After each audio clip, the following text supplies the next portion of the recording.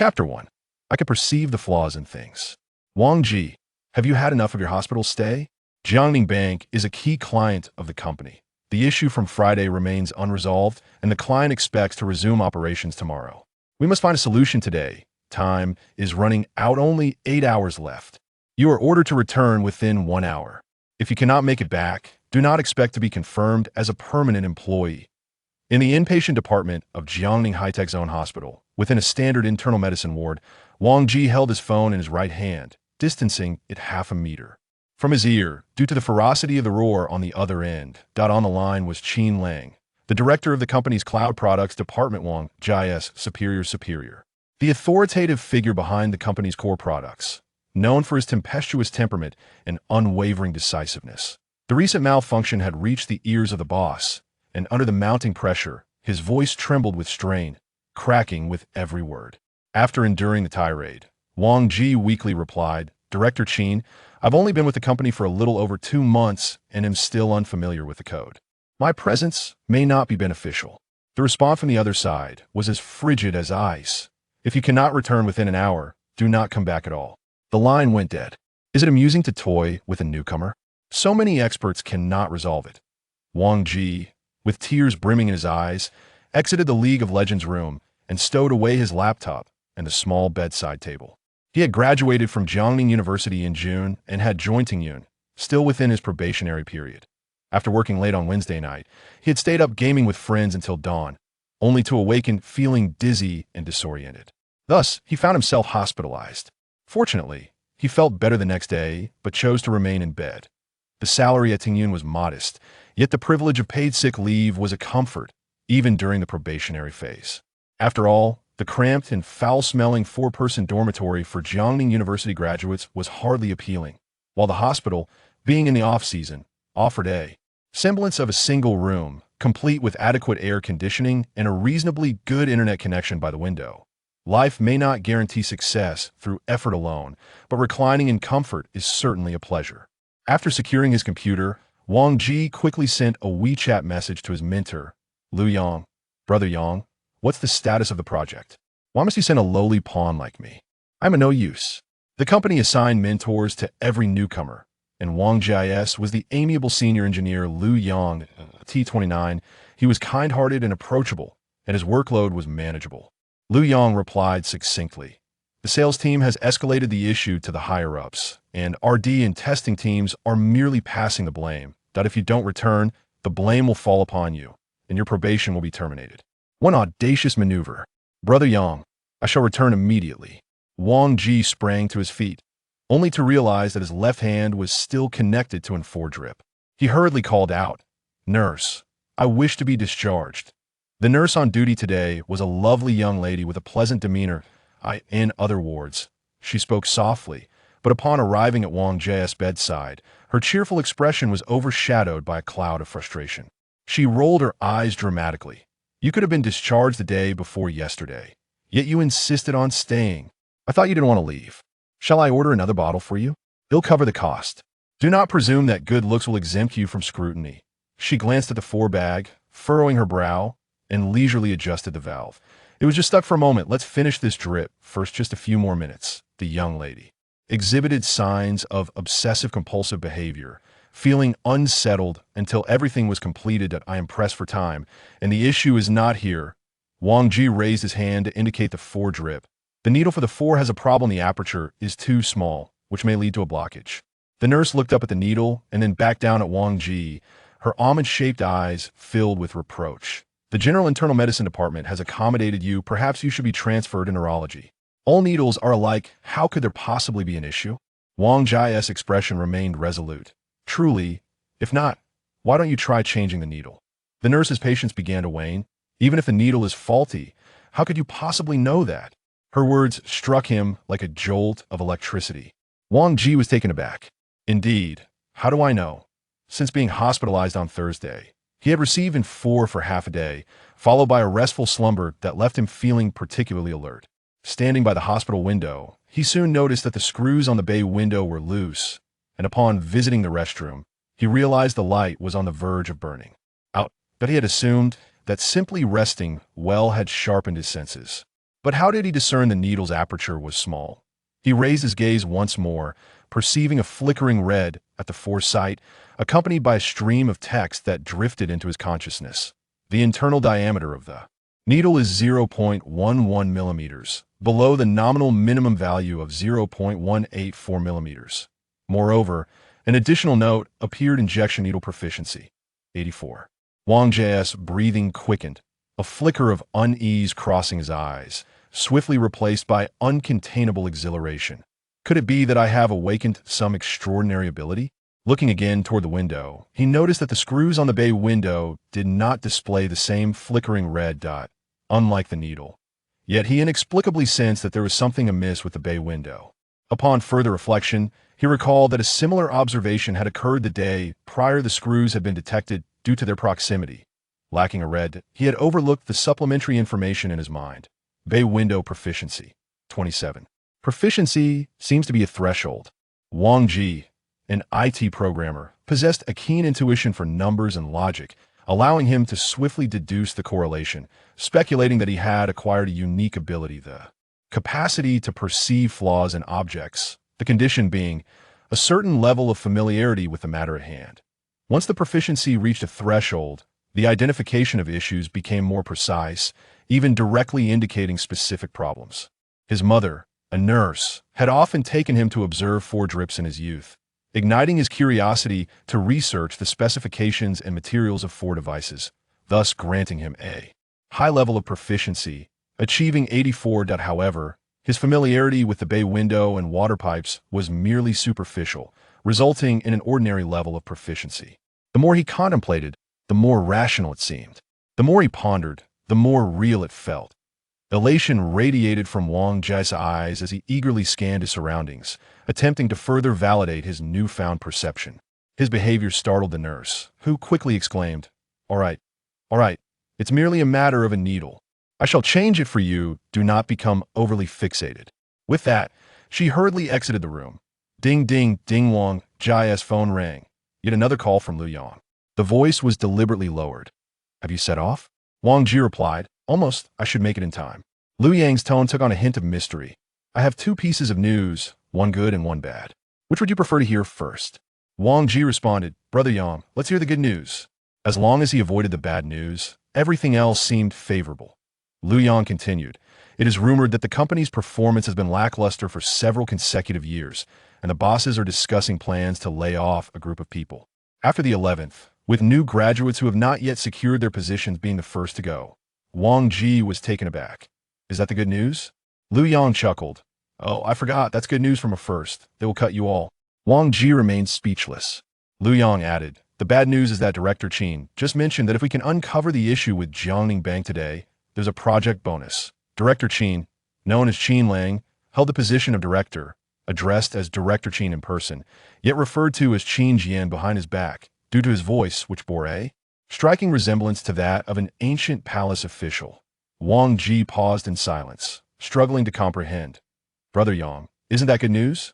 Lu Yang replied, "The problem is, we can't figure it out." The call ended.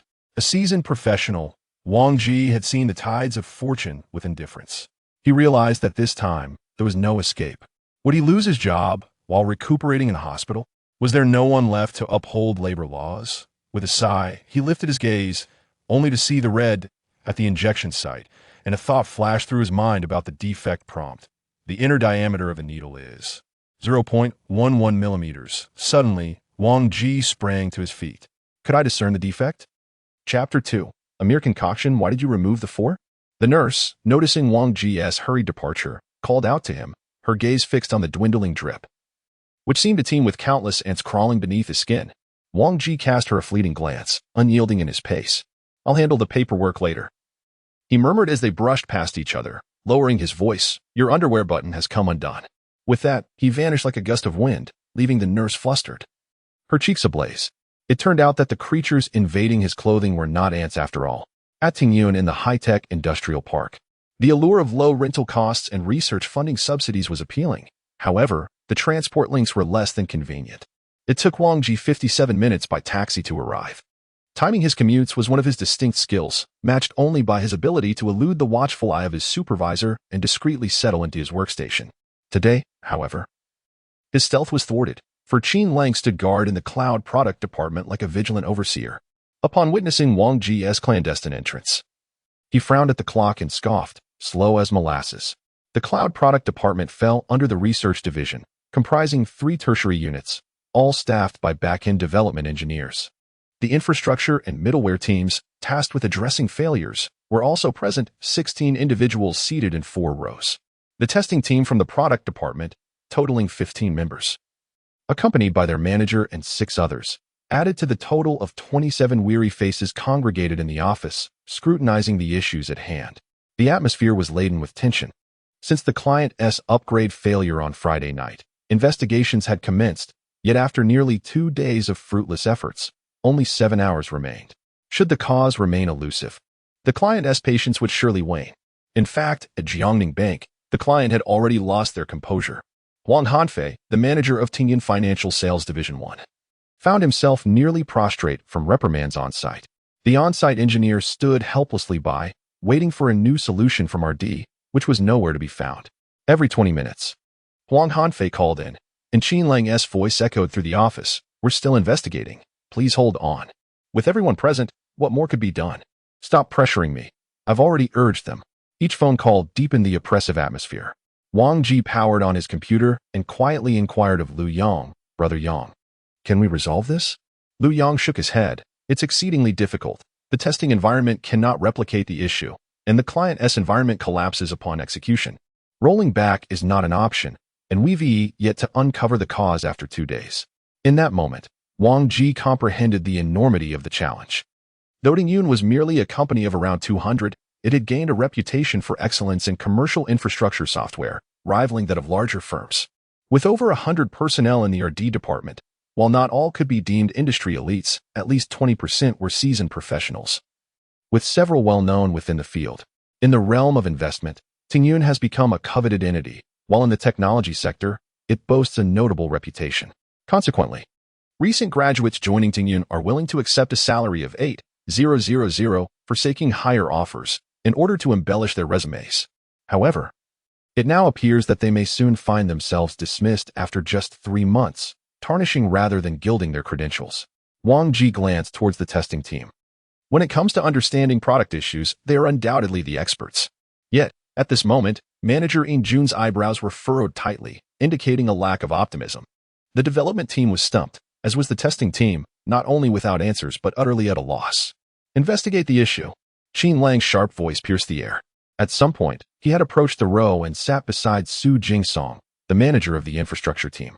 Presumably, he had just been pressed by Huang Hanfeng.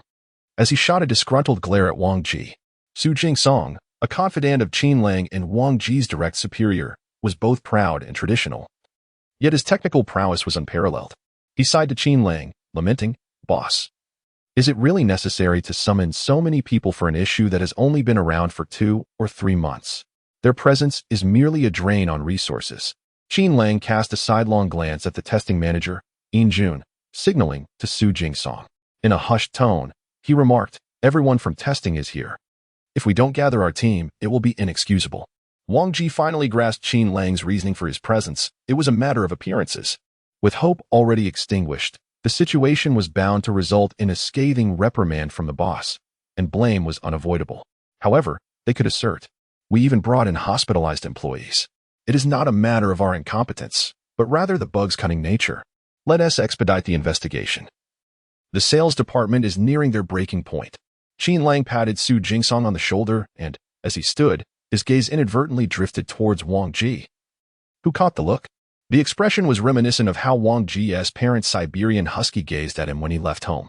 "Damn, have they compensated enough? Are you insulting me?" Wang Ji fumed as he returned to the code. Yet, the cloud platform infrastructure comprised over 1 million lines of code. And having been there for less than 3 months, he had barely perused around 10,000 lines. He was unaware of where the problem lay. Even the parts he had reviewed were not fully grasped. His mind was clouded with defect prompts, yet he could not pinpoint their specific locations, let alone their relevance to the issue at hand. There was simply no way to commence. Wang Ji's eyes shifted as he pondered. Hadn't the experts been investigating for 2 days? Surely, they must have a general direction. Thus, he discreetly approached his mentor, Lu Yang, seeking guidance. Brother Yang, where might the problem lie? I'd like to look into it specifically. Lu Yang was somewhat taken aback. Are you truly going to investigate? He felt a twinge of guilt for pulling his apprentice from the hospital, initially assuming he would merely be present.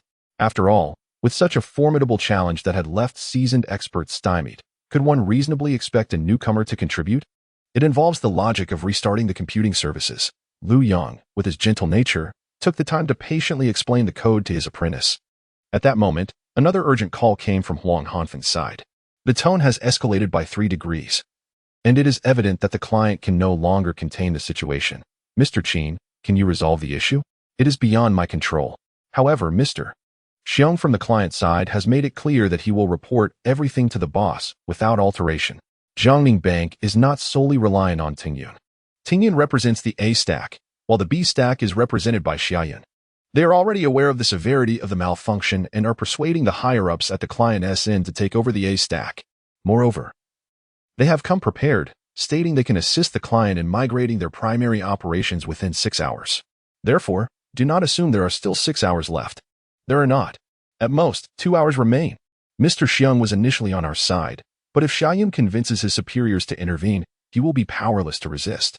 He has stated that if Tingyun fails to resolve this issue, it will not only jeopardize Jiangning Bank, but also the entire financial operations of Jiangning City. None shall operate. Beep, beep, beep. Huang Hanfeng hung up the phone. Chapter 3.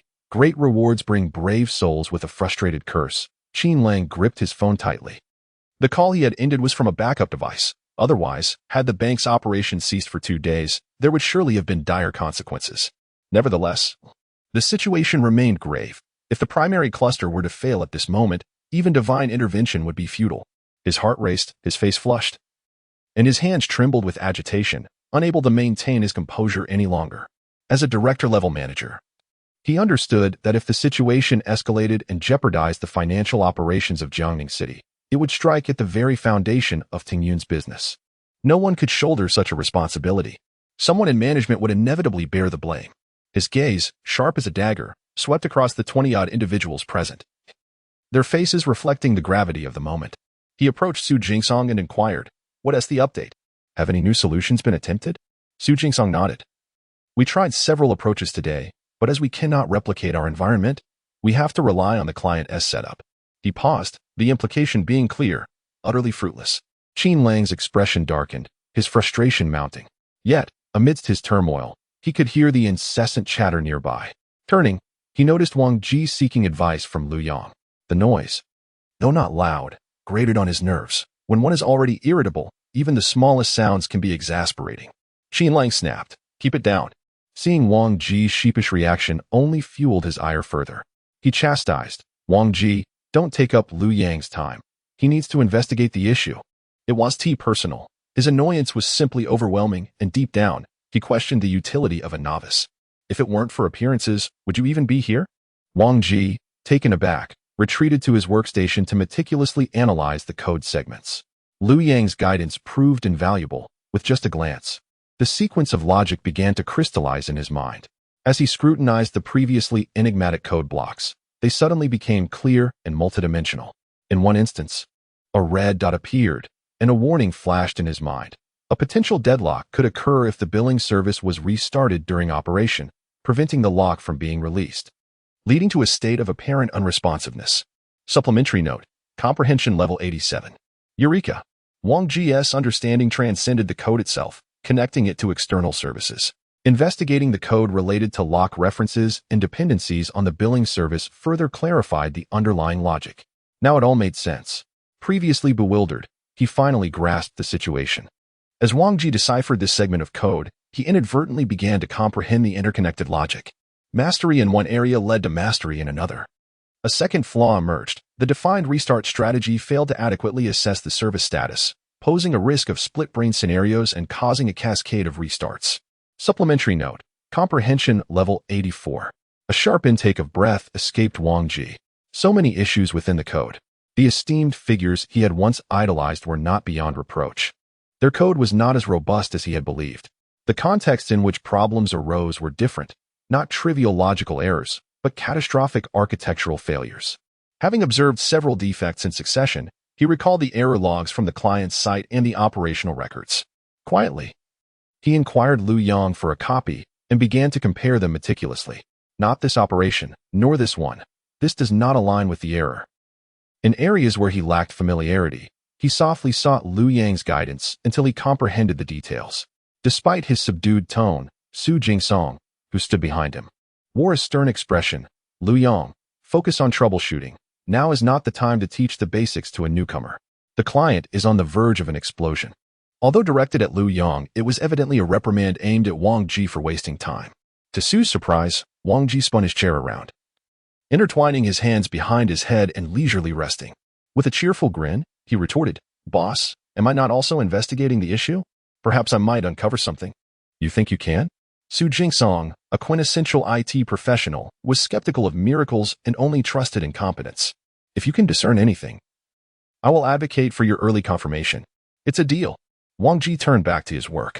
Su Jingsong dismissed the exchange, but Qin Lang, who had been observing coldly from the sidelines, suddenly realized that encouragement might prove more effective than pressuring this exhausted group of employees.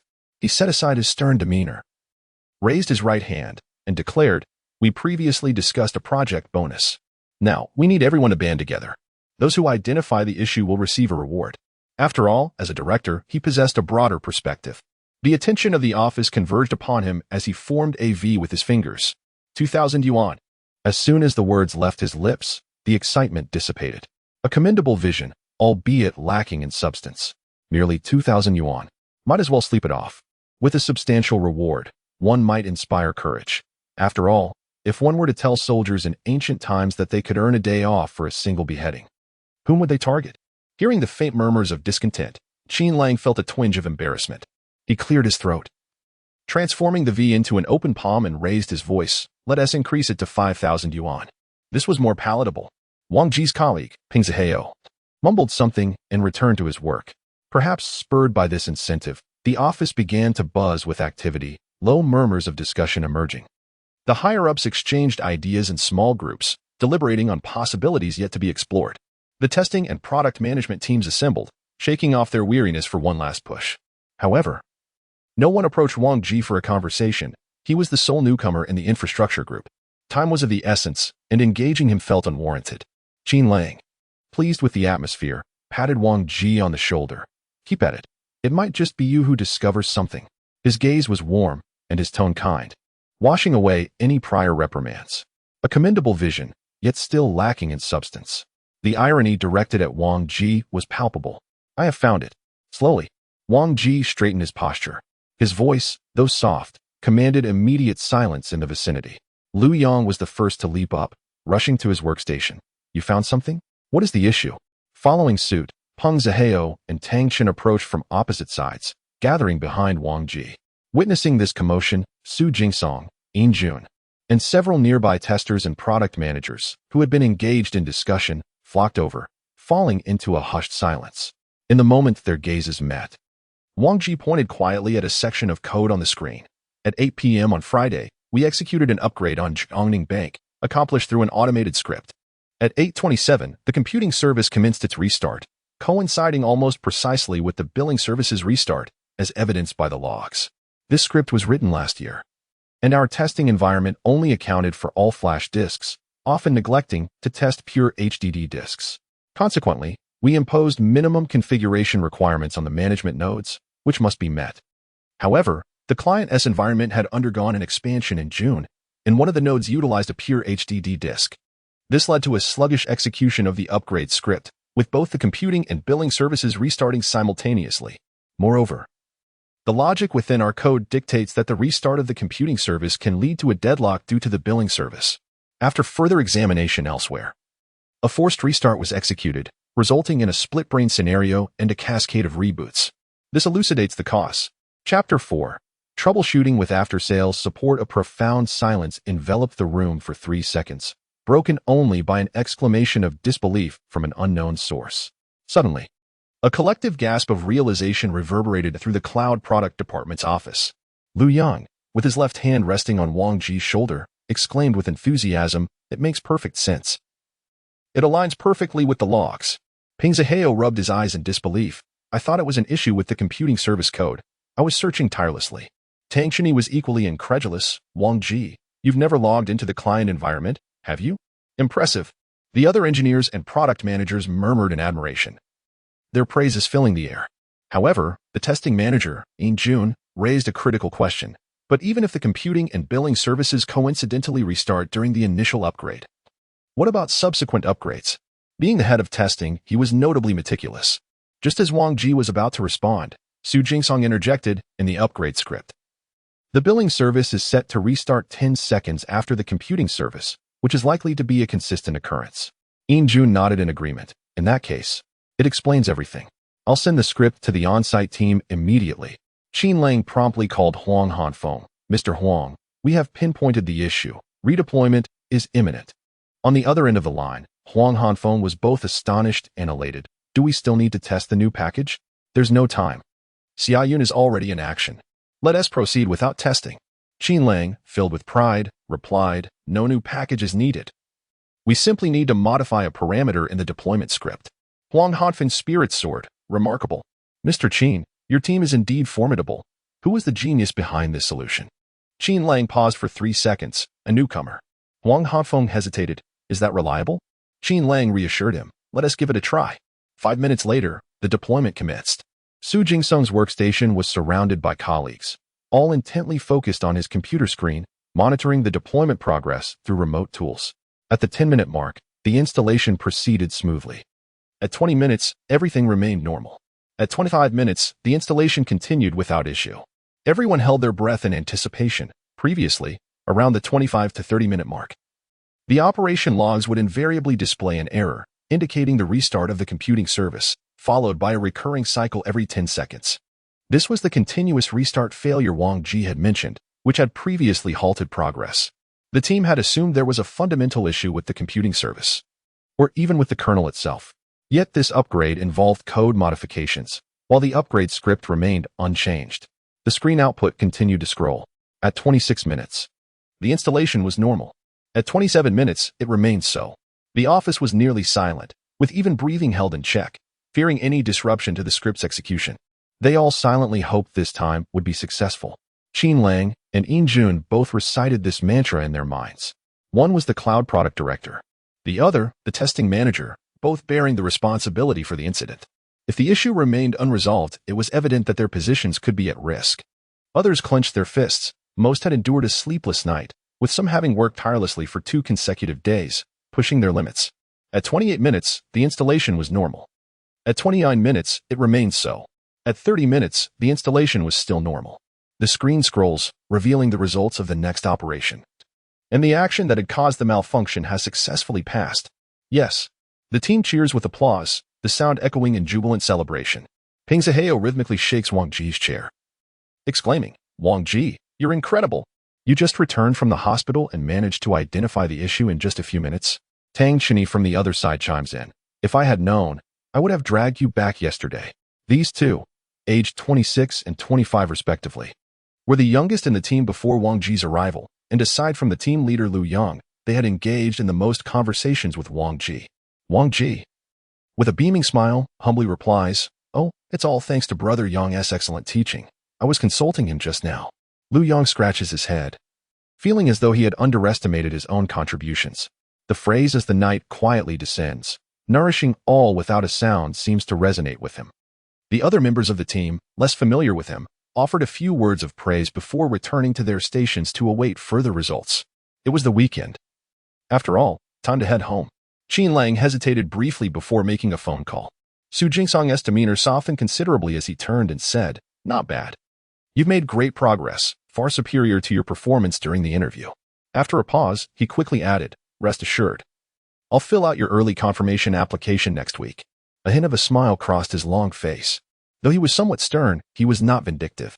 Wang Ji glanced at Qin Lang, whose expression fluctuated between joy and frustration, and quietly inquired, Boss, I've heard rumors that they plan to lay off our batch of probationary employees. Is it true? Su Jingsong furrowed his brow. Who told you that? If there are layoffs, they target those with higher salaries. Why would they touch you? Wang Ji replied in a low voice, because it's cheaper to compensate. Su Jingsong understood immediately from the look in Wang Ji's eyes. It seemed that Qin Lang and he were not on good terms. Don't worry. I'll help you apply for early confirmation. I'll also ensure you receive that 5,000 yuan bonus. Su Jingsong reassured him, offering a sense of comfort. Meanwhile, at Jiangning Bank in the online credit card operations room, IT Management Department Manager Xiong Jiang stood before the control panel, gazing at the system interface that had finally come to life, letting out a long sigh of relief and wiping the sweat from his brow as he stepped outside. Standing at 170 centimeters and weighing 88 kilograms, it was nearly impossible to avoid sweating in Jiangning during September. It was a mix of perspiration from the heat and cold sweat from stress. Upon exiting, he complained to Huang Hanfeng, "You nearly got me killed. Your product has no advantage over Cheyenne's. During testing, their storage performance far surpassed yours. Did I support you for nothing? Certainly not." Huang Hanfeng responded with a beaming smile, handling the situation with ease. The manager of the sales department at Tingyun Financial, he was a strikingly handsome individual. Standing at 180 centimeters and weighing 72 kilograms, with a slick-back hairstyle shining brightly. His casual smile carried a charismatic charm. Though only 32, he had a decade of experience in the industry and, after offering a few comforting words, quietly suggested to Xiong Jiang, "Shall we visit our usual spot to unwind?" This usual spot was where they often met female colleagues to exchange technical insights. Truly, a colleague indeed. The female peers excelled in software hardening techniques as well as hardware softening techniques. Xiong Jiang waved his hand dismissively. "I've passed this hurdle. You all still have yours to overcome." Xia Yun found General Manager Yuan, insisting on expelling you from the game.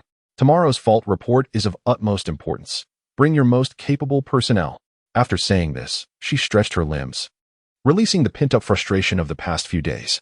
Huang Hanfei, having left Jiangning Bank, opened the newly acquired number and dialed it directly. On the other end, Wang Ji hesitated for a moment upon seeing the unfamiliar call, but eventually answered. "Hello? Is this teacher Wang Ji? I am Huang Hanfei from Tingyun Financial Sales. I got your number from General Qin. I have heard all about today's events. You are truly remarkable." He rambled on for a full 5 minutes without allowing Wang Ji a word in edgewise, extolling praises such as Tingyun's rising star, technical genius, and the most reliable developer. A distinguished sales manager, he found himself fawning over a younger colleague, his compliments as smooth as fine chocolate. After 5 minutes, Huang Hanfei finally got to the point. "Teacher Wang, I have a favor to ask. There will be an accident report meeting with the client tomorrow, and I hope you can assist." From his experience, he knew that straightforward, earnest technical experts were often susceptible to flattery. A little praise would make the request easier to accept. Wang Ji paused for a moment. Contact after sales. Beep, beep, beep. The call was disconnected. Chapter 5. Is there a field allowance? Why not mention it earlier? Wang Ji's thoughts were rather straightforward, as he was responsible for the core product, his team. The infrastructure group at Tingyun was the busiest among all the research and development teams, inundated with work orders and on-site issues. Upon joining, his mentor Lu Yang imparted a crucial piece of wisdom: maintain a respectful distance from sales. It was imperative to cooperate when necessary, but strictly adhere to the established procedures. First, address post-sales issues, then submit work orders, ultimately leaving the decision of whether and how to proceed to the leadership. Otherwise, the sales team might regard him as merely a resource, leading to endless complications. Wang Ji grasped this lesson thoroughly. After hanging up the phone, he felt a sense of relief. Meanwhile, on the other end, Huang Hanfan was taken aback. Wow, is this how capable the new developers are? His mind, untainted by the intricacies of human relationships, is remarkably pure. Dealing with people had always been his forte, and after a moment of contemplation, he called back. "Hello, Teacher Wang. My signal was poor earlier, and the call dropped suddenly. Here's the thing. Let us discuss this privately. It's a chance to shine, especially with the boss keeping an eye on things." His words carried a blend of softness and firmness. If it were merely a fault report, it would lack detailed contributions from the development team, only a name at most. To leave a good impression on the boss, one had to take the lead in reporting, thus attracting attention. This was the subtle approach. The firm aspect was straightforward. The boss had demands. As a newcomer, applying pressure was expected. Wang Ji hesitated for a moment before responding. "I don't need an opportunity to shine. Please consult the post-sales team." Beep, beep, beep. The call ended again. Huang Hanfan felt disheartened. Wow, impressive. Should I just ask Qin Lang to arrange it? Although Qin Lang was also known for his reluctance to cooperate with sales, a manager with discernment would undoubtedly coordinate the matter. Just as he was about to dial, he suddenly paused. Out of instinct, he hesitated. Having encountered countless individuals over the years, he found Wang Ji to be exceptional. The malfunction at Jiangning Bank was highly peculiar. Qin Lang had deployed a crack team for nearly 2 days, exhausting all efforts to no avail, only for a newcomer to resolve it? Was it mere coincidence? In technical matters, coincidences were rare. Perhaps he truly was a future talent. It would be essential to seek his assistance in the future if he pressured Qin Lang. Wouldn't he that create animosity? Huang Hanfan, understanding human nature, redialed. Hello, Teacher Wang. Wang Ji began to grow impatient. I just came out of the hospital at noon. I'm rushing to complete my discharge paperwork. If you have an inquiry, please contact the post-sales team. Goodbye. Wait. Beep, beep, beep. The call ended once more. Yet Huang Hanfan felt increasingly convinced. Still in the hospital? This meant he had been summoned by Qin Lang and resolved the issue in no time. Truly impressive. His interest in this young man deepened after a moment's hesitation. He dialed again. Ding, ding, ding. Wang Ji erupted in frustration. Didn't I say the voice on the other end was as gentle as a spring breeze? Teacher Wang. Their SA field allowance if you come by tomorrow. What do you think? How much? Wang Ji halted in his tracks, a look of delight spreading across his face. Huang Hanfan paused. 200. Wang Ji resolutely nodded. All right, I will go. I'll have a word with President Qin. No, you speak with President Qin. After ending the call, Huang Hanfei adjusted his slicked-back hairstyle and thought to himself, well, isn't he quite adept at navigating social intricacies? After providing a succinct report to the bosses, he finally felt a sense of relief, though unease lingered in his heart. A perplexing question had haunted him all day. How could the competitors respond so swiftly? A 6-hour business migration? How was that even feasible? They must have been well prepared. Speaking of social awareness, Wang Ji possessed a modicum of understanding. When he was discharged from the hospital, he discreetly avoided the nurse's station. Otherwise, the nurse might have taken issue with the button situation, which would have been difficult to explain. Was it due to its semi-transparency? That seemed plausible. But it only revealed a hint, not particularly convincing. Fortunately, the nurse had changed shifts. After settling the medical insurance, he still ended up spending over 600. Hospital stays truly drained finances. Thankfully, he would receive a reimbursement of 200 for his fieldwork tomorrow, so he could consider it a mere expense of over 400. Wang Ji tucked away the receipt, shouldered his backpack, and took the subway back to his apartment, a journey of 20 minutes.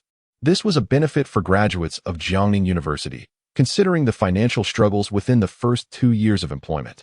Fresh graduates could reside in affordable housing at a rate of 500 per month, albeit with conditions akin to student dormitories, for people per room, simply furnished. Featuring a private shower but lacking a kitchen, with an amalgamation of smells from old socks and takeout permeating the air. Alas, since his graduation, he had only received a paycheck twice. His probationary salary was 80 of the full amount, leaving him with just over 4,700 after deductions for rent, utilities, mobile bills, and food. After all expenses, merely around 2,700 remained, and with additional costs for appliances, dining out, and hospital bills. He had managed to save just over 2,000 in 2 months. Poverty was a burden. Not only was he impoverished, but he was also vexed. As he set down his bag, his roommate Fu Chenhao removed his headphones and bellowed, Wang Ji, why didn't you say anything upon returning? Help me downstairs to grab a takeout. I'm in a gaming session. With that, he donned his headphones again, resuming his pursuits. Demacia, the other 2 roommates echoed. Mine is arriving soon too. Let us go together. These 3 had frequently assigned tasks to Wang Ji, and it had long since become a habit. They had graduated over 2 years ago and should have moved out, yet they lingered, exerting their seniority over Wang Ji, their tempers growing increasingly irritable. Wang Ji yearned to resist, to rise in rebellion, to shake his fist defiantly. The crux of the matter was that he couldn't overpower them. Standing at 178 centimeters and weighing 59 kilograms, his roommates were not notably taller, but were decidedly more robust, especially Fu Chenhao. A contender in the 83-kilogram weight class, an insurmountable gap. If he were to be pinned down, he feared he might break his back. After retrieving the takeout, Wang Ji silently opened the rental website. If he couldn't confront them, could he not at least evade them? Housing in Jiangning was exorbitantly priced. A 1-bedroom apartment near the company cost 2,000, requiring an upfront payment of 8,000 for the deposit and 3 months' rent, which, even with project bonuses, fell short. Gazing at the 2,116 yuan in his bank account, he quietly closed the page. He had initially hoped to travel in November, but a 7-day company trip was off the table. At least there, he would have air conditioning and fast internet. Oh, are you also looking for rentals outside? Wang Ji, how much is your salary? Fu Chenhao slurped his noodles while secretly glancing behind him, provoking hearty laughter from the other two. When dreaming, one ought to consider the prices of villas. Wang Ji turned around, ready to retort, when a sudden flash of red caught his eye. It was the kettle on Fu Chenhao's table. A thought raced through his mind. Overloaded appliance, imminent short circuit. With a swift glance, he disregarded the teasing of the trio, cheerfully climbed to the upper bunk with his notebook. Tomorrow, he needed to prepare a report for the client and refine it with Huang Hanfeng. As for the kettle, well, his roommates would continue their gaming session after their meal. The enemy would arrive on the battlefield in 30 seconds. Crush them. Hurry, gank. My ultimate is coming, wait. Right now?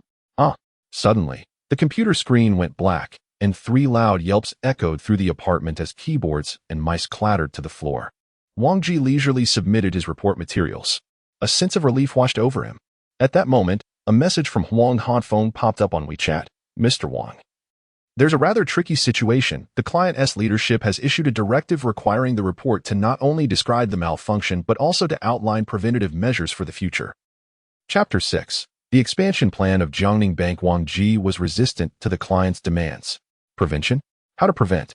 The client, unaware of the circumstances, had temporarily seized the opportunity. Could he take such a risk?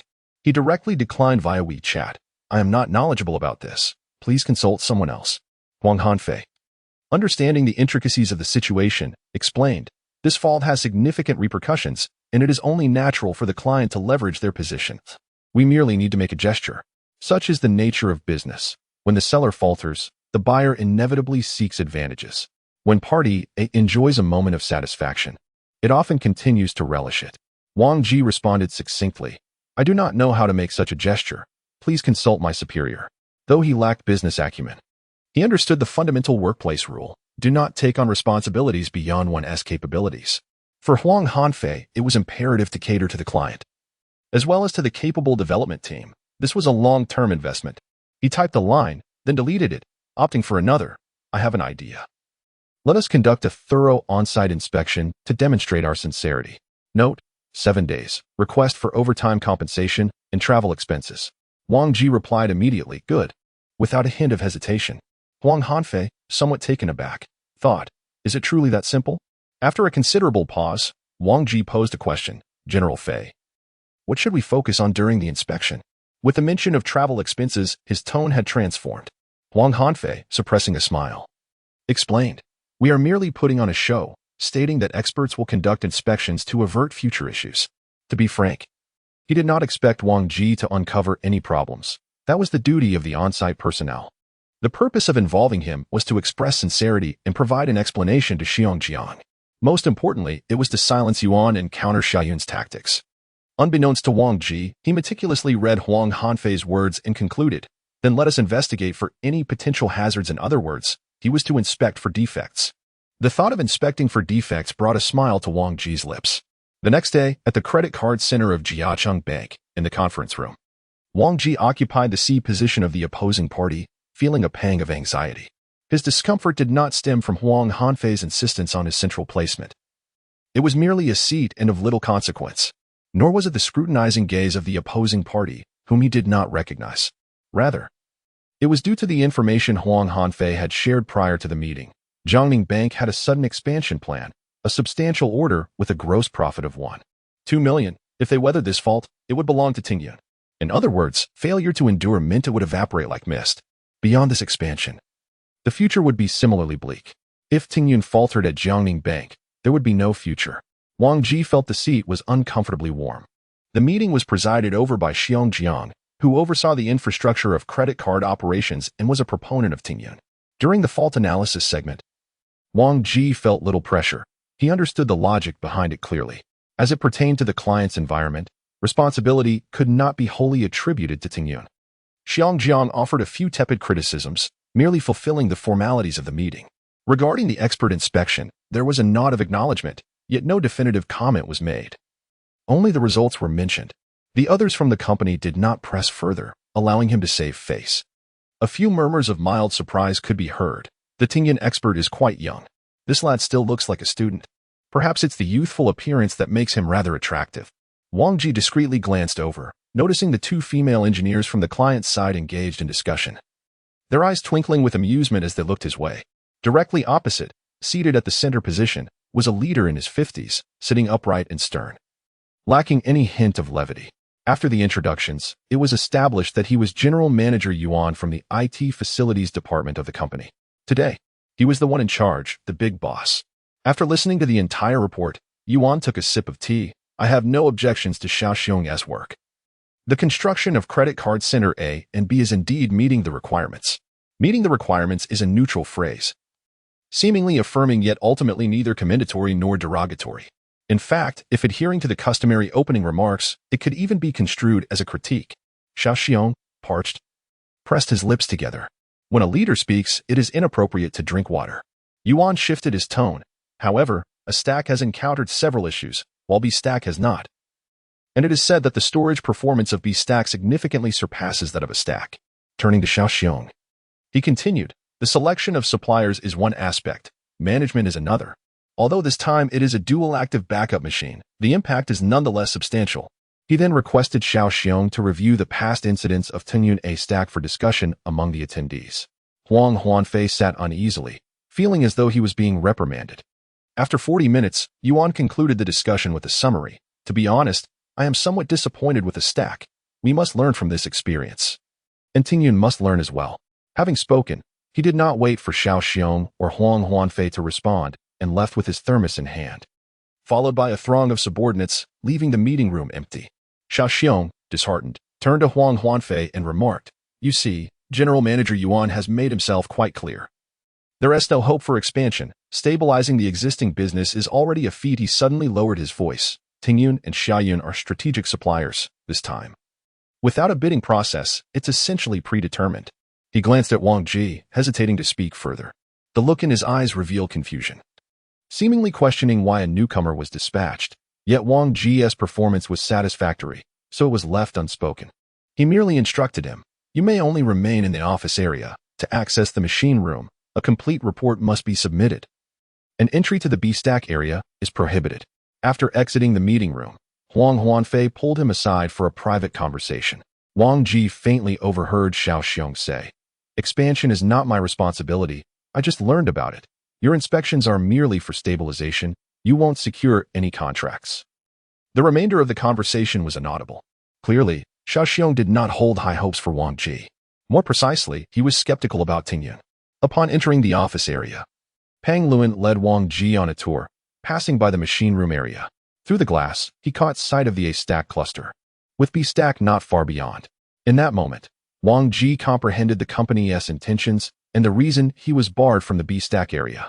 They were now entering the internal review phase for expansion, and Xiaoyun harbored concerns about Tingyun's potential underhanded tactics. In truth, it was Xiaoyun's directive. At noon, I arrived at the Xingfang canteen for lunch, only to find that Wang Ji and Pang Luan's seats were surprisingly adjacent to those of Xia Yun's group. A case of enemies crossing paths. The individuals at the neighboring table recognized Pang Luan and greeted him. When Wang Ji looked up, he noticed that the table was filled with 6 people. Alas, it was not just that. The table behind them was also occupied by their associates, a total of 15 individuals. In stark contrast, there were merely 2 from Tingyun, which seemed rather meager.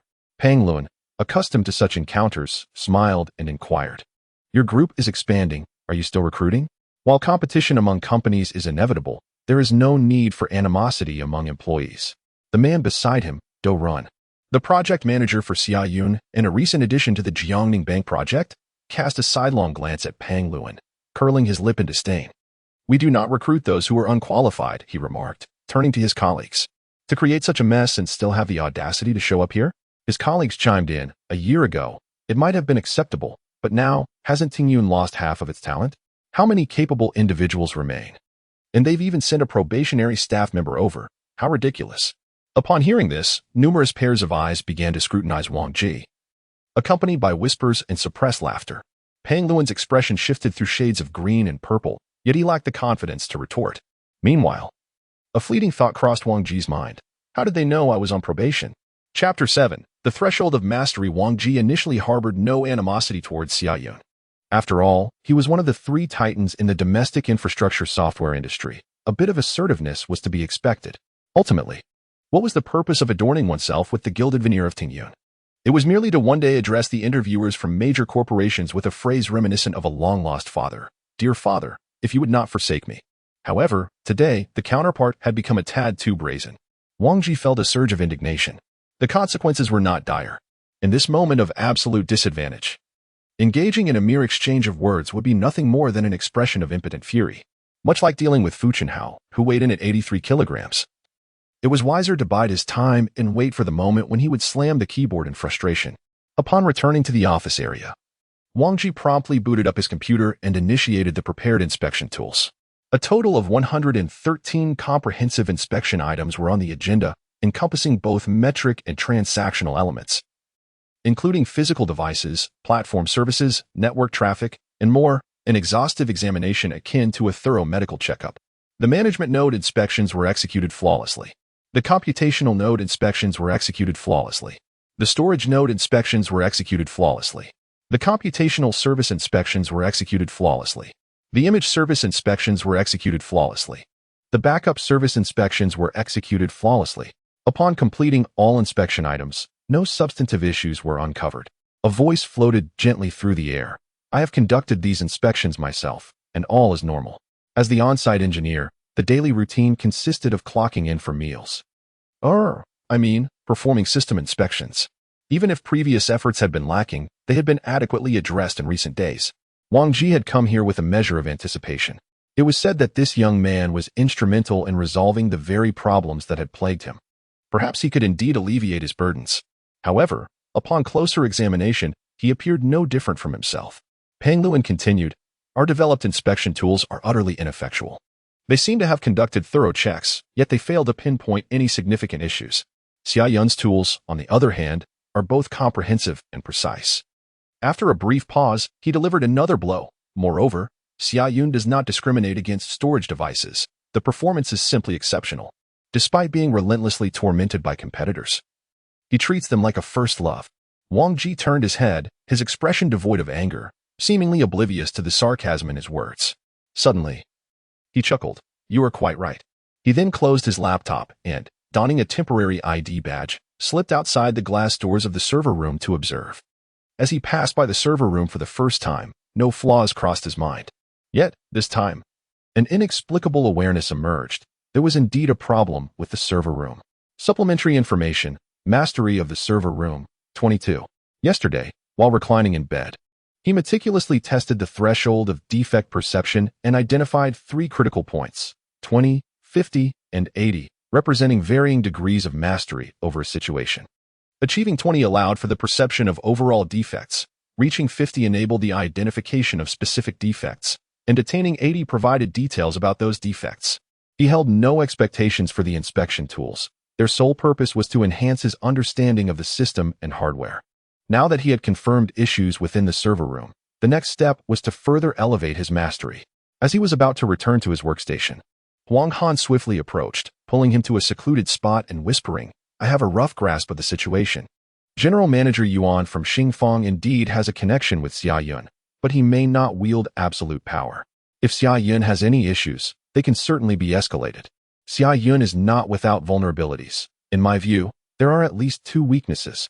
First, the B stack is significantly smaller than the A stack, and they have no production-level validation within Xingfang. Second, they boasted about a 6-hour business migration yesterday, which makes me suspect they prepared in advance, covertly maneuvering. He spoke rapidly. Concluding with a focus on execution, I will continue to press General Manager Xiong. If Xia Yun is indeed operating under the radar, it is evident that he intends to eliminate the individual who dines with General Manager Xiong, which is intolerable for him. You are here to assist me in building technical reserves. I will consult you any time I encounter issues. With that, he hurried off, only to be halted by a firm grip. Turning back, he saw Wang Ji's earnest expression. Manager Fei, could you please help coordinate and send me all the project materials? I need to prepare. Huang Han was taken aback for a moment. Then a smile crept onto his face. Sure, you're quick to get into the swing of things. He acted decisively, swiftly creating a group chat and gathering the project plan, pre-sales proposal, bidding parameters, implementation plan, testing processes, and acceptance documents. As for the code, Wang Ji already had that. All the modules were downloaded onto his computer. Returning to his desk, he took a deep breath. All right, let's get started. From 3 p.m. until 10 p.m., he worked tirelessly, barely touching his dinner. It was not until the last of the overtime employees from Xingfang departed that he reluctantly packed up his belongings to head back to his apartment. While he could review the materials at home, being in the client's office allowed him to monitor the changes in understanding at any time, ensuring that his rigorous approach remained on course. On that day, his grasp improved by just 3 percentage points, from 22 to 25. The beginning is always the hardest, and then it remains challenging. Unfortunately, the materials comprised lengthy texts, lacking the clarity of code, making it difficult to pinpoint key details through inquiries, leading to inefficiencies compared to yesterday's debugging of code. He could take a taxi for his outbound work, and while en route, he summoned a self-driving car. Suddenly, inspiration struck him. Self-driving AI? Handing over extensive texts to AI would be a solution. After a quick shower upon returning home, he hurriedly climbed into bed to continue reviewing materials alongside AI. Extracting key information was a forte of AI. It was swift and accurate, even capable of generating flowcharts and architecture diagrams, instantly clarifying what was originally convoluted. The next day, upon checking outside the machine room, he found that his understanding had risen to 30. Yesterday, he reviewed the pre-implementation plan. Today, he examined the implementation scheme and acceptance criteria. He continued to toil until 10 p.m. that evening, elevating his understanding to 38. On the third day, he requested Huang Han to arrange a temporary group meeting with pre-sales, implementation, and on-site personnel for consultation and verification, supplementing his review of the overall code. And his understanding surged again to 49, just a hair's breadth away. How to break through. At 9:30 p.m., Wang Ji stood outside the machine room, letting out a long sigh. At that moment, a slightly hoarse yet elevated voice reached his ears. Will you be here until 10 p.m. tonight? The voice was familiar. It was Jiang. The office air conditioning was quite effective, yet the rotund gentleman continued to wipe his brow, a hint of a smile dancing upon his lips, appearing far more amiable and courteous than during the meeting 2 days prior. Ah, Mr. Xiong, I will strive to thoroughly investigate the system issues, Wang Ji said, somewhat reserved. Jiang nodded approvingly. The young man shows promise, unlike that on-site worker who merely clocks in and out, indulging in meals without discerning any actual problems, merely engaging in superficial tasks. The mention of Pang Luan elicited a sneer from his lips. Behind his glasses lay a pair of sharp, discerning eyes. This individual, seemingly clumsy, was in fact meticulously observing every movement of Wang Ji. After a brief pause, he gestured towards the machine room. You possess the authority to log into the jump server. Yet I notice you frequent this area. Are you inclined to enter and truly assess the conditions of the machine room? The jump server served merely as an entry point, allowing access to various node operating systems, subject to auditing and permission controls. Executing inspection tools necessitated only logging into the jump server. Entering the machine room was unnecessary. However, to gain a more comprehensive understanding, one must indeed venture inside. Unfortunately, the permissions were tightly regulated, and recent protocols mandated a complete procedural adherence, with no exceptions permitted for application. Even Huang Hanfei found himself at a loss for solutions. Jiang's words ignited a glimmer of hope in Wang Ji. Indeed. Could you escort me there? The stout man waved his hand dismissively. Tomorrow morning at 9. Chapter 8. What if competitors encounter issues? This row of cabinets consists of 10 racks, which include not only access switches but also core switches. Half of the rack space in this section has been allocated for centralized storage nodes, primarily designated for cold data backup. These 3 racks serve as our customer service business testing environment, while the other 2 racks. Jiang possesses an intimate understanding of his designated area. He is a technically skilled leader, with a particular fondness for female colleagues who excel in their technical prowess. His detailed explanations stem from Wang Ji's numerous inquiries, which have at times bordered on excessive. Xiong, how much power do the 6 air conditioning units in this machine room consume? Is the load sufficient? The entire A stack is approximately 100,000 watts, our initial design and planning achieved. Jiang was uncertain about the crux of his inquiry, as previously. Pang Luan had never posed such questions. However, It is reasonable to comprehensively investigate potential hazards and monitor electrical loads, so he did not decline to respond. The two spent a total of 45 minutes in the machine room. The relentless noise of the facility left Jiang parched. Xiao Wang, let's conclude here for now. We can discuss further next time. I can easily approve this myself. Just as Jiang was about to wrap up, Wang Ji suddenly asked, Xiong, is the equipment in the B stack identical to that in the A stack? They were procured in the same batch. Wang Ji pondered for a moment and made a request. Could you send me the model and procurement information for these centralized storage devices and hard drives? Storage devices? Jiang furrowed his brow. Aren't these yours? The capacity is still sufficient. He looked at Wang Ji, suddenly taken aback. The young man seemed to have a sudden sparkle in his eyes, a clarity that exuded confidence. All right, I will have someone send it to you. Jiang, though perplexed, felt an inexplicable sense of anticipation. Summer Yun's behind-the-scenes maneuvers ignited a fire within him. Recently, Yuan had been subtly undermining Tingyun, essentially discrediting his efforts. If Tingyun could assert itself and provide more professional services, it would bolster his position, affirming that his judgment was sound. Every product encounters faults. It ultimately depends on who offers superior service. As long as he secures his contributions, Yuan would find it difficult to launch an attack, thus ensuring his stability. Time was running short. He wondered whether this young man was up to the task. Jiang observed Wang Ji once again engrossed in his computer, unsure of what he was researching, leaving him unable to gauge the situation. The same uncertainty surrounded Summer Yun. During lunch, the two parties found themselves seated at adjacent tables once more. The previous encounter was coincidental, but this time, Summer Yun had taken the initiative. The resident Guolong cheerfully asked Pang Luan, Brother Pang, is Tingyun still hiring? Pang Luan, having brushed off the humiliation from the last encounter, considered the remarks directed at him irrelevant, attributing the incident to the product research and development team. He was quite surprised. Really? You wish to join? Guolong could not conceal a mocking glint in his eyes. Of course. I get to sit and look at the computer all day, swipe my card for meals, receive allowances. With such favorable conditions, who wouldn't want to? He gestured toward Wang Ji, who was engrossed in his meal. The implication was clear. Buddy. I'm talking about him. Pang Luan understood and stifled a laugh. Beside Guolong, a pair of keen eyes scrutinized Wang Ji intently for a considerable time. With a piercing gaze, Wang Ji felt an inexplicable pressure and involuntarily lifted his head. Their eyes met, and he suddenly sensed a chill in the air. It was Dourin.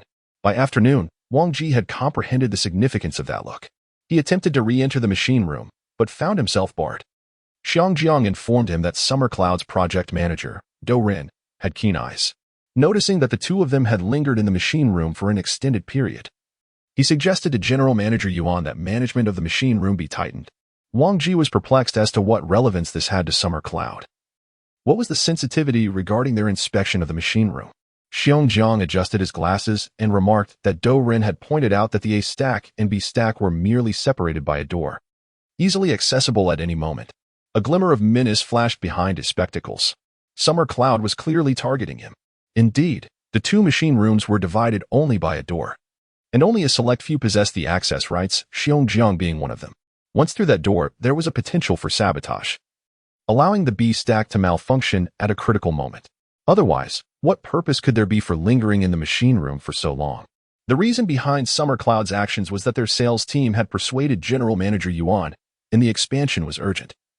A supplier would be determined by the end of the month, with a meeting scheduled in 3 days for discussion. Huang Hanfei explained to Wang Ji that their competitor was seeking to ascend by capitalizing on the aftermath of an incident. They aimed to exploit his vulnerabilities. Dourin's intent was to ensure absolute certainty. Huang Hanfei's brow furrowed in concern. Teacher Wang, I understand this may be a bit challenging for you, but could you compile a set of questions over the next couple of days, making them more professional for a report? He had previously indicated that Wang Ji's presence was merely to bolster their image, and this sudden request indeed placed him in a difficult position. However, the predicaments he faced in recent days were more daunting than anticipated, necessitating a proactive approach. Unexpectedly, Wang Ji agreed without hesitation. I can put in some extra hours today. At 9 p.m., Wang Ji stood before the glass door of the machine room. Several pairs of eyes were watching from the side. Summer Cloud's personnel were on high alert, leaving work at the same time as him. Guolong whispered, "What is this guy doing?" staring blankly at the server cabinets. Another chuckled lightly. "Just a recent graduate. Probably hasn't he seen many servers. He is here to broaden his horizons." Rin remained silent, his gaze sharp and his brows tightly knitted. He felt an odd sensation, perhaps stemming from Wang Ji's expression too relaxed, even smiling. Was he truly just here to gain experience? At that moment, Wang Ji's mind was flooded with unseen information. South Data PN 790 model NVMe system drive, kernel I/O driver defects, probabilistic I/O errors. Huawei H3580 data drive, unstable motor rotation, 100 slow data read-write. CBM optical switch S500, unrefreshed firmware in the auxiliary controller, posing potential unavailability risks.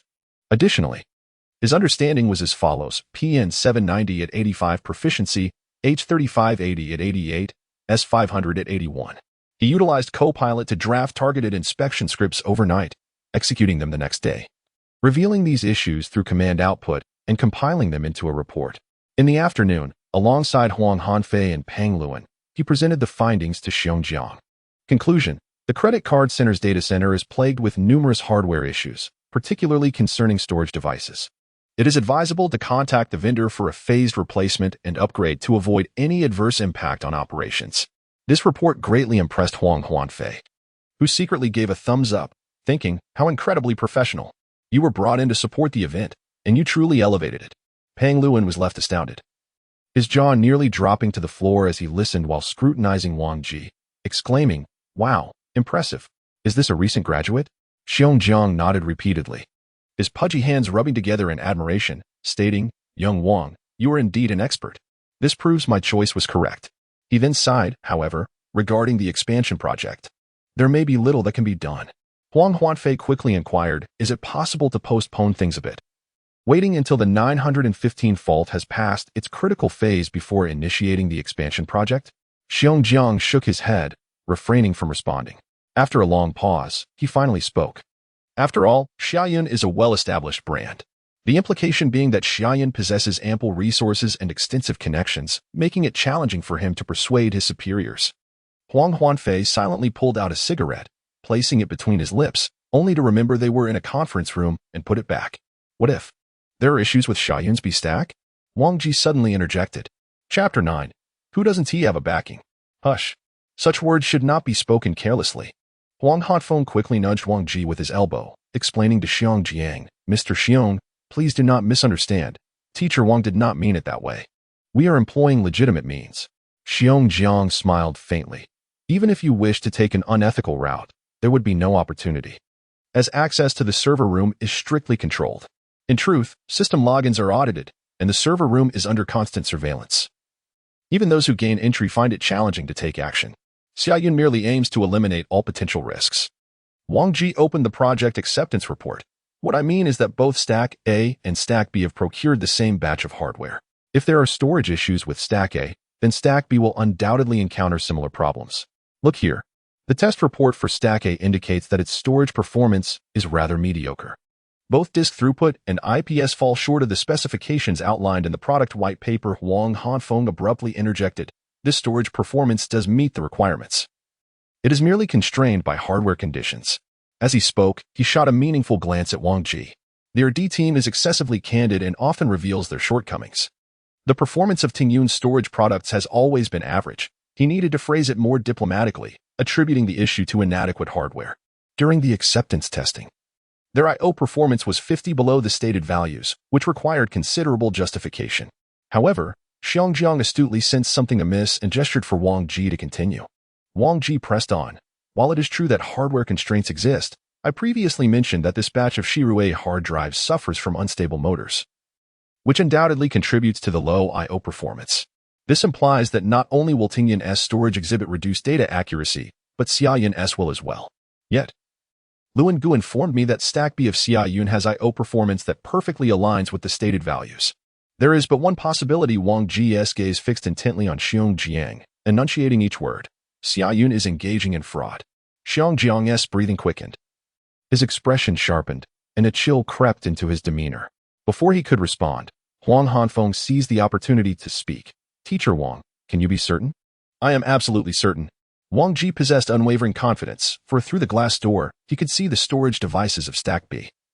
With rows of hard drives flashing red indicators, signaling integrity, Shirui H3580 data disks, unstable motor rotation.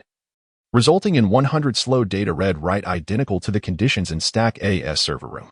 With a snap, Jiang jotted something down with his ballpoint pen before slamming it onto the table. Addressing Huang Hafeng, Wang Ji declared, "I would like to propose that tomorrow you report the inspection results of Stack A to General Yuan, and I shall then suggest conducting a comprehensive reevaluation prior to any capacity expansion." He had kept Xia Yun's tactics in mind all along. It is not that vengeance is delayed. The time has now come.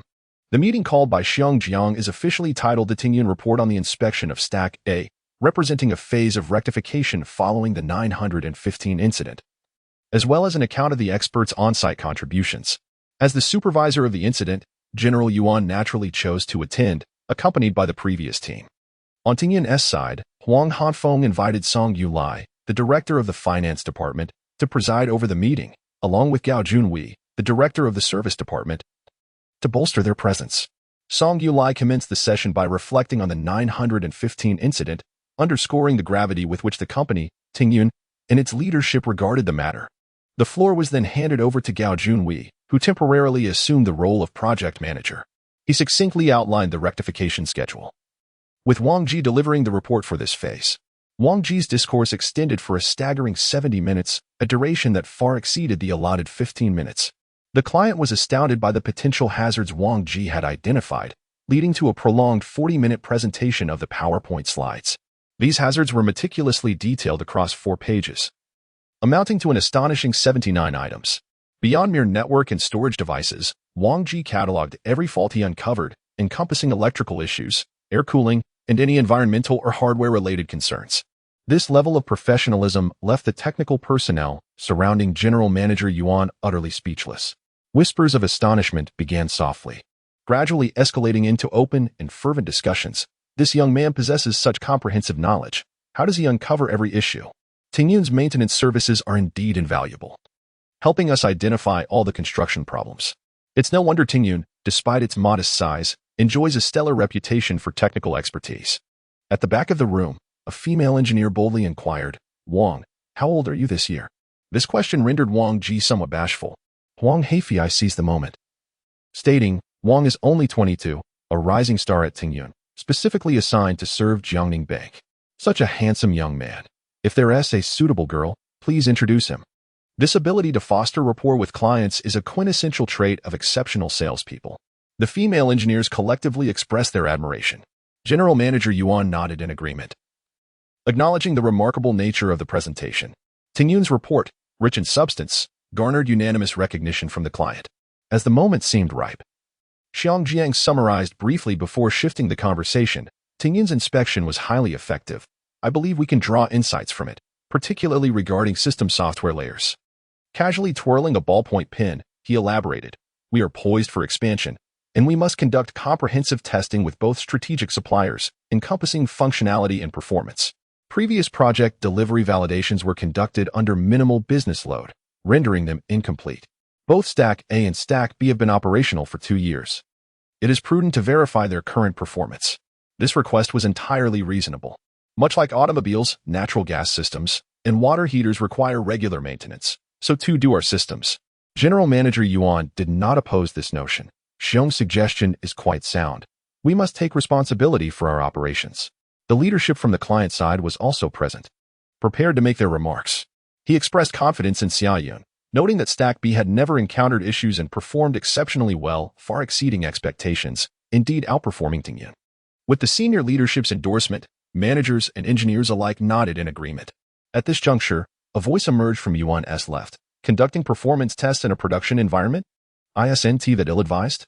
It could disrupt online operations. Perhaps we should utilize a new environment instead? Wang Ji turned to see Lin Jingyang, a direct subordinate of Yuan. Huang Heifei exchanged a knowing glance with Song Yulai, both instantly recognizing the significance of Lin Jingyang as Xia Yun's direct superior. In Mr. Yuan's domain, he's the one who has orchestrated the connections. Jiang, well prepared, offered a faint smile and replied, "It's all right. We will utilize the backup system." The backup system, known as a redundant system for dual-active operations, does not directly handle business traffic, yet maintains data consistency. Should the primary system fail, it can seamlessly switch over. The issue that arose during the Tingyun malfunction was with the backup system, which, while not directly affecting operations, poses significant risks, as a complete shutdown of the primary system would lead to utter paralysis.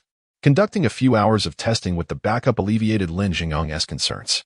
He hesitated, on the verge of voicing something further. For the first time in several days, Wang Ji departed on schedule. After a restful night, he awoke ready for the final visit to Jiangning Bank. Early in the morning, he received a WeChat message from Huang Hanfeng.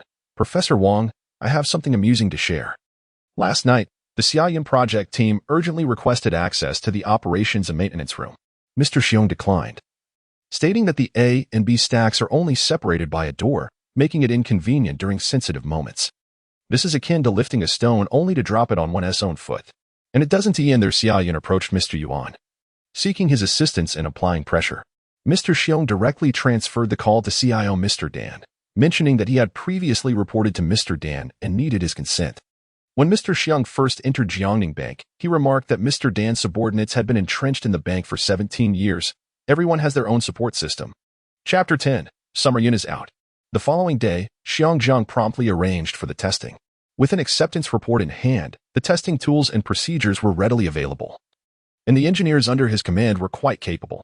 By midday, they had neatly compiled their conclusions. Stack A was functioning normally, with I/O performance remaining relatively stable. However, Stack B exhibited significant degradation in I/O performance, a decline nearly by an entire order of magnitude. When Summer Yun initially secured the business, her trump card had been the storage performance, which far surpassed that of Ting Yun, leaving the other shortlisted vendors in the dust. Although suspicions regarding the authenticity of the storage performance had circulated, the means of deception were well understood prior to the sale. For instance, one could create a pure caching version solely for the purpose of testing, only to revert to the original after delivery. Yet, without concrete evidence, who dared to question the veracity of the claims? No one wanted to sever ties with the client. Now, with the facts laid bare, Summer Yun faced a dilemma. She could either confess to the previous deception or acknowledge that her system's performance would drastically decline after 2 years. Admitting the latter would tarnish the product's reputation. Confessing to the former would incur legal repercussions. Choosing this path, should the client pursue the matter relentlessly, her standing in the industry would be irreparably damaged. Of course, in business, a third option existed: retreat gracefully. A discreet settlement could be arranged to ensure the test results remained confidential, allowing her to refrain from any public admissions. Summer Yin decisively opted for this route. As Dorin departed with a dozen individuals, Wang Ji held an iced latte outside to bid farewell, serenading them with a melancholic tune. The group exited with downcast expressions, prompting Pang Luan to inquire with a grin, "Will you return tomorrow for lunch?" Dorin paused momentarily, his expression darkening as he walked away. Pang Luan turned his head, exclaiming, "It feels splendid to wield such authority." With Summer Yin gone, Xiong Jiang seized the opportunity to strike hard at the fallen adversary. Arranging a thorough report for CIO Dan, Dan erupted in anger, instructing Lin Jingyang, who had supported Summer Yun, to draft a written self-critique, effectively implicating Yuan in the process. Yuan's face flickered with a storm of emotions, remaining meek throughout the presentation, unwilling to retort. At this level, everyone understood that self-preservation was paramount. Dan announced that the expansion project would be entrusted to Xiong Jiang, with plans for a comprehensive sharing session upon its completion. Thus, Summer Yun was officially out, and Ting Yun emerged triumphant. Upon exiting the conference room, Xiong Jiang found Huang Hanfei in the open-air lounge, prepare the expansion plan. Huang Hanfei handed him a large Huaxia cigarette. Grinning, "Same place tonight?" Xiong Jiang glanced toward Wang Ji, who was savoring his iced latte, and remarked with a hint of mischief, "Are you well acquainted with young Wang? Shall we invite him to join us for a discussion? He's still just a child, isn't he?" Huang Hanfei chuckled. Wang Ji, enjoying his coffee while watching the sunset, was abruptly pulled over by Huang Hanfei, looking bewildered. With a sly glint in his eye and an air of profound wisdom, Huang Hanfei declared, "We are brothers who have weathered storms together, so I shall not hold back. I'll call you Little Wang, shall I?" "Hey, how can you insult someone like that?" Wang Ji nearly spat out his coffee. Huang Hanfei quickly corrected himself. "My apologies, I shall call you Little Ji instead." "Now that, I cannot accept," Wang Ji retorted earnestly. Huang Hanfeng and Xiong Jiang shared a hearty laugh. Huang Hanfeng tentatively inquired, "Xiao Wang, have you ever been in a relationship?" Wang Ji, stroking his chin, scanned between the two with a wary gaze, sensing their ulterior motives. "What about those fleeting romances that last for mere minutes?" Huang Hanfeng asked nonchalantly. a cloud of smoke veiling his face, adding an air of mystery. Wang Ji shook his head. Are you referring to blind dates? I just graduated. And no one is pressuring me yet. A cough escaped Wang Hafeng as he inhaled the smoke deeply, causing him to choke and tears to spring forth. Haha. Seizing the moment while Wang Hafeng turned away, Xiong Jiang leaned closer to Wang Ji, lowering his voice. Are you interested in joining us? The intermediate position offers a starting salary of 20,000 yuan. 20,000? Wang Ji's eyes sparkled with excitement. Joining a bank means being on the client's side. With an immediate promotion to intermediate level and a salary that doubles. Is it that straightforward? Xiong Jiang's earnest demeanor was evident. Just as Wang Ji hesitated, Wang Hanfeng suddenly interjected with a mix of jest and reproach. Hey, Xiong Jiang, poaching someone in front of me? That's unacceptable. I still rely on Xiao Wang. I wasn't doing it behind your back, Xiong Jiang chuckled, dropping the subject. However, before Wang Ji departed, Xiong Jiang capitalized on the opportunity to add him on with chat. Reassuring him, no rush to respond. Whenever you wish to join, just let me know. You are always welcome. His sincerity was palpable, a testament to his complete endorsement of Wang Ji. Wang Ji noticed Wang Hanfeng's vigilance regarding the situation. After work, he hurriedly drove Wang Ji home, insisting on treating him to dinner at a pleasant barbecue restaurant. Wang Ji pondered, although Wang Hafeng and Xiong Jiang were partners in the banking business, the latter also needed to promote Tingyun's products to other clients. A table laden with meat and a bounty of beer was presented before them, leaving Wang Ji somewhat intimidated. In contrast, Wang Hafeng appeared unfazed. As a few drinks were consumed, conversation flowed freely. Xiao Wang Hafeng remarked. I've been in sales for a decade and encountered numerous technical experts, but I've never met someone as composed as you. It's not merely about architecture or coding. It's about tackling complex problems head-on, which most developers shy away from. With such determination, you will undoubtedly make a name for yourself in the future. Wang Ji humbly replied. Oh, I'm not that remarkable. With a clink of their glasses, Wang Hanfeng continued. Now that we are familiar, let's speak candidly. I strongly advise you to remain with Tingyun. In front of their colleagues, Wang Ji refrained from addressing the matter. Wang, I haven't considered. No. Wang Hafeng waved his hand dismissively. After another toast, he earnestly stated, that is not my intention. Who would want a high salary? I'm not here to advocate for the company. I'm not the owner. To be frank, my motivations are twofold. One is for my own benefit, and the other is for yours. For my own benefit, you possess talent and responsibility, and your collaborative spirit is invaluable. I will certainly need your assistance on future projects, and I would prefer you not to leave. For your consideration as you embark on your career, it is paramount to establish a solid foundation. Although Tingyun appears to be on a slight decline, it remains a hub for product development and technological innovation. The interpersonal dynamics surrounding General Xiong are intricate. Without the backing of General Dan, can he truly turn the tide? Uncertain. He still has to contend with General Yuan, so it is wise to tread carefully. Wang Ji listened attentively, raising his glass in appreciation. Thank you, General Fei. I have taken your words to heart. He realized that Wang Hafeng was astute and capable, articulating thoughts rich in substance, devoid of superficiality. He is indeed a trustworthy individual. Wang Hafeng beamed with enthusiasm. If you assist me in completing this expansion project, I will fulfill my gross profit targets for the year and will apply for a project bonus on your behalf. Extending his index finger, he added, I cannot promise much, but I can surely secure 10,000 yuan. What? There is money involved? How delightful. Why did you not mention this sooner? General Fei is truly a kind-hearted person. At 10 p.m., the designated driver returned Wang Ji to his apartment. Just before parting, Wang Hanfeng suddenly grasped his arm. A gentle breeze swept by, instilling a sense of clarity. Lowering his voice, he confided, Little Wang, there is a matter known to heaven, earth, you, and me. There is something suspicious about Jiangning Bank. Our competitors are moving too swiftly, and I suspect there may be a mole within the company. Chapter 11, Qualification for Early Confirmation. Wang Ji stumbled back to his apartment, feeling lightheaded after an evening spent enjoying skewers with good friends, watching football, and indulging in beer, though he had never consumed quite so much before. With his physique, he could manage a maximum of 3 bottles, yet he had forcibly downed 6. Huang Haifei had partaken of 8, 2 of which were straight shots. The notion of an insider was dizzying to Wang Ji. He was not particularly concerned. He had harbored some doubts about why Xiaoyun seemed to know so much about him, but it was merely a fleeting thought.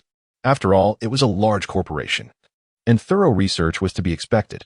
Moreover, Even if they were aware of his status as a probationary employee, what could possibly come of it? Huang Heifei repeatedly cautioned him, "Keep this to yourself. Do not mention it to the leaders. I won't bring it up with President Song either. I will investigate it myself." The implication was clear. The leadership were all privy to the incident, and who could say whether they had acted with integrity? Reporting it could very well lead to his own dismissal. Wang Ji climbed to the upper bunk, collapsing onto the mattress, only to be discomforted by something poking him. He reached in to pull it out, opening his eyes to discover, much to his shock, a piece of women's lingerie. "What on earth is this doing on my bed?" he exclaimed, his voice muddled from the alcohol. His roommate, Ma Kaidai, glanced over, sauntering over to retrieve the lingerie. Taking a whiff and savoring the moment, "So that's where it ended up. I was wondering." Wang Ji was aware that this friend had a girlfriend who occasionally spent weekends at the apartment. Their escapades were well known to him. But he never expected his own bed to become a battlefield. As he examined the garment, he noted the lingering scent of romance. "Brother, isn't your bed across the way? Why is this here?" Wang Ji measured the distance, still harboring a whimsical notion that it might have been tossed over in a fit of revelry. At that moment, Fu Chenhao burst into laughter with his stamina. "Any place can become a battlefield." Ma Kaitai beamed with pride. "This isn't the first time. We've rated it before. Your bed is the coziest." Wang Ji replied, "You're something else, my friend. How do you manage to maintain such energy while gaming indoors every day? Truly a remarkable gift." Suddenly, Wang Ji grasped the meaning behind Huang Heifei's remark about a few minutes of love earlier that afternoon. "Goodness, President Fei and President Xiong, you are impressive. I consider you friends, yet do you regard me as a close confidant?" However, Wang Ji had no desire to remain in the budget apartment for another day. The next day was Monday, and he would return to Tingyun to continue his work. After 2 consecutive days of overtime, he could have requested a break. But with the upcoming National Day holiday, he intended to take a few days to find a fully rented apartment. Upon arriving at the office, Su Jingsong handed him a PPT template. "Prepare for your early confirmation defense." He had followed through on his promise. Wang Ji had joined the company on June 22nd. And today was September 23rd, just past the 3-month minimum threshold. He promptly submitted his application to HR and soon received notification of his defense schedule 2 days hence. The 10 other recent graduates who had joined Tingyun alongside Wang Ji were envious of his early confirmation opportunity. In their small group chat, they buzzed with excitement over the news. Is it really possible to confirm early? Had it not been for Wang Ji's defense, we would have remained oblivious to this matter. How should one apply? I inquired and was informed that it necessitates a request from the direct manager to HR, requiring the manager's endorsement. Should we approach the manager ourselves? That feels rather awkward. Shouldn't they take the initiative to send the request? You are overthinking. I was already aware that applications could be submitted after 3 months. I asked the manager last week, who stated that, in principle, this year there would be no early confirmations for permanent positions due to company policy. How then could Wang Ji be an exception? I also inquired. And it turns out it is a special circumstance. After some discussion, the group concluded that Wang Ji is the sole individual in the entire company permitted to transition to a permanent position early, including recent graduates and employees from other departments. Not only among the recent graduates, but also the senior members in the infrastructure team have altered their attitudes towards Wang Ji. As many individuals reside within the Jiangning Bank project group, they swiftly became aware of the situation, including the inspections and expansions, as well as how to manage Xia Yun's responsibilities. Lu Yang was particularly delighted, grinning as he expressed, "Our team leader has gained us recognition. Every year, Tingyun holds a selection for outstanding mentors, and he stands a great chance of being chosen." Peng Zihao and Tang Chun invited him to lunch, urging him to recount his remarkable moments. In the afternoon, a senior colleague, Zhang Rue, treated him to a cup of coffee, inviting him downstairs for a brief chat. Zhang Rue is a seasoned engineer, widely acknowledged as the most technically proficient in the team, and rarely bestows praise easily. This time, he proactively commended Wang Ji. "Impressive. I could not achieve that." As they ascended the stairs, he meaningfully remarked, "The younger generation can step up. The subsequent handover can be entrusted." Wang Ji, puzzled, asked, "Brother Rue, what does handover mean? Are you leaving?" Zhang Rue smiled faintly, saying, "Who knows? The company's situation is not ideal. There are rumors." He trailed off. For the expansion project of Jiangning Bank, Huang Hanfei composed a lengthy email detailing the incident's localization, on-site inspections, and the turnaround of the expansion project against the odds. He expressed gratitude for the robust support from the product research, testing, and service teams, placing particular emphasis on Wang Ji's contributions while also requesting project rewards. The email was copied to various levels of leadership: directors of the Cloud Product Division, Storage Product Division, Service Division, and Financial Sales Division, along with the VP of R&D, VP of Product Operations, and VP of Regulatory Personnel, as well as the company's CEO. VP of R&D, Jiangning, replied to the email, not only praising Wang Ji but also acknowledging the nurturing efforts of the infrastructure team and the recruitment efforts of the HR department. VP of Product Operations, Yu Qiming, also responded, commending the project team and supporting Huang Hanfei's application, while emphasizing the importance of unity during the company's challenging times. The VP of Regulatory Personnel, Yu Ying, simply replied, "Thank you to all colleagues for their efforts. I support the application." The CEO did not respond to the email for such specific projects. His involvement is unnecessary, being informed suffices. Following the email's dispatch, the Service Division Director, Gao Junhui, approached Wang Ji with sincerity, asking, "Teacher Wang, could you please share your insights with the project managers stationed in the Service Division?" Wang Ji instinctively felt reluctant to be too ostentatious. However, Gao Junhui's persuasive capabilities are undeniably formidable. The crux of the issue has been swiftly grasped. These training sessions will be made available on the company's learning platform. And depending on the quality of the training, they will significantly benefit your future evaluations and promotions within the company. So, let us proceed. I have already discussed this with the senior executives of our clients, and reiterating it to my colleagues should pose no difficulty. Wang Ji is currently preparing the essentials when Qin Lang unexpectedly approaches. He is the superior of Wang Ji's supervisor and, ostensibly, should have been the first to express his sentiments. For reasons unknown, he only makes his presence felt after others have showered their praises. His tone is rather lukewarm. "Not bad, young man. Keep up the good work." Wang Ji looks up to find Qin Lang wearing a smile that seems to have required some effort. "Qin, will the 5,000 yuan bonus be included with this month's salary?" Wang Ji inquires. Coughing slightly, Qin Lang is taken aback by Wang Ji's candidness, nearly choking on his own words. After recovering for a moment, he replies, "It will be dispersed from the team funds. Please prepare the invoice for reimbursement." He purses his lips, maintaining an air of politeness despite the awkwardness.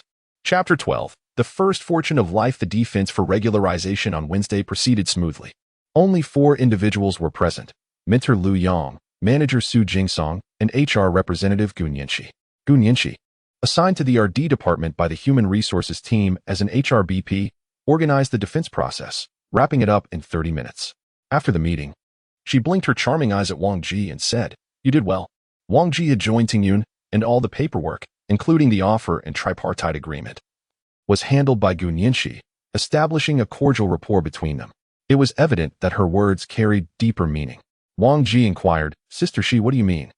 Once Su Jingsong and Lu Yang had distanced themselves, Gu Nianqi approached the conference room door and whispered, "Starting from the second half of this year, you will be the only one in the company to be regularized ahead of schedule." Wang Ji recalled Lu Yang's rumors and hastily asked, "Is it true that the company will conduct layoffs after November?" Gu Nianqi's eyes sparkled, and she smiled faintly, adopting an enigmatic demeanor. After shutting her laptop, she replied, "I cannot disclose what the company has not revealed due to professional obligations." She then shifted the topic. "However, your superior thinks highly of you. You entered as a Level 2 assistant engineer, and upon regularization, you are being promoted to Level 3, with an additional salary of 1,000. Tingyun's professional positions comprise 7 levels, including development engineer and product manager. For development engineers, the hierarchy is as follows: assistant engineer, engineer, senior engineer, consulting engineer, senior engineer, expert engineer, and senior expert engineer. Each level is further subdivided into 3 sublevels. Typically, a fresh graduate with a bachelor's degree is designated as either a Level 1 or Level 2 assistant engineer, while a master's graduate is appointed at Level 3. This implies that, after regularization, Wang Ji was assigned the level conferred upon a master's graduate, along with a salary increment from 8,000 to 9,000. Gu Nianqi added, "Although the level and salary adjustments post-probation can be determined based on performance, as far as I know, you would be the first in Tingyun's history to have this executed." "The first? Wouldn't that mean rounding it up to 10,000? Well, 9,000 is still acceptable." Feeling elated, Wang Ji delivered a presentation to the service team in the afternoon, speaking passionately for nearly 3 hours, fostering an exceptionally vibrant atmosphere of exchange. Following the session, the recording was uploaded to the company's training platform, receiving over 100 likes on the same day. When Wang Ji logged back into the platform, a large box popped up, shimmering with golden light and accompanied by celebratory animations. The text read, "Congratulations! Your Jiangning Bank inspection experience sharing has been rated as an excellent course by the company." What a flashy animation. Sister Shi, what is the significance of this excellent course? Wang Ji promptly took a screenshot and consulted Gu Nianqi. She responded with a series of enthusiastic thumbs up. The significance is that you are directly qualified to participate in the year-end promotion defense. With the opportunity to be elevated to level 1 engineer, Wang Ji was taken aback. Didn't I just get promoted? Gu Nianqi rolled her eyes. Are you trying to show off? Is it really that ostentatious? It's merely a subtle display of pride. Wang Ji reminisced about Gao Juanhui's words. The quality of your training will greatly benefit your future evaluations and promotions within the company. How kind of you, General Manager Gao. After his official employment status was confirmed, Wang Ji's work was no longer assigned by his mentor Lu Yang. Instead, it was directly delegated by manager Su Jingsong. Su Jingsong presented him with 3 issues. These are cumulative system problems that require division of labor among several individuals. Take a look first, and we will tackle them after the holiday. Sure thing, boss. Wang Ji now held Su Jingsong in high regard. This man, albeit rigid and somewhat brusque in speech, was unyielding in securing benefits for his subordinates, ensuring matters were handled discreetly without seeking credit for himself. To express his gratitude upon becoming a full-time employee, Wang Ji invited his mentor Lu Yang, initially intending to include Su Jingsong, but he waved his hand dismissively. You meet the criteria for confirmation. You should have been promoted earlier. He genuinely did not consider this a personal favor. It was merely a matter of business. Following the incident with Jiangning Bank, Wang Ji's familiarity with core code logic had significantly increased. He perused the 3 issues for merely half a day before receiving hints on how to resolve them. Another half day later, he had completed the coding. He set the testing aside until after the holiday. The work progressed smoothly, yet he found himself troubled by a 5,000 yuan invoice. Had he submitted this expense prior to the holiday, General Qin could have allocated funds from the team budget, and combined with his savings and end-of-month salary, he could have afforded a rental during the vacation. He sought assistance from Lu Yang, Ping Zihao, and Tang Chini, yet none of them had sufficient invoices. His university friends had some, but the headers were not from Tingyun. After much deliberation, an idea struck him. Fei, certainly, would have some. A salesperson would inevitably have various invoices from social engagements. Gathering a few should be a trivial task. After inquiring via WeChat, Huang Hanfei promptly sent over an invoice for 5,300 yuan. Is this enough? Absolutely. Wang Ji's spirits soared at the sight of this figure. Though he was curious about the description, technical exchange salon, Huang Hanfei chuckled and logged off. Though the origin of the invoice was dubious, the reimbursement process was remarkably smooth, and the funds soon appeared in his bank account, providing a comforting warmth. On the last day before the holiday, he eagerly anticipated a salary notification that would elevate him to the status of a 10,000 yuan household. Ding! Your account XXXX received a deposit of 17,221 yuan on September 30th. What? 17,221? Was the salary miscalculated? He hurried to verify with Gu Nianqi, who confirmed the figures were accurate, a salary of 8,322 yuan, a project bonus of 10,000 yuan, and an allowance of 1,400 yuan, totaling 17,221 after tax. Because he had transitioned to full-time employment this month, 17 days were calculated at the previous salary rate, while 5 days reflected the new rate, resulting in a figure slightly above 8,000. Gu Nianqi messaged him, Boss, take me along. Wang Ji, huh? Gu Nianqi. According to regulations, RD does not receive project bonuses, so General Qin's 5,000 must come from the team budget. Yet you managed to secure a project bonus. Quite the hidden talent you are. Wang Ji, I too feel I possess hidden depths, though I'm unsure precisely what I've concealed. Gu Nianqi, show off. Inquiring with Huang Hanfei, Wang Ji learned that to ensure the Q3 performance targets were met, Huang had collaborated with Jiang to expedite the funds' arrival by the end of September, thus facilitating the bonus distribution. Truly a formidable individual. As for why I managed to acquire, never mind, it's not worth my attention. The crux of the matter is, 2 weeks ago, my account held merely 100 yuan, and now it has surpassed 24,000. This substantial sum necessitates some form of expenditure. On my way back to the apartment, I messaged in the university roommate group, "Let us go out and have some fun during the break." Zhonghan replied, "I envy you. As a finance professional, I must accompany clients during the long holiday. After all, high net worth clients are often preoccupied, and they only find the time to play golf during the break." Gu Chunrin chimed in, "That sounds great. Once my girlfriend and I return from our deep-sea diving trip, let us gather. I must admit, I feel freer when I was still single." Ning Wanchao added, "I finally snagged a ticket back home. It's not easy to cancel. My family are farmers, and there are 20,000 acres waiting for someone to tend to them. Perhaps next time." Wang Ji interjected, "Speak plainly." Zhonghan responded, "I have to work overtime." Gu Chunren remarked, "I have a blind date." Ning Wanchao noted, "Canceling the ticket incurs a 20 fee." Wang Ji exclaimed, "Get lost. What a bunch of unreliable individuals." Wang Ji resides in a neighboring province, just over an hour by high-speed train, so returning home is not particularly challenging. He has a total of 9 days off, including the long holiday and compensatory leave, and he wants to handle his own matters first. Most importantly, he intends to find a new place to rent. After all, with such a significant amount of money at his disposal, this apartment somewhat fails to align with his newfound status. Chapter 13. The baseline has been slightly altered. Do you have a place in mind? I'll arrive by 10. On the first day of the long holiday, Wang Ji rose at 8 to have breakfast. Not long after entering the house, he received a call from the agent regarding the rental he had arranged the previous night. Fu Chenhao, still immersed in a game of League of Legends until 2 o'clock, groggily poked his head out upon hearing Wang Ji's voice. "Wang Ji, are you planning to rent a place?" "Yes," Wang Ji replied. Fu Chenhao yawned.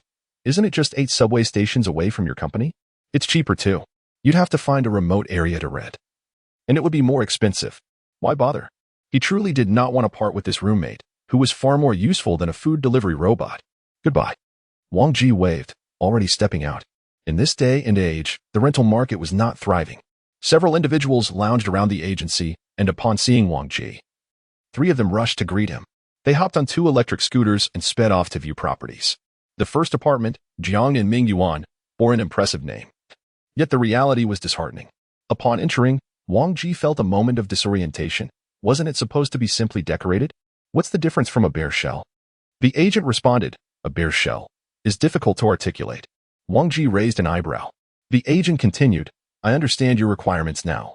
This one isn't suitable. Let's move on to the next." The second apartment, Lai Jinjiwen, was said to be exquisitely renovated. Wang Ji stepped in for merely 3 seconds before exiting. He lingered just long enough to avoid straining his back in a hasty retreat. "This must have been renovated 50 years ago, right?" he inquired. "Not quite. It's 32 years old, but it's been well maintained," the agent replied. "From a cultural relic perspective, it is indeed well preserved. But, my friend, there's no air conditioning here, and there's no space to install one. How does one survive in Jiangning?" The agent countered, "I figured someone as slender as you wouldn't need air conditioning." Wang Ji was taken aback. The agent, now realizing his misunderstanding, suggested they move on to the next property.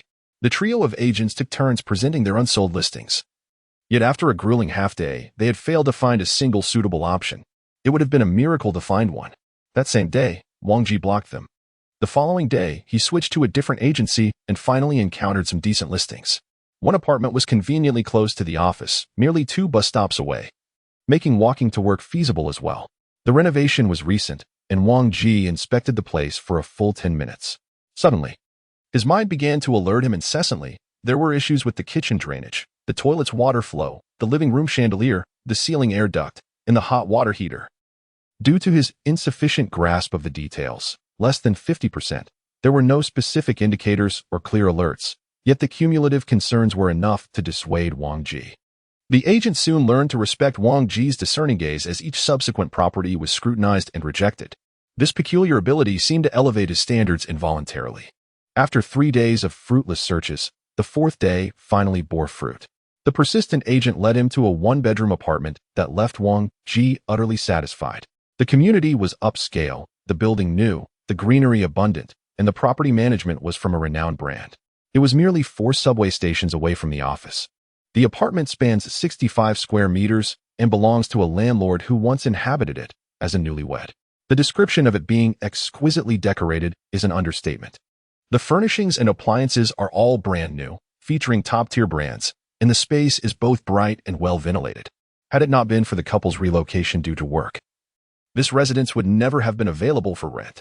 Remarkably, there are absolutely no defects to report, none whatsoever. This is the one. Over the past 4 days, Wang Ji has walked tirelessly. How could he let such a gem slip away? After promptly paying 4 months' rent in advance, he suddenly realized the implications of his decision. At a monthly rent of 4,200, he had just disbursed a total of 16,800. What a propitious figure. Who am I? Where am I? What have I done? Wang Ji's heart was not merely bleeding, it was hemorrhaging. Last month, he had earned over 20,000, which had momentarily clouded his judgment, but once he regained his composure, he recognized the reality. His monthly salary is 9,000, and after deductions, he would only take home a little over 6,600, with 4,200 going to the landlord. Initially, he had aimed to rent a place around 1,500, having even set a bottom line. Yes, he did have a limit, 1,800 to be precise. Yet, he had veered slightly off course, intending to acquire a BYD, but now returning with an Audi. Despite the tears, he must move into the apartment he has rented. As he scrolled through his WeChat contacts, he noticed Jiang hesitating, contemplating a job change. At Jiangning Bank, the salary is 20,000, with a take-home of over 14,600, which would suffice for the rent. However, he was in no rush. The rent was settled. He would occupy the place for 3 months and reassess later. That same day, he returned to the apartment, tidied up, and contacted a moving company, ready to roll up his bedding the following morning. Fu Chenhao was astonished. Wait, buddy. You actually rented a place? Which community? Shimolianju. His 3 roommates abruptly shot up, exclaiming in unison, Shimolianju? ISNT that a premium property? A 1-bedroom must be at least 3,500. What is your rent? Their salaries were modest, barely reaching 7,000, making the thought of a 3,500 rental unfathomable. Wang Ji replied, 4,200. Silence enveloped the room. Ma Kaitai threw off his blanket, grinning broadly. Where did you strike it rich, Jigo? Give your little brother a hand. I'll help you move. Wang Ji raised his gaze. Taiga, how about putting on some underwear first? Fu Chenhao began slipping on his socks. Wow, renting at 4,200, you must be earning at least 25,000, right? Ma Kaitai rummaged for his underwear. If I were making 25,000, I wouldn't dare rent. At least 30,000. Suddenly, the moving company arrived. 2 robust men in uniforms entered, swiftly emptying 6 boxes and 3 bags. Had the taxi not been too small, he wouldn't have needed a moving company at all. Wang Ji waved goodbye to his brothers. You all rest. We'll meet again. A voice called from behind. Foster father, don't go. Bang. The apartment Wang Ji rented was ready for immediate occupancy, and having few belongings, he finished packing before noon. Just as he completed the necessary paperwork with the property management and turned around, a familiar figure stood before him. It was a colleague from Tingyan. You must be General Yin. Wang Ji recognized him as Yin Jun, the manager of the testing department. At 34 years old, standing approximately 176 centimeters tall, he possessed a well-proportioned physique and exuded a vibrant energy. Yin Jun arrived to recharge his gas card and soon recognized Wang Ji. What a coincidence. You've moved to this neighborhood? Since that day when Wang Ji resolved an issue, Yin Jun had been particularly courteous, warmly inviting him. I reside in this community. It seems fate has brought us together. Come, let me treat you to a meal. Without further ado, he ushered Wang Ji into a restaurant. His hospitality was genuine. After ordering, Wang Ji expressed his admiration. Mr. Yin, this community is splendid. You truly possess remarkable resources. Yin Jun laughed heartily. I once ventured into entrepreneurship and saved a bit. When the opportunity arose, I seized a unit, albeit at a steep price. I hesitated but ultimately decided to purchase it. It appears I must venture into business again. Waiting for a salary increase takes years. After a couple of drinks, Yin Jun suddenly remarked, actually, I plan to leave Tingyan. Oh? Why? Wang Ji was taken aback. Yin Jun replied with a calm smile, someone must take the blame for the issues at Jiangning Bank. Whether it's the development or the testing team. Wang Ji suddenly realized that Yin Jun's departure was somewhat connected to him. He pinpointed the problem. Development had absolved itself, leaving the blame solely on testing. This thought made him feel a bit guilty, particularly while enjoying someone else's meal. Yet, Yin Jun remained unfazed. Don't overthink it. I had contemplated leaving regardless. The company has underperformed these past 2 years and is contemplating layoffs, coupled with internal power struggles. I no longer wish to continue. Internal power struggles? This was the first time Wang Ji had heard such terminology. In June, not wanting to propagate negativity, shifted the conversation. You will come to understand in due time. In fact, the underperformance may present an opportunity for you. The company is facing cash flow issues. And there are rumors that certain VPs prefer internal financing, potentially offering additional shares to eligible employees. Who knows, you might become a shareholder in the company someday. Chapter 14. The pursuit of greater wealth. This meal profoundly impacted Wang Ji. He realized that hidden talents surrounded him. In June, for instance, originally hailed from research and development, had served as a product manager, ventured into entrepreneurship, and was now part of the Tingyun management testing team. Although he appeared unassuming, he possessed a residence reminiscent of an elegant inkwash painting. Moreover, he aspired to embark on another entrepreneurial journey, demonstrating unwavering determination. Given the exorbitant rent, Wang Ji resolved to find ways to earn more money. Previously indifferent towards his work, he suddenly felt a surge of motivation. People often thrive under pressure. With the prospect of changing jobs, he recognized that he need not limit himself to Jiangning Bank, nor even remain in Jiangning. The salaries offered by leading firms were enticingly high. Seizing the opportunity to prepare in advance over the next few months, he aimed for a seamless transition should he decide to switch roles. Having consumed only a modest meal at noon, Wang Ji remained alert and logged on to LeetCode to tackle coding problems. To his astonishment, he found problem-solving to be remarkably effortless. As long as his thought process was clear, his code would receive immediate feedback. He experienced a heightened sense of clarity regarding boundary checks and common pitfalls, enabling him to navigate challenges efficiently. Attempting the LeetCode weekly contest, he surprisingly surged into the top 30. Had he not forgotten certain algorithms, breaking into the top 10 would have been easily within reach. This marked merely his first attempt. Wang Ji's confidence soared as an epiphany struck him. Creating a website with the aid of AI could be a straightforward endeavor. Without hesitation, he submitted his requirements to Copilot, modifying the generated code according to the suggestions. In just 2 hours, he crafted a portal-style website. While the design remained simplistic, the functionality was comprehensive and ran smoothly. Aesthetics, however, presented a challenge. Design is inherently subjective, making it difficult to deem it a flaw. His motivation to build a website stemmed from the existence of platforms for freelance work, many of which focused on web development. If he could master this skill, he could earn extra income during his spare time. Nevertheless, he acknowledged that mere individual effort might not suffice to meet aesthetic demands. He would either need a team or access to quality templates, many of which came at a cost, though some were free. After spending considerable time at his computer, Wang Ji suddenly realized, during this extended holiday, he was writing code? What about his dream of being a slacker? He felt a pang of shame for straying from his original intentions. Shaking his head, he took a moment to appreciate the pleasant October climate in Jiangning. Sitting on the tatami by the window, he basked in the warm afternoon sun as the sun dipped below the horizon, casting a mesmerizing glow across the sky. Perched on the 10th floor, he gazed out at the verdant community below, where dappled tree shadows danced across the lush grass, creating a serene and harmonious atmosphere. The expense seemed worthwhile, if not essential. Having already committed to the rent, why not relish the exquisite environment?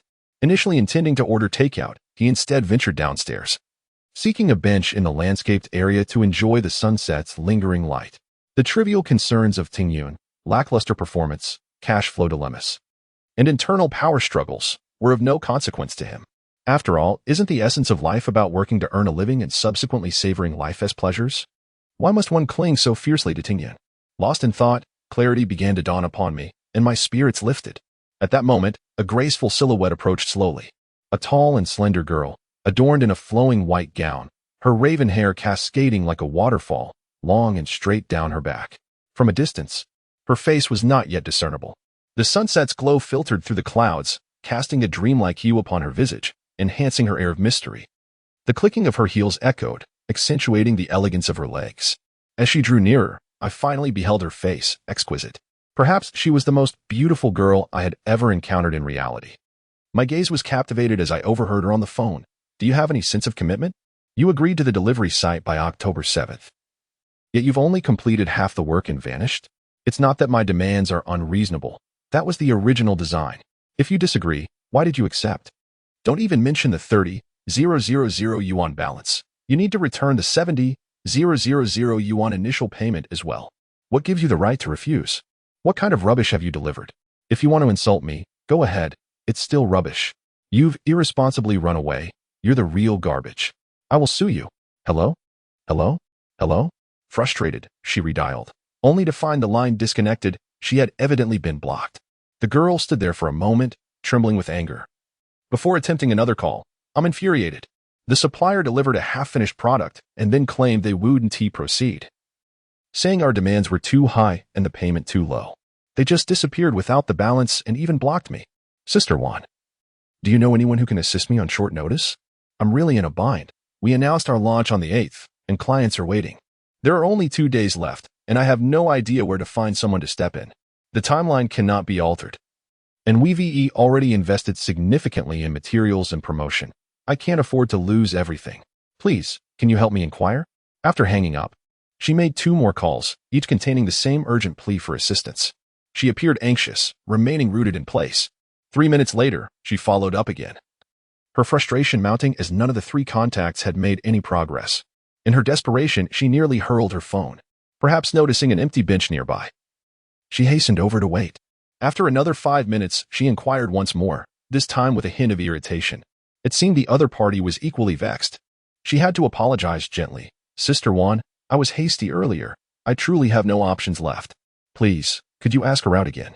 As dusk settled, on 2 adjacent benches, one was frantic while the other appeared leisurely indifferent. Even a fool could discern the girl's temper from her phone conversation. And I dared not continue to stare. Stealing a glance, I mused, such a charming girl. Surely she must be generous. It sounded like she was endeavoring to establish an e-commerce site, mentioning clients and such. It had seemed that the supplier, pressed for time, had concocted an excuse to abandon the project, forfeiting the balance in the process. If there is design involved, it inevitably increases the workload of pure development. It is certainly not the back end that bears the greater burden. The logic of e-commerce remains largely consistent across platforms. Perhaps it is the front-end interaction that is more intricate? Is there anything that AI cannot handle? It seems the supplier may not fully comprehend the tools or is not entirely adept with them. However, it is not merely a matter of unfamiliarity. The code generated by AI cannot be directly utilized. They still need to integrate their own core logic, which can vary significantly in complexity. Wang Ji pondered these thoughts yet remained seated, motionless. After another 5 minutes, the girl raised her phone, seemingly poised to make a call. But her finger grazed the screen and then hesitated, likely fearing to appear too insistent. Her fingers were long and delicate, her skin as fair as snow, unmistakably suggesting she could afford considerable expenses. Wang Ji stood up and slowly approached her. Upon reaching the girl, he smiled and inquired, "Excuse me. Are you looking for someone to create a website?" Chapter 15. The price of urgency 30,000 yuan. I accepted. Wang Ji informed the girl that he was an IT development engineer and had inadvertently overheard her conversation. The girl, caught off guard by a stranger's approach, briefly articulated her needs. Wang Ji readily agreed, expressing his willingness to undertake the task for the final payment. There is warmth in human connections. Is 30,000 yuan not a source of warmth? The girl gazed up at Wang Ji, her large eyes shimmering, as if contemplating a refusal. Glancing at her phone, she noticed the absence of responses, then scrutinized Wang Ji once more, finding him genteel, unlike the con artist she had imagined. She offered a polite smile. I am figuring it out myself. Thank you. Wang Ji, in his inaugural attempt to attract clients, yearned for auspicious beginnings. Since the girl doubted him, he decided to lower his stance. I reside in this neighborhood, and I happen to have some free time these days.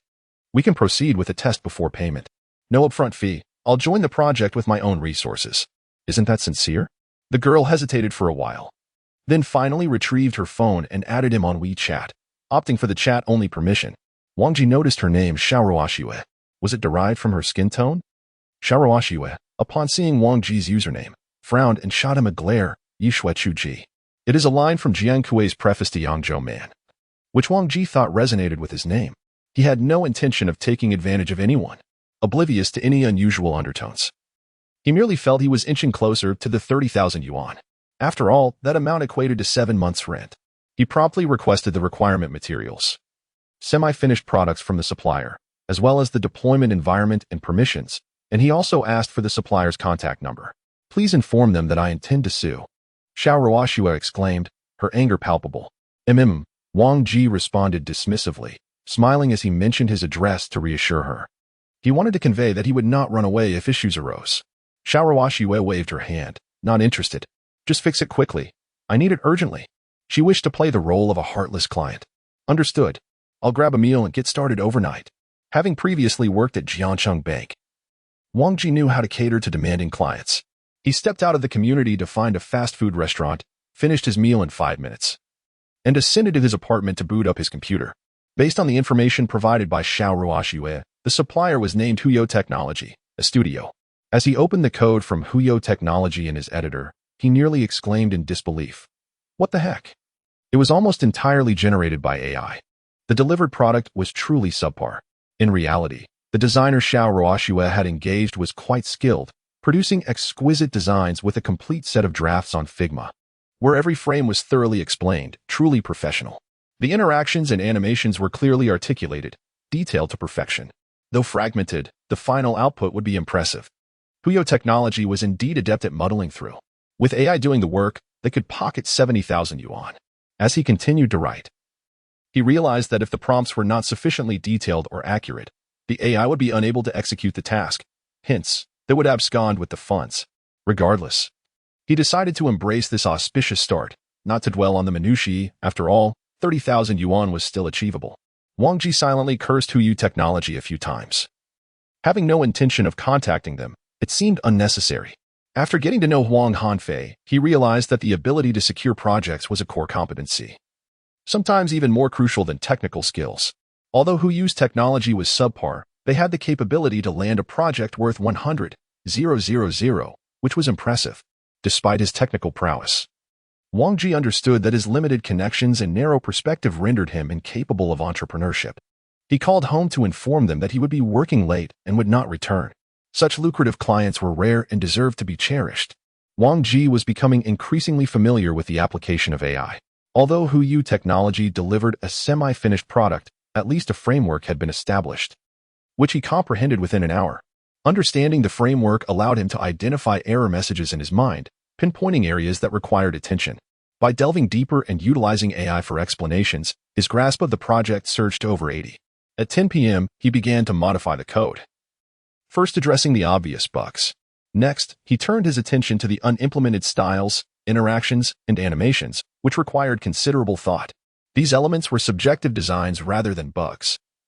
They were simply unmet requirements, and his mind would not indicate any flaws, making it challenging to proceed directly. Should he delegate this to AI? Wang Ji attempted it, but the results were unsatisfactory. Although design drafts could be converted into code using AI plugins, they could not be directly applied to the project. Providing prompts for the fragmented styles proved difficult for AI to interpret accurately. It seemed more effective to gradually reconstruct the designs himself. Wang Ji, not being a front-end specialist, possessed only a rudimentary understanding of front-end skills and could not claim expertise. After pondering for a while without any clear direction, he decided to wash up and get some rest. The showerhead was new, and the high water pressure provided a delightful warmth, opening every pore and invigorating his mind. What if he used comments? After drying his hair and body, he returned to the tatami mat and added comments to the front-end code. This component style refers to the Figma link HTTPS, which pinpointed a frame in the design draft that provided a detailed description of the component. The styles were self-evident, and the interactive effects were also outlined. In a moment, a transformation occurred. Suddenly, numerous red dots appeared in the front-end code before Wang Ji's eyes. When focusing on a specific red dot, his mind generated an error message. This style is incorrect. It should be auto padding, 0, transform. Yes, that's it. It turned out that his newfound ability could be applied in this manner. As long as he clearly identified what was correct, the problems naturally emerged. What was once subjective and indifferent to right or wrong could be established by setting a benchmark. Following the prompts, Wang Ji translated his thoughts into code. The code compiled automatically, and upon refreshing the page, the once rudimentary component transformed into something exquisite. It was promising. Not only had the styles improved, but the interactive effects had also enhanced. After modifying 3 components, he was unaware that it had already reached midnight. After a long day of work, Wang Ji collapsed into a deep sleep. The following morning, I dedicated the entire morning to implementing the styles and basic interactions of all components. Subsequently, I applied the same approach to incorporate the most challenging animations, but there were no prompts. Animations proved to be far from simple. Some could be achieved through styles, while others required coding, yet the code remained unwritten. Without the code, there were no prompts. This did not daunt Wang Ji. He entrusted the requirements to Copilot, allowing the AI to draft an initial version of the code. After a meticulous review, concrete prompts began to form in his mind. He adjusted the code according to these suggestions, resolving the issues at hand. By the evening of October 6th, the task was completed. Xiao Ruoxue inquired about the progress 3 times, and Wang Ji, eager to showcase his prowess, was preparing for deployment when a sudden thought struck him. Submitting so quickly might suggest that the 30,000 was too easily attained. Thus, he replied, "I am working diligently. Yuyo technology is burdened with debts and still needs to fill the gaps." He turned off the lights and fell into a deep slumber. On October 7th, Xiao Ruoxue began urging him at 7 a.m. It seemed she truly could not reach him. Wang Ji responded, "Boss, I haven't slept all night. I have already reviewed all the component styles, yet the toughest challenges remain. The animations still need to be realized." To substantiate his claim, he deployed the code without animations for her to review. Moments later, Xiao Ruoxue replied, "It is indeed much improved, but I am really anxious." Anxious. Urgency comes with a price. Was my expression not sufficiently clear? As Wang Ji contemplated his wording, Xiao Ruoxue added, "It must be deployed tonight. I demand the finest results. If you can resolve this, I will add an additional 20,000. Chapter 16. Taken advantage of? Wang Ji deployed the code at 5 p.m. Initially, he did not wish to delay for so long, but the other party had raised the price, necessitating a bit more time. After completing the deployment, he messaged, "I haven't slept for over 30 hours. Please check for any issues. If all is well, I can finally get some rest." He savored the first cup of milk tea of autumn. Ah, blissful comfort. Xiao Ruoxue spent over half an hour inspecting the work, clearly taking it seriously. At 5:45 p.m., she sent a WeChat message. "Your technical skills are indeed impressive. It took Mutual Travel Technology a month to produce that shoddy product. Yet you accomplished it in just 2 days. A month? What a waste of money. Delightfully so, and well-funded." Wang Ji replied, "Oh, it was quite the late-night endeavor. Should you have further tasks, we can negotiate. Such a client is a rare gem, even with a lantern. Encountering one in the neighborhood is sheer luck." Shouldn't he attempt to foster a closer rapport? He sent a playful emoji. "Boss, you're generous." Since the client had completed the acceptance phase, it was time to discuss payment. 50,000 yuan, an entire year's rent. Just days prior, Wang Ji had been regretting his choices, yet here he was, unexpectedly receiving a significant sum during the holiday. If it weren't for renting in this community, how could he have met such a refined employer? Aesthetically pleasing, amiable, articulate, and prompt with payments. Why was the payment delayed? It had already been 5 minutes. After 5 minutes, Xiao Ruoxue sent an angry emoji. "I finally understand. You are indeed from Mutual Travel Technology." Wang Ji nearly choked on his milk tea and quickly replied, "What?" Xiao Ruoxue continued, "I always found it peculiar how you appeared just as I mentioned the project. How could you coincidentally be in the neighborhood, right next to me? What was this? Playing detective now? Attempting to evade accountability?" Wang Ji retorted, "If I hadn't been nearby, how could I have overheard your project needs?" Sensing that the other party might be shirking responsibility, he set aside any attempts at flattery and adopted a firmer tone. Xiao Ruoxue shot back, "Such a coincidence? Do you believe that yourself? This task is exceedingly challenging. I've consulted friends who confirmed it is impossible to complete in 2 days. None would take it. The only reason you accepted is that you were already prepared." Wang Ji responded in disbelief. "What? Prepare for your scolding?" Xiao Ruoxue pressed on, still unwilling to admit it. "You are from Mutual Travel Technology. Deliberately waiting until the last moment to inflate the price. I added 20,000 yuan, and you delivered immediately." Wang Ji exclaimed, "How could I possibly know you would increase the price? Did I prompt you to do so?" Regret washed over him. He should never have sympathized with her. Although the initial motivation was a mere 30,000 yuan, he had faintly felt he was helping her. Given her foul temper, he should have shown no compassion, allowing her to falter instead. Xiao Ruoxue continued to unveil his schemes. "People like you undoubtedly manipulate the client's psychology. The more I press and scold, the more leverage you gain." Wang Ji countered, "Do you have any evidence?" Xiao Ruoxue retorted, "Evidence? Your coincidental appearance. Your swift completion of an impossible task. Even the name you chose, intentionally aligned with mine to win my favor." Wang Ji snapped, Favor? Spare me your delusions. Just pay up. Sharawashue. I won't give it. Wang Ji. I will sue you. Sharawashue. I intend to sue you as well. Wang Ji. The unscrupulous boss owes the workers their hard-earned wages. The opponent has already initiated friend verification, yet you are still not their friend. What? Have they deleted me as a friend? Wang Ji suddenly realized he had no idea how to sue this person. Aside from knowing her name, he had no other information. Wang Ji recalled that he had created an e-commerce platform for the other party. He had the company name, complete with a registered title and business license. If he could find it, how could he not locate her? Ruashua Design Studio matched perfectly with the name. A quick search should yield results. He immediately entered the name into the search engine, only to find nothing. When he checked the official website, damn. The official site was the one he had created. There was no physical store address. The online and offline entities were separate.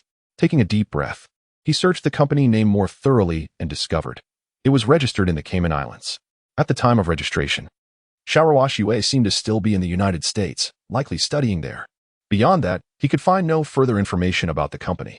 Wang Ji suddenly remembered. Hadn't that mutual gaming technology company contacted her? Perhaps they had even visited her for a face-to-face meeting. I could just inquire with them. He dialed their number. Beep, beep, beep. The other party was very cautious. Hello?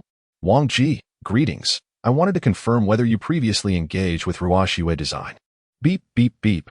The call was abruptly terminated. What? Am I being treated like a client pushing for progress? Wang Ji quickly redialed, determined to clarify from the start.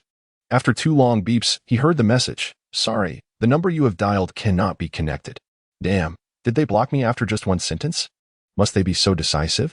Wang Ji was not one to give up easily. Since they were in the same community, he decided to seek assistance from the property management.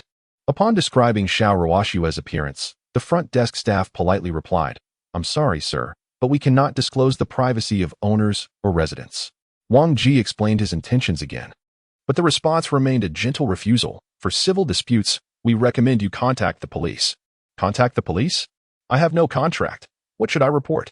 Wang Ji realized once again that starting a business was far from simple.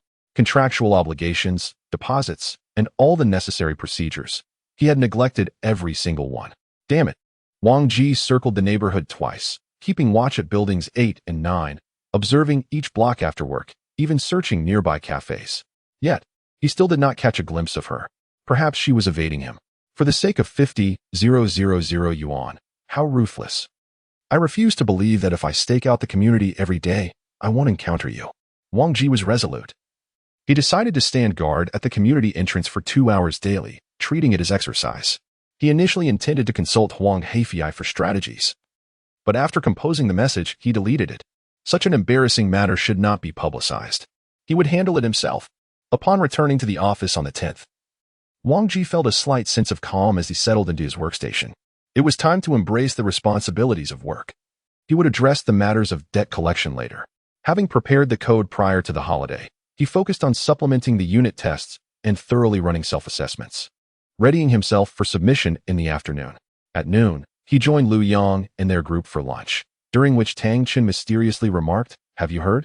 Before the holiday, the higher-ups convened to discuss potential layoffs. Peng Zihao eagerly inquired, Why layoffs? Am I affected? Will there be compensation? His tone suggested an unsettling anticipation. Tang Chen chuckled. To know if you're included, you must consult the boss. I cannot ascertain that.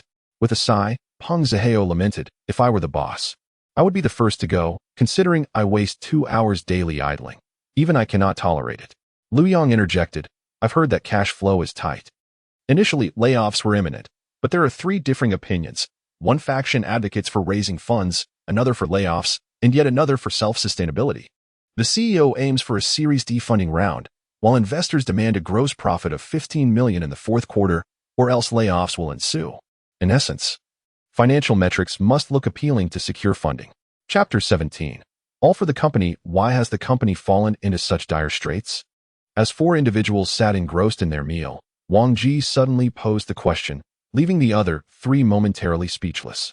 To them, it was evident that the company had been on a downward trajectory over the past 2 years, far removed from its former glory during the startup phase. Lu Yang offered an explanation. It's the market competition. Besides, we are in the B2B software sector, when our clients' businesses struggle. It's exceedingly challenging to scale up or acquire new customers. That explanation brought some clarity.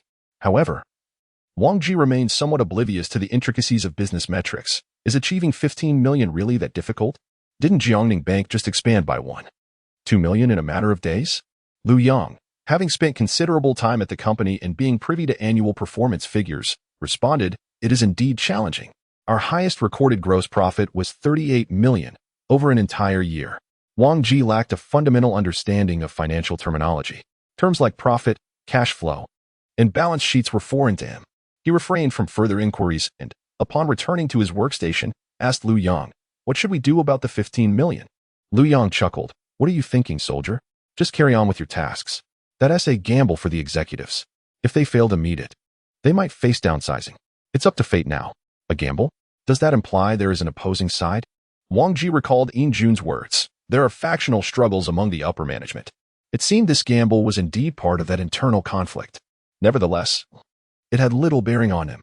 Securing profits and clients was the responsibility of the sales team. The RD department was not in a position to chase after contracts, nor could they recoup any payments.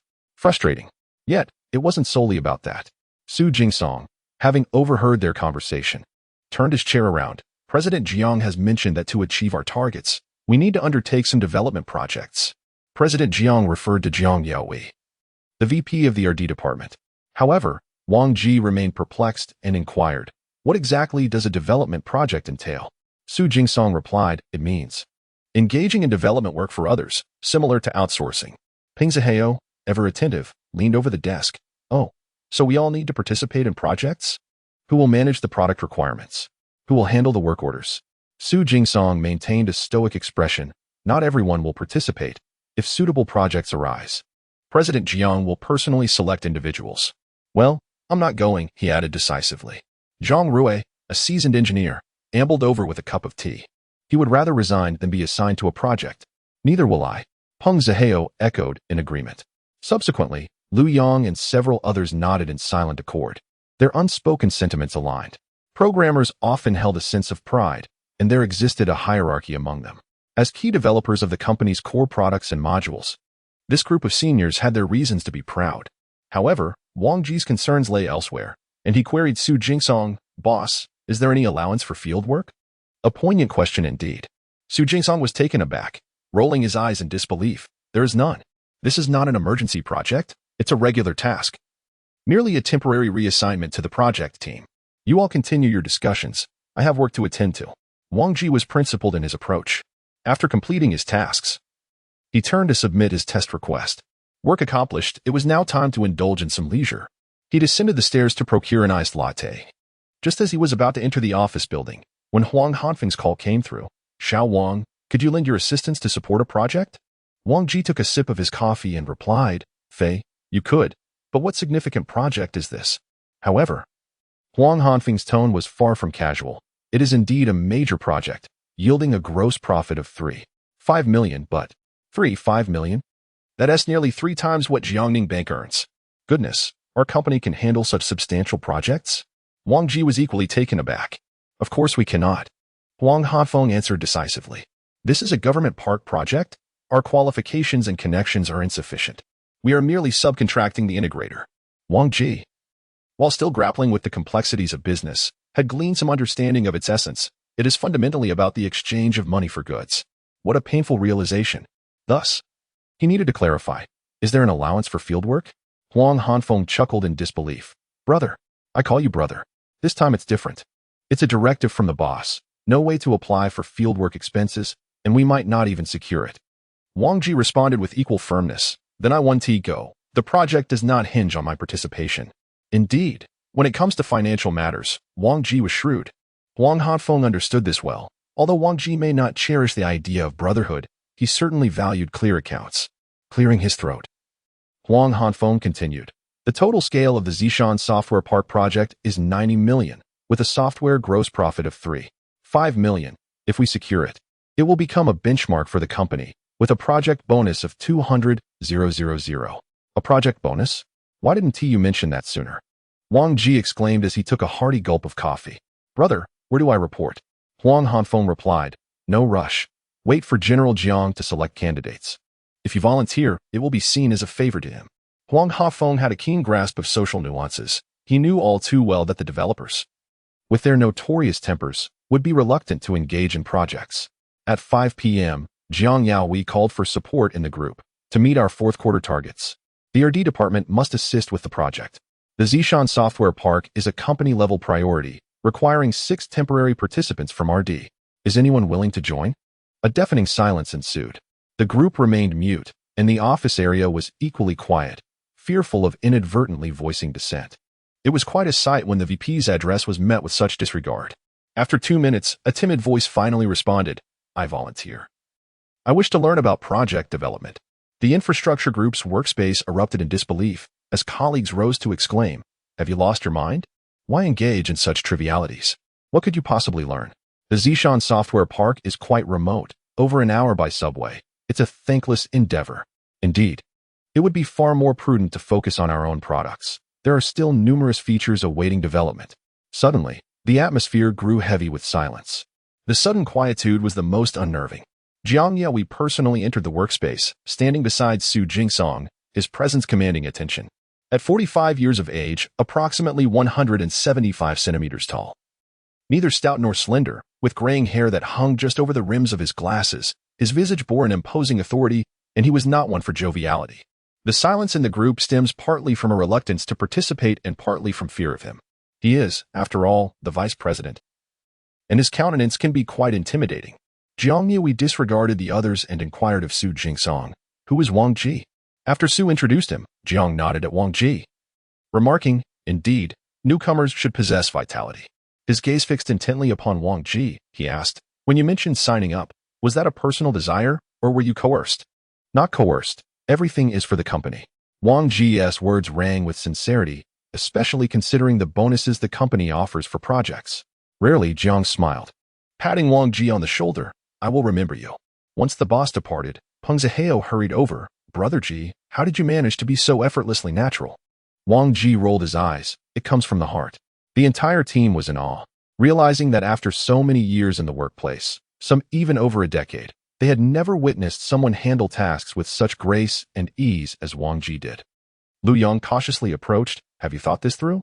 It's said this project is quite challenging. You might just end up as cannon fodder, and perhaps even take the blame." Chapter 18. The Purple Mountain Software Park Project. Lu Yang's concerns were not without merit. Securing a project within an industrial park is no trivial feat. Even if one is successful, countless pitfalls await, including changes in demand and issues with payment, which often lead to protracted disputes. The sales team, project managers, and development team may find themselves at odds, creating a chaotic environment. As Wang Ji's mentor, he feared that Wang Ji might plunge into a quagmire. Su Jingsong was also observing quietly. He certainly did not wish to transfer anyone from the team. With numerous functionalities due for delivery by the year's end, Wang Ji was a promising talent he did not want to let go. However, when the VP personally sought someone out, and Wang Ji expressed his willingness to go, he could not intervene. The only recourse was to make Wang Ji realize the gravity of the situation. Ahem, Su Jingsong cleared his throat. "Wang Ji, I must remind you that the tasks assigned to you before the holiday consist of 3 issues, which will require at least 3 to 4 weeks to resolve. You simply do not have the time to take on more." Lu Yang concurred. "Indeed, let's discuss this after the holiday. Come on." He stood up, intending to pull Wang Ji away. The discussion was a pretense. Persuasion was the true motive. Wang Ji was taken aback. "But I have already initiated testing." Lu Yang exchanged a glance with Su Jingsong, filled with suspicion. "Which test did you initiate? Was it the one concerning the load balancer node restart? Have you identified the cause?" Wang Ji nodded. "Yes, I found the issue. There was a problem in the code. The routing table was not updated." He brought up the code and pointed to the modification. "Right here, the IP address may change, necessitating an immediate update to the routing table." Lu Yang moved the mouse, scrolling through the preceding and subsequent parts of the code, and after about 5 minutes, enlightenment struck. I spent 2 days trying to uncover this and couldn't." Impressive. Su Jingsong maintained a serious demeanor. "You wrote this so quickly. Did you conduct self-testing?" "Failure to self-test and being sent back will incur penalties." Wang Ji replied. "Of course I self-tested. Boss, would I dare to submit without testing? I wrote test cases." "Where are they? Let me see." Su Jingsong was meticulous in his work, exuding a palpable sense of pressure. Beyond his long-standing superior-subordinate relationship with Qin Lang, who was his confidant, his rapport with others could only be described as ordinary. Wang Ji pulled up the test cases. From here to here, I've written over a dozen scenarios, and I tested all the scenarios related to the work order. No issues found.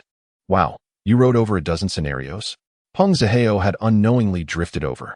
He boasted of spending 2 hours each day idling, a modesty that was misplaced. Su Jingsong shot him a glare.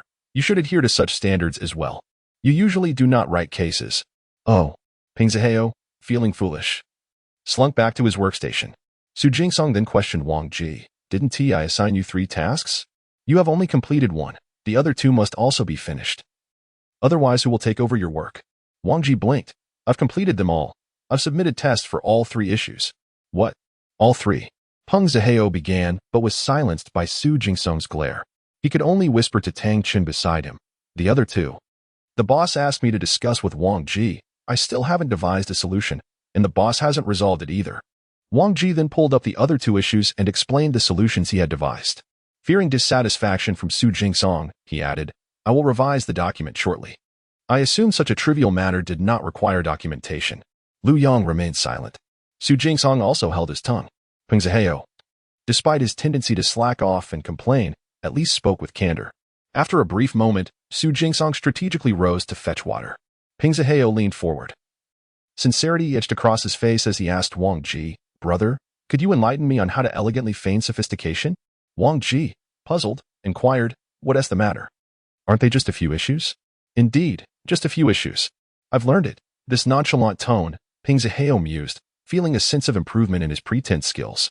Tang Qin remarked lightly, You're not cut out for it, buddy. The fragile vessel of their friendship began to capsize. The following day, Su Jingsong jumped the queue for testing, requesting an early assessment of the 3 issues. In the afternoon, the testing team responded, Impressive. 2 of these issues have lingered unresolved for over a year. Your team's efficiency is commendable, solving them within just 3 months of joining. Su Jingsong had no desire to delve into that topic. On October 12th, the Zishan Software Park project was launched. During the internal kickoff meeting, VP Zhang Yaoi took the helm. Responsible for coordinating both internal and external resources, while overseeing the execution of the project. He emphasized repeatedly this project is crucial for the completion of our 4th quarter performance. Regardless of the cost or the strength of our competitors, we must secure it. Other leaders from the project team included Service Department Director Gao Junwei and Huang Hafeng, manager of the Finance Division.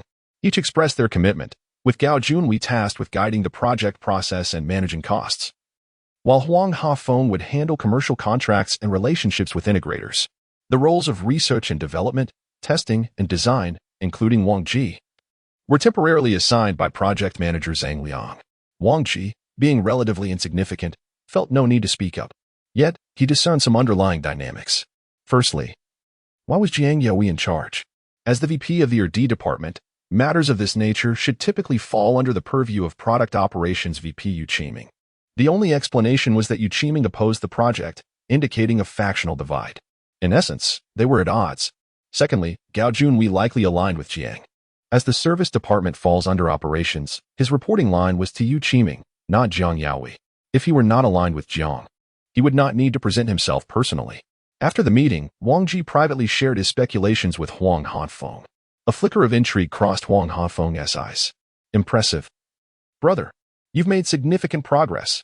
He sighed. Truth be told, I was also coerced into this. The company lacks a government and enterprise division, and this project should fall under the regional department, yet they refused to take it on, so it was unceremoniously thrust upon me. Wang Ji replied, Seems the capable bear the brunt of the workload? Huang Hafeng shook his head. Not quite. My performance has been satisfactory. They claim I have little pressure, implying that other sales personnel held a rather dim view. Such projects are notoriously challenging, requiring substantial investment. Tingyun had no prior examples of securing contracts. While the company's sales team lacked optimism, external partners surprisingly held a favorable outlook. October 14th, Monday. Upon arriving at the industrial park, Wang Ji encountered an acquaintance, Xiong Jiang, who had taken on the role of facilitator. Due to Tingyun's lack of qualifications, it was imperative to leverage the Jiangning Zishan Science and Technology Investment Group as an integrator in order to secure the contract. Xiong Jiang orchestrated the connection between the 2 parties. As they convened for the kickoff meeting, General Manager Xiong radiated enthusiasm. Tingyun is here with a formidable team. You can rest assured, Mr. Wen, that we will deliver without fail, no pitfalls. Mr. Wen, whose full name is Wen Huishan, serves as the Deputy General Manager of Zishan Science and Technology Investment Group and holds an equal standing with Jiang Yahui, perhaps even a slightly superior position. He oversees investments amounting to several times the worth of Tingyun. In his 50s, when Huishan spoke amiably, I have long heard of Mr. Zhang's reputation as an industry elite, and Tingyun enjoys a stellar reputation within the Jiangning technology circle. I am quite confident. This was a courteous remark, subtly suggesting the importance of maintaining their good standing. Jiang Yahui made a few statements of his own, but Xiong Jiang suddenly pointed out Wang Ji, who was seated in the back row. This young man is exceptional. His technical skills are outstanding. A collective gaze from the entire meeting room turned toward Wang Ji. He awkwardly managed a couple of chuckles, thinking, General Manager Xiong, you are being rather ostentatious. Fortunately, Huang Heifei came to his rescue, affirming, indeed, with Mr. Wen's robust support and our talented team, our confidence is unwavering. He then redirected everyone's attention to the PowerPoint presentation, meticulously explaining the situation. As everyone is aware, the industrial park had previously engaged a supplier who failed to deliver, prompting a retendering process. The park stipulation is clear. We must first create a prototype based on requirements before proceeding to bid. Should the prototype not meet expectations, we will be disqualified. We face 3 competitors, including Xieyun, Kahua Software, and Panlong Software, all of whom are quite formidable. Thus, we must approach our strategy with utmost seriousness. Time is of the essence. Counting today, we have merely 3 days. Chapter 19. Can the taxi fare be reimbursed? Today marks the commencement of a closed development phase. Everyone is to stay at the hotel, and within 3 days, we must produce a comprehensive demo to secure the client. In the presence of General Manager Wen from Zishan Investment Group, Jiang Yahui made a resolute statement. The necessity of delivering a demo arises because the previously awarded vendor had attempted a version, albeit unsuccessfully. Nonetheless, certain modules were realized and can serve as a reference. General Manager Wen appeared quite satisfied. He then proceeded to have tea with General Manager Xiong. It is advantageous to be on the client's side, but even more so to have personal connections. The client must perform their duties and ensure acceptance for their superiors, while personal connections can allow the subcontractor to showcase their work to the client. Wang Ji couldn't help but fantasize. I wonder if General Manager Wen is in need of more WeChat friends. Prior to arriving at the park, Jiang Yahui had already made arrangements. Wang Ji had brought a change of clothes. A team comprising 6 developers, 2 testers, 1 project manager, and 1 salesperson had booked 5 standard rooms. The design specialist remained at the company, providing remote assistance, thus there was no need for a closed setting. Jiang Yahui and Gao Junwei primarily engaged in behind-the-scenes work and did not need to be present on-site. The research and development configuration was quite comprehensive. Wang Ji belonged to the infrastructure group, alongside 2 application development teams, 2 middleware teams, and 1 front-end engineer. Based on skill sets, the roles of the other 5 individuals were clearly defined, leaving only Wang Ji somewhat ambiguous. This project leaned heavily towards application development, with minimal involvement from infrastructure, rendering Wang Ji's expertise less applicable. Project manager Zhang Liang inquired, "What are your strengths?" Wang Ji pondered for a moment. "I have a basic understanding of various aspects." Jiang Yahui glanced at him. "Then you are well suited for my responsibilities." Having reviewed the client's initial plans, he assigned Wang Ji a task. The Smart Park project involves equipment interconnectivity, so you shall oversee the network's connectivity. The network is a crucial component of the infrastructure. Indeed fitting for Wang Ji. The team immediately began to explore the boundaries of the demo delivery, only to uncover a significant issue. The vendor's version of the front-end code was utterly unusable, alarmingly subpar. Jiang Yahui furrowed his brow. This is absolutely unacceptable. The demo presented to the client must have an appealing interface, ideally breathtaking, to truly impress them. This sentiment is valid. The front end serves as the facade, one that leaders prefer to scrutinize. Delivering an impressive piece during the demo phase would reflect genuine commitment. The challenge lies in the limited time available. The project group consisted of only 1 front-end developer, Zhuang Yin, who had just completed a year of work experience. The design specialist, however, was quite seasoned and promptly presented a foreign project featuring a stunning 3D effect that felt immersive and utterly astonishing. Jiang Yahui decisively stated, "This is the one we need." Zhuang Yin felt like crying. It's unfeasible. Firstly, he couldn't manage it. Secondly, No one could. There were merely 2.5 days left. Jiang Yaoi asked, "Do you think it's possible to employ AI for this?" Zhuang Yin shook his head. AI cannot achieve such quality. This is genuinely interactive. Jiang Yaoi further inquired, "How many front-end developers do you think would be necessary to accomplish this?" Zhuang Yin found himself in a dilemma. He was unable to accurately assess. Yet the pressure from the VP was immense, compelling him to estimate vaguely. Perhaps if we recruit 3 seasoned developers, there might be a chance. Deep within, there lingers a sense of futility, as if no one could be of assistance. Time is insufficient. Jiang Yaoi promptly stepped outside to make a phone call and returned 10 minutes later, his face etched with frost and his tone laced with anger. Focus on the product. Focus on the product. The company is on the brink of collapse, and yet we are still talking about it. He vented his frustrations in front of the project team, clearly having encountered significant obstacles. After a while, he ventured out again to phone Huang Hanfei, who was engaged in discussions with a client. Zhuang Yin discreetly revealed, "There are 12 people in the front-end team. Apart from me, 3 others have joined different project teams, while the rest are tied up with product features and cannot be moved. The front-end team is part of the R&D department. And the fact that the R&D VP is unable to mobilize resources is hardly surprising, thus sparking his outburst." The project team exchanged glances, hesitant to voice their opinions. Wang Ji inquired of Zhang Liang, "Brother Liang, why does the boss insist on having flashy effects? Isn't functionality sufficient?" Zhang Liang gazed towards the conference room door and explained, 3 rival companies are considerably stronger than us, with better client relationships, making it extremely challenging to secure the project. Therefore, we must go all in. So that was the crux of the matter. Jiang is indeed quite astute, though the resources are lacking. Zhang Liang sighed. "Today, I saw Xiaoyun. They brought 27 people, 3 times our number. The other 2 companies also brought nearly 20 individuals. Goodness, 27 people." The project team collectively gasped. Wang Ji quietly calculated the expenses. "We have 5 standard rooms, each costing 300. For 2 days, that totals 3,000. They have 14 rooms, each at a minimum of 400. Amounting to 11,200. They truly have money." His understanding of project costs was still rudimentary. In reality, salaries constitute the bulk of the expenses. Large enterprises pay higher wages, and bringing in 27 people incurs a considerable investment. Regardless of success, the initial investment is paramount. That's the audacity of a big company.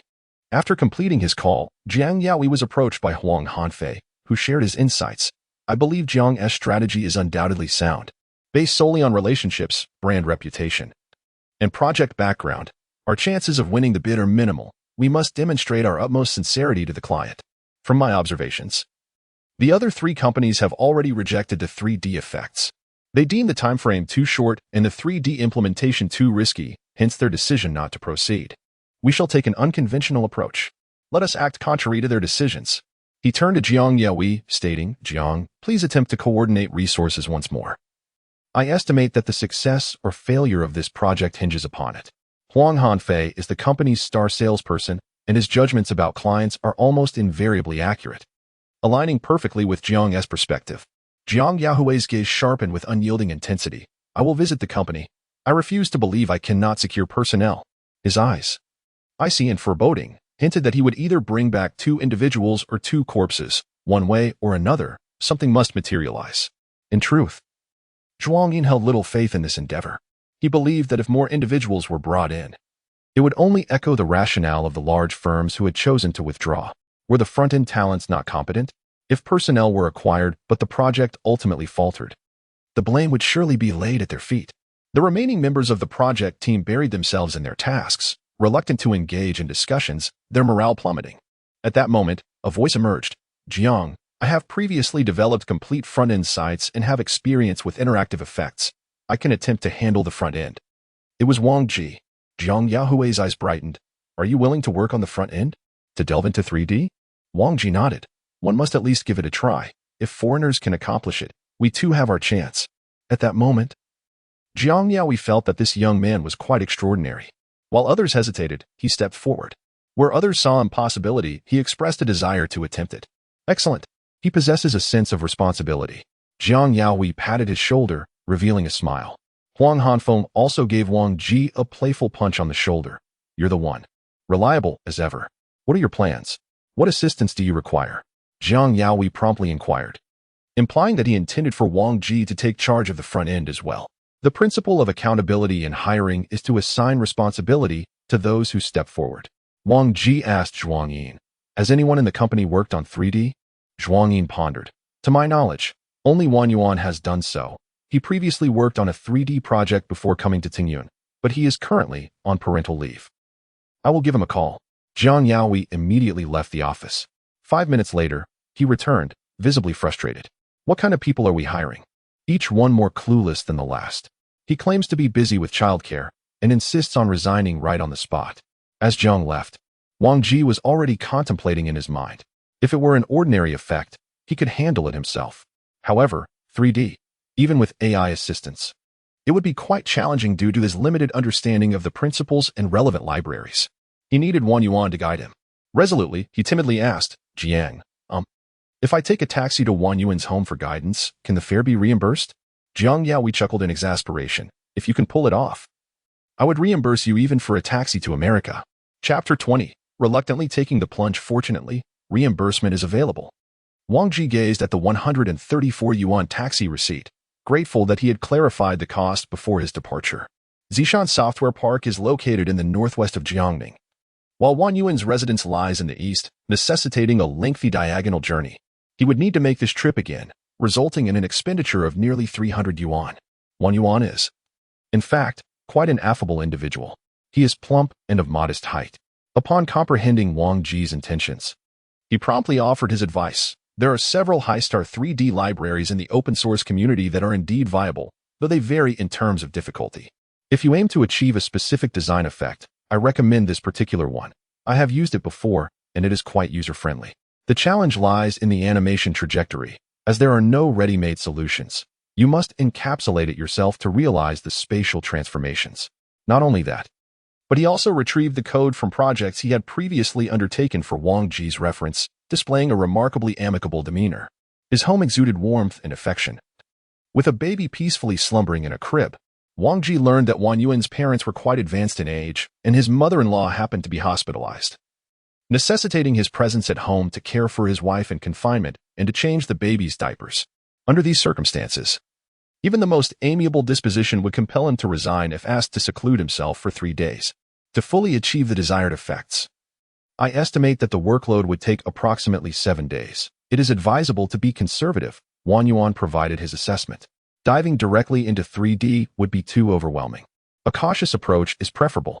Wang Yuan, may I examine the code at your residence? I might need to consult you on a few matters. Wang Ji reluctantly uttered. Wang Yuan hesitated for a moment before nodding in agreement. You can use the small room, just don't come out. With that, he gently closed the door behind him.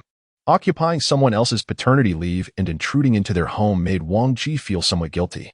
However, urgency necessitated flexibility. He could always express his gratitude later with a small gift.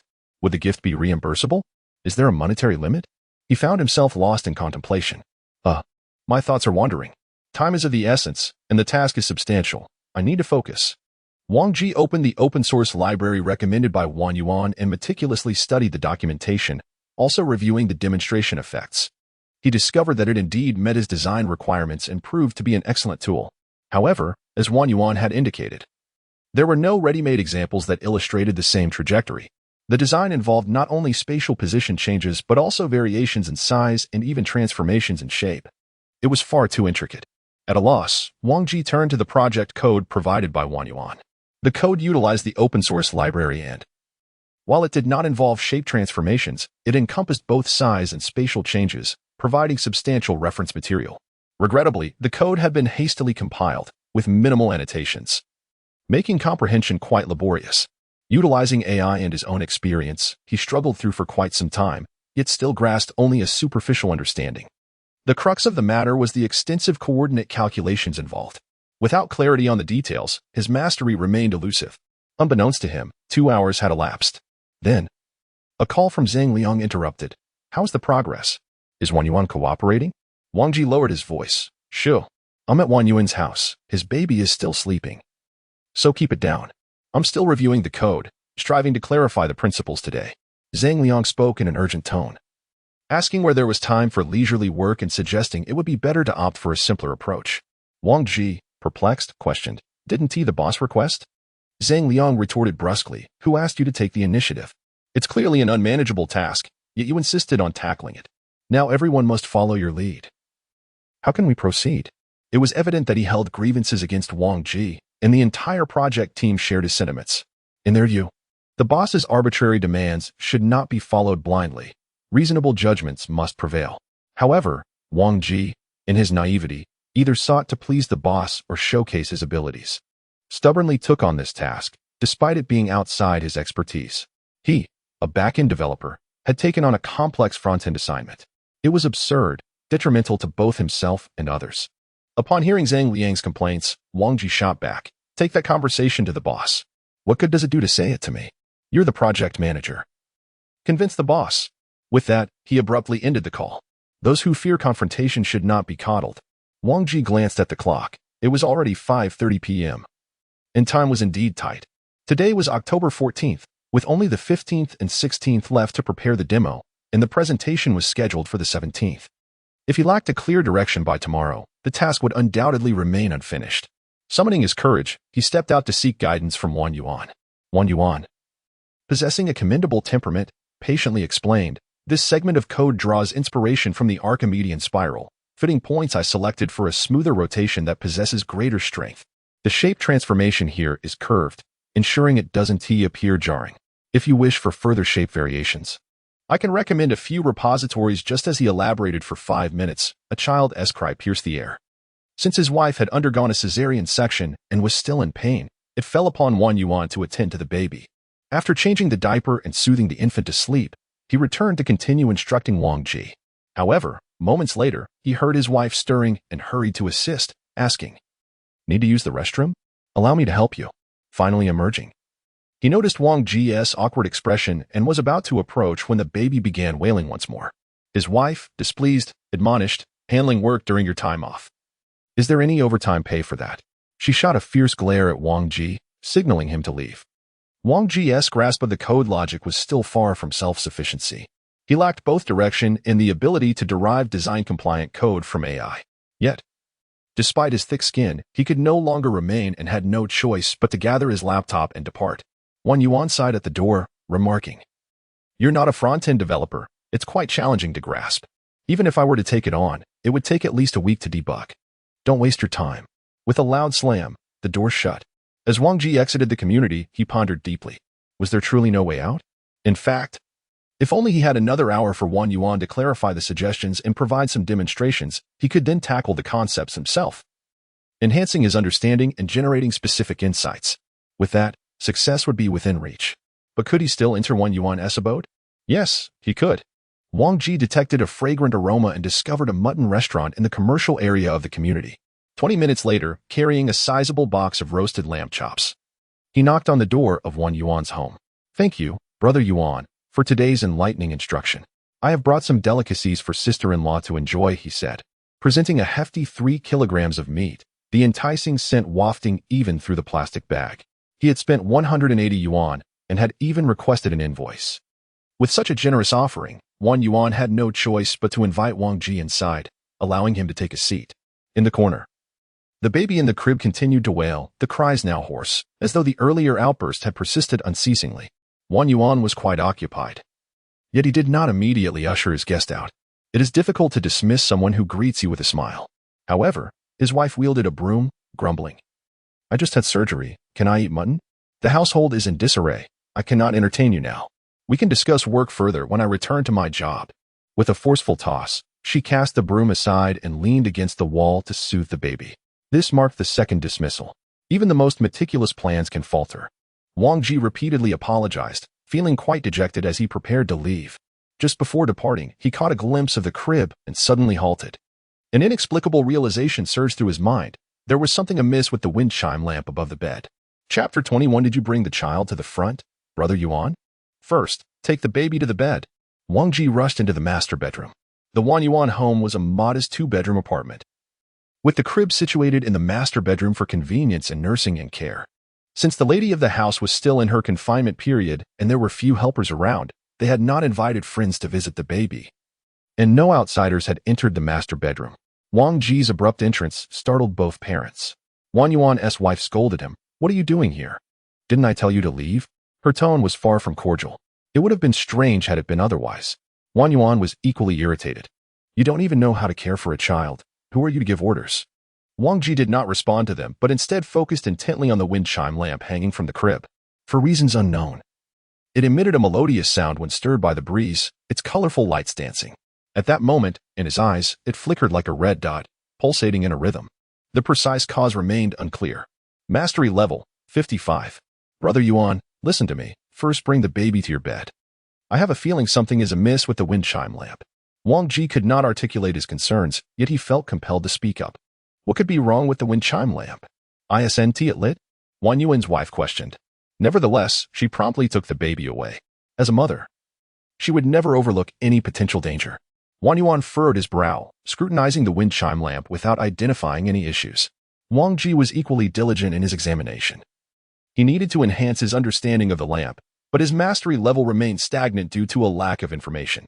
2 minutes passed, and the lady of the house reached her limit of tolerance. Addressing Wang Ji, she said, Xiao Wang, I am not trying to rush you, but you cannot resort to such tricks. In her eyes, Wang Ji was deliberately seeking an excuse to compel Wang Yuan to address the issue. Having failed to garner appreciation through food, he now falsely claimed that the wind chime lamp was problematic to elicit gratitude and prolong his stay. At that moment, a loud crash echoed. The wind chime lamp fell onto the crib. The string had snapped. The end of the string was obscured by the colorful lamp, thus eluding the notice of the 3 observers. The lady gasped, her face pale with fright.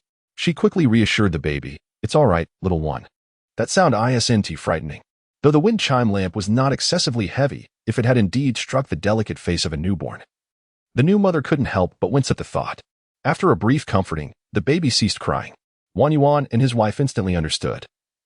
The baby's tears had been prompted by the wind chime lamp. They expressed heartfelt apologies in unison. Xiao Wang, we truly misjudged you earlier. Wang Ji now had a rationale to offer. Rubbing his head, he remarked, I thought something was off with the wind chime lamp. It appeared to be lower than when I first entered, likely having descended slightly. Wang Yuan had an epiphany. No wonder the baby cried incessantly. He must have seen the lamp moving. The lady of the house now wore a radiant smile as she addressed Wang Ji. I apologize for my earlier demeanor. Please don't take it to heart. She then commanded her husband, Quick, accompany Xiao Wang for a meal. At this hour, I'm sure he must be famished. After dinner, make sure to help him resolve the issue. Until it's settled, you shall not sleep. The aroma of lamb wafted through the air. He pondered whether he could claim reimbursement for his own meal. Wang Ji did not spend much time eating. Half of his thoughts were occupied with reimbursement concerns, while the other half revolved around 3D issues. After finishing his meal, Wang Yuan beckoned Wang Ji into a small room, meticulously explaining his project code logic, as well as the conceptual framework behind the design implementation. He even opened the recommended repository and delved into the code, selecting the most pertinent portions for Wang Ji and elucidating the underlying principles in detail.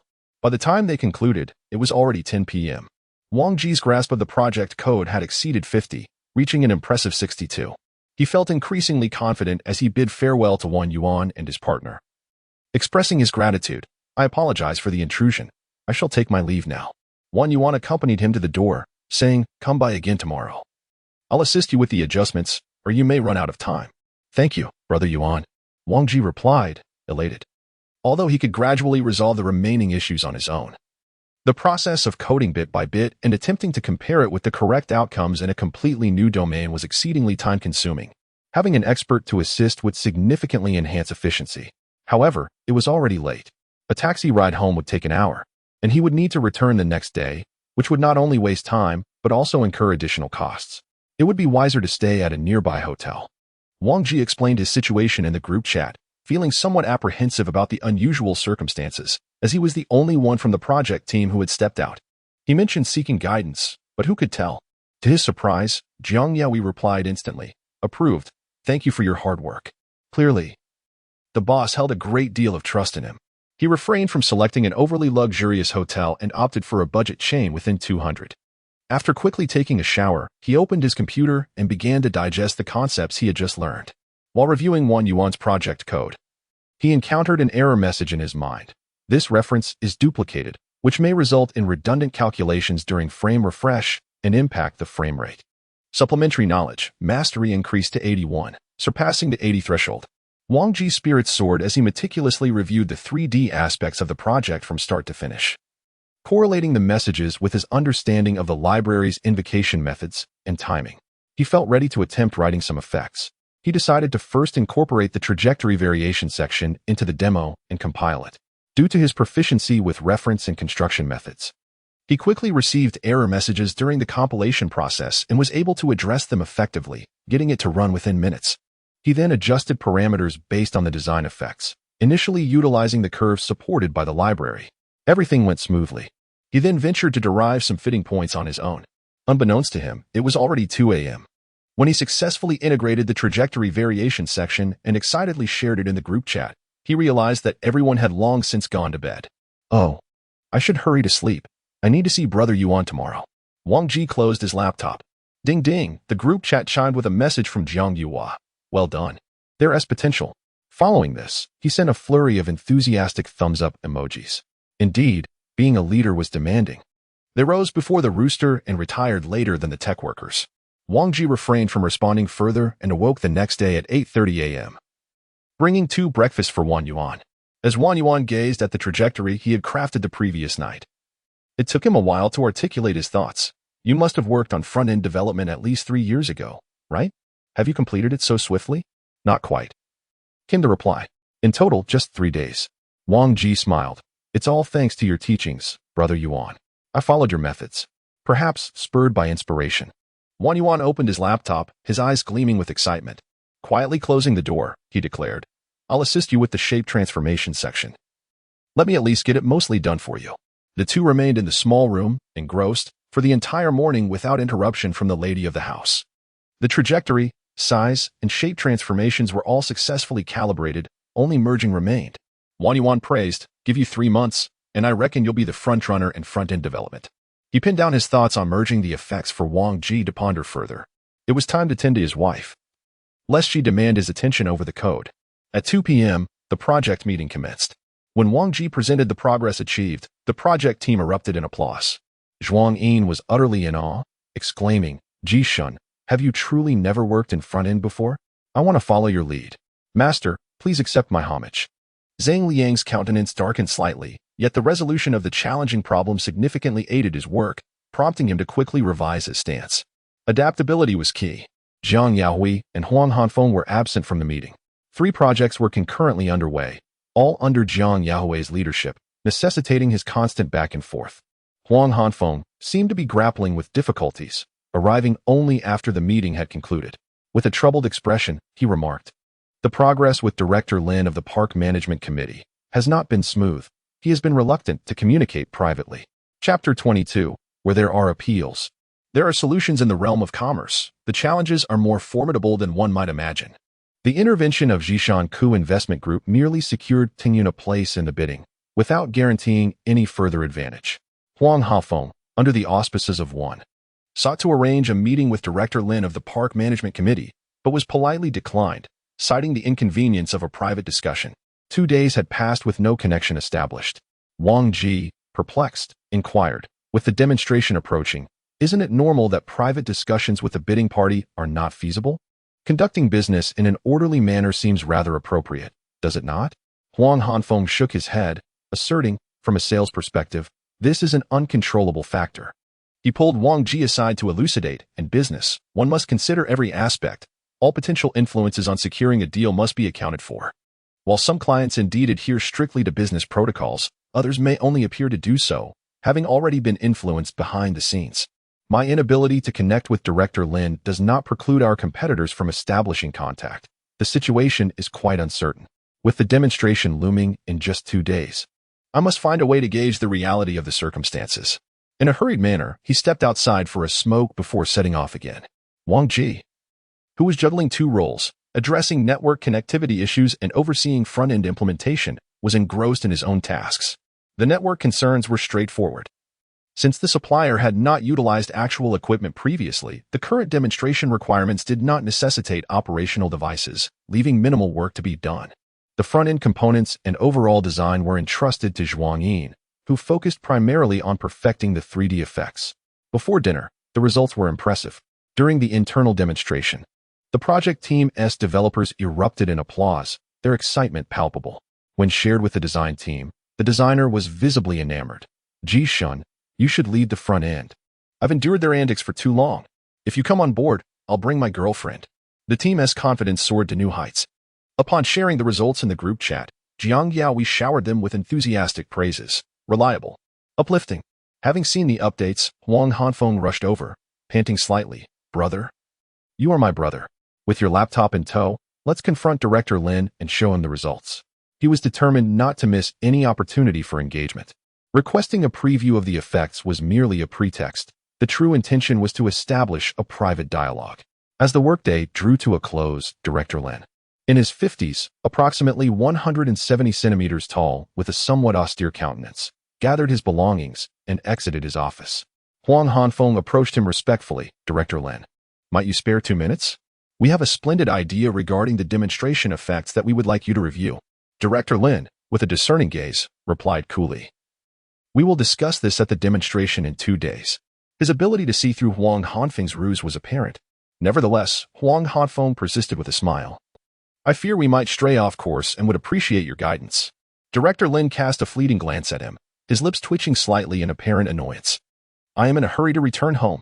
He sidestepped Huang Hanfeng and proceeded down the corridor, perhaps due to Huang Hanfeng standing in the middle of the path. There was little room left. As Director Lin brushed against a desk, his briefcase slipped from his grasp, spilling 2 documents onto the floor. I'll assist you. Huang Hanfeng swiftly bent down to retrieve the papers, handing them back to Director Lin. With a curt acknowledgement, Director Lin stepped out the door.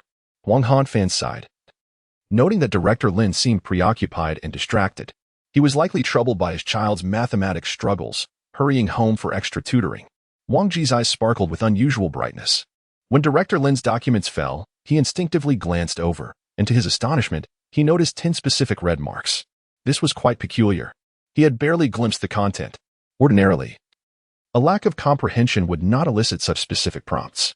Yet this time, not only was there a prompt, but the details were remarkably precise, 10 flaws in a single document. Subsequently, his mind conjured the specific information regarding these 10 discrepancies. The numbers 7, 9, and 0 could form 4 two-digit numbers, not 3. Xiao Wang possessed 2 more books than Xiao Ming, while Xiao Hong had 3 fewer books than Xiao Wang, indicating Xiao Ming should have 1 more book than Xiao Hong. Not 1 less. In the queue, Xiao Ming was the 4th from the front, the 2nd from the back, the 3rd from the left, and the 4th from the right, suggesting there should be 30 individuals in total, not 11. It dawned on him that this was simply an elementary mathematics problem. No wonder the understanding was high. Though he couldn't see clearly, he nonetheless perceived the errors. The portion of the document that had fallen was single-sided, and it had already erred on 10 questions. It was likely that this paper was struggling to pass. As the head of the Software Park Management Committee, it was understandable that Huang Hanfeng's mood was less than jovial given his child's performance. How did you know? Huang Hanfeng exclaimed. Wang Ji casually replied. I saw the test paper. It was marked with numerous crosses, so it must not have gone well. Goodness, I could barely discern anything from my crouched position. Yet you saw it clearly while standing. Your eyesight is remarkable. Huang Hanfeng took the initiative to pick up the document, not solely to garner goodwill, but primarily to sneak a glance at whether it contained project-related information, hoping for some insight. To his disappointment, he found nothing of significance. Unexpectedly, Wang Ji had seen far more clearly than he had. He was practically a human camera, a master of discrete observation. With a moment of realization, Huang Hanfeng suddenly conceived a plan. Once we leave the park, establishing connections is daunting if one is unaware of the other party's needs, as long as we understand them. There is always a way to resolve matters. How will you resolve it? Wang Ji was perplexed. Huang Hanfeng smiled mysteriously. The following morning, the project team was fully operational. The demo was completed. Wang Ji not only addressed the front-end and network issues but also assisted in pinpointing a dozen bugs within the middleware layer related to Zhuangyin and the application, resulting in a remarkably stable demo. Additionally, he subtly incorporated an extra flourish. Such comprehensive capabilities earned the genuine admiration of Zheng Liang, who sincerely acknowledged him. Indeed, as President Jiang said, you are indeed capable of handling his tasks, he whispered discreetly. Wang Ji rolled his eyes. If the boss hears this, someone will come to take over my responsibilities. During the afternoon meeting, Jiang Yaoi also attended, alongside Huang Hanfeng, who appeared exuberant and full of vitality. He proudly reported, I had a casual lunch with Director Lin. we finally made a connection. Jiang Yaoi inquired. Wasn't it impossible to chat privately just a few days ago? How did you resolve it? Huang Hanfan pointed at Wang Ji. Xiao Wang was incredibly helpful. Yesterday, he discovered that Director Lin's child had performed poorly in mathematics, which sparked an inspiration within me. Consequently, I inquired throughout the night and learned about the school where Director Lin's second child is enrolled, as well as the situation in their class, confirming that mathematics indeed ranks at the bottom. Therefore, I leveraged my connections to find a renowned tutor from a prestigious coaching institute, typically unattainable. Today, I recommended this to Director Lin, and it was a success. During lunch, I presented a demo showcasing the approximate results to Director Lin, who praised it effusively. He remarked that thus far, our progress has been the most commendable, significantly surpassing that of the previous vendor. Indeed, where there is a need, solutions emerge.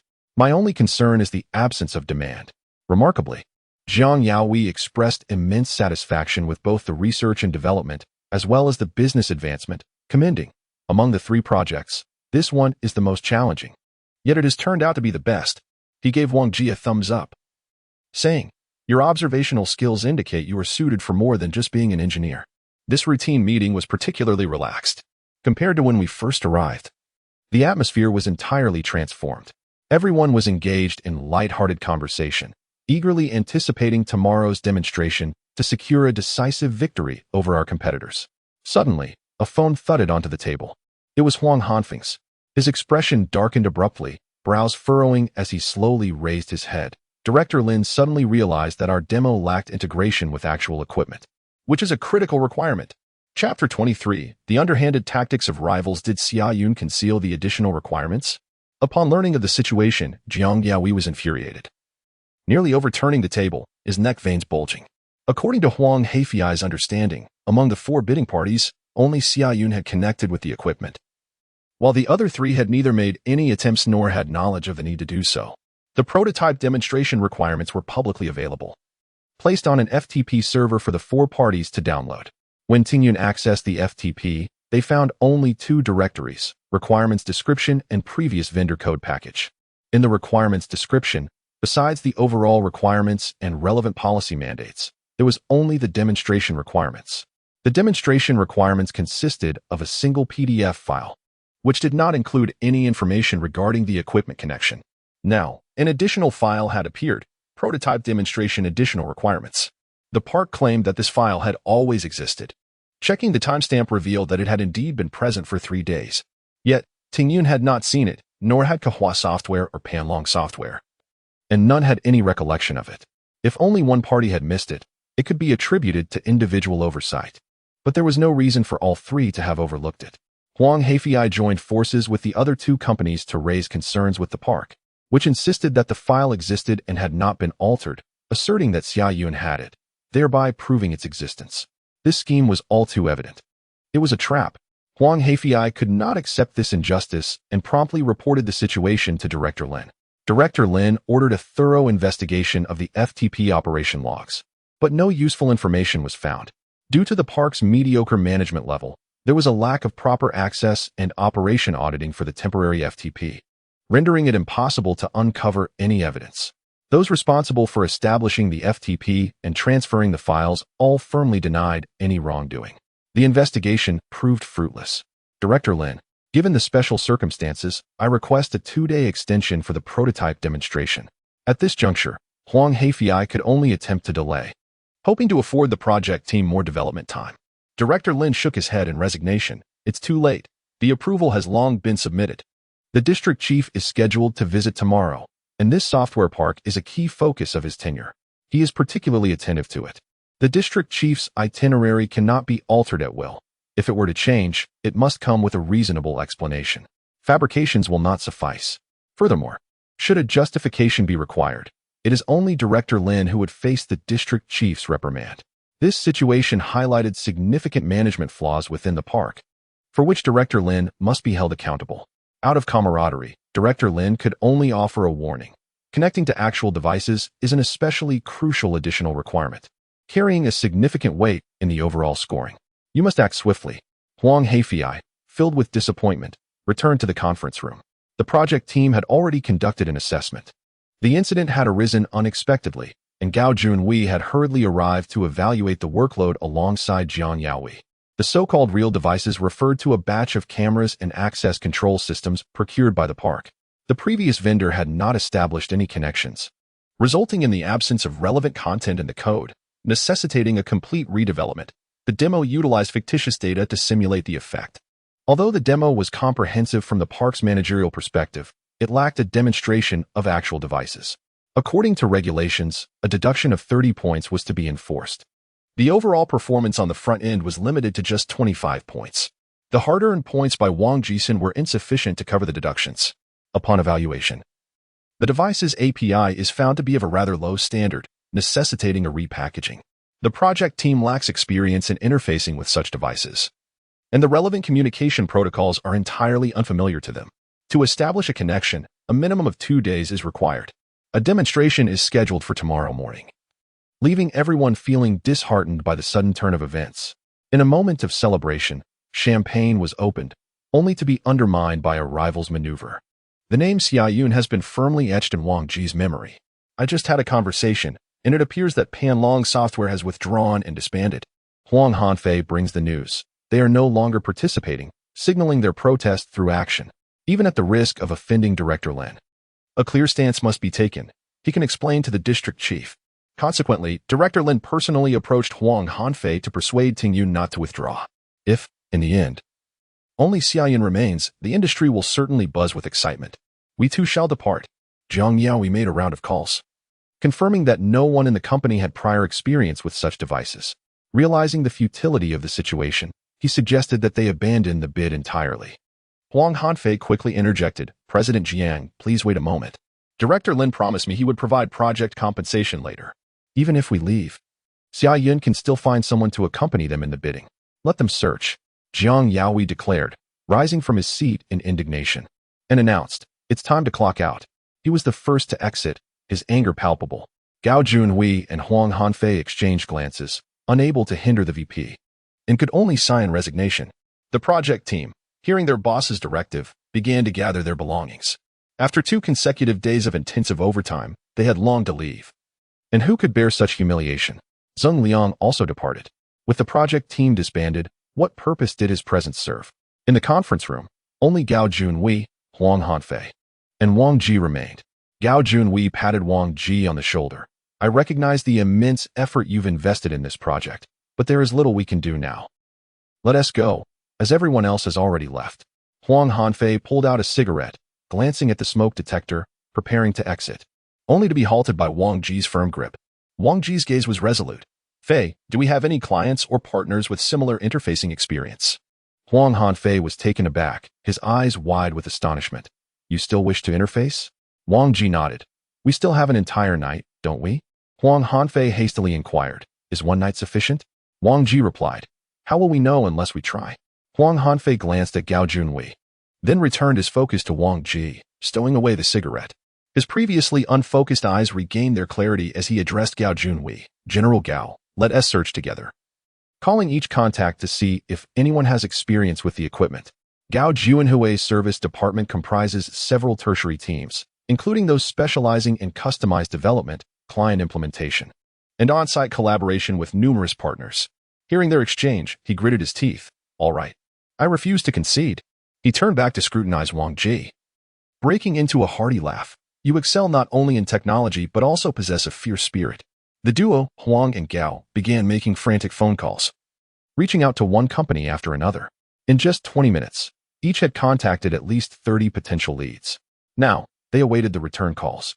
Some claimed they had never interfaced with the relevant brand. Others stated they had no time after work, while some simply did not respond at all. Finally, after 30 minutes, Gao Junhui located an engineer named Wei Yu, who resided in the southern part of the city, 35 kilometers away.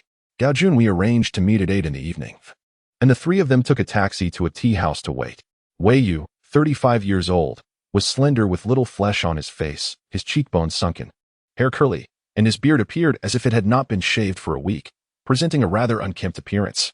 Before they could even sip their tea, he scanned the equipment model and the interfacing requirements, glancing at the 3 individuals across from him. Who wants to inquire? About what? His tone was rather brusque. Wang Ji quickly adopted a submissive demeanor. Brother Yu, We came here to seek your guidance. I apologize for the trouble. Wei Yu abruptly interrupted. Enough of this nonsense. State your issue. Gao Junwei discreetly patted Wang Ji on the back, seemingly already aware of the other's temperament.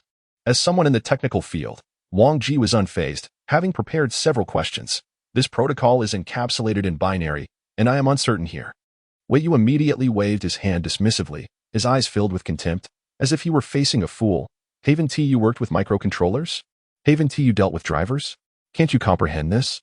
After uttering these words, he stood up decisively. No need for interfacing with someone like him. It's impossible to resolve anything. Chapter 24. This money is better off given to me. A true master must possess an air of distinction. Those with poor skills and good temper are merely mediocre. Those with excellent skills and good temper are true experts. Those with poor skills and a poor temper are foolish, while those with excellent skills but a bad temper are masters. The master does not perceive their own temperament as problematic, but rather sees the shortcomings of others. Engaging in conversation with someone lacking in skills can encompass any topic, but one must refrain from discussing technical matters, as it inevitably incites frustration. When Gao Junwei noticed Wei Yu preparing to leave, he hastily intervened, offering a cup of tea. Do not rush, esteemed master. Our engineer Wang possesses commendable skills, albeit lacking experience with equipment. Huang Hanfei also discreetly offered a cigarette, but Wei Yu waved his hand, declining. Whether one smokes or not is inconsequential. What matters is the display of courtesy. The two attempted to placate the master, stabilizing the situation. Wei Yu then addressed Wang Ji. Isn't the agreement rather explicit? Do you struggle with English? Or perhaps you are unable to utilize AI for translation? Please fill in the encoding format. However, Wang Ji was perplexed, as he believed the binary compression was already in place, and the document's vague description of encoding mirrored the terminology used for final compression, leaving him confused. Wei Yu, growing increasingly frustrated, felt as though he were clarifying something exceedingly simple, akin to explaining the expansion of Laplace while being asked about the expansion of a Labrador. Shaking his head, he turned to Gao Junwei. The questions are too rudimentary. How can I possibly instruct? Even an entire night would not suffice. While encapsulation may be straightforward, achieving proper calibration is quite challenging, and this equipment is particularly difficult to adjust. Observing this, Huang Hanfei adopted a more conciliatory tone. What if you could take on a private project? For him, resolving the problem seemed simple. After all, everyone has their own desires, and he was merely testing the waters. Wei Yu glanced at his phone. I have no time. If you are in a hurry, I cannot accommodate. Sensing an opportunity, Huang Hanfei proposed a specific amount. How about a little overtime for 5,000 yuan? 5,000 is no trivial sum, although it was labeled as overtime. There were but a few hours remaining. Wei Yu, unwavering, stood up. I am getting on in years. I must be in bed by midnight as I have work tomorrow. Huang Hanfei hesitated, contemplating raising the offer, but ultimately refrained from speaking further. It was already past 8 o'clock. Even if Wei Yu were to work until 1 or 2 in the morning, those few hours would scarcely suffice to calibrate the equipment. The project's success was shrouded in uncertainty, making it difficult to secure funding under such circumstances. 5,000 was already the limit. He exchanged a glance with Gao Junwei, and they both remained silent, resigning themselves to defeat. At that moment, Wang Ji unexpectedly spoke. He doesn't really understand either. That money would be better off given to me. What did you say? Wei Yu had taken 2 steps when he abruptly turned back, fire igniting in his eyes. Wang Ji replied coolly. I have encountered many talented individuals. The truly exceptional can elucidate complex issues succinctly, while those who merely seek to show off often obfuscate simple problems. He raised his gaze slightly, a smirk curling at the corner of his mouth, meeting Wei Yu's heated stare head-on. This was not mere provocation, it was genuine disdain.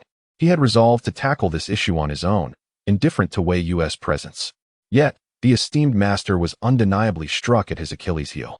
Plopping down in his seat, glaring fiercely at Wang Ji, what do you mean I have not explained myself clearly? I shall utter but a single sentence. Should you grasp its meaning, retract your previous statement. Wang Ji, undeterred, meticulously presented each of the prior inquiries, encompassing communication protocols, device characteristics, packaging principles, and available libraries, ensuring clarity on all fronts. Wei Yu's technical prowess was genuine, not feigned, as he elucidated each question with precision. The sole lament was his deliberate slowness, not due to a lack of understanding or sluggishness in response, but rather his insistence on articulating every point in a singular phrase. Since Wang Ji demanded that a single sentence be comprehensible, Wei Yu adhered strictly to this constraint, deliberating even the inclusion of a comma in his phrasing.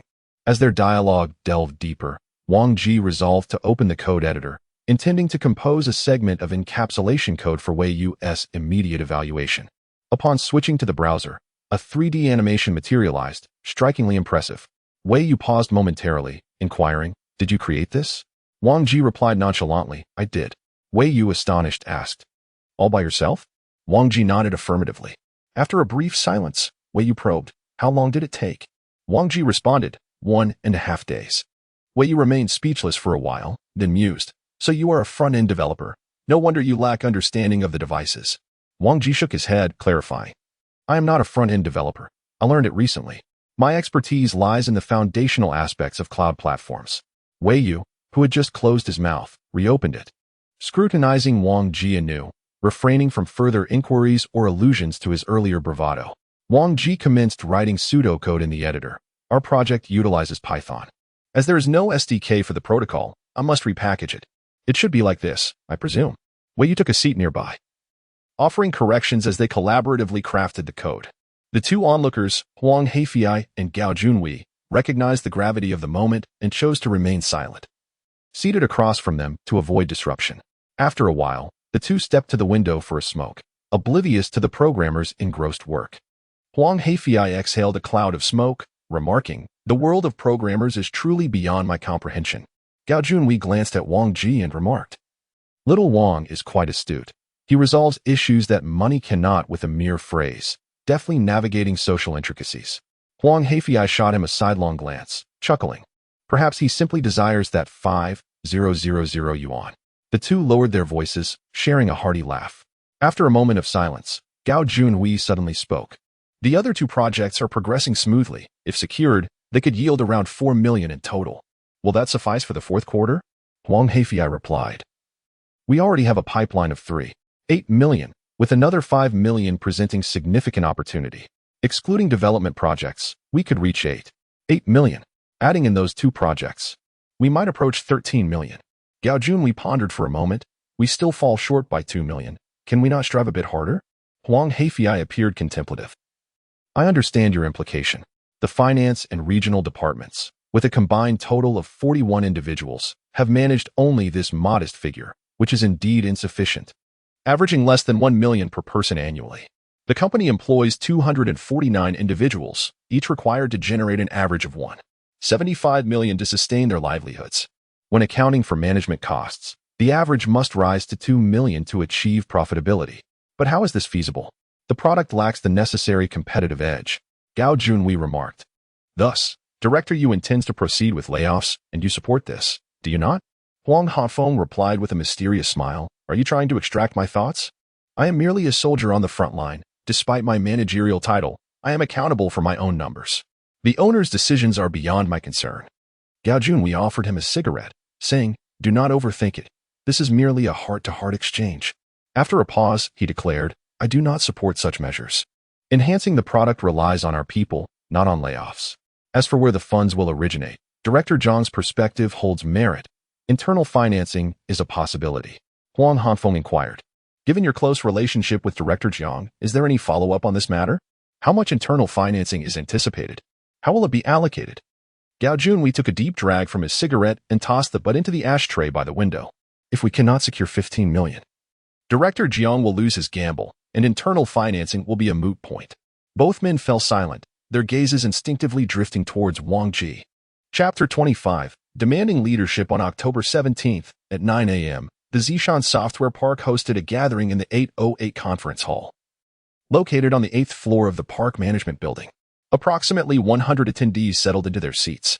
This multimedia venue featured a stage at the forefront, equipped with a podium and an expansive LED screen on the wall for prototype displays. The district director of Zishan personally attended, elevating the project's specifications significantly. The leaders occupied the central positions in the front row, flanked by the seats designated for bidding suppliers. For suppliers were present, Xiaoyan, Kahua Software, Dongruei Applications, and the Zishan Science and Technology Investment Group, which served as the integrator for Tingyun. The previous 4 suppliers had completely withdrawn, refusing to participate in a mere supporting role. Kahua Software, persuaded by Director Lin, made a token appearance to save face. Dongrui Applications was brought in by Shiyun to meet the requirement that a total of 4 suppliers be present, as Director Lin had reported to the district director. All 3 suppliers dispatched high-ranking leaders to align with the district director's attendance. On the Tingyun side, Jiang Yui did not make an appearance, known for his stubborn disposition. Once he left, he would not return. Nonetheless, as a high-ranking figure, he sent a WeChat message to Huang Heifei that evening. I will not be attending tomorrow. Please apologize to Director Wen for me, as I have urgent project matters to attend to. It seemed he had finally reconsidered. Tingyun's withdrawal would offend not just Director Lin. The bidding party was the Zishan Science and Technology Investment Group, and Tingyun's absence would be tantamount to betraying the integrator. This would leave a precarious situation for Director Wen, who had been instrumental in connecting the parties. Offending the park leaders, the government venture capital company, and significant clients would be tantamount to self-sabotage. One could hardly imagine the consequences of consuming expired medication for a decade. Fortunately, the integrator, Director Wen, was present, which ensured that their side maintained the required stature. Naturally, Shiyun boasted the largest contingent, with a considerable number of approximately 30 individuals occupying prime seating in the back row. When they glanced back at their competitors, they looked down at them with a haughty demeanor. A familiar face turned to gaze at Wang Jining. After observing for about 20 seconds, he suddenly called out, "Wang Jining, what a coincidence to run into you again." Wang Jining was resting with his eyes closed. Upon hearing the familiar voice and lifting his head, he recognized Do Ren, the project manager from Shiyun. What an unexpected encounter. Wang Jining cast a sidelong glance at him, too indifferent to engage. Do Ren, however, approached with mock interest. Casually strolling over to Wang Jining's row. "What's this? Have you forgotten me? We seem to have quite the fate, bumping into each other twice in less than a month." Wang Jining replied coolly, "I didn't consult the almanac before stepping out. I had no idea I would encounter a petty person." Do Ren retorted coldly, naive. "The marketplace is akin to a battlefield. Victory is the only truth that matters." Wang Jining tilted his head. "So you admit it?" Do Ren laughed. "Admit what?" Pointing to the empty seat beside Wang Jining. "Are you the only one left to be humiliated?" TSK, he added with a disdainful tone. "Well, humiliating you will suffice. I do not know the others here. Today, I shall demonstrate what it means to lose utterly." His eyes glinted with malice. The leaders' table was equally bustling with activity. Aside from conversing with Director Lin, District Chief Guo spent much of his time engaging with suppliers. Mr. Wen from Zishan Co-Investment Group, an old acquaintance, exchanged a few pleasantries before politely acknowledging the other 2 companies, then proceeded to engage in lively conversation with Mr. Xiaoyun Jiang, the general manager of the Ning branch. The 4 attending firms had clearly done their homework. They first listened to the brand names, then assessed the scale of investment, and finally considered attendance, leaving them well informed. At times, a meeting merely served as a formality. The real competition had long concluded. Esteemed leaders and distinguished guests, the beautiful host took the stage, her tall figure accentuated by her attire. After the district chief delivered his speech, followed by the technical leaders providing background, and the judges outlining the evaluation criteria, the prototype demonstrations formally commenced. The order of presentations for the 4 companies was as follows: Kahua Software, Dongrui Applications, Xiaoyun, and Tingyun. Huang Hanfei analyzed that this sequence had been adjusted by Xiaoyun. By allowing Kahua Software to present first, it provided the leaders and judges with a comparative reference. Should the judges be strict, they might eliminate Kahua Software outright, removing a competitor from the running. Dongrui Applications was merely a supporting contender, likely to present a mediocre prototype provided by Xiaoyun to avoid discrepancies in the bidding. Following Dongrui, Xiaoyun would present extensively on their prototype, standing out as the benchmark. The emphasis here was on the extensive presentation. Tingyun was slated to present last, indicating that the opposing side recognized Tingyun's impressive 3D effects, viewing it as a significant threat, thus seeking to limit their time. District Chief Guo's schedule was already set. He was to depart by 10:30. The presentations began at 9:30, allotting only 1 hour, 15 minutes per company, as per the rules. Should the leaders express interest in Xiaoyun, they might pose questions, further encroaching on Tingyun's allotted time. Dongrui, as a supporting company, served another purpose, to fill the 15-minute slot, leaving Tingyun with no opportunity to present. Xiaoyun's strategy proved highly effective. Upon Kahua Software's presentation, the focus was primarily on their overall design and the management, data flow, and interactive effects already realized. deliberately avoiding actual equipment integration. Approximately 8 minutes into the presentation, a judge inquired, "Have the intelligent devices in the park been integrated?"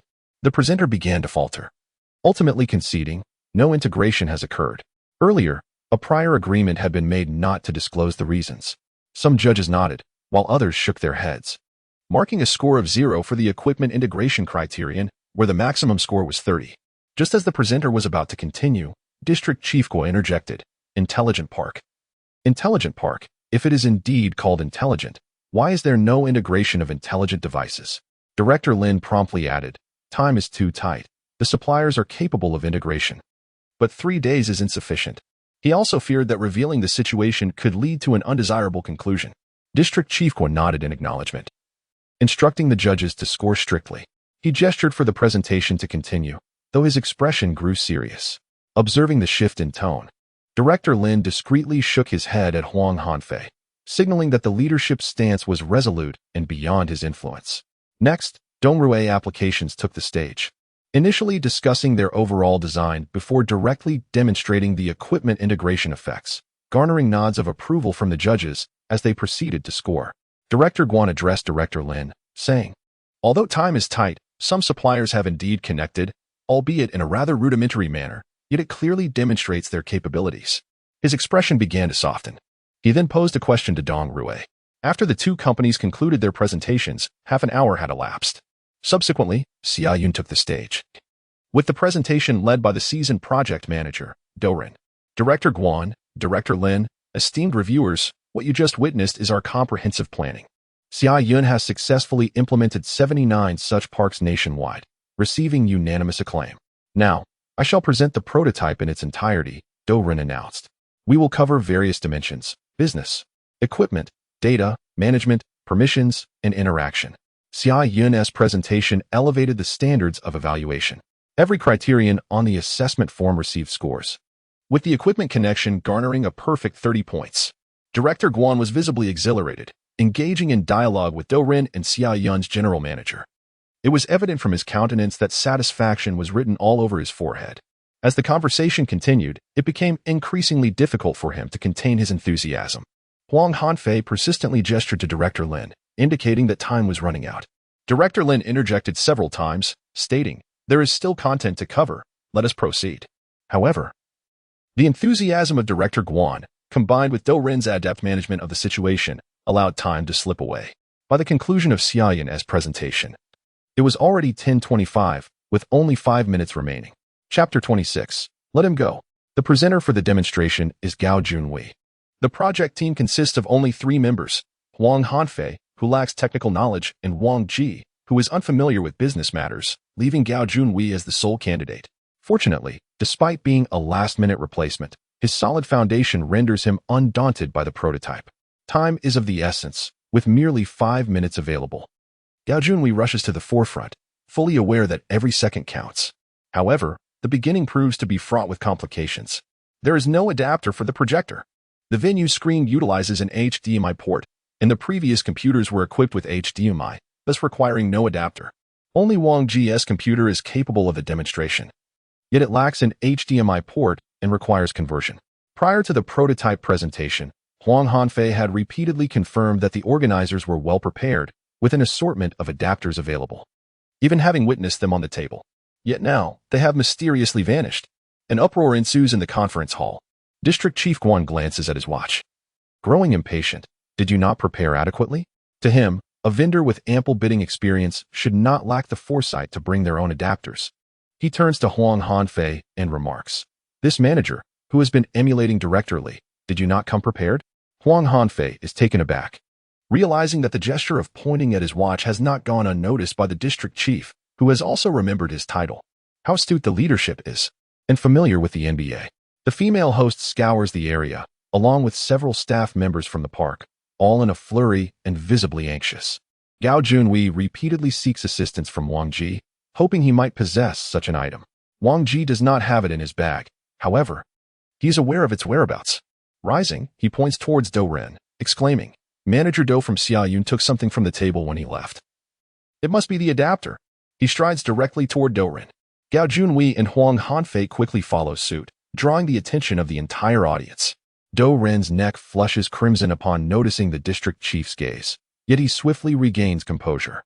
His tightly clenched left hand unexpectedly releases, exclaiming in astonishment, "Ah, I'm so accustomed to bringing my own adapter that I inadvertently took it. My apologies." Gao Junwei snatches it and dashes back to the stage in a few strides, hastily connecting it to the computer.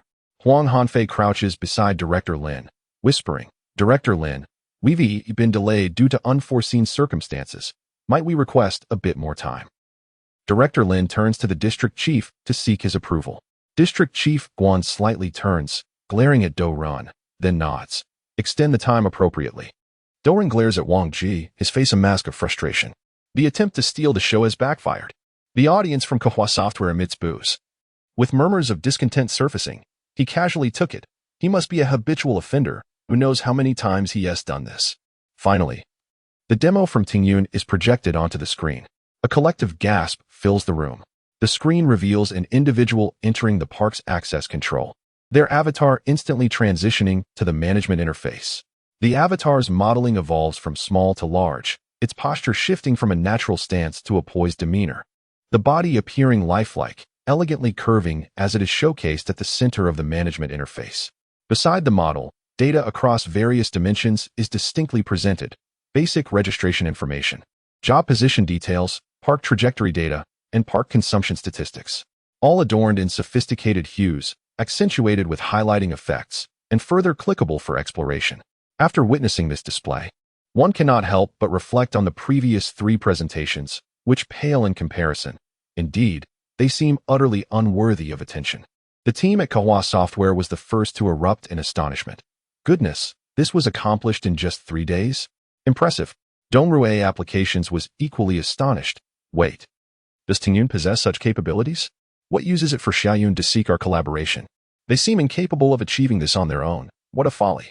The project team from Xiaoyun exchanged bewildered glances, utterly incredulous. They had heard whispers of a 3D project, yet they never anticipated it would be executed so brilliantly. However, they were informed that only a handful of individuals had arrived, reportedly, merely 2 front-end developers. They turned their gaze towards Wang Ji, seeking answers in his expression. Do Ren furrowed his brow and glanced over, only to find Wang Ji's piercing gaze directed at him, causing him to sheepishly turn away. An undeniable sense of insecurity enveloped him. Director Lin expressed his admiration, turning to Director Guan. Tingyun has indeed put forth considerable effort. Director Guan's eyes sparkled with enthusiasm as he nodded repeatedly. "I never expected this. I had heard of their formidable underlying technology, but I didn't realize their user interface could be so exceptional." He then turned to General Manager 1. "The supplier you selected is truly commendable." Though Director Guan was unfamiliar with Tingyun in Zishan District, he was well acquainted with the investment group. He spoke candidly about integration matters, unashamedly acknowledging industry norms. General Manager Wen beamed with pride, nodding in agreement. Indeed, while they may be small in scale, their capabilities are substantial. At the kickoff meeting, their vice president arrived with a formidable team. Director Guan glanced towards Huang Hanfeng. "Is he the vice president of Tingyun? I thought he was the sales manager." General Manager Wen clarified, "Oh, not quite. Their vice president had initially arrived ahead of time, but due to a family emergency, he had to rush back. We must assist Jiang Yaoi in compensating for this. Could it be that he was preoccupied with other projects? What a lack of consideration for the leadership." Director Guan nodded in understanding, then scanned the surroundings. Where is this formidable team? General Manager 1, momentarily at a loss for words, recalled Xiang Zhang's introduction of Wang Ji and pointed him out. This young man is quite impressive, capable of handling 100 tasks single-handedly. Director Guan nodded in agreement. Both men turned back, feeling that something was amiss. Just as Gao Junwei was about to continue his demonstration, Do Ren suddenly shouted, "This is fabricated data, isn't it? There is no connection to real devices." Upon hearing this, the room fell silent, only to be engulfed in another wave of commotion. The Kahua Software team realized, indeed, Tingyun only learned of the additional requirements at the last moment. They had no time, just as we had no time to address them. Gazing at the demonstration interface, they sighed, "What a pity for such an effect." Dongruei Applications, regaining their confidence, added, "We almost forgot about this aspect. Even with a flawless interface, it only scores 25 points. The device integration scores 30 points, and that is without a single point for this." The team from Xiaoyan echoed an agreement. All this flair and embellishment, but what purpose does it serve? In the realm of intelligent parks, how can one neglect the integration of devices? Moreover, there are reminders. Has the demonstration time elapsed? Mr. Yin has been entirely absent from the project, possessing little knowledge of the unfolding events, which has now instilled a sense of tension. A subtle glance was cast towards Director Chaolin, urging him to manage the situation. With a furrowed brow, Director Lin remained silent. Everyone expects me to take control. What am I to manage? An assistant discreetly approached District Chief Guan, whispering, "Chief, we have exceeded our time by 5 minutes." Chief Guan nodded and turned to Gao Junhui, inquiring, "There are some doubts raised. Would you care to address them?" Implicitly suggesting that if there are no answers, they should simply say so and allow everyone to proceed with their tasks. Gao Junhui waved to the audience. "I would like to invite a colleague to assist me with the demonstration." Amidst the collective gaze, Wang Ji rose, standing tall beside Gao Junhui. Gao Junhui stated, "I will step out for a moment to verify the authenticity of the data." In a bid to clear his name, Chief Guan nodded, "Please be swift." Just as Gao Junhui was about to exit the venue, Wang Ji grasped his arm firmly. "Let him go." Wang Ji pointed towards Dourin. Chapter 27. Why should I run? Dourin stood up defiantly, his temper flaring at being ordered about in front of so many people. "I will not go." Wang Ji remained calm. "Did you not question whether our data was fabricated? If it were still my colleague going, it is possible that the system has already prepared it." This reasoning was met with unanimous agreement from the staff at Kahua Software, and the leadership did not oppose it either. Dourin gritted his teeth, determined to maintain his stance. Huang Heifei urged him, "Hurry, you've already delayed long enough. Do not prolong this any further." With that, he gestured urgently at his left wrist, indicating the time constraints. Frustrated, Dourin could not afford to dawdle in front of the audience. He had no choice but to jog briskly, breathless as he reached the entrance of the park and swiped his access card. He was exhausted but could not rest. He needed to return quickly to see the results. The entire round took a full 6 minutes. Upon entering, he heard Gao Junhui explaining, "We have observed Manager Do descending from the 8th floor of the management building. Every camera along the way has captured his movements, including the corridor, elevator, lobby, and the access point of the elevator." He had sprinted to the entrance of the park, taking approximately 3 minutes and 20 seconds, and the return journey took 2 minutes and 50 seconds, totaling 6 minutes and 10 seconds, indicating excellent stamina. The LED screen displayed his running trajectory in the center, surrounded by various data dimensions, camera records on the left and access records on the right. When Dourin returned to the conference hall, thunderous applause erupted. Half of it praised the seamless integration of technology, while the other half celebrated Dourin's remarkable endurance. After all, those in IT are typically sedentary. Maintaining such physical fitness is rare. As for the equipment integration, Wang Ji had it ready by 2 o'clock. Last night, in front of Wei Yu, he had been coding. How could Wei Yu tolerate that? He immediately bombarded Wang Ji with a flurry of questions, declaring that his approach was incorrect and outlining how it should be done. Wang Ji, adhering to Wei Yu's suggestions, encapsulated a small portion of the code. But Wei Yu stood up, ready to leave.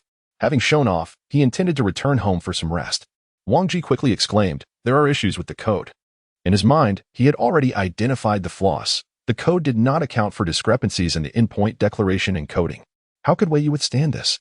He pressed Wang Ji for the specifics of the problem. As Wang Ji addressed the issues, Wei Yu was left speechless. After a considerable pause, he stammered an explanation. Such comprehensive considerations are unnecessary for this project. Yet, having been humiliated by an outsider, he could not let it go and continued to elaborate. Wang Ji took the opportunity to write another segment of code, and this cycle repeated itself. Gradually, Wei Yu recognized that Wang Ji was a hidden gem. His own coding was robust, yet before Wang Ji, it appeared riddled with flaws.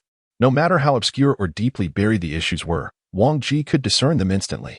Wei Yu realized he could not do the same. Consequently, his demeanor softened, and by the end, they found themselves engaged in a constructive dialogue. After completing a segment of new code, he proactively inquired, "What issues does this section present?"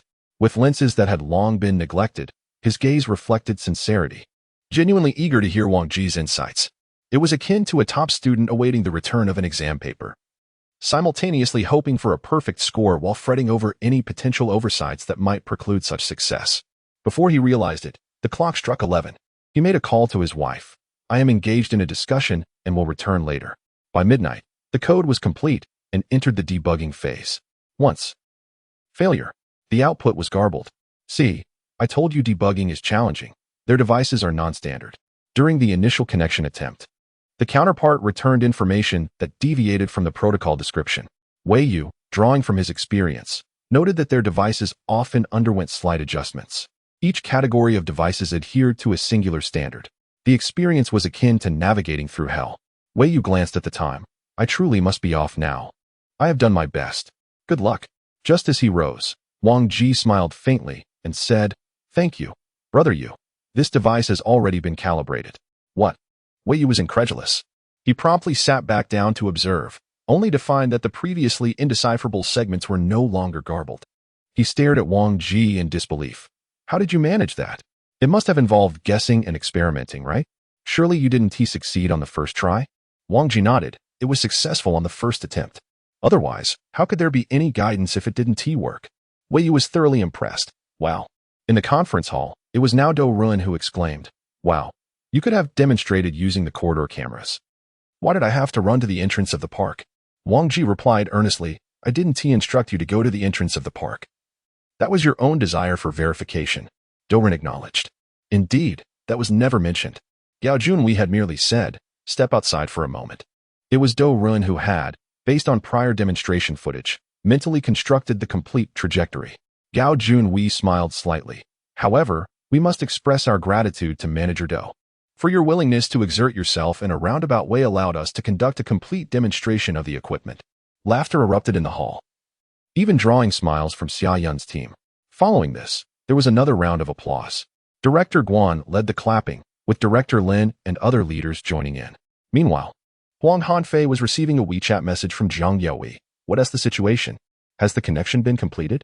Huang Hanfei needed to focus on the conference and simply replied, Yes, I will report to you after the meeting, before putting away his phone. He understood that his boss would have countless inquiries. Indeed, Director Lin also had myriad questions, prompting him to take the lead in asking, Could you briefly explain how, aside from presentation, the business layer can access this data? Director Guan was equally intrigued. Having data was one thing, but how it was provided was another. Time lost significance as an assistant approached, but he waved them off. Postpone.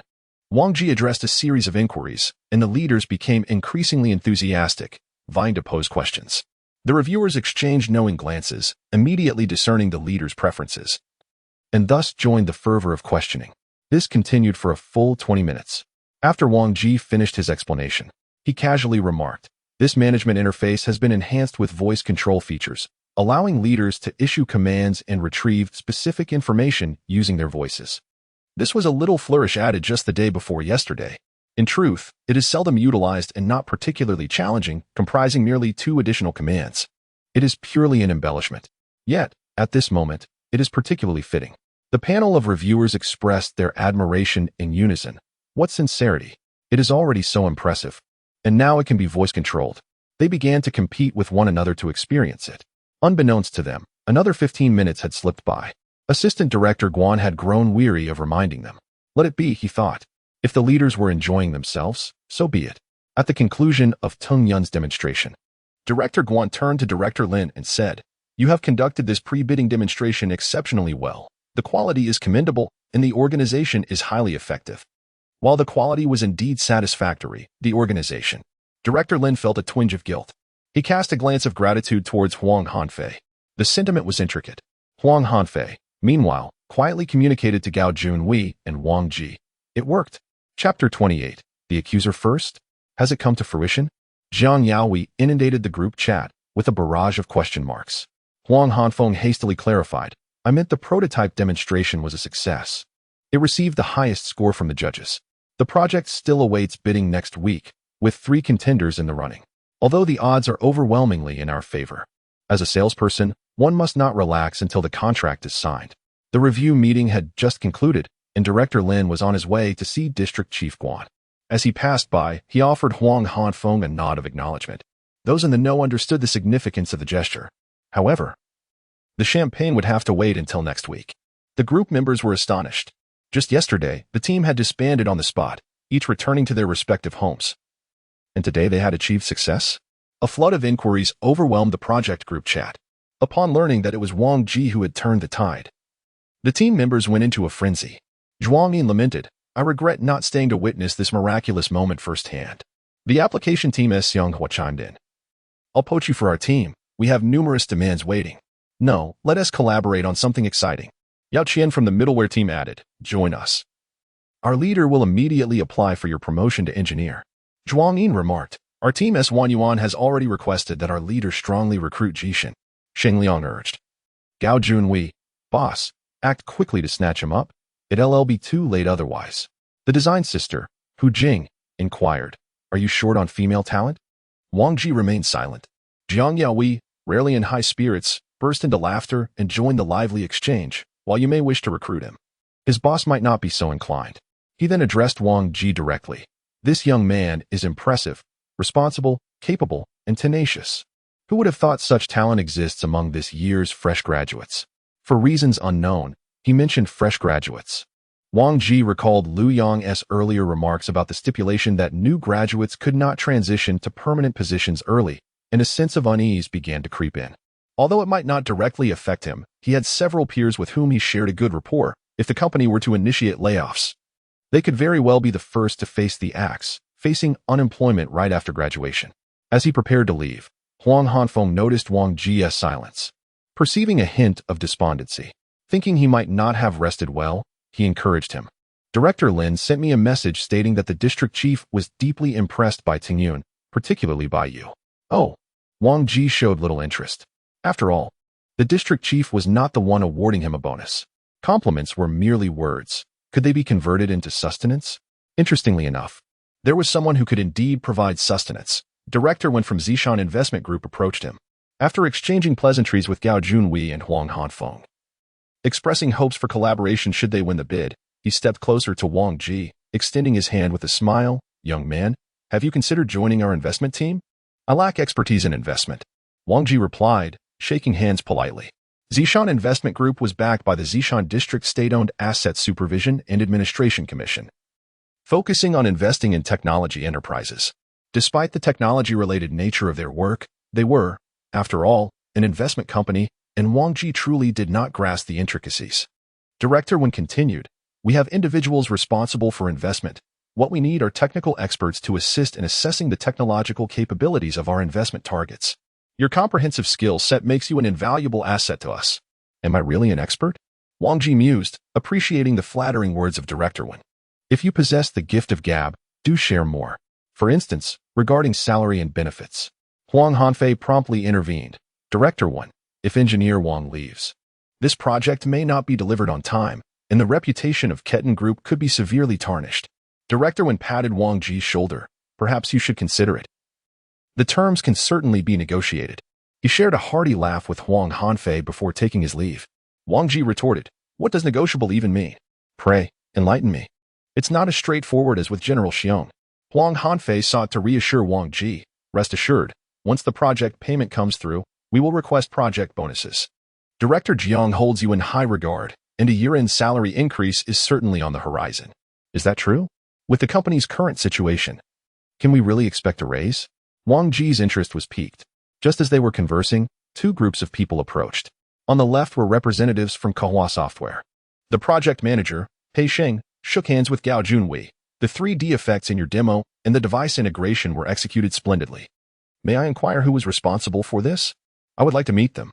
Gao Junwei, fully aware of their intentions to recruit talent, responded with a smile. 6 front-end and 8 back-end developers worked on it. There are simply too many to introduce individually. If you're looking to poach, you'll find no openings here." Pei Sheng was taken aback. "You didn't have that many people at your presentation. I noted fewer than 10. Suddenly realizing the implication, he chuckled. "You misunderstand. I'm not here to recruit, but rather to connect and foster technical exchanges among peers." Gao Junhui's department thrived on establishing partnerships, so he welcomed the approach, albeit he only added them on WeChat. Curious about who was involved? That, however, was off the table. After Kahua Software departed, the group on the right stepped forward. They were representatives from Xia Yun's team. Dorin crossed his arms, his expression one of defiance. As he confronted Wang Ji, "Tell me honestly, did you have early access to the venue? With such limited time, how could you possibly manage the equipment?" The implication of early access suggested prior arrangements before the public tender, indicating favoritism. How audacious to cast suspicion on others despite their own dubious actions. Huang Hanfei and Gao Junwei had clashed with Xia Yun multiple times throughout the project and were accustomed to this confrontational style. In unison, they countered. Isn't it true that you were responsible for the additional requirements? Dou Ren replied with a cold smile. Who else could it be? Before Huang and Gao could further contest, Wang Ji interjected. A sardonic smile played at the corners of his mouth, dripping with disdain as he met Dou Ren's gaze. Had I had early access, I would have completed the entire functionality by now. You wouldn't even have had the opportunity to present a comparison. Didn't you say today would teach me what it means to lose completely? Thank you. I have indeed learned that lesson, and in such an instructive manner. The loss of the presentation was one thing, but to be outdone by others was another. How could they dare to question us when they themselves resorted to underhanded tactics? As for the documentation, we have no evidence to present, so we shall not mention it. However, you are clearly holding the adapter, which everyone has seen. Can you deny it? Is your intention to prolong this to prevent us from having our moment on stage? As a project manager at a prestigious company, is this all you can resort to? Competing with you is a disgrace to me. Only when you learn to conduct yourself with integrity and transparency can we engage in conversation. Otherwise, I disdain to respond to you. Each encounter will be your downfall. Turning to Huang Hanfei and Gao Junwei, I said, let us go. I have no desire to converse with someone of his ilk. Dou Ren, humiliated in public, turned pale with rage, his arms trembling uncontrollably. After being toyed with earlier, he couldn't contain his frustration and sought to retaliate, only to find himself outmaneuvered and left speechless. Had he known better, he would have simply walked away. What a self-inflicted humiliation. Those behind him from Xia Yun felt quite awkward. They were well informed and knew that Wang Ji was the one truly handling matters for Tingyun. Many held him in high regard and were eager to connect. Some even opened WeChat, preparing to scan and add him as a friend for future exchanges. All of them were technical professionals, devoid of any ulterior motives. It was unexpected for Dou Ren to act so foolishly. How embarrassing. TCH. A few young individuals decided to drop the pretense, casting disdainful glances at Dou Ren before walking away. Chapter 29. The RD manager of Xia Yun on this particular day, Wang Ji was unexpectedly approached by someone. It was lunchtime, and he was dining with Gao Junwei and Huang Hanfei, celebrating their recent accomplishments.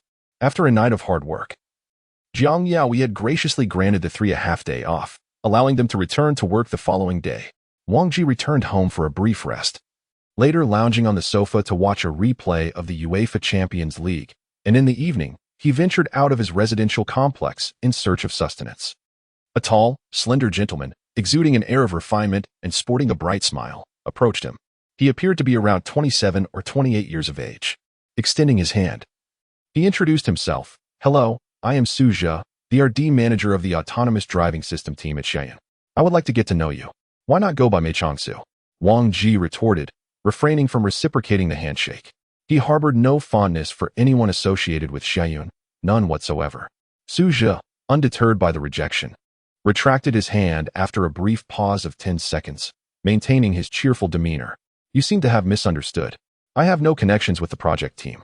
How did you know I reside here? Wang Ji's sharp gaze scrutinized Su Zhe. Su Zhe responded with calm assurance. Jun informed me. We have previously embarked on a venture together. Today, during a small group discussion at the company, your name came up, and I inquired with Jun, who shared your address with me. Well, goodbye, Wang Ji said, deciding to bypass him. After all, Jun was merely an acquaintance, not a friend. From behind, Su Zhe called out, a monthly salary of 30,000, with the title of senior engineer. Are you interested? What? 30,000 for a fresh graduate? Wang Ji, intrigued by the mention of compensation, turned back around. Suddenly, he adopted a demeanor of politeness, extending his hand with a radiant smile. Su Zhe's eyebrows lifted slightly in surprise. If you possess the capability, the remuneration can be even higher. Receiving an 8-month year-end bonus is quite common. An 8-month year-end bonus? Wang Ji's mind raced as he calculated his potential earnings. With a monthly salary of 30,000, what would renting this place matter? His previous reservations dissipated. Su Zhe, perceptive to his thoughts, continued to elaborate. In addition to your salary and year-end bonus, there are opportunities to acquire stock options annually, which grant you dividends from the company. The stock options accumulate. After 3 to 5 years, the dividends alone can reach hundreds of thousands. If you exhibit exceptional performance at work, promotions come swiftly, and an annual salary of 1 million becomes a distinct possibility. Xiaoyun is currently placing great emphasis on youthful talent, individuals like you, fresh out of university with remarkable technical skills, are in high demand, and there will be ample opportunities for management positions in the future. The more he spoke, the more animated he became, his eyes radiating confidence. I aim to establish the finest R&D team in the nation. I will become the best CTO. Wang Ji promptly retrieved his phone. Let us connect on WeChat. Susha chuckled. Have you had a change of heart? Wang Ji shook his head. Let's discuss this after the new year. The conditions are appealing, but I have yet to receive the project bonus, and I cannot afford to make that sacrifice. Moreover, Tingyun is also offering a potential salary increase by year-end. With a higher base salary, negotiating a starting salary, whether at Xiaoyun or elsewhere, would be considerably easier. Indeed, negotiations are essential. The promise of an 8-month year-end bonus and stock options is merely illusionary. Anything not inscribed in a contract is but a mirage. Suja instantly grasped his perspective. Navigating the professional realm, those in the know understand. He suddenly remarked, your company is precarious. There's no need to linger here. How do you know Tingyun is in jeopardy? Did Injun tell you? Wang Ji inquired, his guard up, resolute in rejecting any form of manipulation. Suja shook his head, remarking that there was no need for him to speak. The industry was already well aware of the numerous investors Tingyun had encountered in the past 6 months. It was an open secret, and even competitors were informed. Layoffs, financing troubles, internal strife among executives. Was Tingyun truly beyond salvation? Wang Ji politely saw Suja off, contemplating over his meal, anxious about the possibility of not receiving his bonus. Jiang Yaoi and Yu Qiming seemed to be locked in fierce competition. He wondered what the CEO's stance was. Undertaking projects could only yield temporary relief. It was not a sustainable solution. Did the upper management possess any viable strategies? With a soft slap on his thigh, Wang Ji lamented, earning the money of a cabbage seller while harboring the heart of a drug dealer. How frustrating. Upon returning to the company the next day, Su Jingsong led Wang Ji to the conference room, stating that after completing this project, there would be no further endeavors, as both the front-end and application teams were actively poaching talent. It was no idle threat. They were genuinely requesting personnel from Su Jingsong. The company was on the brink of collapse, yet internal strife persisted. Their awareness was certainly lacking compared to his own. After his conversation with Suja, Wang Ji felt a vague unease, fearing he had unwittingly joined a sinking ship. Fortunately, uplifting news arrived the following week. The bidding for Zishan Software Park was successful. This was a project personally overseen by Jiang Yaoi, who instructed the marketing department to disseminate an internal announcement celebrating the victory, which was shared with all employees. The article notably acknowledged Wang Ji's contributions and mentioned that there would be bonuses upon project payment. The recent graduates group chat erupted with excitement, overflowing with likes and congratulations. Their intent was clear: celebration. Once the bonuses were secured, a feast would be in order. Wang Ji recognized the closed loop of logic until the money was in hand. The boss merely offered a token of approval. If the company were to falter by year-end, those funds might not materialize. The true beneficiary of the contract was Huang Heifei. After the contract signing, he approached Wang Ji with the prospect of a celebration. Brother, you've helped me achieve this year's performance with the Jiangning Bank expansion. And now you've added a gross profit of 3.5 million. The commission for this deal. Huang Heifei made a V sign, indicating a commission of 200,000. Thus, Wang Ji could not consider him a friend. He was akin to a god of wealth, or perhaps a benefactor. Wang Ji envied the speed at which he made money, yet felt powerless himself, unable to recover even 50,000 in receivables. How infuriating. With a sigh, he inquired of Huang Heifei, how long can the company sustain this situation? Huang Heifei paused, taken aback. Have you heard some news? Wang Ji replied, it is said that this project is a gamble between General Jiang and General Yu, aiming for a gross profit of 15 million in the fourth quarter. Huang Heifei clinked his glass with Wang Ji's. That's correct. However, with Zishan Software Park secured, 15 million is practically guaranteed. No need to worry for this year. He was a shrewd individual, perceptive enough to sense Wang Ji's concerns and advised, don't fret about the company's affairs. The bosses are still finding solutions. Just focus on your responsibilities. I have project commissions, and I will strive to secure more bonuses for you. In a private conversation, it was suggested that cultivating a closer relationship with General Jiang could yield beneficial outcomes. He is inclined towards internal financing and plans to allocate shares to key personnel. By aligning oneself with him, one might find promising prospects ahead. The matter of share allocation was briefly mentioned by Injun, and Huang Hanfei brought it up again. Wang Ji inquired about the cost of the shares. Huang Hanfei estimated it to be around 1 million. Wang Ji responded with disbelief, expressing, "Do I look like someone who possesses 1 million? I barely have 10,000 in my account." After concluding the meal, Wang Ji felt somewhat reassured as Huang Hanfei divulged that he could secure a project bonus of 20,000, with at least 6,000 allocated to him, while the remainder would be distributed among others. Fueled by the prospect of 6,000, Wang Ji immersed himself in the formal development of the project, which had previously only existed as a demo, lacking substantial capabilities. The project team was still required to work in a closed environment, as mandated by the client, who insisted on witnessing tangible progress. By December, he found himself residing in a hotel, renting a room at the steep price of 4,200, feeling rather isolated. However, it was not entirely lonely. In November, a high school friend, Tang Zhe, came to Jiangning seeking employment and had nowhere to stay. Wang Ji generously offered him accommodation for 3 weeks, after which Tang Zhe moved out upon securing a job. During those 3 weeks, Tang Zhe boasted in their high school group about Wang Ji's success, claiming he was living exceptionally well in a large, luxurious apartment with an annual salary of at least 500,000, and insinuating that he frequently changed girlfriends, rarely returning home. He even suggested that his neighbor was a stunning beauty, implying an affair. This led to a flurry of astonished reactions within the group. Somehow, this news reached Wang Ji's mother, who called to inquire, "Are you cohabitating with your girlfriend?" Wang Ji, taken aback, replied, "What? Don't spread such nonsense." His mother, seemingly understanding, said, "I get it, I want to ask further." She then transferred 10,000 via WeChat, noting it as a supplement for his expenses. Wang Ji thought to himself, "If she dares to give, I shall accept." The matter of a girlfriend aside, the need for money is genuine. On December 17th, the project was due for assessment. After a 2-month absence, Wang Ji finally returned to the Shuai-Mo Lianzhu, almost failing to recognize the place. As he entered the elevator lobby, he noticed the doors closing. He rushed forward just in time, and as the doors opened, he was met with a familiar face, Xiaoruoxua, who greeted him courteously. Chapter 30. Sir, I wish to report to the police." "It is you," both exclaimed simultaneously.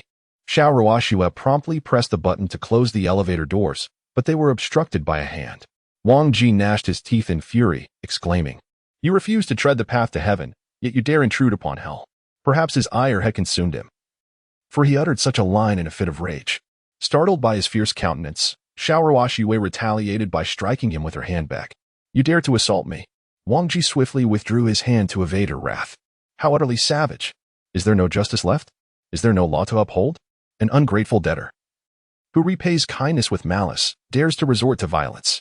Seizing the moment while Wang Ji recoiled, Xiaoruoxua frantically pressed the button to close the doors, which began to inch together. Wang Ji thrust his hand toward the gap, but the elevator's safety mechanism continued its course, forcing him to retract his hand as he cursed, "You have no shame." Suddenly, a spark of inspiration ignited within him. "You wish to ascend, do you not? I shall remain right here to see which floor you choose." Wang Ji, arms crossed, fixated on the floor indicator. It displayed 2, 3, 4, 5, 6, each level registering a stop. Curse it, he had anticipated Wang Ji's foresight. "So, Sherlock Holmes, are we? With such a keen awareness of counter-detection, are we? Very well. Knowing you reside in this building, I shall wait for you on the first floor daily, confident you will return." Wang Ji had been residing in a hotel for 2 months, burdened with a large suitcase, leaving him no option but to rely on the elevator to return home. As he was aware of his adversary's coincidental presence in the same building, he resolved to bide his time. This unit consists of 2 elevators serving 3 households. Wang Ji rented the spacious 1-bedroom unit among the 3. His neighbors, a mere door apart, occupied a generous 150 square meter 3-bedroom apartment, while across the hall was another expansive 3-bedroom dwelling exceeding 130 square meters. Due to his brief stay, he had yet to encounter either neighbor. However, Tang Zhe had mentioned one was a stunning beauty. The praise of a beauty is a common refrain. Upon exiting the elevator, Wang Ji turned left to unlock his door, only to find a neighbor emerging to dispose of garbage. Their eyes met, and both were momentarily stunned. The neighbor shrieked, retreating into her home. Bang, the door slammed shut. Xiaoruoxua. To his astonishment, she was his neighbor. How had he remained oblivious for so long? This pouring paint would be exceedingly convenient. He could simply inscribe, Ruthless swindlers deceive hard-working individuals, refusing to repay debts while wishing ill upon their families. Wang Ji leisurely entered his apartment to deposit his luggage, then closed the door and stood at her threshold. Bang, bang, bang. The sound of his knuckles rapping resounded loudly. Let us see where you think you can escape. Xiaoruoxue's voice emerged, trembling with a mix of fear and anger. What do you intend to do? In broad daylight. Under the clear sky, I have already alerted the authorities. You cannot flee. Well said, Wang Ji retorted. In broad daylight. You believe you have the moral high ground while refusing to repay your debts? He scoffed at her claims, unafraid. Xiaoruoxue raised her voice. You were the ones who committed fraud first, and now you dare to block my door. Wang Ji's voice boomed even louder. What do you mean by you? Have you seen me with anyone else? Xiaoruoxue seemed not to have heard clearly. Are you planning to bring others into this? Let me assure you, my family has influence as well. I do not wish to lower myself to your level. I will let the police handle this. How dare you threaten me? Wang Ji had never encountered such ferocity. Well, who fears whom? He raised his phone. If you do not report it, I shall report it as well. Let us see where the police allegiance lies. The police responded with remarkable swiftness. Even before Wang Ji made the call, they arrived. 2 officers, both robust in stature, approached. Who summoned them?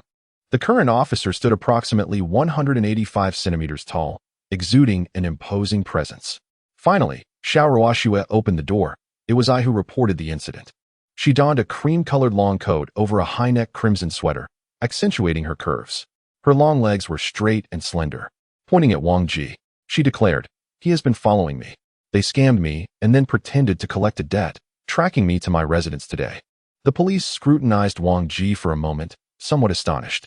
Are you indeed following her? Wang Ji replied calmly. Officer, I wish to report as well. Your arrival is quite fortuitous. He gestured toward Xiaoruoxue. She has taken advantage of me. The burly officer was taken aback. The officer behind him, of similar height to Wang Ji, appeared more astute. He began to analyze the situation. Wait, let me clarify. You attempted a scam. The woman saw through it and accused you of fraud without payment, and then you followed her here to collect. Is that correct? Perfect comprehension. I wonder which training class you attended. Wang Ji. Xiaoruoxue. The burly officer. Oh, I see. He turned to both with a serious expression. Let me explain. Such transactions are not protected by law, and you have violated public security regulations, which warrants detention and fines. Xiaoruoxue's cheeks flushed with anger as she shouted at Wang Ji, clarify your words. Wang Ji replied, Officer, taking advantage is not meant literally. What I mean is, I assisted her with the project, and after delivery, she did not compensate me and blocked my contact. Xiaoruoxue retorted defiantly, that's irrelevant. It was your commercial extortion that initiated this. Moreover, does that justify following someone? You are committing a crime. Wang Ji, how have I followed you? Xiaoruoxue, you blocked my way at the door. Is that not following? Wait. The astute officer intervened again, questioning earnestly. I am confused. Who reported this incident? Xiaoruoxue, I did. Wang Ji, I wish to report as well. Xiaoruoxue, report your own matter. Do not steal mine. Wang Ji, this is fundamentally the same issue. Enough. The officer, now impatient, interjected. Do you think this is a competition to settle the bill? Silence. He distanced Wang Ji and inquired privately of Xiaoruoxue regarding the events leading up to this. So, you allege he followed you to your doorstep. And you reported this, correct? Precisely. Xiaoruoxue glared fiercely at Wang Ji. The officer approached Wang Ji again. Setting aside past incidents, she claims you followed her. Do you acknowledge this? Wang Ji, who followed her? I reside here. The neighboring house is my rental. Xiaoruoxue, overhearing from a distance, quickly countered. Do not heed his nonsense. The individual living next door is someone I have encountered. It is not him. He is merely fabricating excuses. Oh, my temper. How can one endure this? Wang Ji, officer, bear witness. This door is equipped with facial recognition. Allow me to demonstrate. With an air of confidence, he strode towards the door, standing before it. Tick-tock, welcome home. With that, Wang Ji opened the door. Xiaoruoxue, her expression one of incredulity, could only watch in disbelief.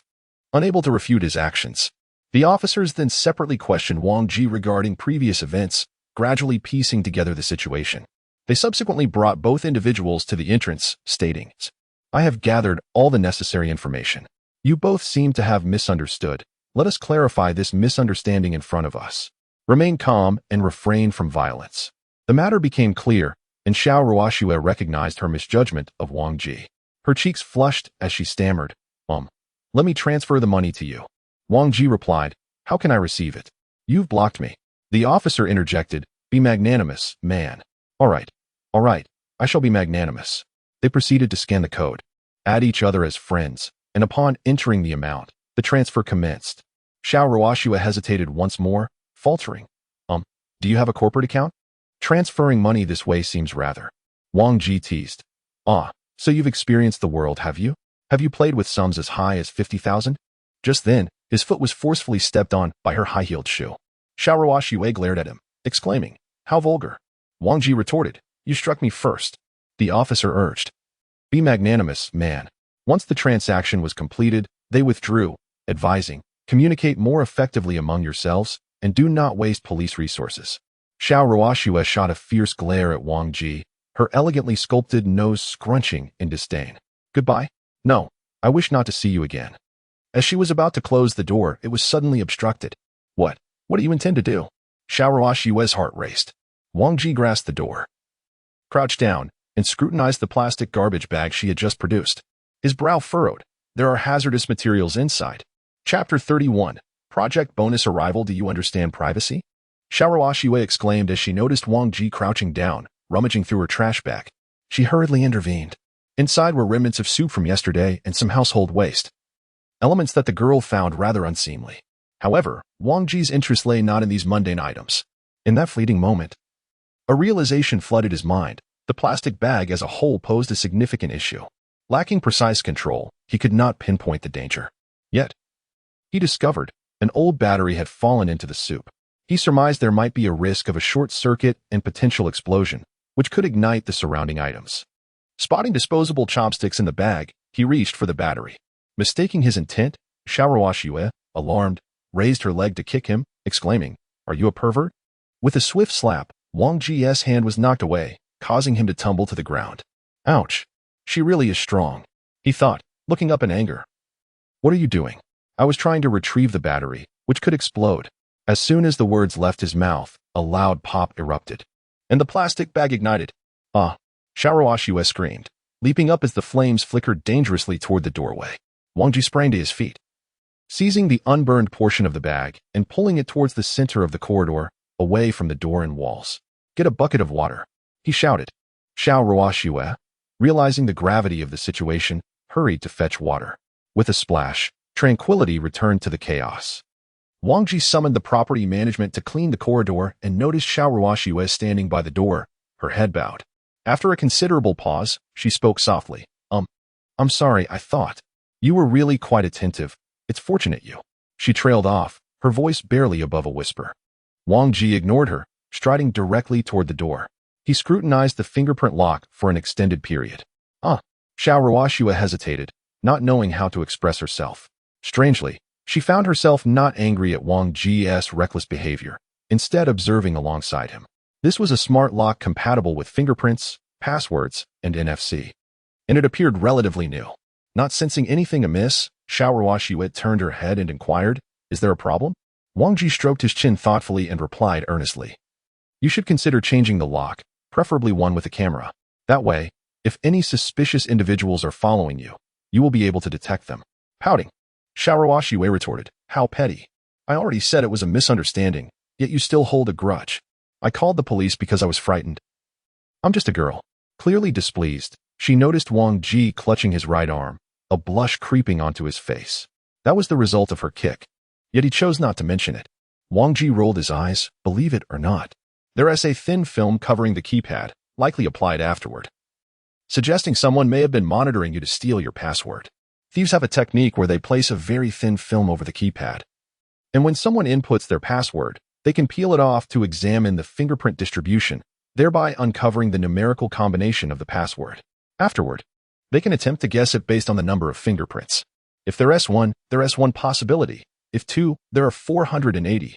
If 6, there are 720. If 3, there are 240. In fact, an experienced individual can deduce the most likely combinations of a lock from the orientation and pressure of fingerprints, thereby minimizing the number of attempts needed. avoiding the necessity of trying hundreds or thousands of times. After Wang Ji finished speaking, he reached out to the keypad of the door lock and slowly peeled away the protective film, handing it to Xiao Ruoxue. They should not have succeeded. But it is prudent to remain cautious. The more Xiao Ruoxue contemplated, the more anxious she became, hastily proclaiming, "I will place an order immediately." Noticing Wang Ji was about to return indoors, she called out to him, "What is your name? I am unsure how to address you. Calling you that seems inappropriate." Wang Ji is in reign and harmony. With a resounding bang, Wang Ji closed the door. "What a fierce individual. I wish you luck in finding a boyfriend." Wang Ji entered his room, organized his belongings, and settled onto the sofa to watch a variety show.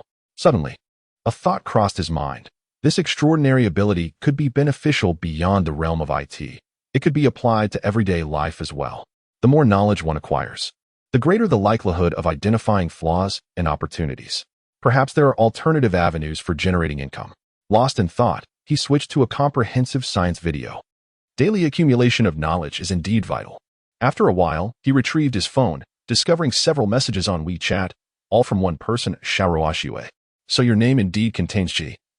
I initially thought night snow after the rain was a deliberate choice. I apologize for the coincidence. You were of immense help to me last time. I owe you my gratitude. Without your assistance, our initial promotional investments would have been in vain. Moreover, I should not have rashly reported to the police, considering you were still carrying your luggage. Today, you have aided me twice with significant safety concerns. I am uncertain how to repay you." These messages were sent 2 hours prior. He had been preoccupied and had not checked his phone. Wang Ji mused, "How to repay? At this age, still making me irritable. Does she not know how to send a red envelope?" He dismissed the thought, reasoning that she was merely a girl and not worth holding a grudge against, especially since they had successfully recovered the 50,000 yuan. At that moment, a red envelope notification appeared, sent by Xiao Ruoxue. How considerate. One must provide both criticism and praise. Wang Ji clicked to reveal the contents, only to find 0.01 yuan. Xiao Ruoxue responded with a series of laughing emojis. "I knew you were pretending to be oblivious, feigning anger on purpose." Wang Ji retorted, "Unethical merchant engaging in fraudulent marketing. I will report you to the Anti-Fraud Center app." Xiao Ruoxue replied, "An intelligence tax is still a tax, specifically targeting petty misers. By the way, when will you be home? I am scheduling someone to come and install a new lock. I feel more at ease with someone present." Wang Ji responded, "Does the handyman not deserve compensation?" Xiao Ruoxue replied, "Compensation is indeed an option." Wang Ji inquired, "Really?" Xiao Ruoxue teased, "Guess." Wang Ji replied, "Thank you, boss." Xiao Ruoxue encouraged, "Guess again." The following day, Wang Ji temporarily assumed the role of the male host, assisting the technician in changing the door lock. As expected, Xiao Ruoxue's red envelope arrived, once again. 0.01 yuan. Tang Zhe, who had previously stayed at Wang Ji's residence, inexplicably sent a private message. "Ji, do you have the WeChat of our beautiful neighbor? Could you introduce us?" Truly, an incorrigible flirt. Unaware of the precariousness of his situation, Wang Ji replied, "No, but she has quite a temper. She once called the police during a dispute with a man. I heard it from inside the house. She was quite aggressive and violent, which is unbearable." Tang Zhe responded, "Ah, so she is that kind of person. Never mind." Upon returning to the infrastructure team, Su Jingsong assigned Wang Ji 3 additional issues to resolve within 2 days. This time, he learned to be cautious and took his time before submitting for testing, lest he face further explanations. The time saved allowed Wang Ji to download the code for other projects on the cloud platform for self-study. He had access to the codes from other teams, and since he was familiar with many people and applications, middleware, and front-end, a simple greeting granted him the necessary permissions. By the end of the month, he had essentially reviewed everything. On the last day, his salary was deposited, a staggering sum of 75 yuan. He inquired with HR Gun Yinshi, who informed him that it included a salary of 9,000 and a project bonus of 80,000, with deductions for social insurance and housing fund. The project bonus was taxed as part of his monthly income, resulting in the final amount, an 80,000 yuan project bonus. It exceeded what Huang Hanfeng had applied for. Wang Ji exclaimed, "Such a hefty tax deduction is painful." Gun Yinshi teased, showing off. For the first time, Wang Ji's bank account reached 6 figures, totaling over 155,000 yuan. This amount would ease the burden of paying rent at the beginning of next month and provide him with ample confidence to treat others. He messaged the recent graduates group at Tingyun. Salary has been paid. I'll treat everyone for New Year's. One must uphold one's credibility in the world. Typically, this group was quite lively, especially when it came to arranging meals, more enthusiastic than any other gatherings. However, today it was unusually quiet. After a long while, someone finally remarked, "A meal would be nice. It's a farewell dinner." Chapter 32. The Great Layoff at Tingyun. Only 4 individuals attended this meal. 10 people had joined Tingyun at the same time, yet the majority were absent. Wang Ji presumed that the timing was inconvenient and proactively suggested rescheduling for a time when everyone could attend. However, the group chat remained silent. Save for a few responses, "You all go ahead. I won't be joining." Most of those who did not attend were not from the research and development line and had a more tenuous connection with Wang Ji. The other 3 who came included Chang Jian from the hyperconverged backend, Miao Jie from the object storage backend, and Mu Qingxing from the front-end development team. Miao Jie disclosed the reason for the absentees. "Our manager has privately informed me that they won't pass the probation period and will negotiate their termination." The same applies to others. Wang Ji was taken aback and quickly inquired of the other 2, "Are you also in the same situation?" Mu Qingxing nodded in affirmation. Chang Jian hesitated to speak. Miao Jie clarified for him. Actually, he was also supposed to leave, but due to issues within the hyperconverged division, 2 individuals took the fall, and he has to stay behind to clean up the mess. Mu Qingxing added, "It's not just the fresh graduates. Many employees are facing optimization as well."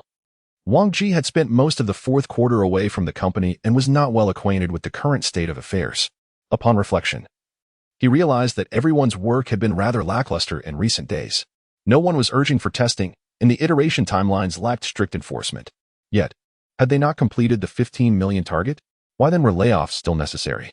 Wang Ji discreetly sent a WeChat message to Huang Hanfei. "Fei, is the company laying off employees?" Huang Hanfei quickly responded, "Yes, performance hasn't met expectations, and many will be let go, including in sales." Wang Ji replied with a string of large question marks. "Didn't we achieve the 15 million target?" Huang Hanfei explained, "It was initially completed, but in December, a client experienced a severe incident and claimed over 3 million. Hence, we failed to meet our targets and are forced to lay off staff." Wang Ji asked, "Is it related to the hyperconverged product?" Huang Hanfei confirmed, "Indeed." Thus, the situation was clarified. The company had grown too large, and the challenges were numerous. It was not merely 1 or 2 projects that could salvage the situation. Wang Ji realized that he could only focus on his own survival. The meal was consumed in a state of despondency. The atmosphere was palpably low, particularly for Mu Qingxing. Her voice trembled as she lamented, with the new year approaching. "I was hoping to receive my salary and year-end bonus to take home, but who could have foreseen? Sigh, the current job market is exceedingly difficult." Miao Jie silently sipped his beer, while Chang Jian spoke very few words throughout the evening, clearly burdened by the immense pressure of the cleanup responsibilities. Remaining was not necessarily a blessing. Suddenly, Wang Ji recalled that Jun was starting a business and discreetly messaged him, "Brother Jun, are you hiring?" Tingyun has laid off 2 fresh graduates, 1 back-end and 1 front-end, with salaries not exceeding 8,000. After a while, Jun replied, "Yes, fresh graduates are ideal. I can afford the salary, and anyone who has been through Tingyun's technology is commendable. Please recommend." Wang Ji immediately conveyed this information to Miao Jie and Mu Qingxing, who were both elated. They raised their glasses to Wang Ji several times in gratitude and envy. "You've only been here for half a year. Yet your network is so vast. We owe you one. Once you make a name for yourself, be sure to bring us along. Indeed, we are all in this together." Wang Ji replied to Jun with gratitude, promising to treat him to drinks another day. "If there are any suitable opportunities, please do keep me in mind. I trust you." Suddenly, Wang Ji felt a sense of accomplishment.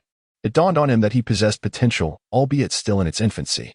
Due to the layoffs, the atmosphere in the Tingyun office was quite somber in January.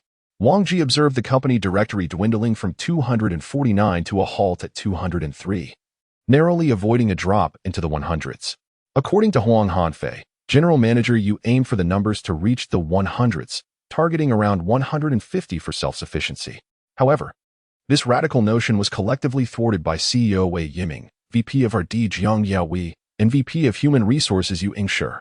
Regarding cash flow concerns, Jiang advocated for internal financing of 100 million, proposing that core employees hold shares, which would both motivate the staff and help navigate the current difficulties.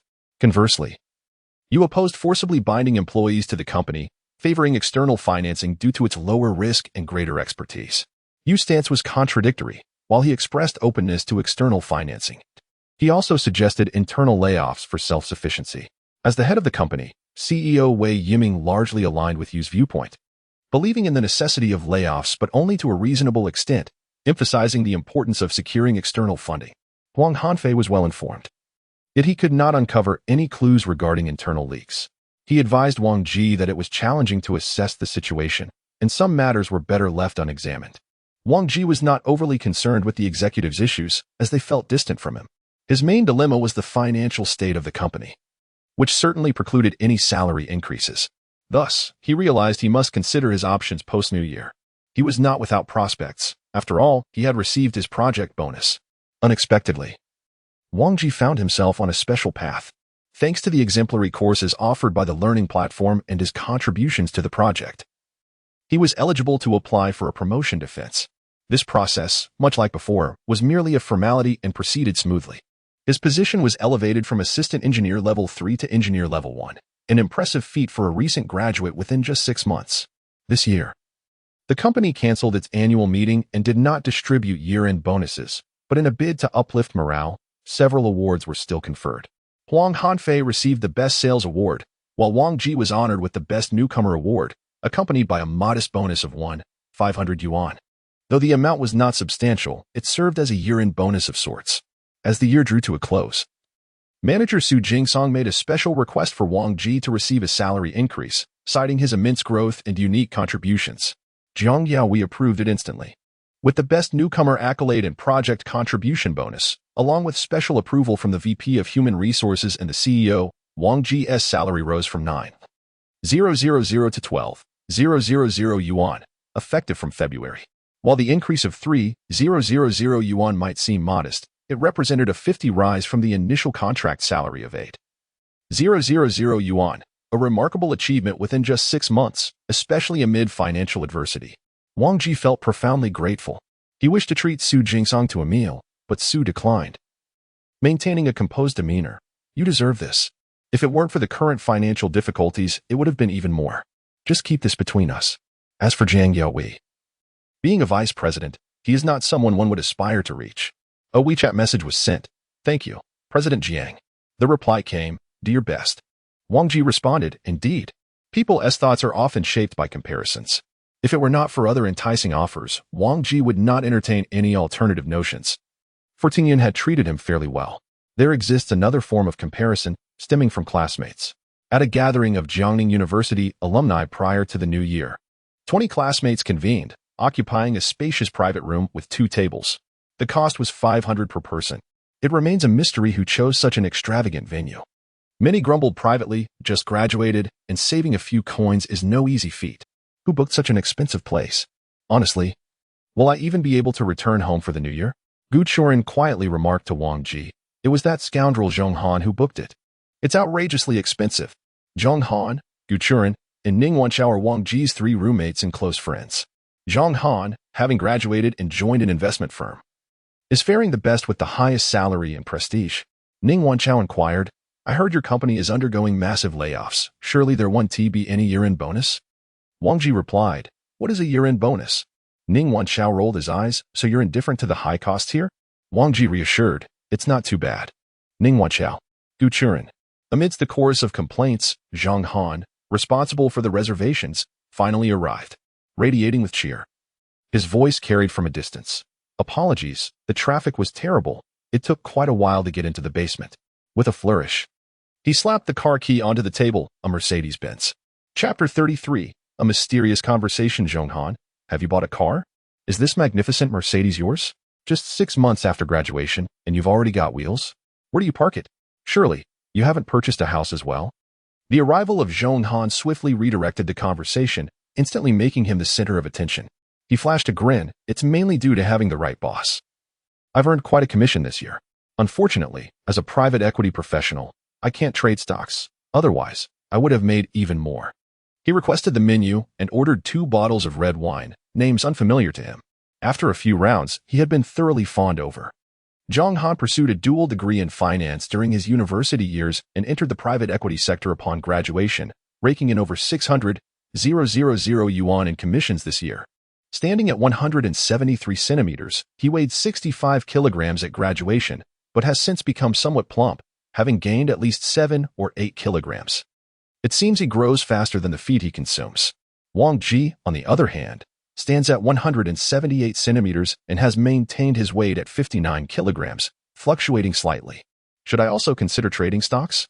He pondered while heading to the restroom. It was said that this year's market was doing quite well, having experienced a significant uptick. However, he knew nothing about stocks and had yet to open an account. He would need to find time to consult Zhang Han. The restroom was a short distance from the private dining room. On his way back, he passed several other rooms, and one door was ajar, suggesting that not everyone had arrived. Wang Ji glanced inside and noticed two men. Suddenly, he froze in place.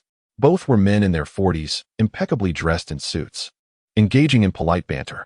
One of them, Wang Ji recognized, Yu Qiming, the VP of Tingyun Product Operations.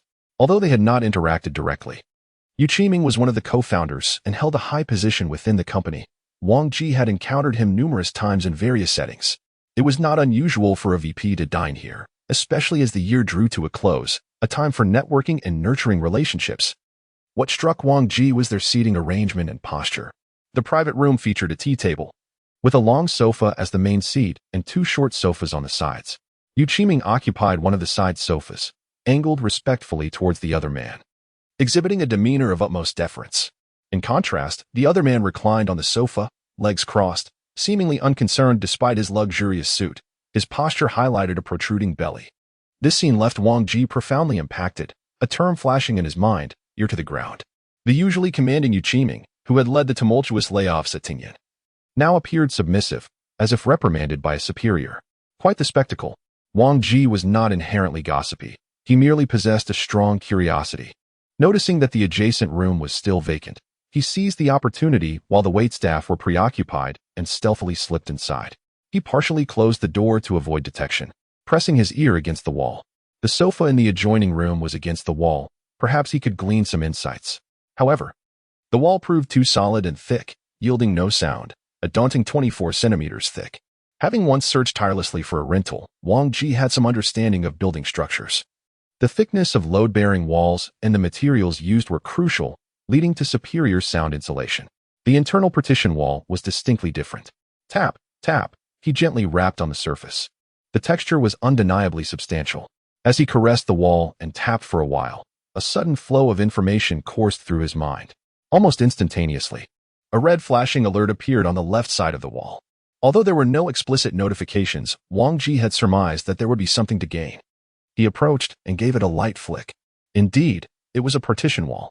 Leaning in closer, he could faintly discern voices. "Mister, you mentioned that by the end of the year, things would be resolved. How did it come to this? Please don't rush. Everything must proceed step by step. I estimate in about 6 months, we will be close." He could only catch snippets of the conversation. The other side fell silent, as if someone had arrived. The dialogue abruptly ceased. Wang Ji hastily exited, feigning nonchalance as he returned to his private room. Although he had only overheard fragments of Mr. Yu's conversation, an unsettling intuition lingered in his mind, suggesting that the discussion pertained to internal shifts within Tingyun, and moreover, the upheaval had yet to conclude. Who could the other party be? Surely a significant figure? An investor? Or? Two words echoed in Wang Ji's mind: internal traitor. Huang Heifei had warned him, never speak of internal treachery to anyone, including Huang Heifei himself, who refrained from sharing specific suspicions with Wang Ji until matters were thoroughly investigated to avoid unnecessary complications. As for today's events, Wang Ji decided to keep them close to his chest. He had indulged in copious amounts of alcohol during the meal, red wine, beer, and a mix of both. With the need to relieve himself, Wang Ji ventured to the restroom once more, and upon exiting, he encountered Zhang Han. "Has President Zhang come personally? Or were you waiting for me?" Wang Ji jested.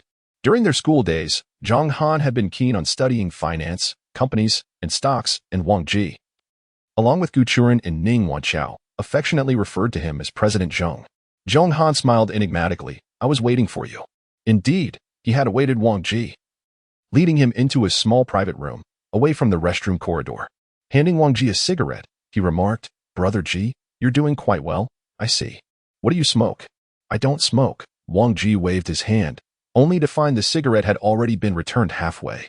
Wang Ji playfully threw a punch at him. You rascal, since when have you learned to feign politeness? No need for niceties between us. We all know each other's inclinations. Zhong Han let out a hearty laugh. Offering a cigarette is merely a habit. After dealing with people for over 6 months. It's clear you don't smoke, no scent, and your fingers lack the habitual gestures. Wang Ji then retracted his fist. You possess keen observation skills. You must have learned quite a bit from the boss? Indeed. Zhong Han did not shy away from boasting. Wang Ji was not one to indulge him. What are you showing off for? Not everyone earns such a high salary. Why choose such a place? Simply to flaunt wealth? Zhong Han extended his index finger, which appeared slightly robust, and waved it swiftly with a grin. I've already settled the bill. You've paid the bill?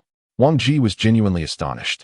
With 20 people, including drinks, the 2 tables would start at 10,000, likely reaching 13 or 14,000. He had paid outright. This fellow was indeed affluent, impossible to fathom. The private room lacked a tea table, and Zhong Han positioned himself beside a round table, leaving a side view of the entrance for Wang Ji.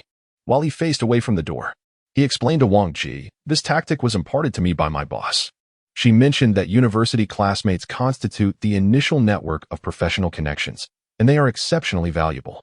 Choosing a venue like this may initially evoke discontent, and they might disparage me behind my back. Yet, once they discover that I have covered the expenses, their initial displeasure will transform into joy, whether genuine or tinged with envy. Ultimately, they will remember me and maintain contact, aware of my success. It's essential to nurture these connections. Neglecting them will lead to a gradual fading of relationships. Spending over 10,000 yuan to secure at least 10 connections is quite a bargain. Zhong Han mused, this fellow. I underestimated him. However, Wang Ji held his own perspective on networking. He remarked to Zhong Han, ultimately, not all connections are truly valuable. Mutual benefit defines a network. Without this, they remain mere entries in a contact list. Over the past few months, I've met various individuals, both within and outside the company. And it's clear that mere acquaintance does not equate to networking. There must be mutual recognition of value. Zhong Han rubbed the bridge of his nose and chuckled. My boss asserts that the primary purpose of this strategy is to observe each person's reactions, enabling swift judgments about who is thriving. He fixed his gaze firmly on Wang Ji's face, declaring with conviction, I've already formed my judgment. Chapter 34. Partnership in business. Do you wish to partner with me in establishing a company? Upon hearing Zhong Han elucidate the intent behind his private conversation, Wang Ji was momentarily taken aback. The notion of entrepreneurship had indeed crossed his mind upon graduation, yet after a few months of experience, he recognized his inadequacies in interacting with clients and realized he was far from ready to assume the role of a boss. The resolution of Xiao Ruoshue's financial matter remained uncertain. When could that debt possibly be collected? Zhong Han discerned Wang Ji's apprehensions and proceeded to clarify. Let me explain why I approached you. Your aura is distinctly different from others. You must be doing well. I am engaged in private equity, having worked alongside my boss for 6 months, and I've come to understand that to achieve wealth, one must invest personally. My boss is a partner in private equity, but also has some personal investments that are currently in the incubation phase. In investment, familiarity is paramount. My expertise lies in TMT, technology, media, and telecommunications, and I wish to commence with an IT company. To put it simply, we should start modestly. We can traverse this path, and if opportunities arise in the future, we can expand. If not, we can treat it as an experiment. What I gain is experience in managing a company, and in addition to capital, I bring the knowledge I've acquired over the past 6 months, along with valuable connections and potential opportunities. What you will gain is an enhancement of your leisure time utilization and an increase in cash flow. Wang Ji pondered for a moment before raising his gaze and stating, speak plainly. All right. Zhong Han chuckled heartily. It means engaging the company in freelance work. Wang Ji shot him a skeptical glance. Do I appear to be someone with an abundance of free time? Zhong Han scrutinized him from head to toe, nodding earnestly, indeed. With no girlfriend, you must be utterly bored and solely focused on making money. How astute. A smile tugged at the corners of Wang Ji's lips. With determination, they agreed to proceed. Zhong Han took on the responsibility of registering the company, overseeing the business aspect, while Wang Ji would handle the technical side. The partnership agreement was drafted, allocating 51 of shares to Zhong Han and 49 to Wang Ji, yet they agreed to split profits equally. Profit, in this context, referred to revenue minus costs. For instance, if a project generated 100 000, that would be the revenue. Sales costs would include public relations expenses, such as entertaining clients, along with other unspecified expenditures. Research and development costs would encompass labor and tools, which Wang Ji was to assess. If the sales cost amounted to 10,000 and the R&D cost to 50,000, the profit would be 40,000, divided equally between the two. As for whether Wang Ji would develop the project himself or enlist others to do so, Zhang Han would not interfere. Naturally, should the R&D cost prove excessively high, Zhang Han, being the majority shareholder, reserved the right to opt out. The registered capital was set at 100,000 with an initial investment of 30,000 in accordance with their shareholding. As for the company registrants, neither of them opted to use their own identities to avoid unnecessary complications. It was prudent not to disclose their names. Zhang Han chose his mother, while Wang Ji selected his sister, Wang Li, who was 2 years older than him. Since her graduation, Wang Li had remained at home, writing novels, never having held a job, and her literary endeavors were shrouded in mystery. It remained unclear whether she had earned any income from her writing. When video verification required her ID, Wang Li responded cheerfully yet with a peculiar expression, beaming mischievously. "Little brother, are you planning to book a hotel?" The gaze held an air of anticipation. "No, I truly established a company. It's just inconvenient to use my own identity," Wang Ji hurriedly denied. That's utterly boring. It must be that you're booking a room with a man." But disguising it with a woman's ID, Wang Li reasoned, finding it more plausible. Wang Ji retorted, "What on earth are you thinking? You wouldn't be writing a damn May novel, would you?" Wang Li merely smiled in silence. A sense of foreboding washed over Wang Ji, prompting a tentative inquiry. "Surely. I'm not in it, am I?"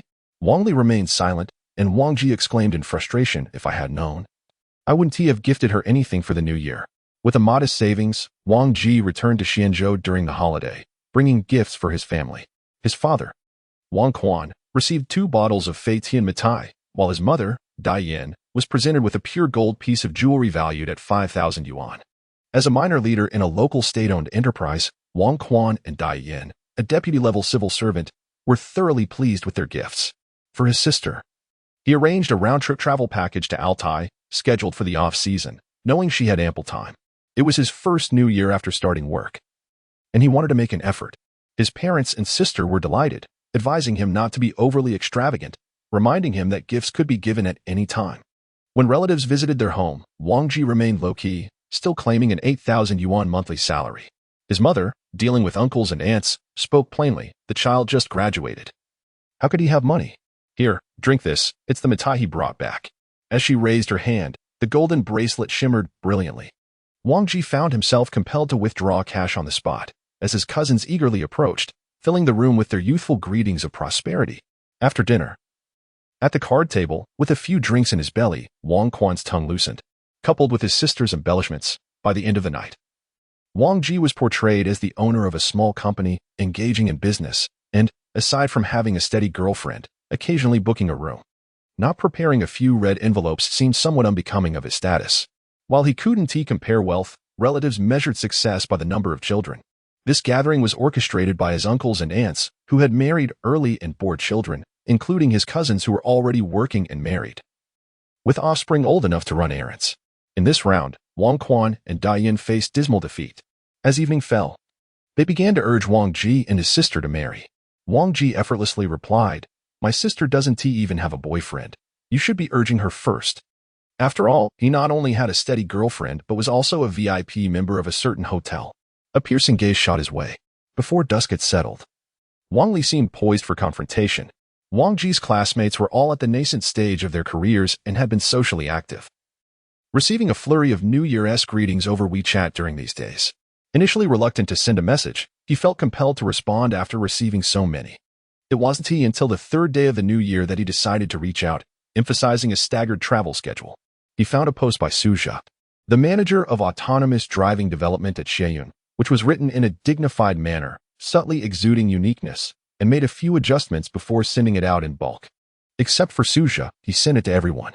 Most did not reply, having already sent their greetings 3 days earlier. Some who had sent messages hastily copied a suitable response to reply. They all pretended it was still New Year's Eve, sharing a silent understanding. To his surprise, Xiaoruoxue responded, "Happy New Year. Here's a red envelope for you. Ah, a phishing red envelope? You think a mere cent could deceive me into reciprocating? Not a chance. Wang Ji firmly believed in the principle of what is given cannot be taken back. As he opened the red envelope, he was astonished to find 888 yuan. Oh my, what a substantial sum. Is this the new standard? Wang Ji couldn't suppress his grin. Xiao Ruoxue retorted, dream on. If I accept this red envelope, you must never refuse my future requests for help. Wang Ji replied, what an unscrupulous merchant, meticulously calculating. Xiao Ruoxue sent a smirking emoji in response. Among the messages was one from a high school classmate. Coincidentally, the high school monitor was organizing a gathering, and a classmate who received Wang Ji's New Year greeting texted back, old classmate, are you coming to the gathering tomorrow? It's been ages since we last met. The classmate was named Ling Qiuyue, the belle of their high school, and the goddess whom Wang Ji once secretly adored.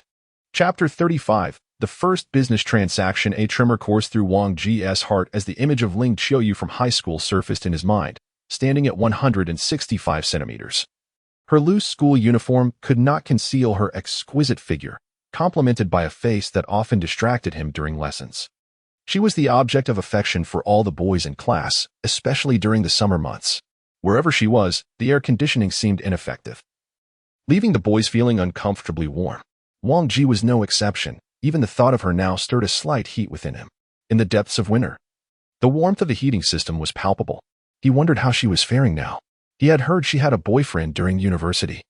This thought quelled his restless heart. A prized flower had already been claimed, and he had long since abandoned any hopes.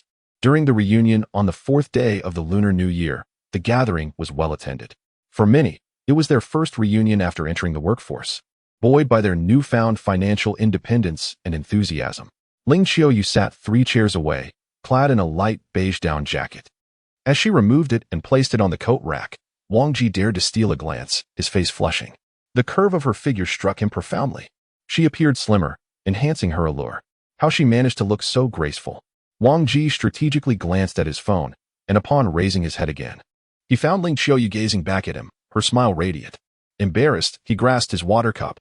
Beside him, Tang Zhe turned his head. Wang Ji, why are you drinking my water? You're living in my place. What's wrong with having a sip of water? Wang Ji retorted, regaining his confidence when dealing with male classmates. Ling Qiuyu chuckled softly. When the topic of Wang Ji's residence arose, Tang Zhe grew animated, boasting about him to the table, painting him as a wealthy coal magnate, which elicited a chorus of admiration and envy. A classmate inquired, Wang Ji, do you earn a high salary to be so affluent? Another chimed in. Did you start your own company? Can I come work in Jiangning with you? Wang Ji, a standout from their high school class, had indeed excelled in university and secured a respectable job. Don't listen to Tang Zhe's nonsense. Wang Ji covered his eyes, unable to bear the moment. His company was on the verge of collapse, and he had no desire to discuss it.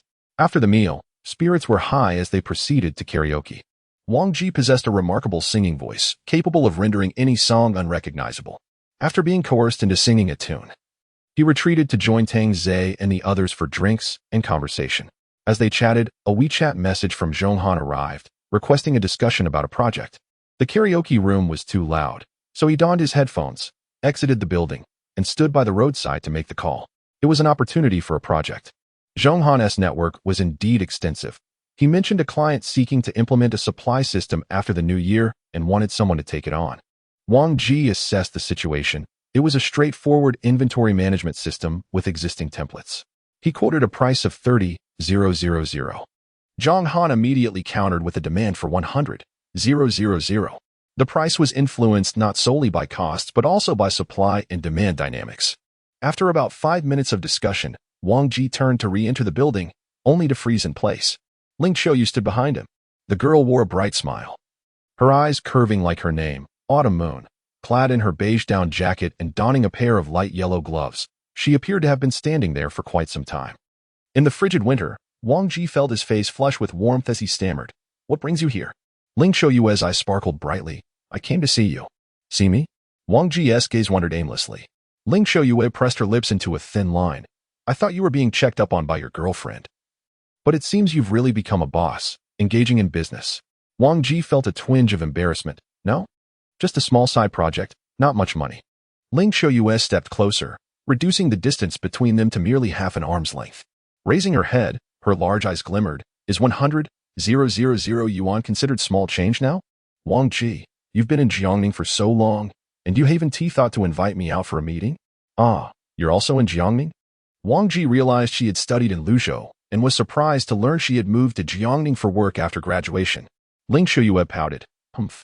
You don't care about your old classmates. How foolish of me to have had a crush on you back in high school. A gust of wind swept by, stirring the fallen leaves that littered the streets. Wang Ji's heart raced. What did that mean? Didn't she have a boyfriend? Oh, I thought you stayed in Luzhou. I didn't know. Wang Ji hesitated, uncertain whether he should inquire further. Ling Shuyue gazed at him for 10 seconds before suddenly covering her mouth and laughing. Just teasing you.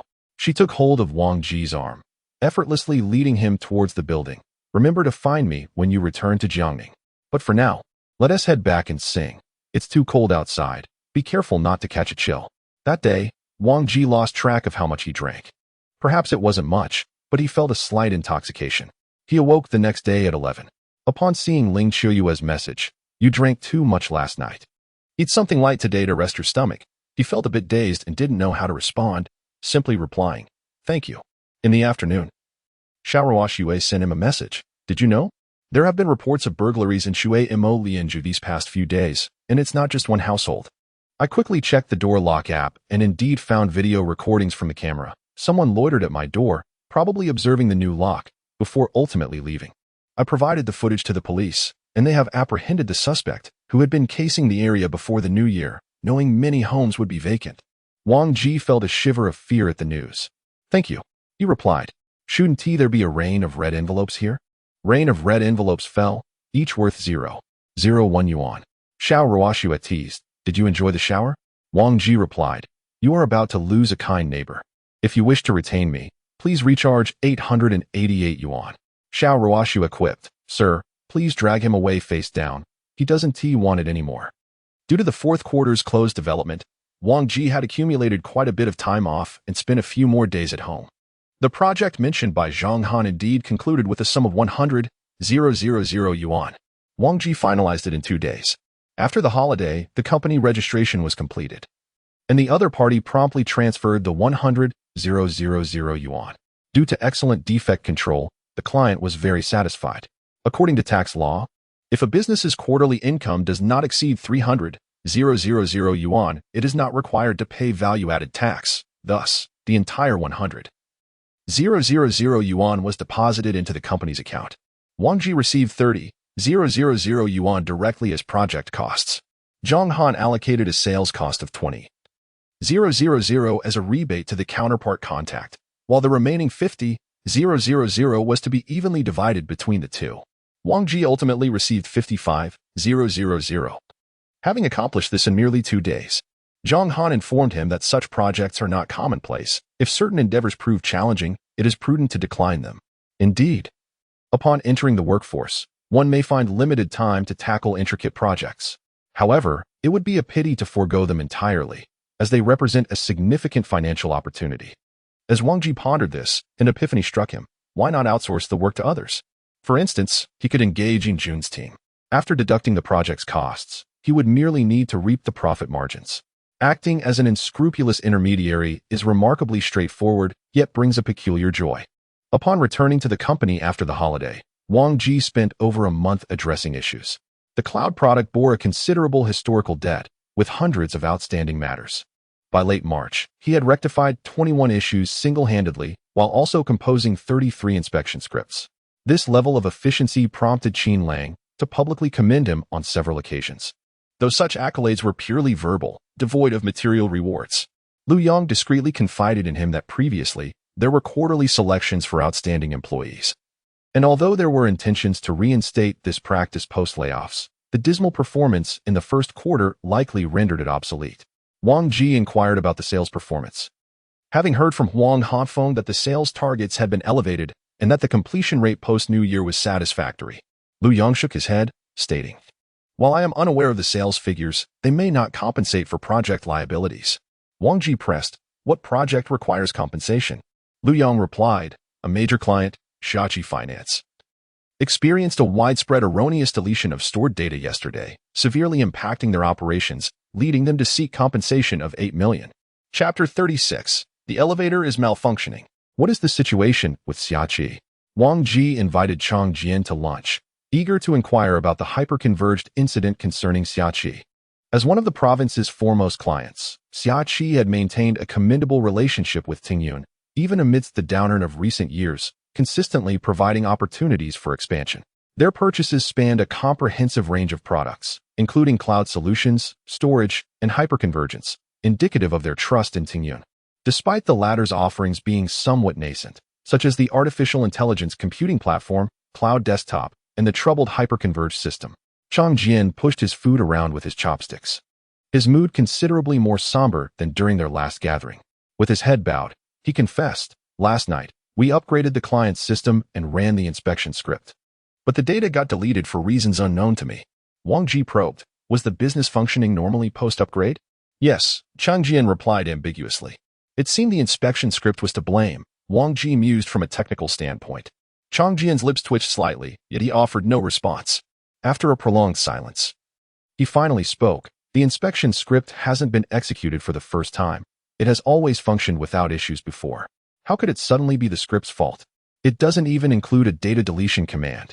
Possessing extensive experience in troubleshooting, Wang Ji sought to assist Chang Jian further, asking, "Who executed the script? Were there any abnormal logs?" Chang Jian shot his head up abruptly, his gaze sharp. "Are you suggesting the script is at fault?" A hint of hostility tinged his voice. Wang Ji shook his head. "I don't know. I'm merely curious as to how the business data could possibly be deleted." "Who knows?" Chang Jian retorted, his tone brusque. Without waiting for Wang Ji to finish his meal, he abruptly stood. "I need to address the aftermath. I must leave. I was the one who executed the script." He hastily exited, leaving Wang Ji in stunned silence. It dawned on him that the operation leading to the deletion of Xiaoqi's data was performed by none other than Chang Jian himself. No wonder his earlier mention of the inspection script came with such vehemence. He was, in fact, the scapegoat. An 8 million debacle to shoulder. How could one possibly manage that? Merely contemplating it felt overwhelmingly burdensome. As he watched his contemporaries disperse, Wang Ji could not help but feel a pang of melancholy. An inexplicable sense of solitude washed over him. After a spell of work in the afternoon, he found himself lost in thought at his workstation when a WeChat message pinged on his screen. It was from Ling Shouyue. Wang Ji instinctively felt a twinge of anxiety. "Oh no, during the New Year gathering, I mentioned meeting up, and now I've completely forgotten." Guilt gnawed at him. The message contained but a single word, "Humph." The fewer the words, the greater the matter at hand. Wang Ji's unease intensified, just as he pondered an excuse. Another message from Ling Shouyue arrived. "Didn't we agree to meet up in Jiangning for some fun? It's been over a month, and not a word from you." The words of a man. "Humph," accompanied by a series of irate emojis. Wang Ji's heart raced. What did she mean by the words of a man? He recalled the way she looked at him during the gathering, her prior admission of having had feelings for him, her pulling him back into the K-room. The physical contact between them, it all seemed undeniably intimate. After a moment's contemplation, he replied, "I apologize. I've been swamped since the New Year. How about this weekend?" Ling Shouyue swiftly replied, "No weekends allowed. Just tonight, treat me to dinner." The class beauty adeptly sought solace in gastronomy. She chose a French restaurant by the riverside, where live music serenaded the atmosphere, and the average cost per person was 800 yuan. After capturing a few selfies, she insisted that Wang Ji take a photo of her.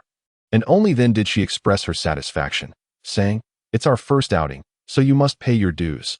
Otherwise, it lacks a sense of occasion." With that, she straightened her slender waist, embodying the spirit of spring, her eyes sparkling like silken threads. As March came to a close, warmth enveloped the air, the depths of the evening revealing flickers of shadows. Wang Ji felt his face flush, hastily bowing his head to eat, while Ling Shouyue across from him chuckled softly.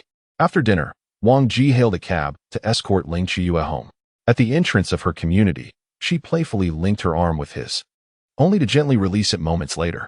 Looking up at him with a mischievous smile, she teased, "You're not thinking of accompanying me home, are you?" Wang Ji hurriedly waved his hands. No, don't misunderstand. It's dark, and it's unsafe for one person." Heat crept from his neck to his ears. Ling Shouyue blinked her large eyes, gazing at him intently until he felt embarrassed, then quipped, "Just kidding. I have someone at home. You can't come.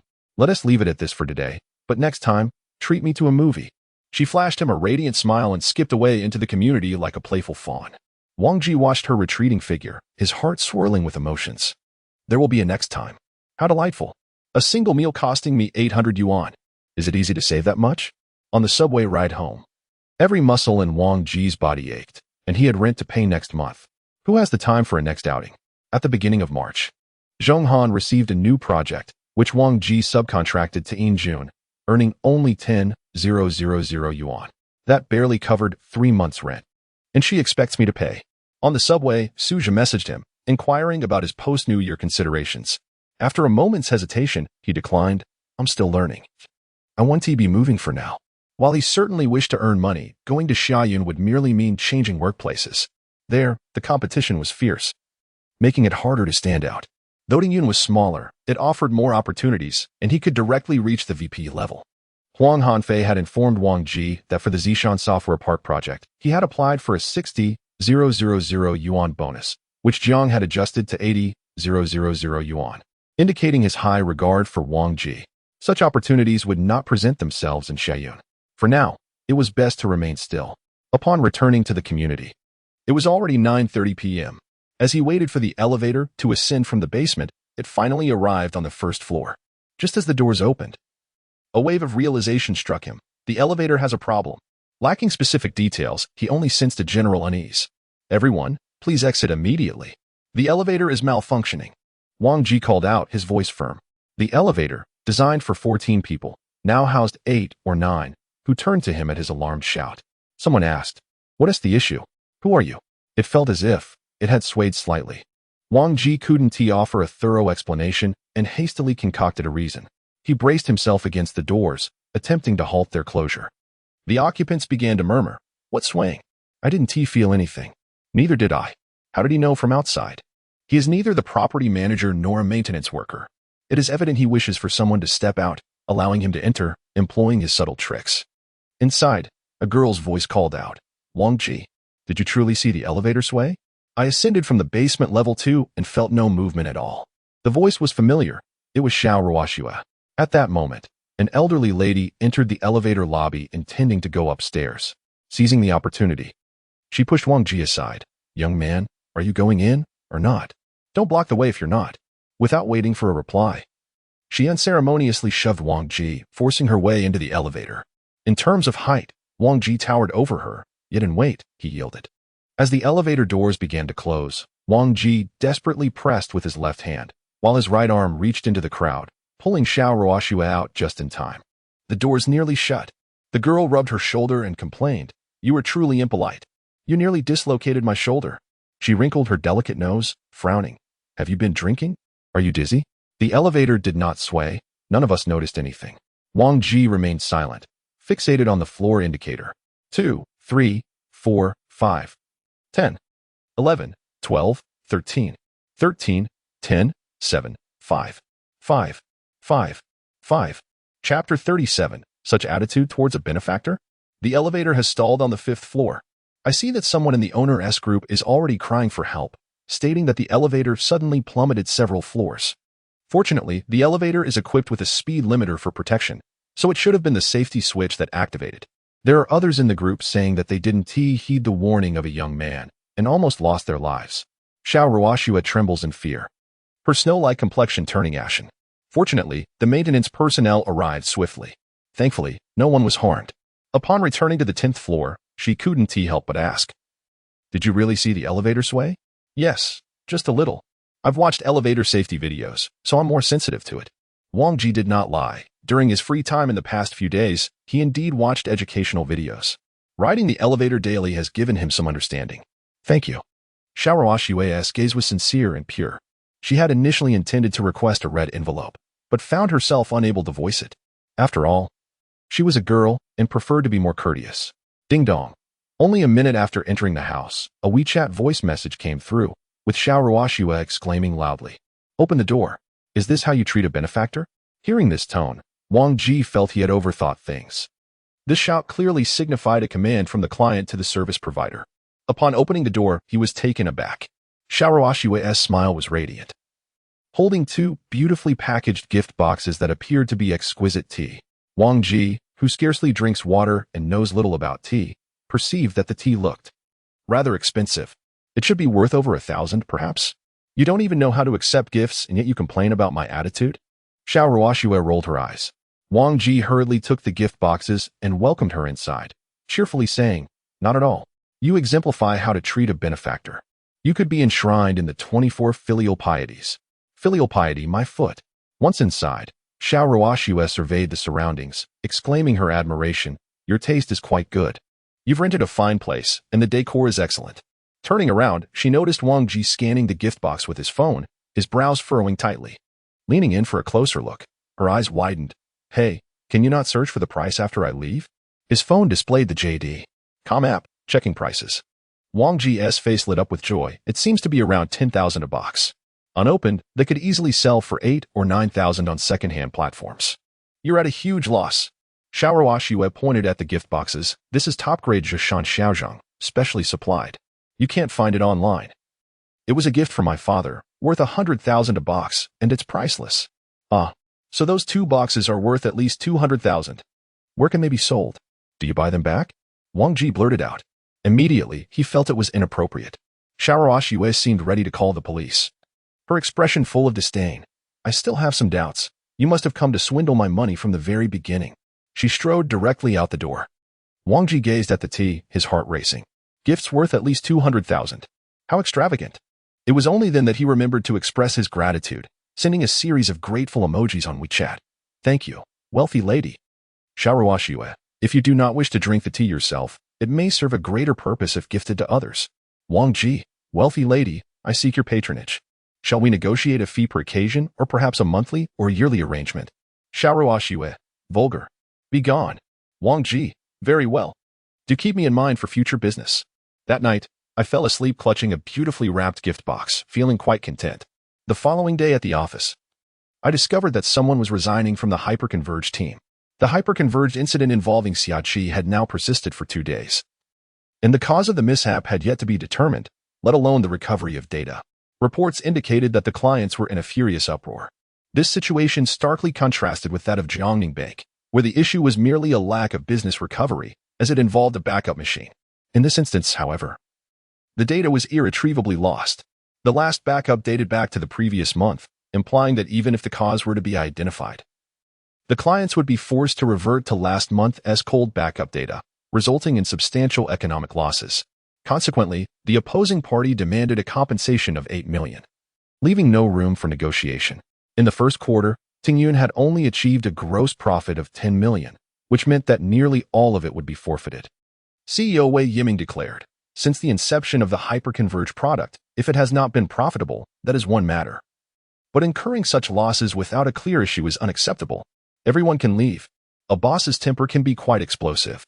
Jiangye, we dared not carry out this order. With so many departing, who would handle the aftermath? Surely, there must be an explanation for the incident?" He restrained Mr. Wei, pleading for a postponement of the order. However, Wei Yiming's booming voice resonated throughout the company, even through the conference room door, prompting several members of the development team to resign voluntarily. The problem had not even been identified yet, and it was premature to assign blame to the developers. Nevertheless, the company was eager to shift the responsibility. This was a blow to their pride. "I'm done. Let anyone else deal with it. I refuse to continue." Wang Ji observed the developers bickering with Gun Yinshi and quietly remarked to Lu Yang. Just as he finished speaking, a call from Jiang Yaoi interrupted. "Come to my office." 3 minutes later, what? "You're transferring me to the hyperconverged product line?" Wang Ji nearly shrieked, his scalp tingling with anxiety. Jiang Yaoi wore an expression that was both amused and enigmatic. "What's with the panic? It's not as if you were being sent to the gallows." Wang Ji replied candidly, "I've heard that the boss intends to eliminate the hyperconverged line. And if I go there, wouldn't I be shouldering the blame?" "Oh, who said you would bear the blame?" Jiang Yaoi gestured toward the glass door. "If anyone bears it, it will be them. It has nothing to do with you." Yet Wang Ji sought to argue further. Even if he did not bear the blame, he would still have to deal with the aftermath. Recalling Chang Jian's plight, he felt a strong aversion. Jiang Yaoi waved his hand. "To be frank, Mr. Wei and Mr. Yu are indeed considering cutting the entire product line, but I do not agree. In fact, many in sales share my sentiment. We believe this product holds significant potential, and it would be a pity to discard it. Sometimes, selling cloud solutions independently may not suffice. But hyperconvergence can serve as an excellent entry point. Furthermore, There exists a vast untapped market in Tier 2, Tier 3, and Tier 4 cities where hyperconvergence could thrive. Fixing his gaze firmly on Wang Ji, he spoke deliberately. I am assigning you to this role precisely to safeguard hyperconvergence. Wang Ji appeared perplexed, hesitantly inquiring, what can I possibly do? The present dilemma lies in the client's claim for $8 million, and should the company acquiesce, it would find itself financially crippled. A lack of funds would inevitably lead to layoffs, and as the primary culprit, the hyperconvergence sector cannot retain its personnel. What resolution could be achieved by your involvement? Jiangning remarked. First, the crux of the issue with Xiaoqi resides in the fact that the problem has not been accurately identified. Thus, the client offloads all responsibility onto us, demanding an exorbitant sum. Your investigation should aim to ascertain whether the primary fault lies with us. If it does not, there remains room for negotiation. Even if compensation is still required, at least there would be grounds for discussion, preventing the situation from escalating to an $8 million payout. Secondly, the current state of hyperconvergence products necessitates a leader to shoulder the responsibility. While previous research and development efforts were commendable, there is a lack of client-centric thinking. If they depart, so be it. You could assume this role, as long as you establish a firm footing. The hyperconvergence sector could potentially elevate to a secondary department, standing alongside cloud products. A subtle smile graced his lips, enigmatic in nature. Lowering his voice, he continued, the company is replete with veteran employees, making it challenging for someone of your experience to rise. With the departure of the older generation in hyperconvergence, this is a rare opportunity, do you understand? The implication was unmistakable. Jiangning viewed him as an ally, intent on promoting him beyond the norm. With a future as the manager of hyperconvergence, perhaps even akin to Qin Lang, a director, Wang Ji felt an exhilarating stir within. It seemed he was being subtly manipulated, yet there lingered a flicker of anticipation. What could this mean? Chapter 38, Two Paths. Choose for yourself. Wang Ji did not make an immediate decision. If it had been 6 months ago, he would have complied with his boss's directives without question. However, he had since gained experience. The circumstances were unusual, but negotiations could be had. Leading a team, managing, and functioning independently as a secondary department, these were the terms set forth by General Jiang, often referred to as a mere illusion of promise. What was required of him was to shoulder the burdens of hyperconvergence, swiftly identify the root cause of the incident, and provide support for negotiations between the company and Xiaoqi, thereby safeguarding the product line. This was indeed a significant responsibility. At the very least, he needed to ascertain the extent of the mess, didn't he? Wang Ji addressed Jiangning. You need me to identify the issues. I will certainly do so. However, I would like to understand the situation before taking on this heavy responsibility. He could not simply accept the burden, but he needed to convey his willingness to alleviate the leader's concerns. After sharing several meals with Huang Hanfeng, he had gleaned some insights. Jiangning nodded. No problem. He summoned the members of the hyperconvergence team for a meeting. There were only 2 individuals present, a product manager named Hu Jiai and a developer, Chang Jian. Hu Jiai, 24 years old, sported a neat shoulder-length hairstyle and possessed a composed, elegant visage, her gaze resolute. She had joined the company through campus recruitment after the new year, boasting 2 years of work experience. Strictly speaking, she was not part of the hyperconvergence team but belonged to the product department. Nonetheless, since she was responsible for the hyperconvergence product, her presence in the meeting was warranted. Chang Jian, an equally fresh graduate, remained in the company for one reason alone, awaiting potential layoffs. Resigning voluntarily would yield no compensation. While older employees had their grievances, he too had his own. They possessed savings. He did not. Upon hearing Jianghui's introduction of Wang Ji's intended role, his expression became complex, whereas Hu Jiai welcomed him with a smile. While he remained stoic and silent, Wang Ji led the two into a small meeting room, as certain discussions were unsuitable to be held in front of the boss. Ji, I've long heard of your esteemed reputation. There is hope for the hyperconvergence product. Hu Jiai exclaimed, applauding enthusiastically. Product managers often engage in frequent interactions. Wang Ji was remarkably adept at resolving issues, and the product manager responsible for cloud products held him in high regard, almost reverently.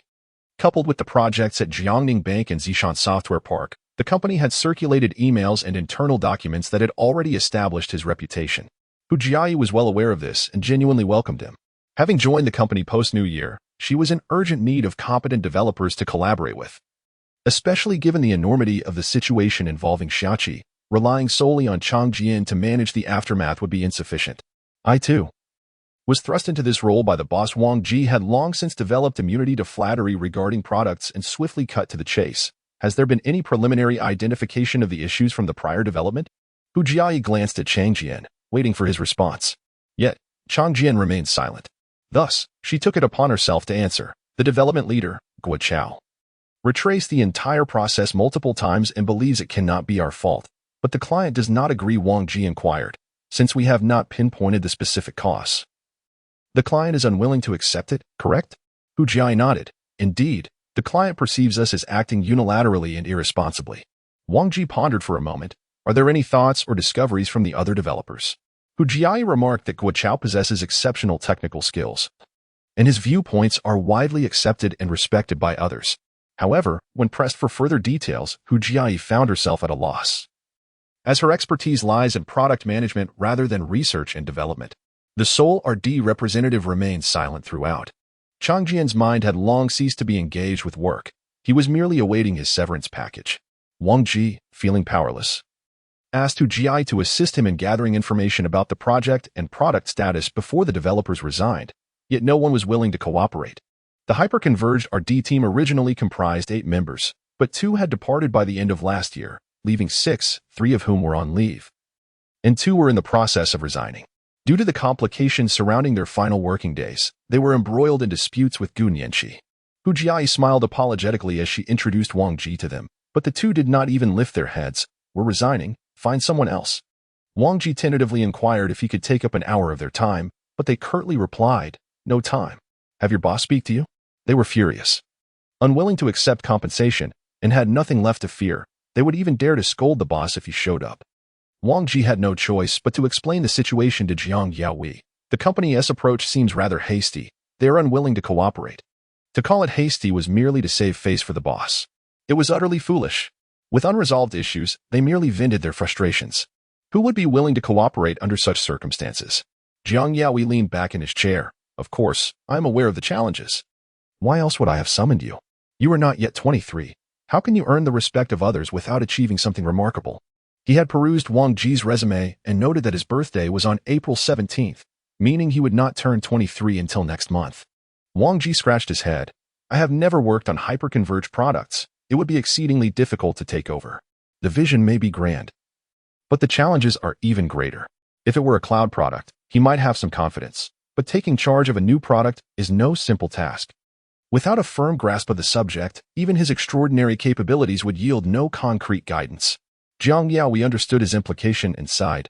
Xiao Wang, do you know why I sought you out rather than others? Is it because I find you easy to manipulate? Wang Ji dared not voice his thoughts and simply shook his head. Jiang Yaohui gazed intently into his eyes. Because I trust you implicitly. This statement caught Wang Ji off guard. He instinctively rose from his seat. Boss, this seems a bit exaggerated. Jiang Yaohui subtly gestured for him to sit. The trust one speak of is not solely based on ability or character. Allow me to explain. There are divisions among the company's upper management, as you may have heard. This is not unusual. Which company is devoid of disagreements? Which company lacks debates over operational direction? However, over the past 6 months, some events have been rather bizarre, with a series of odd incidents occurring.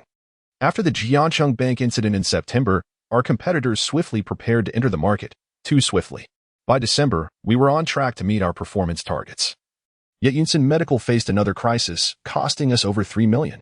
Then, in March, we encountered issues with Xiaoqi. Is it merely coincidence that problems arise at the end of each quarter? Shouldn't this raise suspicions? Wang Ji had previously entertained suspicions about Huang Hanfei, and after hearing Jiang Yaohui's analysis, the situation became increasingly apparent. There is indeed a traitor among us. Reflecting on the encounter with Yu Qiming from the previous year, Wang Ji felt a tumult of emotions, nearly voicing his thoughts. Ultimately, he restrained himself, setting aside the fact that he had only heard fragments of information. How could one be convinced solely by hearsay? Noticing Wang Ji's contemplative state, Jiang Yaohui recognized that his words had resonated and continued. Investigate the project issues and simultaneously observe for any potential anomalies. Is this a result of human intervention? I trust you because you are new to the company, lacking any affiliations or factions. If any faction exists, you are aligned with me. Do you understand? I will advocate for internal financing. If you can establish yourself within the hyperconvergence sector, I will ensure you have the opportunity to purchase shares. Is that clear? You have 2 paths before you, Either delve into hyperconvergence, uncover the issues, and subsequently take charge of the product line with a chance to become a shareholder. Or remain a junior engineer in the cloud products division, biding your time and hoping to outlast others. Chapter 39. Who will bear the burden? Ji Shun, have you decided to take us flying? Upon seeing Wang Ji seeking her out again, Hu Jiayi understood that her boss had successfully convinced him. With a beaming smile, she served Wang Ji a cup of iced latte, having thoroughly prepared for the occasion. Yijie, you are so considerate. I still rely on your support. Please lead us. Wang Ji sensed that Hu Jiayi was an astute individual. Hu Jiayi shook her head earnestly. Two-person flight? I cannot manage that. Changjian. Wang Ji. Hu Jiayi flashed a mischievous smile and gestured to Wang Ji, leading him to a small meeting room. We cannot rely on Changjian anymore. Let us split our efforts. You familiarize yourself with the product while I reach out to Guo. She was a person of action. They quickly agreed on their respective tasks. Wang Ji needed to understand the fundamental capabilities of the product. Otherwise, he would have no starting point. With no formal handover, he had to dive in headfirst, requesting data and code access from both Hu Jiayi and Changjian. First, he would have Hu Jiayi introduce the product. Then he would examine it at his own pace. What is referred to as hyperconvergence is essentially a type of cloud product. It integrates multiple capabilities: virtualization for computing, distributed storage for data, and system management executed by virtual machines. These three elements constitute the foundational abilities. Additional features can be freely added. It can either be a software-hardware integrated machine or include security software, backup software, etc., all of which can be termed hyperconverged. Tingyun's hyperconvergence still relies on these three basic components and is sold purely as software. This instilled a degree of confidence in Wang Ji. Although he was not well-versed in storage, he was quite familiar with the other two aspects. Computing was managed by the infrastructure team, a core competency, while management belonged to the middleware team. Although it was not under his purview, he had reviewed the code, finding no substantial issues. However, after merely 5 minutes of reviewing the code, he found himself bewildered. He could not comprehend it at all. He hurriedly inquired with Changjian, is the code for hyperconvergence computing and management different from that of the cloud platform? Changjian replied, previously it was identical. But Guo found it too cumbersome. Last year, a major restructuring was undertaken to streamline it significantly. It is no longer the same set. Restructuring? Would that still allow for upgrades? Wang Ji quickly recognized the potential problem. Code restructuring is a serious matter. For engineers, the most frustrating task is maintaining legacy code, which becomes increasingly unpalatable. Not only are there numerous bugs, but also many inexplicable implementation logics that, while clearly unreasonable, have been running with clients for an extended period, rendering any modifications daunting. All one can do is patch it up. Over time, it becomes unbearable, colloquially referred to as a mountain of refuse. Thus, the most gratifying task for engineers is to undertake a complete reconstruction, starting afresh. However, a thorough reconstruction often lacks compatibility with older versions, resulting in a chasm that complicates upgrades. Yet, clients do not concern themselves with whether or not you have restructured. When issues arise, you must resolve them.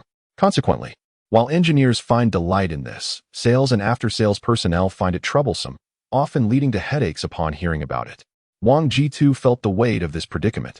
This indicated that his grasp of the code was non-existent, rendering all prior experience moot. Changjian responded, upgrades are possible. However, it is quite cumbersome and requires considerable manual intervention. Wang Ji inquired immediately. The issue with Xiaoqi arose after the upgrade. Don't Guo and the others believe it is related to the code? Such significant changes and a cumbersome upgrade process. It's hard to say, isn't it?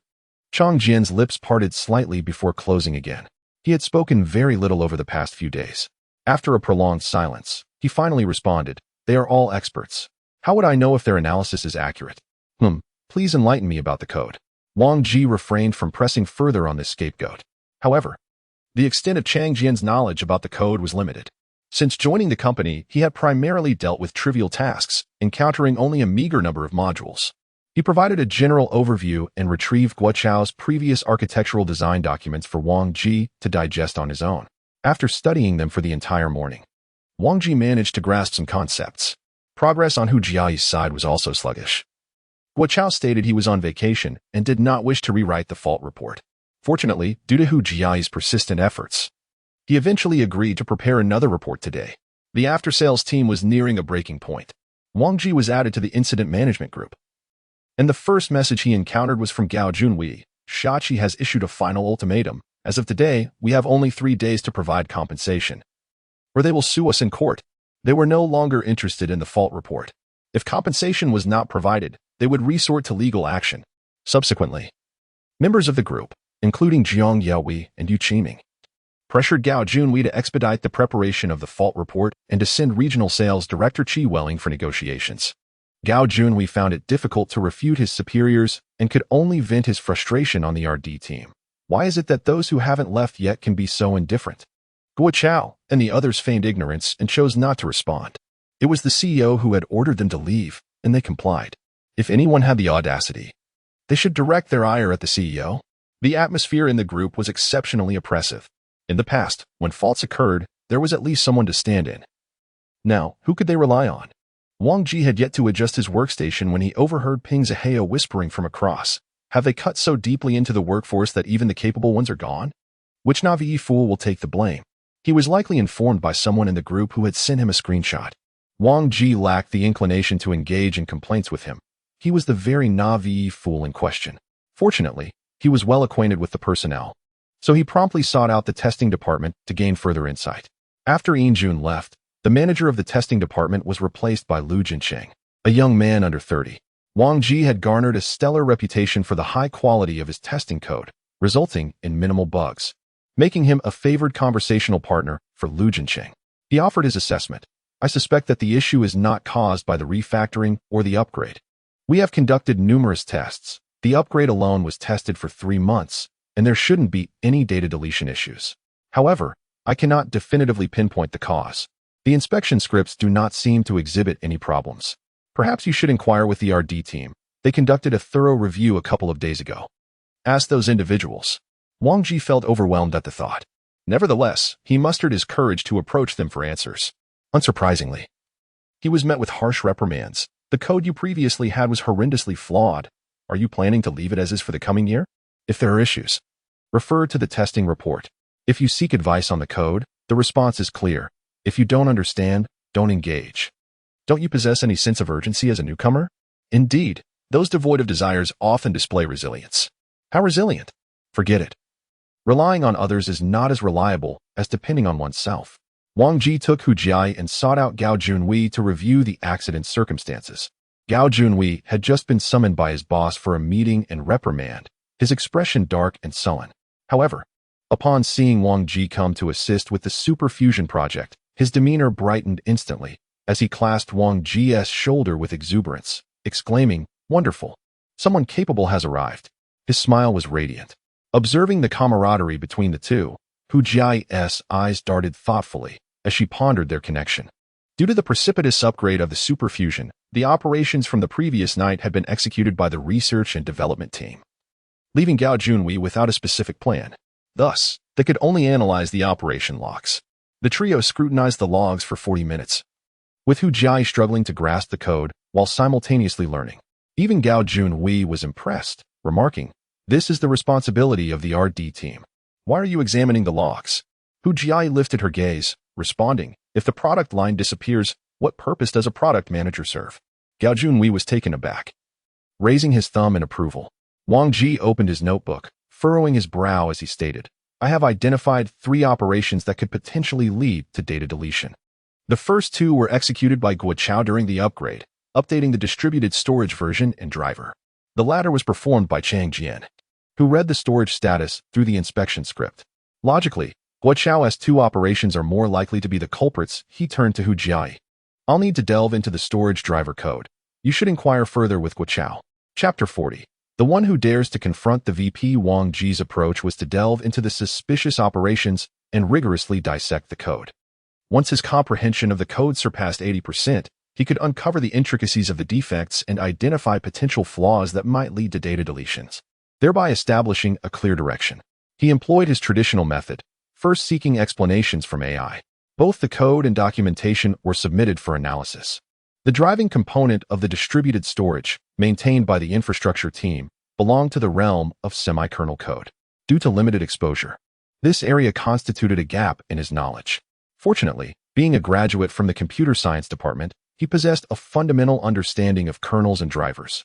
After 2 hours, his mastery had only risen to 39%, failing to meet the 50% threshold, resulting in only general suggestions.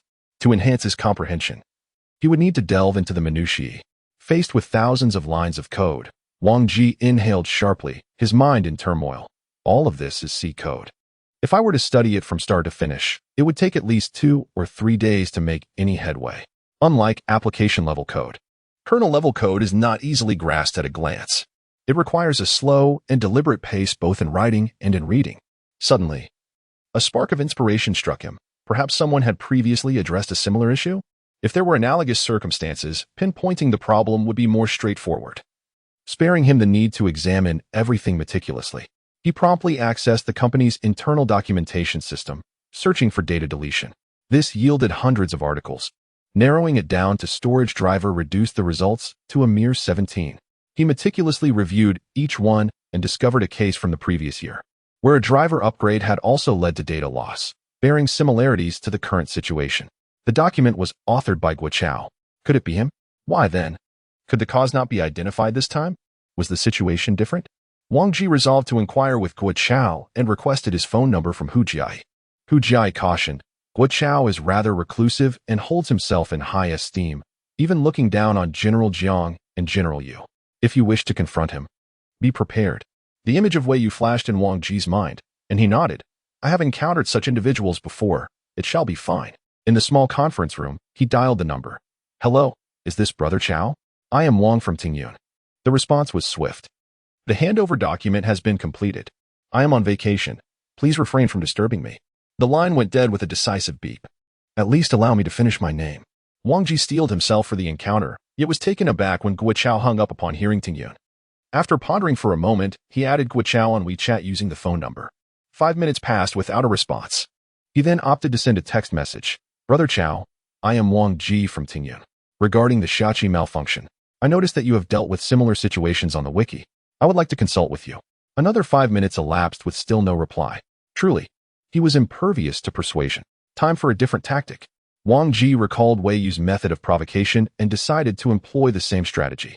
He sent another message. Based on the current circumstances, the most probable cause of the malfunction is your operation, and you are also the one who wrote the code.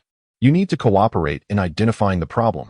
Although the storage driver code was not maintained by Guo, he had indeed altered many aspects. Whether he was in the wrong was another matter. For now, let us provoke him. As expected, Guo's temperament mirrored that of a genius. He responded, Impossible. I've blocked you. No need to send more. Oh, must you be so decisive? Fine. I'll look myself. Wang Ji returned to his workstation and thoroughly read through the wiki, discovering that the document meticulously detailed the relevant code issues. Cross-referencing the descriptions, he skimmed through the sections related to system restarts, index updates, cache updates, dynamic balancing, data migration, and data deletion. His comprehension level rose to 55. Suddenly, a refreshing clarity surged through his mind. Numerous code snippets flashed before him, marked with red dots. There is hope. He filtered the sections that could potentially lead to data deletion, narrowing it down to 3 segments. Consulting with a more experienced colleague familiar with the code, he swiftly untangled the logic. His mastery of the code soared to 92. Ecstatic, Wang Ji examined these 3 code segments again, and the warnings flowed clearly into his mind. This code might cause delays in write operations to storage nodes due to network latency or node failures, resulting in inconsistencies among data replicas. If there is a hardware malfunction in the storage node, this segment could instantly consume a significant amount of storage bandwidth during data recovery, drastically reducing business performance. The data here is unencrypted, potentially intercepted by a middleman or accessed in plaintext from the backend. The warnings were exceptionally detailed. Moreover, it was precisely the modification submitted by Guo.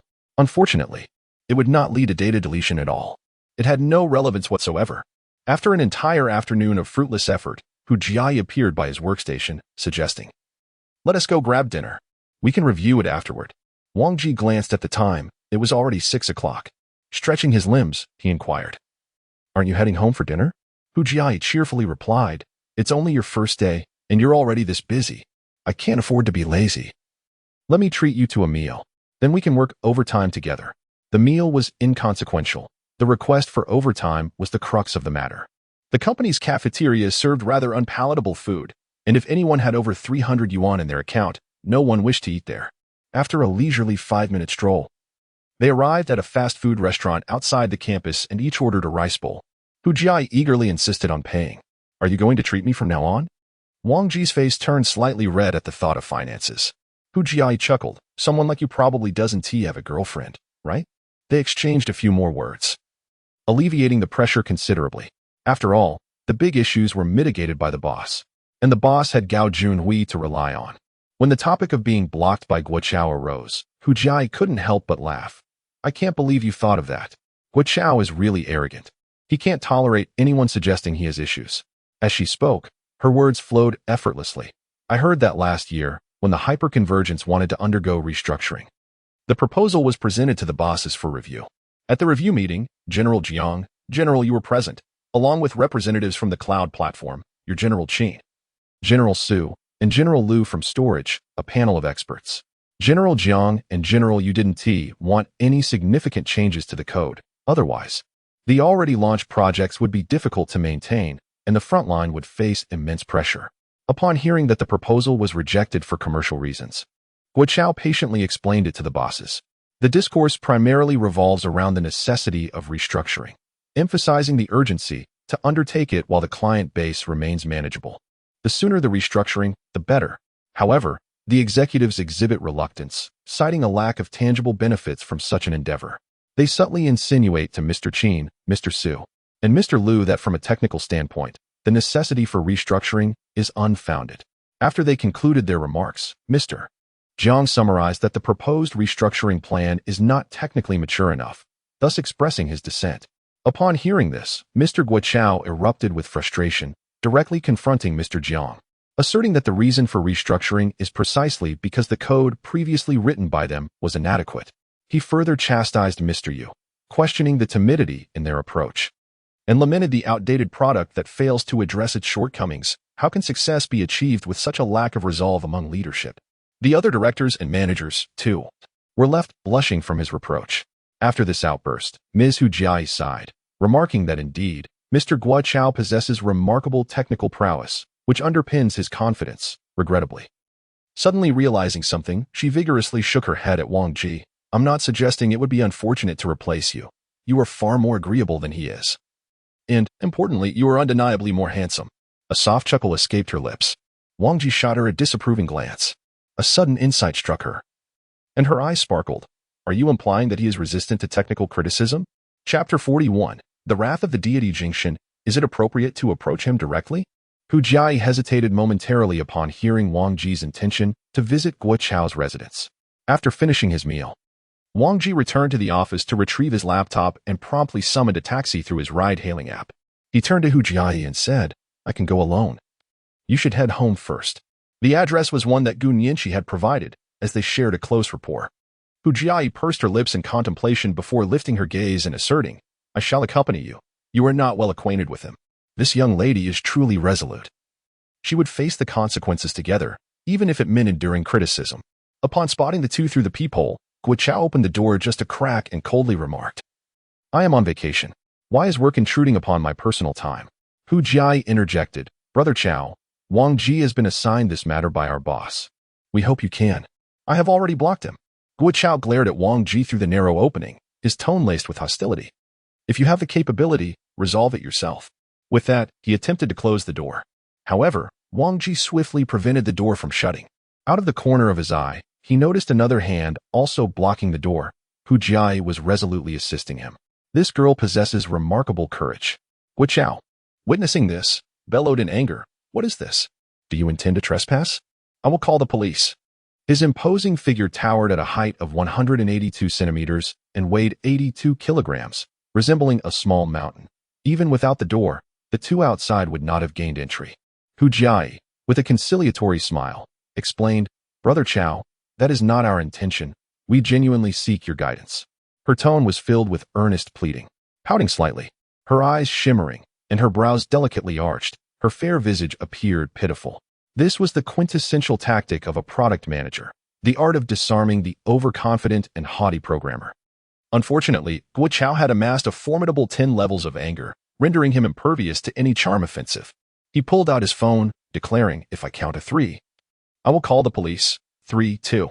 Go ahead and report it." The code is atrocious, riddled with bugs that are impossible to decipher. The entire mess is a disaster. I, too, wish to report it. Wang Ji suddenly interjected. This. Hu Jiayi was taken aback, lifting her head in disbelief, questioning whether she was hallucinating. Had he truly traveled such a distance merely to engage in an argument? Glancing back at Guo Chao, whose eyes were ablaze with fury, she sensed the tension escalate. Guo Chao's voice rose an octave, demanding, "Clarify which segment of the code is problematic." He pointed directly at Wang Ji's face, adding, "If you cannot articulate it clearly, you must apologize and roll down the stairs." At the sound of Guo Chao's thunderous outburst, a woman emerged from within the room, Guo Chao's wife, Ruan Lan. She chided her husband, "Do not be so confrontational. We are all just employees. Simply close the door and ignore them." Guo Chao waved dismissively, "Do not interfere. He came here seeking a scolding." Ruan Lan huffed in response and settled onto the sofa, ignoring the commotion. Meanwhile, Wang Ji had retrieved his laptop from his bag, with Hu Jiayi assisting by holding onto the backpack. Opening the laptop, he brought up the storage drive code, stating, "This segment of code lacks thorough consideration. If there is network latency or a node failure, the write operations to the storage node may lag, resulting in inconsistencies between the data replicas across storage blocks." As he spoke, he turned the laptop towards Guo Chao, who says there is insufficient consideration. Guo Chao instinctively retorted, yet as he followed Wang Ji's line of thought, he found himself at a loss for words. Hu Jiayi's eyes widened in astonishment as she glanced between Guo Chao and Wang Ji, her gaze darting back and forth. Pondering in disbelief, Guo Chao actually refrained from rebuttal. Wang Ji continued, "This section of code also presents issues. If there is a hardware failure in the storage node, the code will momentarily consume a vast amount of storage bandwidth during data recovery, resulting in a drastic decline in business performance." Guo Chao remained silent, thoughtfully nodding in agreement. Hu Jiayi's lips parted slightly, her mind racing. Is Guo Chao in agreement again? This was the first time she had witnessed such a scene since her employment began. Typically, Guo Chao seldom acknowledged others. He held an elevated position within the group, and his judgments were universally accepted. At least 70% of the suggestions made by others required revision. Even when bugs appeared in the code, it was inconceivable that anyone else would discover them first. It was always he who identified them. Yet here he was, nodding in agreement with someone who had taken over just the day before. Wang Ji then pointed out a third issue. Furthermore, this segment of code, the data is unencrypted, making it susceptible to interception by intermediaries or unauthorized access to plain text. Guo Chao quickly interjected, "That is indeed a problem. Our current storage performance is inadequate, which is why I have not implemented encryption. Some projects simply cannot meet the requirements." He still sought to defend himself. No, it shouldn't be termed a defense. Rather, the tone should be described as an explanation, a calm and reasoned explanation. Suddenly, Ruan Lan's voice interrupted, "Don't let anyone stand outside. It's exhausting to hold a computer. Since we are engaged in conversation, why not come in and sit for a while?" Guo Chao's reluctance to cooperate with the handover made her feel uneasy, fearing a potential dispute might arise with the company. Observing her husband's demeanor soften, she seized the opportunity to make a suggestion. "All right." Guo Chao opened the door. Ruan Lan had merely offered a tentative proposal, not expecting Guo Chao to acquiesce so readily. Unconsciously, she cast a few more glances at Wang Ji, who was accompanied by a charming young lady, and immediately greeted them warmly. "Come in and take a seat. Let me get you some water." Once seated on the sofa, Guo Chao began to elaborate on the reasons behind the lack of encryption, eager to reclaim some ground. Wang Ji did not press further and chimed in with a few remarks. Only then did Guo Chao's expression begin to lighten. Unbeknownst to him, his previously bloodshot eyes had returned to their normal state. Hu Jiayi, perceptive as always, accepted the water cup Ruan Lan offered, smiling brightly as she remarked, "Chao Ge, your home decor exudes a sense of technological sophistication. Surely, you hired a designer?" Guo Chao sprang to his feet, exclaiming, "Who needs a designer? I did it all myself." His face radiated pride. Pointing to the curtains, he continued, "The entire house's control system is based on my Raspberry Pi setup. You see, I purchased this curtain rod from Taobao, and I wrote the voice control logic in." He took a full 10 minutes to showcase the intelligent devices in his home. In essence, it was all controlled by his own code. With every detail he shared, Hu Jiayi offered her enthusiastic support, which only served to inflate Guo Chao's pride further as he spoke with increasing fervor. When he finally returned to the sofa, Hu Jiayi winked at Wang Ji with a sly smile. "This young lady is quite cunning. Ahem, Wang Ji cleared his throat and imitated. Xiao Gu, you are truly remarkable. You managed to handle so many devices all by yourself? It's even better than what the major firms produce. Observing that Guo Chaowei was becoming increasingly animated, he continued, to be honest, the code you've written is the finest I have encountered, except for those 3 minor issues earlier. Everything else is flawless. Guo Chao raised 2 fingers. 2 issues. The last one is technically a trade-off, not a bug.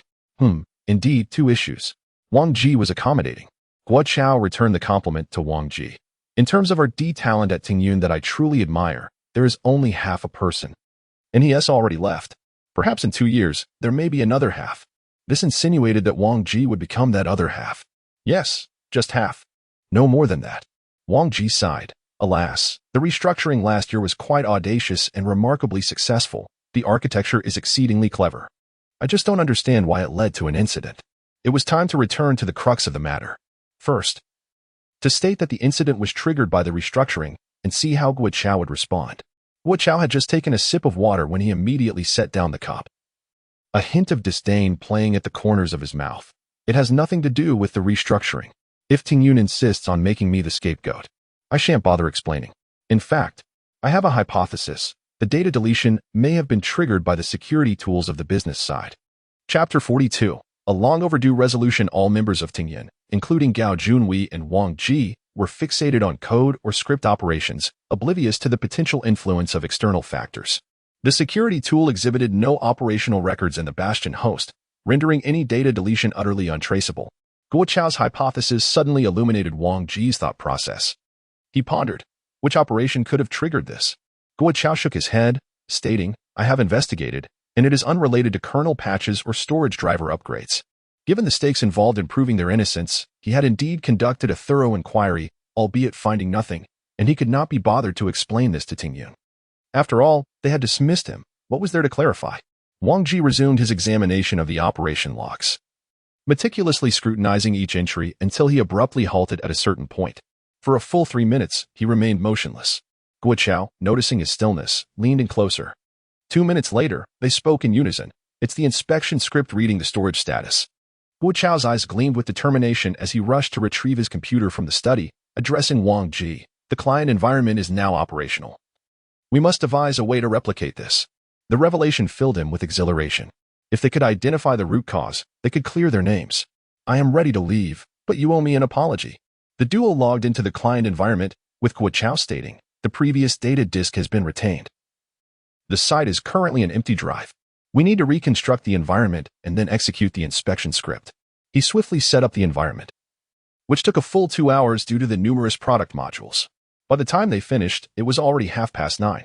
As they executed the script, 20 minutes later, they received confirmation of success. The data had not been deleted. Guo Chao furrowed his brow, sensing that it could not be so straightforward. The inspection script had been tested numerous times without any apparent bugs.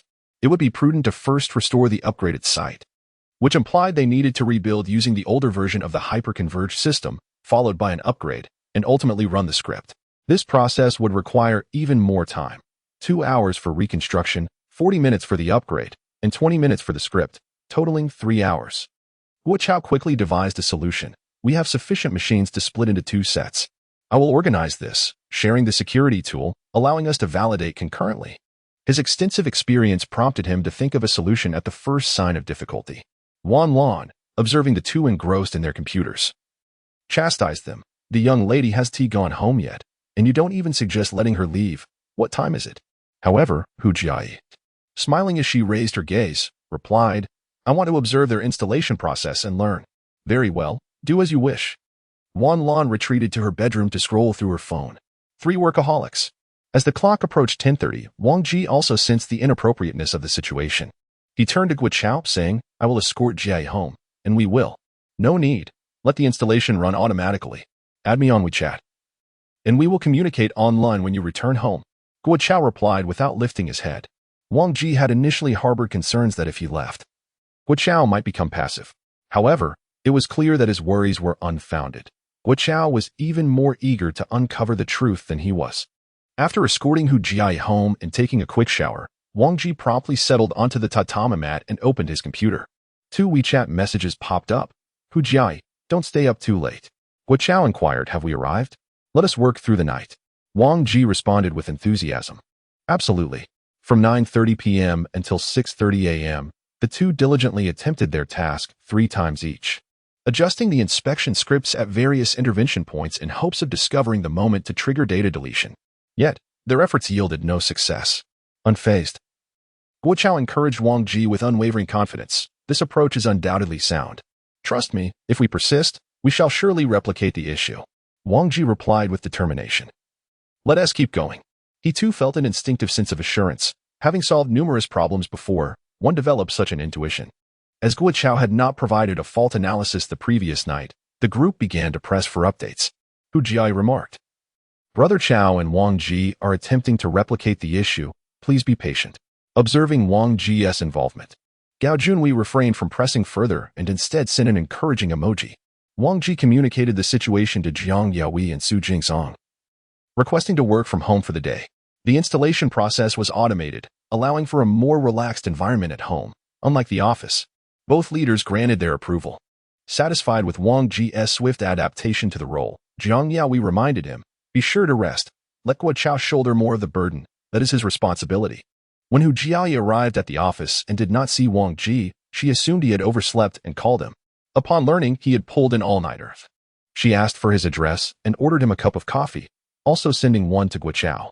After sipping an iced latte, Wang Ji revitalized his spirits and resumed efforts with Guo Chao. Finally, around 6 p.m., they received a flurry of messages in response. It has occurred. The distributed storage data has been deleted. I have verified that it triggered the self-destruct mechanism of Xuantianxia under special circumstances. The system determined an extreme risk of data breach and deleted the information directly. Damn it, it was the third-party tool. We've been scapegoated. Wang Ji could easily envision Guo Chao erupting in exuberance at home.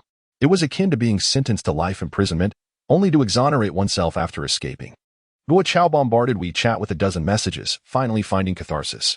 While Wang Ji had encountered many skilled individuals, Guo Chao's capabilities genuinely impressed him. He tentatively suggested, now that we've identified the issue, and it isn't due to our development, why don't you stay on? You could continue working on your own product. Guo Chao promptly retorted, I would rather die than stay. Who would toil for such a boss? He remained troubled by Wei Yiming's words, feeling disheartened. Wang Ji empathized with Guo Chao to an extent. He too cherished his product and the reconstruction of code, and ideally, he would not wish to depart. This time, however, it was a matter of genuine sorrow.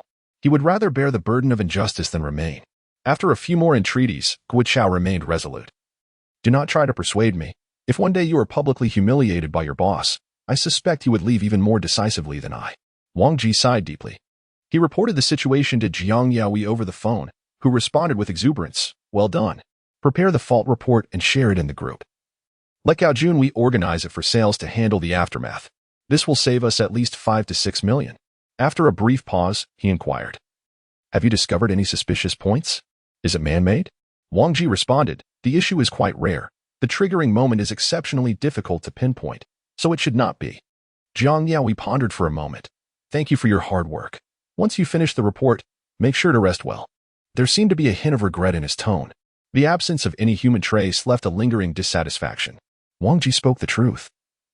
He and Guo Chao had spent 20 hours reproducing the issue, and it was indeed challenging to trigger it manually without an in-depth understanding of the security tool mechanisms. However, the executor was Chang Jian. He likely lacked both the capability and the motive. After completing the report, Wang Ji suddenly realized that he might have inadvertently harmed Chang Jian. Although Chang Jian's actions were unintentional, they were objectively attributable to him. And the company could indeed impose penalties, perhaps not merely negotiating a termination but outright dismissal, with compensation being uncertain. As these thoughts crossed his mind, he felt a twinge of guilt. He grabbed a quick meal, and, upon reaching the entrance of the community parking garage, a red GLS came to a halt. As the window rolled down, Xiaoruo Yue poked her head out and called, Get in. I need a favor. Chapter 43, 2 million for an explanation helping out in the car? Wang Ji chuckled. Hey, if you keep being so vulgar, I might just crash into you. Xiaoruo Yue shot him a fierce glare, her finely sculpted nose wrinkling slightly at the corners. As Wang Ji settled into the passenger seat, he reclined comfortably and mused. What do you rich second-generation folks usually do? Manage the family business? Xiaoruo Yue replied coolly, I have nothing to do with the family business. Don't conflate the two. Having obtained his driver's license and being quite fascinated by automobiles, Wang Ji had observed for a long while and remarked enviously, "What's wrong with inheriting the family business? You have houses and cars at your disposal. All right, we're here. Get out." Xiaoruo retorted, opening the trunk with a huff. "Help me lift one up." Inside the trunk were two large cardboard boxes. She asked Wang Ji to lift one while she took it upon herself to handle the other. Wang Ji pointedly gestured for her to place it atop his box. "As you command, I shall carry it. After all, a wealthy lady deserves to be pampered. Who knows what gifts you might bestow upon me one day." Xiaoruo, unreserved, complied and placed it there. "I didn't expect you to have some strength." Suddenly recalling something, she added, "But let me make it clear, this is a favor, and there's no red envelope involved. Look at you." Wang Ji entered the elevator, grinning. "You can't always be the one footing the bill. You wouldn't neglect to give red envelopes every time, right? Not a chance." Xiaoruo was already on guard against his antics. Once inside the apartment, she scrutinized Wang Ji for a good half-minute before pointing to the boxes. "Help me try on the clothes." One box contained men's fashion, the other women's, each filled with around 20 items. The garments were crafted from thin, high-quality fabrics in diverse colors and styles, and she instructed him to categorize them by style first, then by color. Wang Ji, having previously assisted Xiaoruo with her e-commerce site, knew she owned a design company. Presumably, the styles had arrived for fitting. Wang Ji became a makeshift model, trying on several outfits in succession. Finally, he spoke up, "Being a model has nothing to do with it." Xiaoruo interjected sharply. Wang Ji's spirits plummeted instantly as he lamented, "I stayed up all night working on problems. I'm exhausted." Xiaoruo paid him no mind, dismissing some outfits after a glance while photographing others. After trying on 15 ensembles, she finally remarked, "Actually, your physique is quite decent. You're a bit slender. But you'd make a fine model. You're not bad looking either." She inquired, "How tall are you?" 178 or 179. 178, why? Shaking her head. Xiaoruo replied, "What a pity, just 5 more centimeters would be perfect. Perhaps you should consider height increasing insoles." Wang Ji declared a strike. "If you keep insulting me, I'll start charging by the piece." Suppressing a laugh, Xiaoruo retorted, "You can't even pose properly or cooperate for photos. Who would pay you?" After nearly an hour, they completed the fitting. The satisfactory items were placed on the sofa, while the unsatisfactory ones were tossed back into the boxes. Wang Ji slumped on the sofa for a moment when a sudden realization struck him. 2 garments bore red dots. He retrieved the clothing and traced the red dots, discovering they were due to rough workmanship causing the patterns to misalign. He inquired of Xiaoruo, "Was the clothing custom-made? The manufacturer seems rather inattentive." Xiaoruo turned her gaze to Wang Ji, her eyes reflecting a hint of admiration. "Quite perceptive of you. I noticed the issue when you were trying it on." Wang Ji asked, "Then why did you leave it on the sofa?" Xiaoruo replied, "This was produced by an old supplier. Occasionally, a novice might err in operation, leading to some batch discrepancies, which is understandable. After all, it's just a sample. It's not of great consequence." Novice errors. Wang Ji suddenly stood up. He realized that such mistakes were commonplace, even if the fault lay with the novice. It was still comprehensible, especially since the responsibility did not rest solely on the operator. He promptly called Changjian at home. "Rest assured, I will clarify that it is not your fault." Changjian's voice brimmed with gratitude. "Wang Ji, truly thank you." Upon the issuance of the fault report, both Yu Qiming and Qi Welling were elated. Yu Qiming directed, "The responsibility does not lie with us. We must state the facts and strive for minimal compensation." Qi Welling, however, took a more cautious approach. "I will do my utmost to negotiate with the client first. In any case, claiming 8 million is entirely feasible. Their stance is unsustainable." Particularly addressing Wang Ji, he remarked, "Our D team is remarkably effective." At that moment, news of Wang Ji's reassignment to hyperconvergence had reached Lu Yong and Ping Zihao. Throughout the day, they expressed sympathy for Wang Ji, feeling he was more wrong than Doi. By evening, the tide shifted dramatically. "What the heck? You discovered another issue. You must be incredibly lucky. What kind of divine constitution do you possess?" In contrast to Yu Qiming's optimism, Qi Yueling's caution was warranted.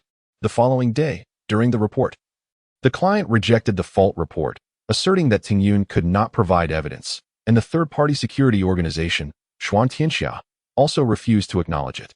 Who would willingly accept the burden of an 8 million liability? Qi Yueling had prepared for this eventuality, bringing Wang Ji along. Upon arriving at the client's site, They were pleasantly surprised to find Guo Chao also present. Quietly, Qi Welling asked Wang Ji, "Isn't this gentleman supposed to be resigning? He has addressed the incident for days." Wang Ji replied, "I spoke to him earnestly. He wishes to prove himself." Qi Welling gave a thumbs up. "It's all thanks to you. Even the boss cannot compel him." Not only had Guo Chao shown up, but he also brought good news. He had conducted thorough research. And as a dedicated tech enthusiast, his greatest passion lay in solving complex problems. He had pinpointed the triggering moment, 5 minutes after applying the kernel patch. Executing the script would reliably reproduce the issue. At that moment, the kernel was undergoing self-checks. With overlapping storage scans, the security tools deemed it a significant attack. Activating the self-destruct mechanism. In front of the client's IT head, Dong Qingyuan, and the account manager from Xuan Tianxia, Mao Shijun, Guo Chao demonstrated and successfully replicated the issue. Dong Qingyuan furrowed his brow, while Mao Shijun was left speechless. Qi Welling, brimming with confidence, proclaimed, "Mr. Dong, you can see that the data was indeed not deleted from the product side." Dong Qingyuan twirled his pen several times before responding. "I will consult with my superiors." Upon exiting the conference room, Qi Welling's expression turned grave. To Wang Jido, it is exceedingly difficult to extricate oneself entirely. The opposing party has suffered considerable losses and must have an explanation. Dong Qingyuan, the IT department manager, bears primary responsibility for the incident at Zyariki. According to Zyariki's estimates, if the data cannot be restored, the losses incurred over the past month in terms of computational power and personnel investment amount to at least 16 million. The claim for 8 million is merely half of that. If the final determination does not attribute the issue to Tingyan, they must either seek recourse from Xuan Tianxia or shoulder the burden themselves. Yet another round of contentious negotiation ensues. Dong Qingyuan had previously supported Tingyan, and if he is not afforded a graceful exit, there is a real risk of enmity. As anticipated, after the briefing, Dong Qingyuan approached Qi Welling, stating unequivocally, "Objectively speaking, it is still the upgrade from Tingyun that has led to this situation. You must at least acknowledge this." Qi Welling offered a cigarette. "Can't we pursue compensation from Xuan Tianxia?" Dong Qingyuan replied with a wry smile, "If that were possible, would I even be asking you?" He gestured subtly with his index finger, implying that there were influential figures involved. He presented his demands. "I shall not make things difficult for you. 2 million is the amount I seek for compensation, allowing me to provide an explanation to my superior as well." Chapter 44. The Data Recovery Task Force, March 27th. Tingyan Conference Room. Meeting on the major incident in Shachi Finance. CEO Wei Yiming, along with 3 vice presidents, were present, as well as directors Qi Welling and Gao Junwei. There was significant disagreement among the executives regarding the results of Qi Welling's negotiations earlier that morning. Yu Qiming firmly opposed compensation, arguing, "Since we bear no responsibility, why should we compensate?" Conversely, Jiang Yaoi contended, "Shachi contributes over 10 million in gross profit annually. Paying 2 million to maintain the client relationship is a worthy investment. We can earn back the money in due course." His confidence stemmed from having pinpointed the issues in the research and development. A timely intervention akin to a football coach substituting a player when trailing 0-2, only to witness a miraculous comeback with 3 goals scored, culminating in a stunning victory. This substitution was a stroke of genius, a highlight of his professional career. Yu Qiming found it difficult to counter this argument. The Human Resources VP, Yu Ingshi, interjected, "Given the circumstances, let us proceed with the compensation of 2 million while also discontinuing the hyper-converged product line. It is a prudent long-term cost-saving measure." Wei Yiming immediately concurred, stating, "After years of operation without profit, why should we continue to sustain it?" After some contemplation, Yu Qiming acquiesced, recognizing that optimizing costs was indeed his principle. If compensation was to be rendered, then frugality was imperative. The CEO and 2 VPs had reached a consensus, and a decision seemed imminent. Jiang Yaoi slammed the table, exclaiming, "What are we doing? How many products can we afford to cut? Are we going to stop doing business?" He passionately articulated the significance of the hyper-converged product line and resolutely opposed its discontinuation, insisting that Qi Welling provide his perspective. "Old Qi, what do you think?" Qi Welling felt quite uncomfortable. To be frank, he did not wish to see the product line eliminated. Sales had already been lackluster. Reducing the offerings would only complicate commercial strategy further. At that moment, however, he could only feign ignorance. After all, they were all executives. Who would he dare offend? Wei Yiming interjected, "No one desires layoffs, but the hyperconverged line has suffered 2 significant incidents. indicating a failure in this product line. Shall we continue to sustain it indefinitely? The lackadaisical attitude towards the hyper-converged research and development embarrassed him, casting a negative light on the product in his eyes.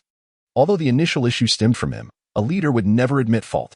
If there was a mistake, it was invariably the employee's incompetence. He decisively declared, "Old Chi, go negotiate once more. If you cannot reach an agreement, we will terminate it." He glanced at his phone to calculate the days, adding, "There are 7 days before Qiming. It must be resolved within this time frame." With that, he announced the meeting adjourned. 7 days. Jiang Yaoi returned to his office, tapped his desk thoughtfully for a moment, and created a small group, the Data Recovery Task Force. The team comprised 5 members: Director of Storage Lu Jingchen, Block Storage Center Manager He Jun, Senior Block Storage Engineer Ho Ji, Object Storage Manager Xiang Chanfeng, and the temporary head of Hyperconvergence, Wang Ji. For storage experts, along with the unexpected inclusion of Wang Ji, were summoned to Jiang Yaohui's office. He addressed the 5. "I understand that data recovery is challenging, but you must devise a solution. If you can recover it within 7 days, I will request a bonus for you. Saving 2 million warrants a reward." Only. Wang Ji silently cursed, originally claiming 8 million. How could it not be rewarded when reduced to 2 million? He wanted to bring it up, but found himself at a loss for words. Huang Hanfei was much better. He would assist in the application. The others merely offered their approval. The establishment of the task force elicited considerable dissent from the other 4. Lu Jingchen was the temporary leader. He sought out a soundproof meeting room to discuss strategies. Xiong Chanfeng, arms crossed, reclined deeply in his office chair, legs crossed. "What is this? Are we to bear the brunt of the superintegration project?" As the director, Lu Jingchen chose his words carefully, casting a glance at Wang Ji, and slowly replied, "It's not about bearing the blame. Let us just give it a try." "Try what?" He Jun's face was marked by resistance as he retorted, "Didn't we assess the situation when the incident occurred?" He patted Ho Ji's shoulder. "Brother Ji, when you assessed it then, the maximum recovery was 10, and it wasn't structured, so it held little practical significance, right?" Ho Ji nodded. "Yes, if we reassess, it will be the same. It's impossible." He was a recognized expert in cloud storage. His word was final. Behind his thick lenses, his gaze was profound. He directly addressed Wang Ji. "Since you have identified the issue as one concerning the security vendor, let them handle it. They typically use key operations, which facilitates recovery." Wang Ji's eyes brightened. "Brother Ji, could you assist me in contacting the security vendor?" To his surprise, the other party flatly refused. "No time. You go yourself." Ho Ji answered curtly. His manager, He Jun, supported him. "Brother Ji reached out a few days ago, but they did not acknowledge it at all. The incident with your product is your issue. You handle it yourself." Wang Ji explained, "I'm not well versed in storage. I fear I won't be able to communicate effectively." Being of lesser stature, he could only lower his head. Lu Jingchen stood up. "How about this? I will create a group to convey the situation. But the responsibility of urging them does not lie with us. You can approach sales or the boss." The brief meeting concluded with the storage team neatly shirking responsibility. Each had their own tasks and were unwilling to involve themselves in this matter. It was simply untenable. In the tri-party group comprising Xiaqi, Tingyun, and Xuan Tianxia, they bickered for nearly an hour. Qi Welling initiated a video conference, and Mao Shijun from Xuan Tianxia adamantly insisted the data was deleted by a security tool. But this deletion was justified. We had clearly stated this policy. In cases of major security threats, confidentiality must be maintained. If it weren't for your operations, how would this mechanism have been triggered? Ultimately, it is still your issue. Qi Welling found himself at a loss, bringing Jiang Yaoi into the meeting. With the VP present, the atmosphere grew even more charged. In the meeting, he erupted. "You deleted the data, and you say it's our responsibility? Did you notify the clients when you deleted the data? Did they agree?" Mao Shijun was taken aback by his presence and the question, responding hesitantly. "Our mechanism is transparent. It is to protect data from leaking." In short, they stubbornly refused to admit fault. Admitting fault would necessitate compensation, or at the very least, they would have to take responsibility for data recovery. After 2 hours of the meeting, no consensus was reached. Qi Welling informed Jiang Yaoi. "I inquired, and it turns out the owner of Xuan and the vice president of Xiaqi are relatives. He adamantly claims no responsibility, and Dong Qingyuan is of no assistance to us." Jiang Yaoi, infuriated, could only continue to urge the task force. Lu Jingchen and the others superficially agreed, stating they would do their utmost, yet in reality, it was mere pretense. It was not an intentional neglect, but rather a situation beyond their control. Wang Ji inquired within the group to Mao Shijun. Is the method of data deletion executed through a key operation? If a reverse key exists, can it be restored? After a 20-minute pause, Mao Shijun finally replied, "It is irreversible, and there is no key." Suddenly, a document was shared in the group. Xuantianxia Security Tools White Paper. Wang Ji remarked. On page 49, it states that upon triggering the security mechanism, the product will delete data using a key, rendering it inaccessible to the attacker. Only the patented technology of this product can restore it. Throughout this half-day, he had been diligently researching to uncover Xuan's data recovery mechanisms. With the assistance of AI, he discovered this article. Seizing the opportunity, Jiang Yaoi tagged Mao Shijun. Please address this question. Shaqi's Dongqing Yuan, seeing a glimmer of hope, also inquired, Mao, is there a way to recover it? 10 minutes later, Mao Shijun eventually responded. Theoretically, it is possible. If a key exists, it can be restored. However, this version has a bug, and the key has been lost. Chapter 45. The key is a hole you knew from the start. The fury of Jiang Yaoi erupted through the video conference, emanating from the screen on the other side. It was evident that after the data loss on Xiaqi's end, the first course of action was certainly not to seek compensation or address the localization issues, but rather to find a way to recover the data. As a data security provider, Xuantianxia had been questioned countless times, each time responding with a helpless, "We truly cannot assist. The data was deleted by Tingyun, and we are powerless." In reality, they indeed possessed no means to remedy the situation, primarily because they had lost the key. They dared not speak of it, nor did they have the face to admit it. The anger was so palpable that Mao Shijun dared not utter a word, adopting an attitude of resigned acceptance. Ultimately, the deletion was triggered by Tingyun. Let's focus on finding a solution. Dongqing Yuan stepped in to mediate. The responsibility for data deletion should not be conflated with that of data recovery. Once the meeting concluded, pressure was immediately applied to Qi Yueling. Stop fixating on Xuantianxia. Are you trying to make things difficult for me? To contend with Xuantianxia is to contend with the vice president. Naturally, Qi Yueling was unwilling to suffer such a loss and retorted. If Xuantianxia had not lost the key, the data could have been recovered. Why would Tingyun compensate 2 million? This assertive stance was meant for bargaining. At the very least, both parties needed to share the burden. Dongqing Yuan's tone suddenly turned icy. Old Qi, if you do not upgrade your hyper-converged products significantly, would this incident have occurred? How can you treat us as mere guinea pigs? Qi Yueling found himself at an impasse. Being too forthright with the client could lead to a rupture in relations. The losses were far beyond just 200,000. Upon receiving the report, Jiang Yaoi vented his frustrations in the office for half an hour. He then convened a 5-member task force, instructing them to collaborate with Xuantianxia with a firm mandate to recover the data. The boss was responsible for venting, while the subordinates bore the brunt of the blame. Following the revelation of the lost key, Xuantianxia became more cooperative than before, disclosing their method of key generation, an 8-character lowercase letter, entirely random. This key was indeed simple, far less complex than a 64-bit UID. With a limited number of possible combinations, just over 200 billion. The issue, however, was that brute force cracking was unfeasible. Any attempt would result in data alteration. Even if a hard copy could be made, such an operation would be time-consuming and labor-intensive. Moreover, disregarding time, due to the non-contiguous nature of the data blocks, even partial recovery would render it impossible for the program to determine its integrity. Full recovery of the entire disk was necessary for any meaningful assessment. Ideally, human judgment would be required to ascertain the data's validity, rather than relying on meaningless binary code. Hoping for a machine to solve this dilemma was futile. I had long contended that forming a task force was utterly pointless. After the meeting with Xuantianxia, He Jun, the block storage manager, reiterated his stance. Ho Ji and Xiang Chanfeng concurred, while Lu Jingchen gestured for He Jun to lower his voice. I will report the situation upwards to temper the boss's expectations. As employees, we must also engage in upward management. If the boss entertains unrealistic notions, it is our duty to remind him, unless, of course, he does not want your reminders. Do you think I am unaware of the difficulty? If it were not challenging, why would I require you to form a task force? If it were not difficult, why would I need experts like you? What kind of experts are you if you cannot resolve the challenges? Jiang Yaoi found himself under immense pressure from all sides, unleashing a torrent of scolding upon Lu Jingchen. The CEO, along with the other 2 VPs, insisted on cutting the hyperconvergence project unless the data could be recovered without incurring a loss of 2 million for the company. This week was their sole opportunity.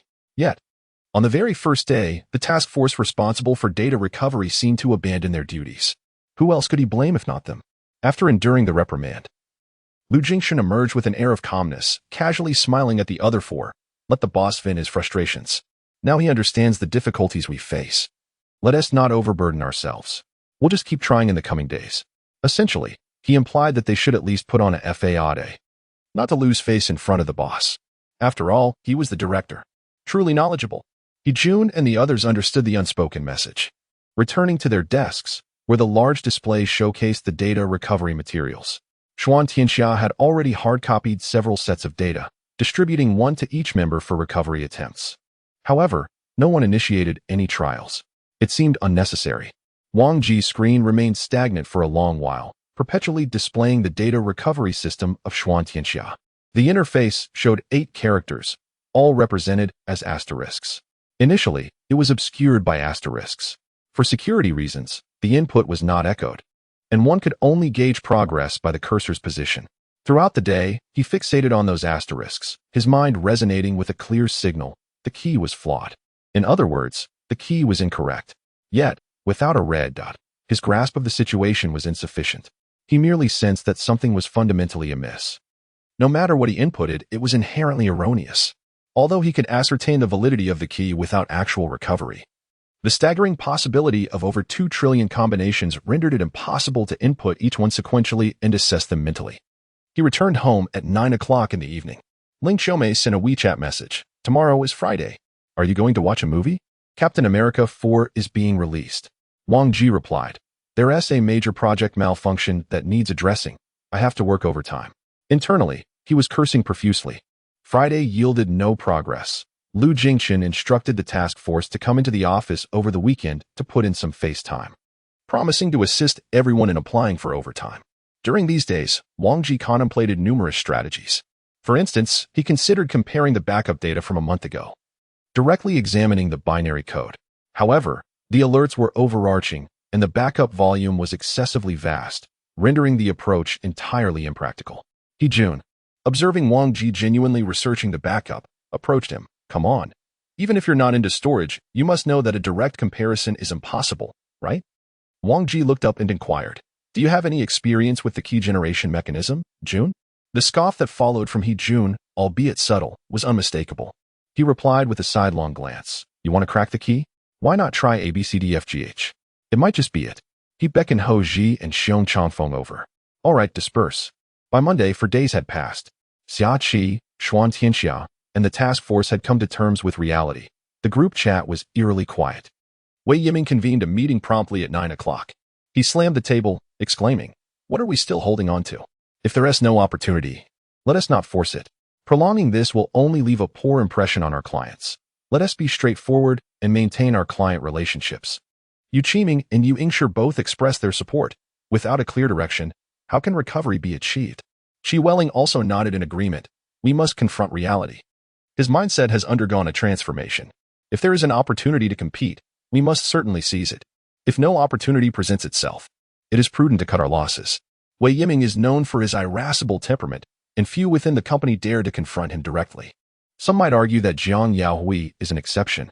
He slammed the table. Old Wei, we agreed on a 7-day timeline. Why the sudden change? As one of the 3 co-founders, he has spearheaded several product lines within the research and development department, possessing the leverage to do so.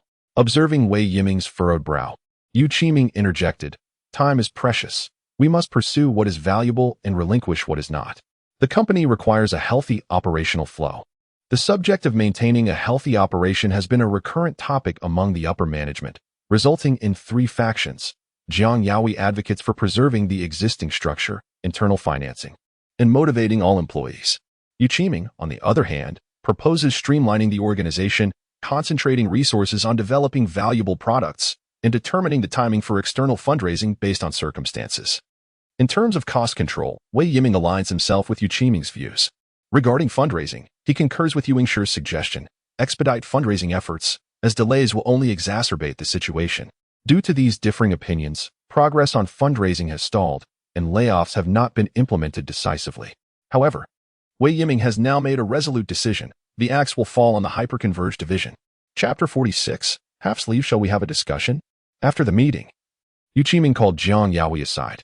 At 41, he is the youngest among the three founders, 5 years junior to Jiang Yaoi and 9 years to Wei Yiming. For the past few years, he has been closely aligned with the latter two. However, with the company's performance faltering over the last 2 years, and as the VP in charge of operations, he bears significant pressure. His mindset has undergone a profound transformation, becoming increasingly decisive in both speech and action. He entered the office with Jiang Yaoi and gently closed the door behind them. "Is it wise to clash with old Wei like that?" he inquired. During the meeting, Wei Yiming had insisted on cutting ties with Superfusion, while Jiang Yaoi stubbornly maintained his stance, suggesting further discussions with Xia Qi to mitigate the compensation amount.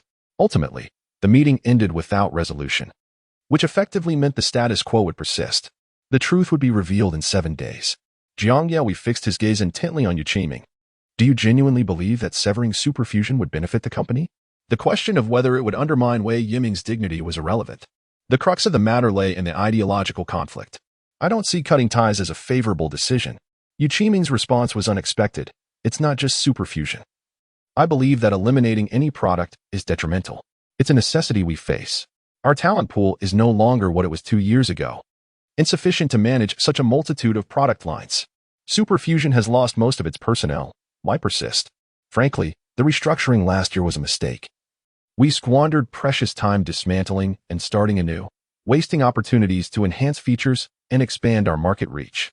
We incurred a loss of 3 million at the end of last year, and now, just 1 quarter in, we're facing another 200,000 in losses." He paused, leaning forward significantly. "This weekend, I personally visited Xia Qi. The 200,000, he is adamant about not budging. He stated that unless we restore the data, restoring half would yield a half reduction in compensation. Such statements are mere formalities. Either we can restore it or we cannot. There is no such thing as restoring half. Moreover, Xuan and Tianxia has utilized a pathway through General Wei of Xia Qi, who is now personally overseeing the matter, pushing for a swift resolution by reconstructing the business using backup data. The client has already forfeited the hope of data recovery and demands compensation for their losses.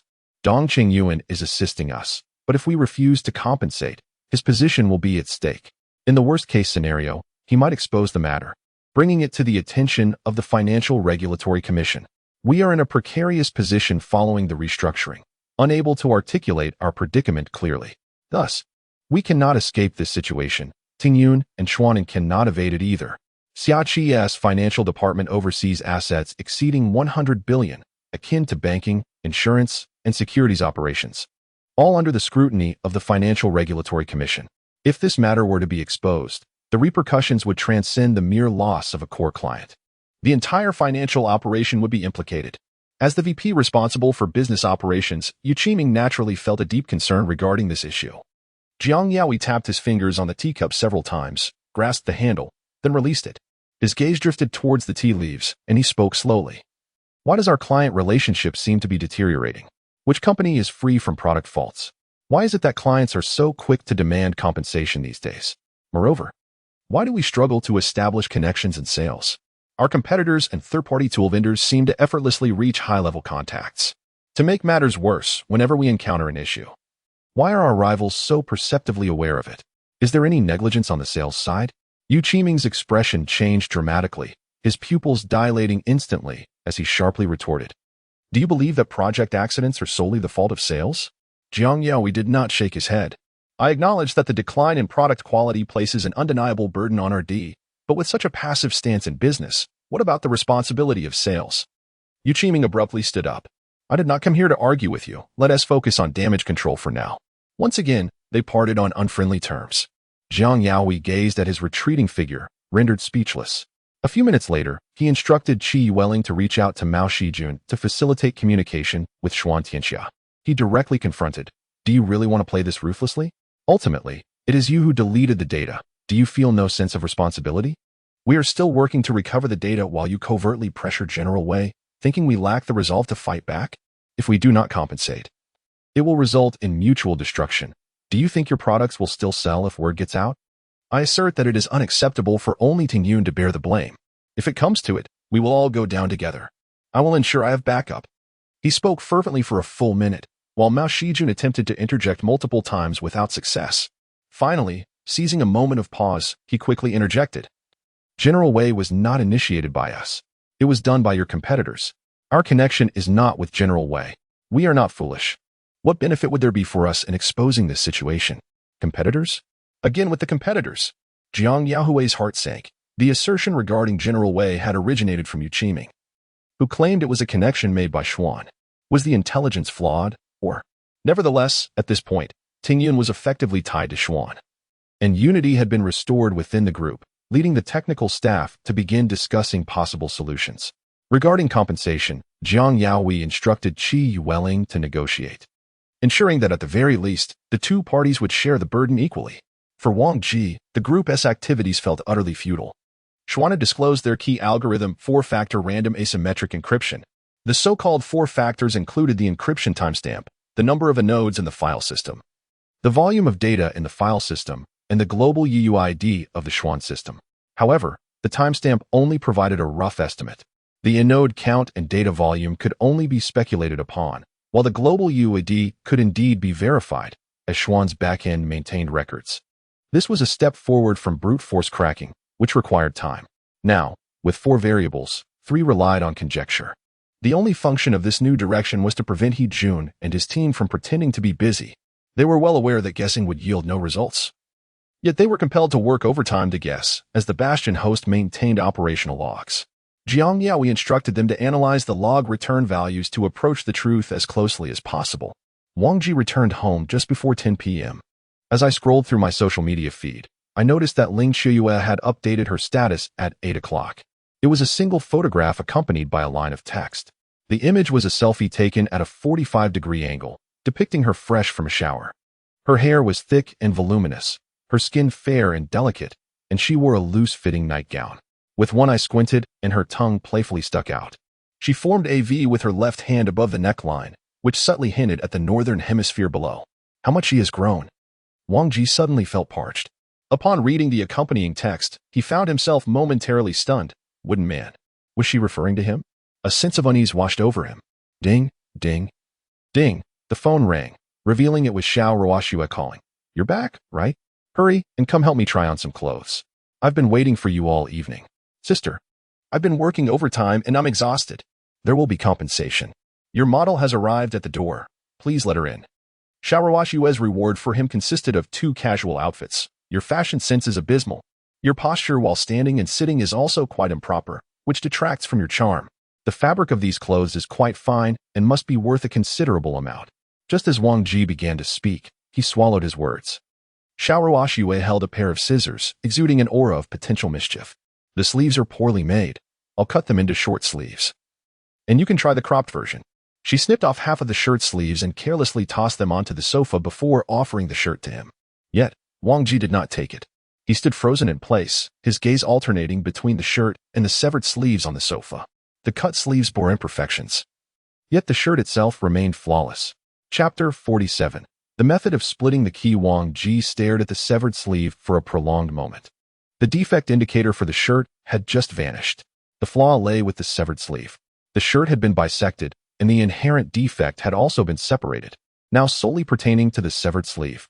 In other words, the essence of the matter had been redefined. Disassembling objects. An epiphany flickered in Wang Ji's mind. Yet it remained fragmented and elusive, resisting cohesive assembly. To restore the data, it was imperative to recover the correct key. The key consists of 8 lowercase English characters. And with only 26 letters in the English alphabet, the foundation was undeniably elementary, allowing for a preliminary grasp of the situation, regardless of the input. Based on this rudimentary understanding, defects could be discerned, albeit as a collective flaw. To achieve greater precision, a heightened comprehension was necessary, not to an extent of 80. A mere 50 sufficed. With specific positional cues, the 8 characters would reveal 8 red dots. This rendered the task feasible. Each character could be tested from A to Z. And should the character be correct, the red dot would vanish. At most, this would require 26,208 attempts. Statistically speaking, an average of merely 104 attempts would suffice. However, elevating comprehension proved to be an insurmountable challenge. Over the past several days, Wang Ji had delved into the key generation algorithm. Yet his understanding had not improved in the slightest. not even a fraction. Yet now, he sensed a potential solution. What if the key could be disassembled? Akin to the shirt being severed. But how to split the key? A fleeting thought danced in his mind, much like a bobber on water. Just out of reach. Do you still indulge in such whims? If you like it, take it. The company's storeroom is overflowing, Xiao Ruoxue remarked. Noticing him clutching the half-severed sleeve, gazing at it with an almost trance-like fixation, his expression oscillating between excitement and hesitation, brilliance and dullness, unable to resist teasing him. Suddenly, a flash of inspiration struck Wang Ji, prompting him to leap up and dash towards the door. The monitor. The word company triggered a realization within him. At the office, his laptop was connected to an external monitor employed for coding tasks. He was not alone in this practice. Most programmers preferred it. Some opted to position their monitors vertically, enabling a broader view of code, while others favored multiple screens for seamless navigation between left, center, and right. The use of an external monitor raised the question of screen division, determining which interface utilized the external display and which relied on the laptop screen.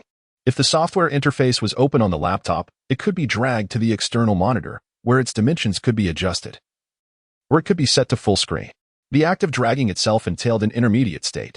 Upon returning to his room, Wang Ji promptly powered on his computer and then the monitor.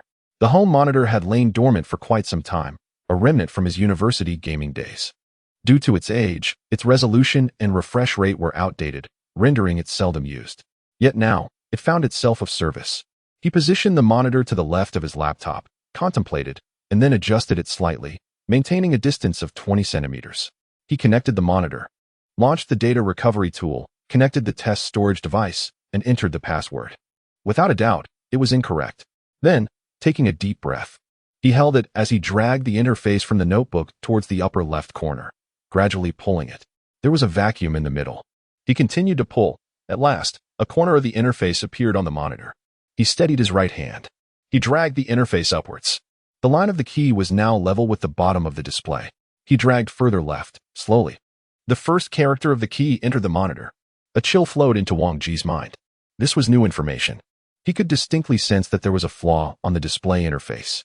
That was the key. Simultaneously, the flaw on the notebook remained. There were two flaws. They had been separated.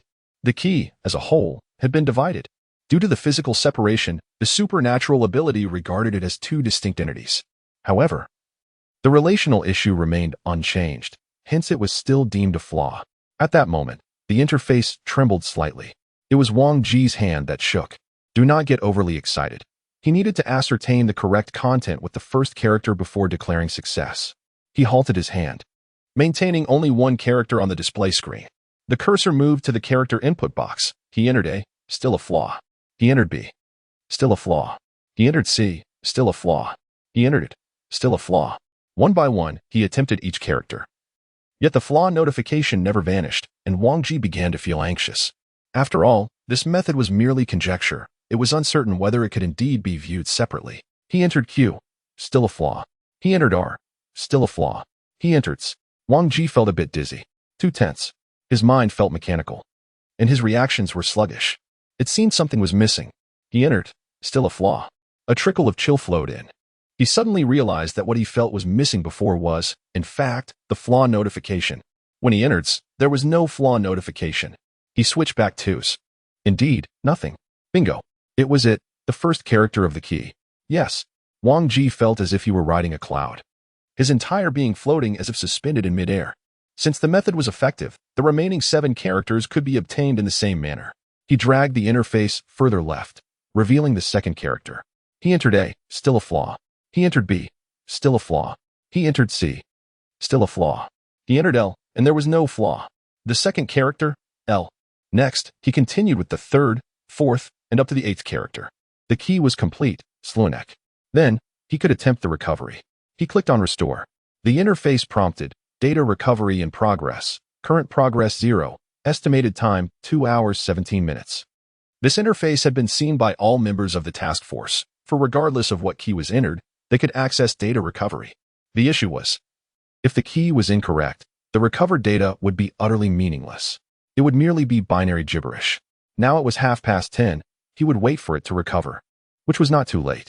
Wang Ji intended to reward himself with a late-night snack. and opened a food delivery app to order a generous portion of barbecue. As he entered his password, a thought struck him. Could the methods he used to test the keys be applicable in other realms? For instance, bank cards, online payment passwords, certain back-end systems. At this realization, his throat grew slightly parched. If he could decipher someone else's account password, wealth would be within reach, wouldn't it? If he could effortlessly access various system backends, wouldn't he be free to act as he pleased? For a full 3 minutes, he pondered the quickest ways to wealth as outlined in criminal law. He had never been so close to riches, nor had he ever been so close to incarceration. Stop. Did he truly believe that law enforcement and the Cybersecurity Bureau were mere decorations? Security systems were not constructed in vain. With a simple trace, the flow of money could be tracked. Wang Ji had no desire to be a millionaire for just a few days before ending up in prison to pick up soap. Ding ding, a notification chimed from his phone. Upon opening the door, Xiaoruo Xue cautiously scrutinized Wang Ji, observing him for a full half-minute. Noticing his radiant complexion, she finally relaxed, pouting as she questioned. Are you out of your mind? Suddenly running off without a word, leaving your clothes behind and ignoring my messages. If you truly ended up in a mental institution, don't you dare involve me. In a good mood, Wang Ji found Xiaoruo Xue particularly appealing. The more he looked, the more enchanting she appeared. With a cheerful smile, he said, let me treat you to a late-night snack. At that, Xiaoruo Xue's fair face flushed with a hint of crimson. Chapter 48. What reason to find? You should have invited. Faced with Wang Ji's invitation, Xiaoruo Xue hesitated for 3 seconds before immediately donning a self-satisfied expression. This money-driven fellow certainly deserved to be taken down a peg. Though her heart raced, she could not fathom why she felt so at ease with him. It was late at night. Perhaps it was simply that this man was solely interested in financial gain. A glance at the takeout box assured her. Ah, no alcohol. That was a relief. After taking a small bite of the grilled squid, Xiaoruo Xue felt even more relaxed and turned to inquire. What exactly did I assist you with? Initially, she presumed the invitation stemmed from her gifting him clothing, but he claimed she had been of significant help. It inspired me regarding work, Wang Ji offered vaguely. In other words, I essentially gave away clothes for free? Xiaoruo Xue pointedly replied, this was designed by me personally. While it may not yet be renowned, it will undoubtedly be valuable in the future, so do not sell it recklessly. She fixed her gaze intently on Wang Ji's phone, aware he was about to search for something on a certain online marketplace. Am I that kind of person? Wang Ji tossed aside his phone, his expression earnest as he humbly inquired. So, when would be an appropriate time to sell? Wait until you are dead, then use it as burial attire. After the funeral, you can sell it right out of the coffin. Xiaoruo Xue thought longingly of jabbing him with a bamboo skewer, sending him straight into the funeral process. Ding ding ding. As the two jested, Wang Ji's phone rang. A video call invitation from Ling Shuyue appeared, causing Wang Ji to frown slightly. He quickly wiped his mouth and dashed from the sofa to the tatami by the bed, settling in front of the computer to answer the call. On the screen, Ling Shuyue's delicate face loomed close, seemingly reclining on her bed. Dressed in the pajamas from her social media photos, her body pressed against the bed, almost imperceptibly. Beside her lay a ragdoll cat. Ling Shuyue teased the cat, occasionally glancing over. What are you up to? Wang Ji replied, working overtime. Ling Shuyue responded, so busy? How much are they paying you for overtime? Wang Ji replied, if I can't manage, I'll be out of a job. Who cares about overtime pay? Ling Shuyue giggled. And as she reached to pet the cat, her neckline revealed a stunning view. Wang Ji was not faint-hearted, but this sight sent his head spinning. In that instant, he nearly lost control. As if sensing his gaze, Ling Shuyue covered her neckline, her voice playfully alluring. Hey, where are you looking? If you keep staring, I'll let the cat bite you. Hua bite him. Wang Ji felt 3 piercing gazes directed at him, one from Ling Shuyue, another from Hua, and yet another from Xiaoruo Xue. She noticed Wang Ji on the video call and had already risen to leave, but now she sat back down. She casually held a skewer of beef tendon, leaning deeply against the sofa, her eyes crinkled in a smile. Given some sunflower seeds, she could have sat there all day. Wang Ji hastily mumbled a few excuses, claiming he still had to work late, and abruptly ended the video. Xiaoruo Xue feigned regret. So soon? Can't you stay a bit longer? The cat won't be able to bite you. With a light chuckle, she sprang away, stealthily swiping 10 skewers of lamb, 10 skewers of beef, 1 box of eggplant, and 1 box of stinky tofu. She had devoured nearly the entire late-night feast. So gluttonous. Yet she didn't order any herself. Wang Ji begrudgingly bit into the last skewer of grilled bun. After taking a shower, as the clock approached 1 o'clock. The hard drive data recovery was completed. The file system was intact, and the distributed storage blocks were functioning properly. However, this pertained only to the data from a single disk, which was cloned by Xuanan for recovery attempts. For a complete restoration, a full cloning operation in the client's environment was necessary. As a member of the task force, Wang Ji possessed this privilege. Others did too, but none had ever attempted it. Given the limitations of a single disk, it seemed futile to try. Wang Ji logged in, entered the key, Sluanek, and clicked Recover. The interface displayed, Data Recovery in Progress, Current Progress 0, Estimated Time 18 hours and 31 minutes. It appeared that the recovery operation was not sequential. Otherwise, given the data volume, it would not be feasible to complete within 2 days. There was ample time. Wang Ji recalled Jiang Yahui mentioning the hope of recovering the data before the Qingming holiday, which falls on April 3rd. According to the estimates of Xuanan's recovery system, it should be resolved by the end of work tomorrow, April 1st, allowing for a full 2-day head start. There was no need to worry about the data recovery. Instead, Wang Ji found himself pondering a dilemma: how to explain the matter of the key. Should he tell them it was a mere coincidence?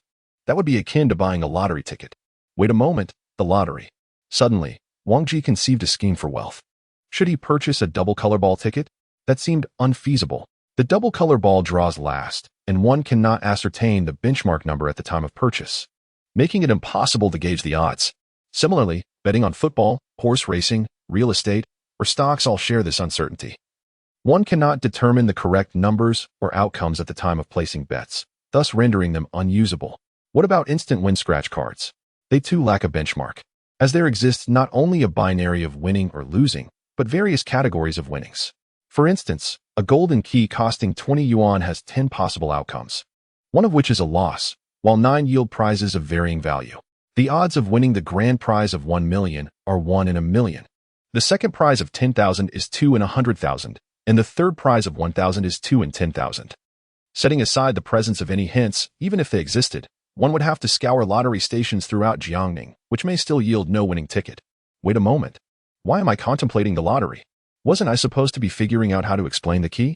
Wang Ji realized his thoughts had strayed. Refocusing was essential. The 4-factor encryption algorithm necessitated approaching the other 3 values. This was a reasonable direction. Perhaps he could claim he had spent several days analyzing logs and experimenting, only to be graced by fortune. Was that a stretch? Yes, indeed. On April 1st, Qi Yueling and Xuanan had reached an agreement, each party to pay a compensation of 1 million. Yet, years of sales experience told him that matters were unlikely to conclude so simply. The 1 million compensation was merely the beginning.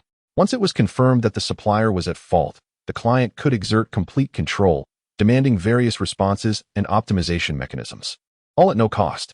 Whether there would be future projects remained uncertain. Even if there were, they would likely come with additional conditions. After all, one cannot escape a tarnished history. Qi Yueling even prepared for the possibility that no new orders would come in for Xiaoqi within the next 2 years.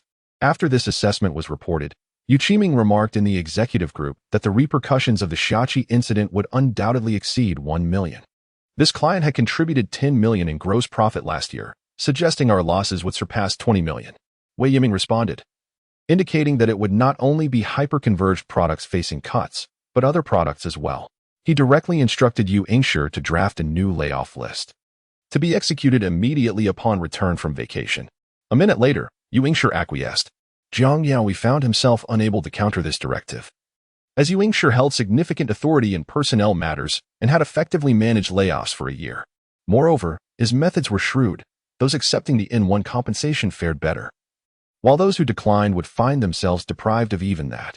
Not only were his tactics astute, but his efficiency was remarkable, as he compiled the list by afternoon, along with a proposal recommending the elimination of 3 product lines.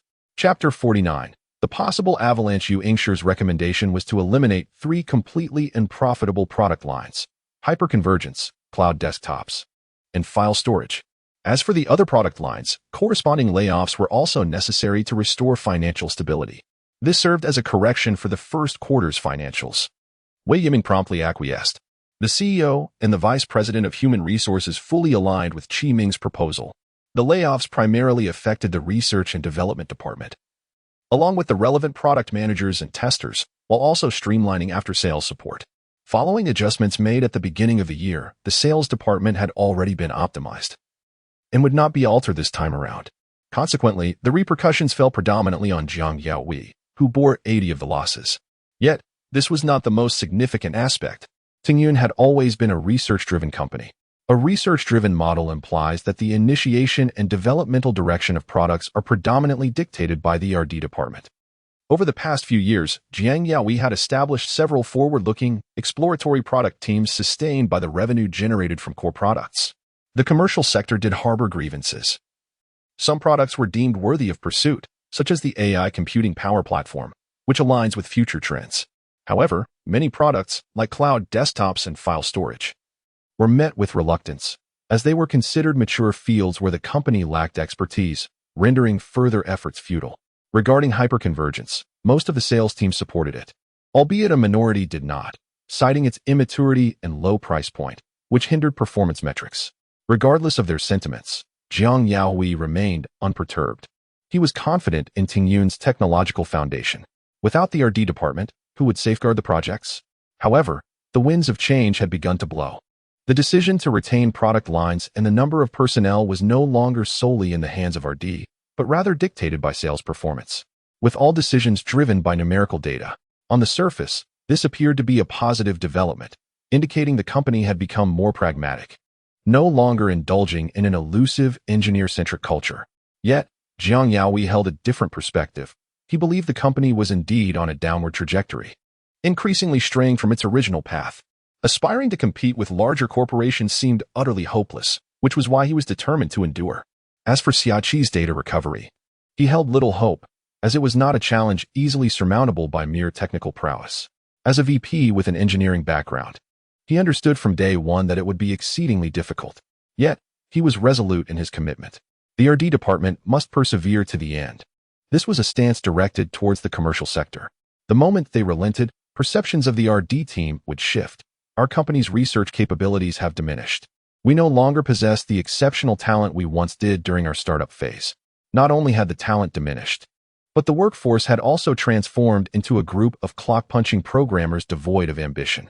Such assessments, however, were secondary. Let them judge as they please. The crux of the matter was that many veteran employees, dissatisfied with the evolving company culture, opted to resign. A poignant example was Guo Chao from the hyperconvergence team, who was willing to forego compensation simply to leave.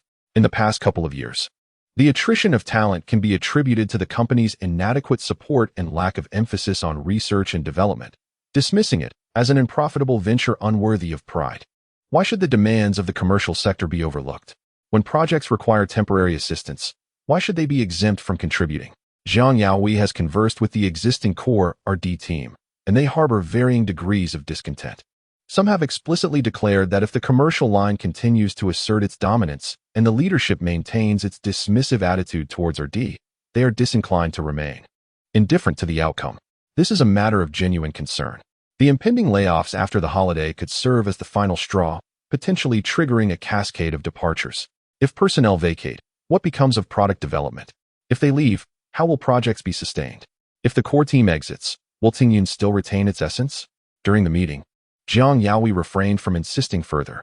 Within the upper echelons, he found himself at a distinct disadvantage. Persistence seemed futile. Upon exiting the conference room, he glanced at Lu Jingqin and his storage team, shaking his head. Let the cuts happen, for the storage team has reached its limit, unable to perform further. He does not intend to divulge this news to Lu Jingqin in advance, opting to address it post-holiday. His sole focus now lies on Wang Ji's arrangements. The hyperconvergence unit is to be preserved under Wang Ji's stewardship.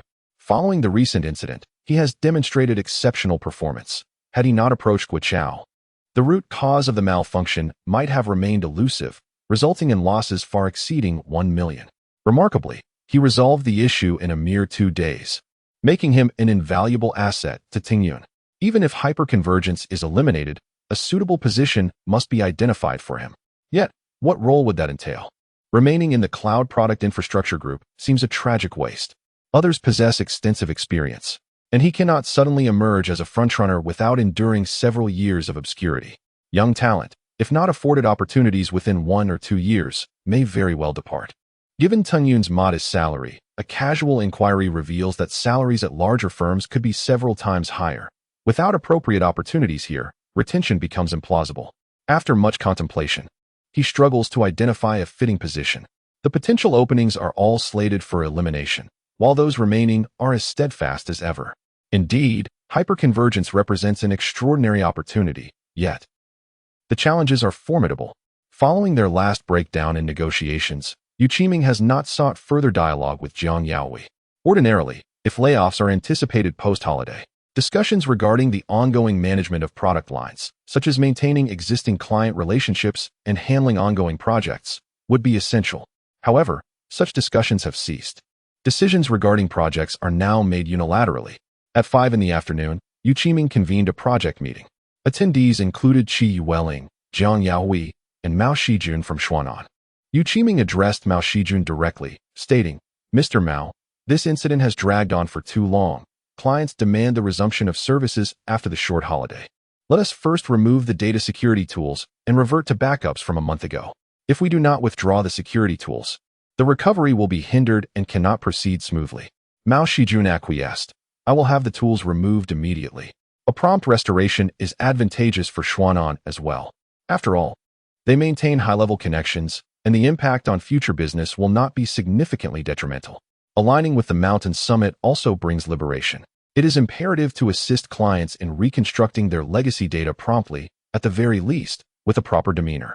As for client relationships, they shall be nurtured gradually, seeking appropriate opportunities to discuss business matters."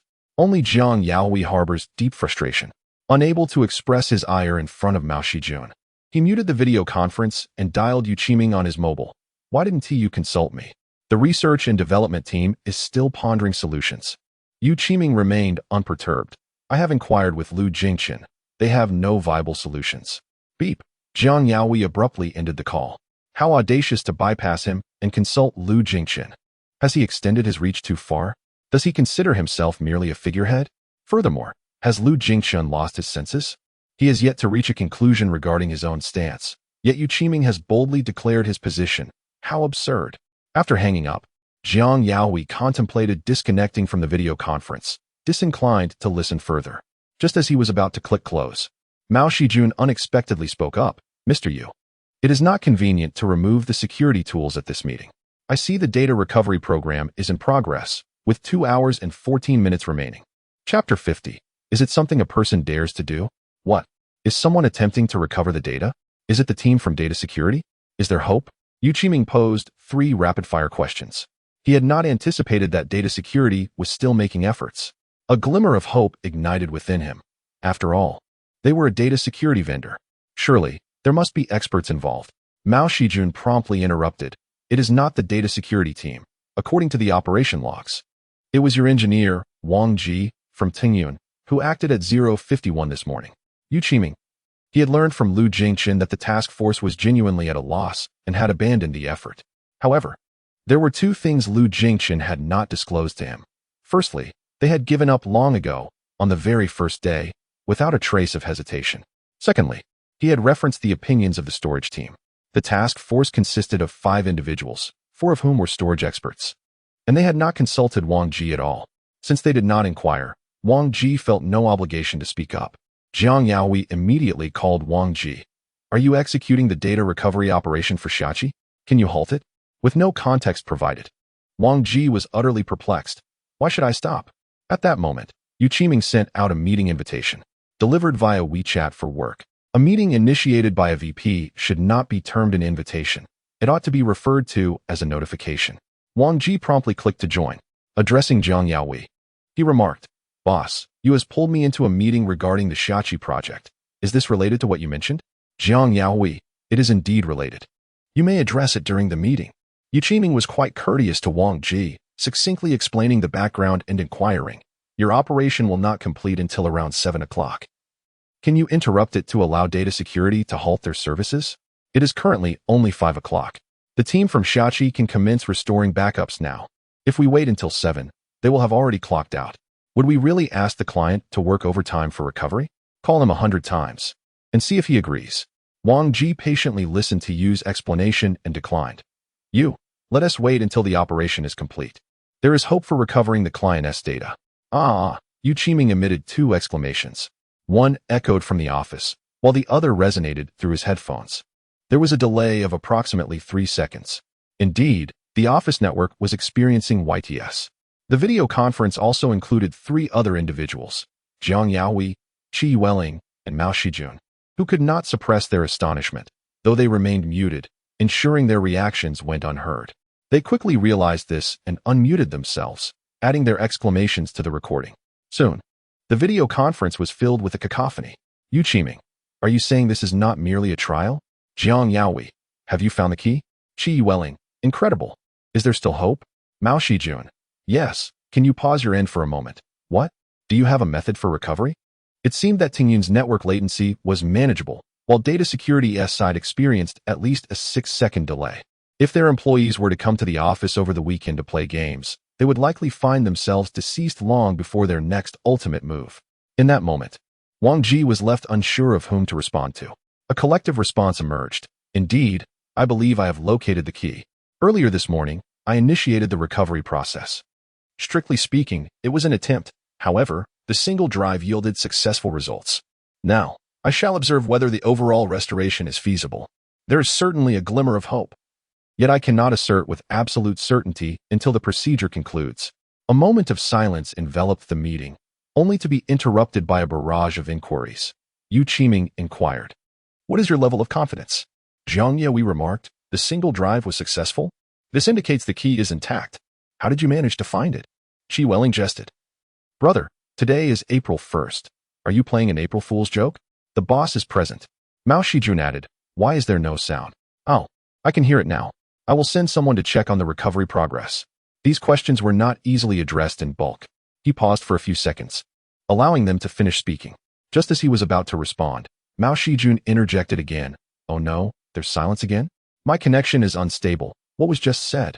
Should I have an engineer take a look?" Wang Ji responded first. "Mao, please have the engineer investigate."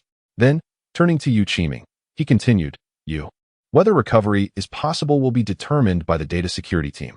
As for confidence, I believe it is prudent to remain modest. Let's say 99. 99. After all, there are only 2 possibilities regarding the key. It is either correct or incorrect. The success of the single drive indicates the key is indeed accurate. Therefore, theoretically, a failure in recovery should not occur. If it does, it would entirely be a matter for the data security team. Upon reflection, Wang Ji felt that 99 might have been an exaggerated claim.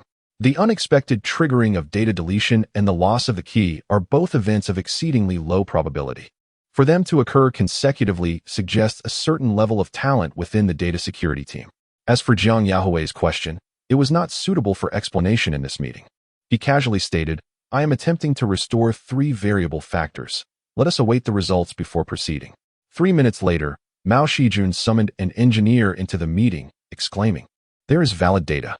Although the recovery is still ongoing, I have reviewed the areas that have been restored. Based on my experience, it does not appear to be corrupted. I conclude the key is correct. We must wait for the complete restoration of the data." As the client was nearing the end of their workday, I suggested we contact them to wait together and monitor the business. Yu Qiming murmured, "This is nothing short of a miracle. However, since the business is not yet fully restored, we should not celebrate prematurely." He immediately instructed Qi Yueling, "Old Qi, contact Director Dong at once and have him arrange for personnel to wait for the data restoration, preparing to conduct a business review after 7 p.m. After a brief pause, he turned to Jiang Yaohui. "Old Jiang, could you arrange for the RD team to remain on standby at the company, awaiting updates from the client?" His tone shifted to one of courtesy. Jiang Yaohui replied nonchalantly, "Of course. If Xia Qi is in Jiangning, at least one of the 2 VPs must head to the site." They both made trips during the crisis, humbling themselves before the client. And now that a chance for vindication has arisen, they certainly cannot let it slip by. Time ticked away, and the countdown for data recovery commenced. For 2 hours. 1 hour and 30 minutes. 1 hour, 30 minutes, and 20 minutes. Jiang Yaohui gathered the task force in the small conference room, awaiting the results. Lu Jingchen and He Jun incessantly inquired of Wang Ji about how the key was discovered. Ho Ji shook his head repeatedly, expressing disbelief. "I can barely accept the timestamp approximation, and I suppose the storage space could be guessed. But the anode count? I can't believe that. Wang Ji smiled innocently. I don't believe it either, but why not give it a try? Ho Ji retorted. So, you think trying will yield results? Wang Ji replied earnestly. It's not that simple. I began my attempts on March 27th, purchasing a disk and cloning the single disk data for testing. Just the timestamps consumed half a minute of data, amounting to 30 samples.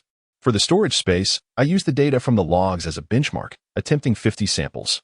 The in-node values were approximated through a constraining method, which took around 120 potential values. Thus, the overall possibilities were approximately 30 multiplied by 50 multiplied by 120, equating to 180,000. 180,000 possibilities. Well, that's manageable.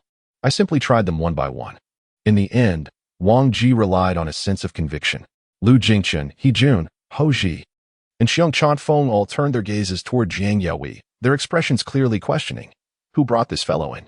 Is this something a person would dare undertake?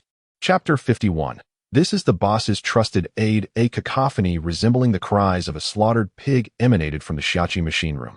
This sound, transmitted clearly through the Tingyun mobile device, reached Qi Yueling's ears while he was en route to Sioux City on the highway. The sudden shriek startled him, nearly causing him to slam on the brakes, as he wondered if there was an unusual road condition. What is happening? Qi Yueling immediately inquired with the on-site personnel. The response came swiftly. The data has been restored, fully restored. The Xuan people are celebrating in a frenzy. I'll be there shortly. Qi Yueling pressed the accelerator further down. A mix of excitement and anxiety coursing through him. The bosses could not arrive on site. It was imperative for him to be there. Even though it was already 8 p.m., he had to make it there. He had 3 objectives. First, to witness the restoration of operations with his own eyes. Second, to guard against Xuan taking undue credit. And third, to communicate with clients promptly regarding business matters. From what General Jiang and Wang Ji had conveyed, the key must indeed be correct, and the data could be restored. This miracle would serve as leverage in subsequent negotiations, and he could not allow Xuan to claim the credit. However, Qi Yueling was perhaps overly concerned. Although Xuan, like Xiaoqi, had its headquarters in Sioux City, the credit for this achievement was indisputable. How could they possibly take it? Would they claim to have found the key? Was that their responsibility? The public narrative regarding the lost key was that the current product version was deliberately designed with security in mind, and future versions would alter this design. This excuse was rather feeble. Yet, at least it allowed them to maintain a facade of confidence. Once the narrative was set, it could not be altered. Moreover, the personnel from Tingyun were no pushovers. If they were to forcibly claim credit, given the temperament of their boss, it could very well result in public altercations. Upon Qi Yueling's arrival at Xiaoqi, Dong Qingyuan awaited him with a beaming smile. Pointing to the employees engrossed in their work, he exclaimed, in just 1 hour, operations will be fully restored. I hadn't anticipated such a pleasant surprise. Tingyun truly possesses remarkable talent. The Xuan team had privately informed me that restoring the data was an impossible feat. Thus, they suggested using a backup from a month ago to restore operations as soon as possible, to avoid wasting time. Now it seems they were being intentionally deceptive. If we had used the backup data to overwrite, the data would have been irretrievably lost. Their mishandling of data and loss of the key could no longer be pursued. Not only would we be unable to restore the data, but identifying the actual cause of the issue would also become impossible. In a soft voice, he reassured Qi Yueling. Rest assured, I will handle the subsequent matters with discretion. I am acutely aware of the immense pressure you have endured these days. You have diligently investigated the cause of the malfunction under pressure and persevered in restoring the data, ultimately achieving a complete recovery of operations. I have witnessed all of this. The company initially reported a business loss of 16 million, attributing it to me. Once the data is restored, that loss will be recouped. And who will dare to speak against it? I have already reported to General Wei, who expressed that Tingyun is trustworthy, and the handling of the incident has far exceeded expectations. I will clarify everything in detail. Selecting Xuan was not my decision. If they truly wish to establish themselves in the summer market, they must find their own way. The situation is indeed quite troubling. It is not merely about finding a foothold. It is about questioning one's very existence. Mao Shijun, accompanied by sales and research engineers, is incessantly discussing in the conference room. What on earth? Can our encryption algorithm still be used? Is it really that easy to crack? These 3 factors are so randomly configured. Can they even be deduced? Our engineers claim it is merely a guess. But I refuse to believe that such a thing can be guessed. I am losing the desire to work on encryption algorithms. Perhaps I should change careers and abandon data security altogether. How can we explain this to our clients? They doubt that our data security is, in fact, subpar, as files can be accidentally deleted and others can effortlessly restore them. For goodness sake, can your development team be a bit more reliable in the future? Let us not have any more incidents of lost keys. And please, let us avoid any casual deletions. Can we not double-check? How can we check? If there's a hacker attack, do you really expect us to check? Is there even time for that? As they continued to bicker, the atmosphere became heated. Meanwhile, in Tingyun's conference room, a completely different scene unfolded. The atmosphere of the task force was harmonious. Jun remarked, Jishin, let us focus on storage moving forward. Let us abandon hyperconvergence. This product is inadequate. Hoji added, storage always encounters data recovery issues, and it takes us weeks to resolve every time. Jishin, you would thrive here. Xiong Changfeng interjected, don't venture into their storage domain. It's merely a matter of cleaning up after them. Jishin, come to object storage. It offers not just storage, but also objects. The post-00s ladies. Jun retorted, shameless. Your object storage is the one that kneels the most before clients. Xiong Changfeng shot back, yet I kneel with the utmost responsibility. Unlike you, who may kneel and still fail to provide a solution. Hoji attempted to quell the argument. Let me speak fairly. Xiong Changfeng scoffed, fairly? You are just a storage unit. What fairness do you possess? Their fists collided with a resounding crack. And he declared loudly, even if the two of you join forces, Xiong fears no one. Wang Ji remained indifferent to their squabble, engaged in a phone conversation with Gao Junhui, accepting extravagant flattery. Lu Jingchen also refrained from participating. Jiang Yaohui pulled him into the office and sternly inquired, did you inform General Yu that we are unable to recover the data? Lu Jingchen dared not meet Zhang's piercing gaze, fully aware of his temper. This was an interrogation. He hastily explained, we truly have exhausted all efforts. We cannot conceive of any solution. With a resounding crash, Jiang Yaohui slammed his teacup. His gaze was sharp enough to pierce through Lu Jingchen. Cannot conceive? Is this how you speak to me? Lu Jingchen involuntarily shuddered, murmuring, I had reported to you previously that this matter is exceedingly difficult. He believed he had covered his bases. It was only then that he suddenly realized. No, he had committed a grave mistake. Between the two VPs, there was conflict, and as Jiang Yaohui's trusted aide, he had inadvertently reported conflicting information to Yu Qiming. This was tantamount to betraying his superior. Sweat trickled down his back, swiftly soaking his shirt. Jiang Yaohui fixed his gaze upon him for a full 10 seconds before coolly stating, all right, you may leave. He then proceeded to type a few commands on the computer. Boss, allow me to explain. The previous report was indeed lacking in detail. Lu Jingchen attempted to argue further, but upon seeing his boss wave a dismissive hand, he had no choice but to exit. As he stepped out of the office, he encountered Wang Ji. A wave of regret washed over him. Why had he not considered that among the 5 members of the task force, Wang Ji would be included? Not only was he technically proficient, but he had also led a team just half a year after graduating. Clearly, he was a trusted confidant of the boss. I should have paid attention to him sooner. Such negligence. I must invite him to dinner. Once won't suffice. I need to do so frequently. Upon entering the VP's office, Wang Ji was met by Jiang Yaohui, who patted him on the shoulder with a warm smile. Well done. Your performance this time was undeniably persuasive. Qi has informed me that the client was greatly impressed.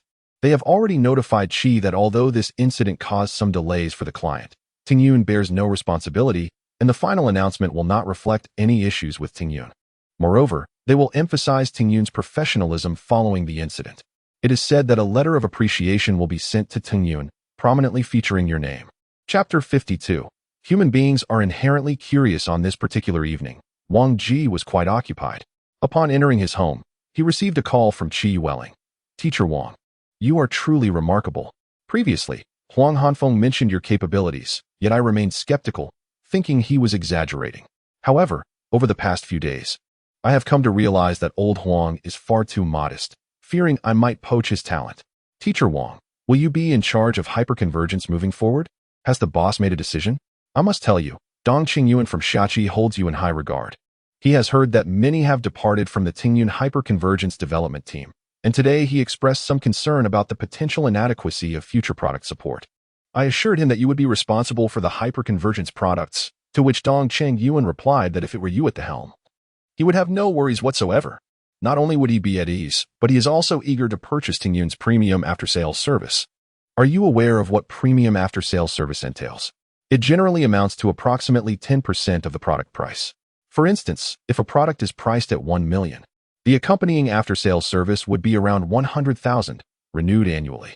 The premium service, however, constitutes 30%, renewed annually. What does this imply? The cumulative sales of hyperconvergence to Xiaoqi over the years total 1 million. He intends to make a one-time purchase in the second quarter alone. This would directly enhance our gross profit by 300,000, reflected in the hyperconvergence product line. You have yet to officially take charge of hyperconvergence, and you have already generated 300,000 in gross profit. Technically speaking, Tingyun's premium after-sales service has never been sold formally. Is this clearer now? Moreover, Old Dong is expected to receive a promotion this year, which would strengthen his influence. He mentioned that in the future, for any suitable expansion plans, hyperconvergence would be the preferred choice. Not the cloud platform, but hyperconvergence. This marks a first in Tingyun's history. Therefore, you must lead the hyperconvergence initiative. As long as you are at the helm, Xiaoqi is willing to purchase. The crux of the matter is, I am also confident in selling it. If anyone else were responsible, who would dare to sell this mess after such a significant restructuring last year? Hyperconvergence possesses substantial market potential. Truly, despite the modest size of the orders, the opportunities abound. As long as you take charge, I will encourage the regional sales department to increase sales. You need not worry about performance. Wang Ji had witnessed the persuasive prowess of salespeople before. Huang Hanfeng was precisely like that. If one possessed even a modicum of attractiveness, he could convince you that not embarking on a career would be a disservice to your parents. If one could resolve issues promptly, he would assure you that the company thrived solely because of your contributions. These individuals, once they finish boasting, often refuse to acknowledge their exaggerations. They promised to take Wang Ji out to experience life, yet he had never been. Not once. What a farce. Especially Qi Yueling, who was particularly insincere. Old Huang at least had the decency to apply for project bonuses. In contrast, Old Qi rambled on for 10 minutes about his contributions, yielding no substantial results. What a joke. It has been proven that it is not only salespeople who can exaggerate. Product managers are equally capable. Hu Jai has been unable to assist in recent days, as she has been engrossed in studying the subsequent trajectory of hyperconvergence. In passing, I gathered some insider information regarding the company's upper management and project progress. It came to my attention that Wang Ji had successfully resolved issues with Xiaoqi. Early in the morning, an iced latte was placed on the table. With a cheerful demeanor, Hu Jai approached, exclaiming, "Boss, shall we convene our morning meeting?" Her large, sparkling eyes portrayed an innocent charm. She had previously expressed her optimism about hyperconvergence to Wang Ji multiple times, demonstrating a clear vision for the future. Wang Ji glanced around the workspace and whispered, "Sure. The boss hasn't authorized me to lead a team yet, so please refrain from calling me boss. Furthermore, wasn't Changjian on leave before the holiday? We can skip the morning meeting." His own superior sat just behind him. Fortunately, he had arrived early, and Su Jingsong had not yet reached his desk. "All right, boss, I understand." Hu Jai adjusted her posture, sitting up straight. Dressed in a loose white shirt paired with a khaki trench coat, her height appeared to be around 166 or 167 centimeters. Creating a slender silhouette from behind, but surprisingly, she was rather well-proportioned from the front. The fabric of her clothing was of excellent quality. With a playful blink, she announced, "Boss, I've booked a meeting room to report on my work." Swiftly operating her mobile enterprise WeChat, she secured a soundproof meeting room. Upon entering, she chattered, "Boss, according to my intel, the HR department is undertaking further optimization. The hyperconvergence product is quite precarious, I should say. It was until yesterday. However, you resolved the Xiaoqi issue, and both President Jiang and the sales team have begun to advocate for hyperconvergence. Over the past 2 months, I've made multiple presentations to General Yu and President Jiang, expressing my thoughts and confidence in the product, but your results in just a few days are astonishing. The situation has become rather complex now. It's said that both General Yu and President Yu acknowledge your capabilities. Yet they hold differing opinions regarding the retention of the hyperconvergence product. They believe that past decisions regarding product establishment and operation have been overly subjective. It often came down to an individual's whim, leading to hasty conclusions. If the company were financially robust, such subjectivity might be acceptable. Assigning roles based on personal preferences would be out of the question. However, given the current financial constraints, that approach is untenable. Hence, they plan to assess matters quantitatively. Wang Ji waited a few seconds before inquiring, "Is that all? What sort of quantitative assessment?" Hu Jiai shrugged her shoulders. "I only possess this much information. How could I possibly know all of the boss's decisions?" With a raised eyebrow, she teased, "Isn't that quite sensational? You call this sensational?" Wang Ji rolled his eyes. "Where did you acquire this intel? How much did you pay your informant? You'd be better off giving that money to me. I could uncover some truly sensational news." He was not exaggerating. He indeed had access to more explosive information. When Huang Hanfei drank with him, he could recount the relationship between a former director and an administrative assistant in vivid detail for 3 bottles. By the 4th bottle, he could even unveil hotel records of their rendezvous, as these were documented in reimbursement accounts.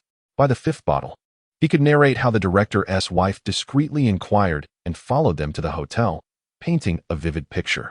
By the 6th bottle, the details of the infidelity were vividly recounted, including colors and brands, while dimensions and positions could also be inferred. Hu Jiai, suddenly invigorated, urged, "Quickly, tell me. What is the sensational news?" "Wang Ji, aren't you here to report on your work?" "Hu Jiai, I've completed my report. Curiosity is inherent in human nature. Otherwise, how can one aspire to progress? Is it inappropriate for children? Is it something that needs to be censored?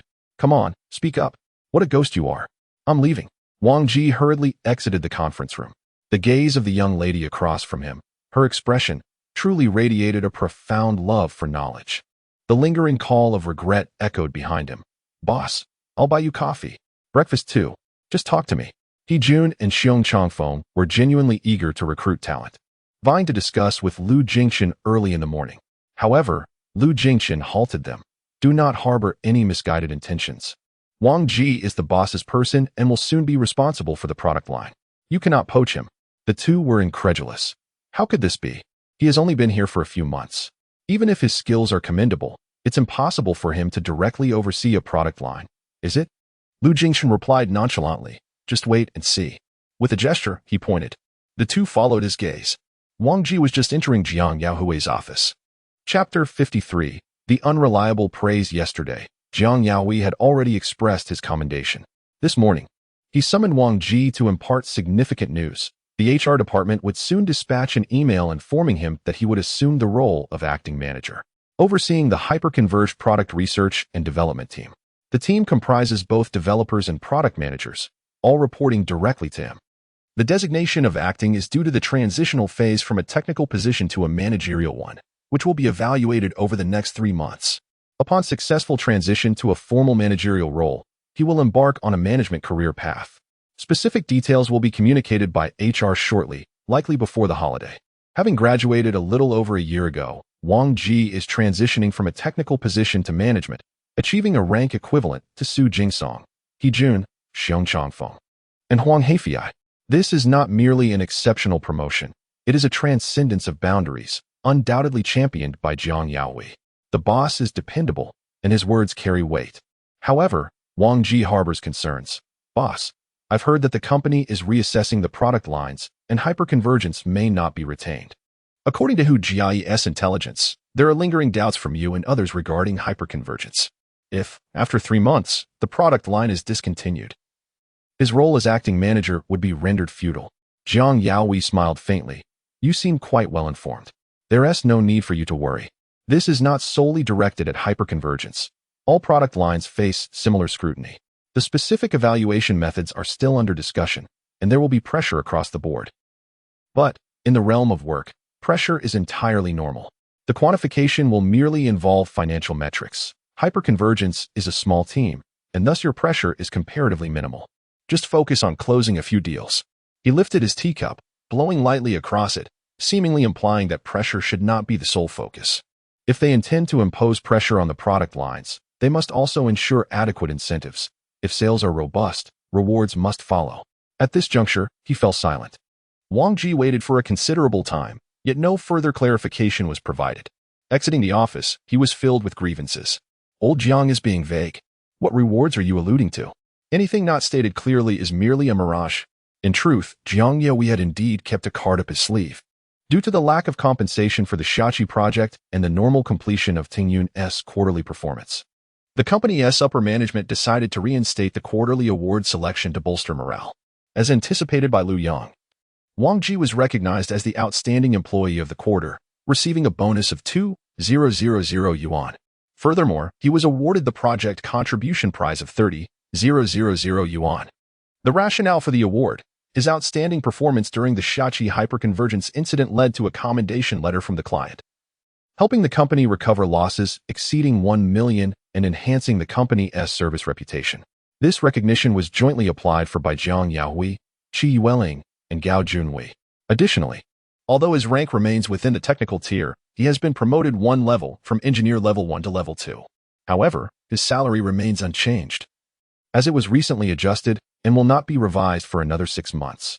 Wang Ji is not particularly anxious about this. Liu Yang discreetly confided to him that if he pursued a management position, his salary could be elevated not according to the current base, but rather based on a new salary structure, significantly increasing his earnings. How much is a lot?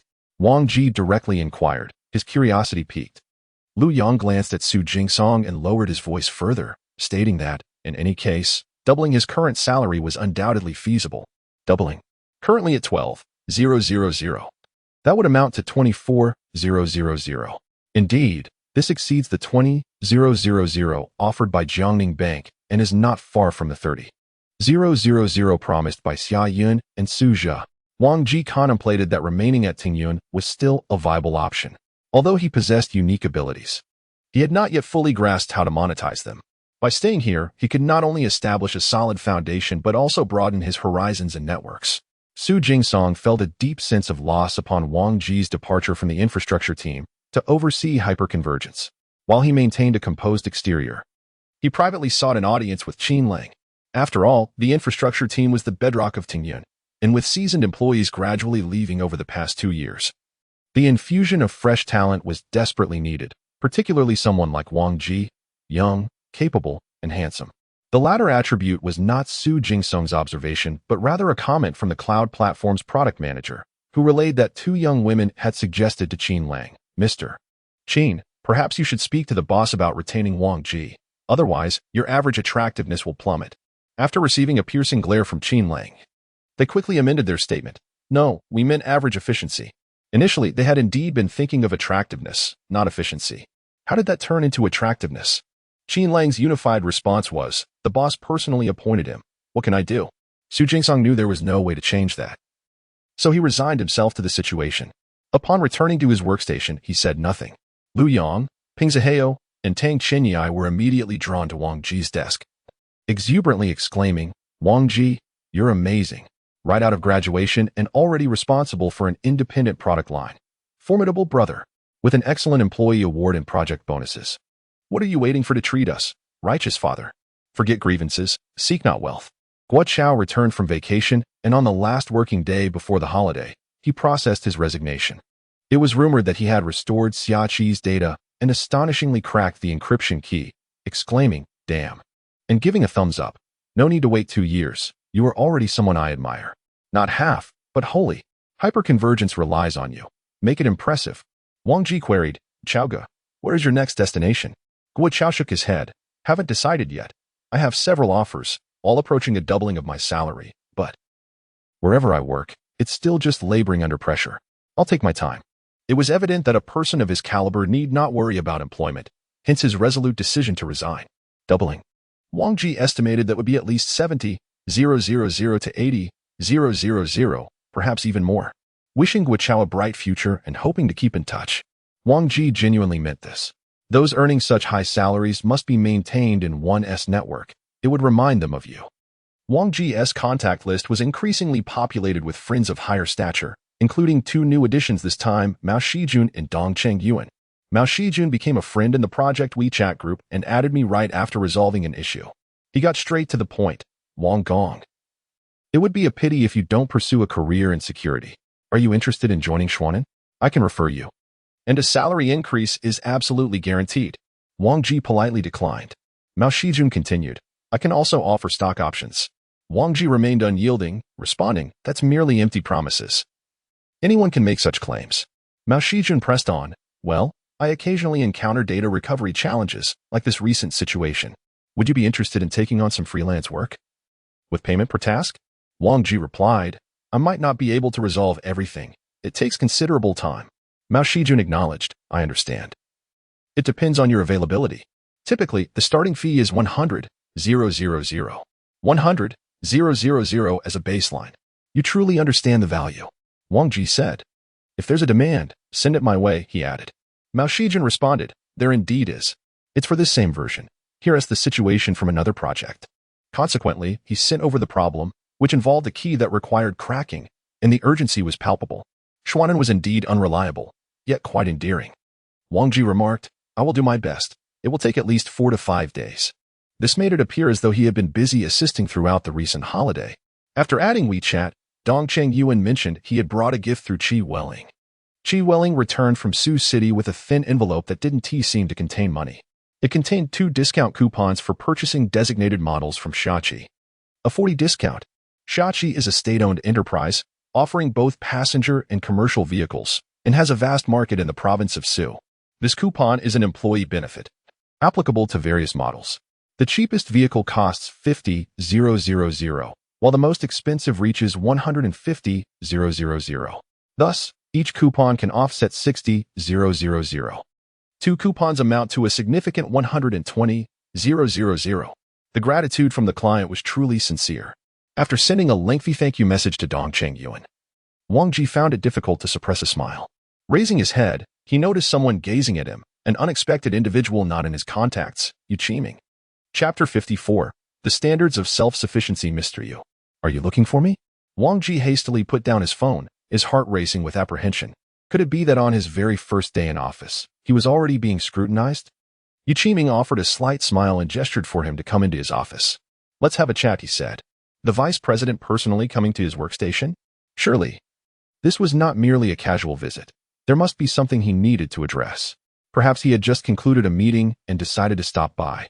Once inside the office, Yu Qiming invited Wang Ji to take a seat and engaged in some polite conversation, commending him for his outstanding performance since joining the company, particularly over the past 6 months. Adjusting his glasses, he shifted the topic. Would you be interested in becoming a technical expert? Wang Ji was taken aback, unable to comprehend. Wasn't he already considered a technical expert?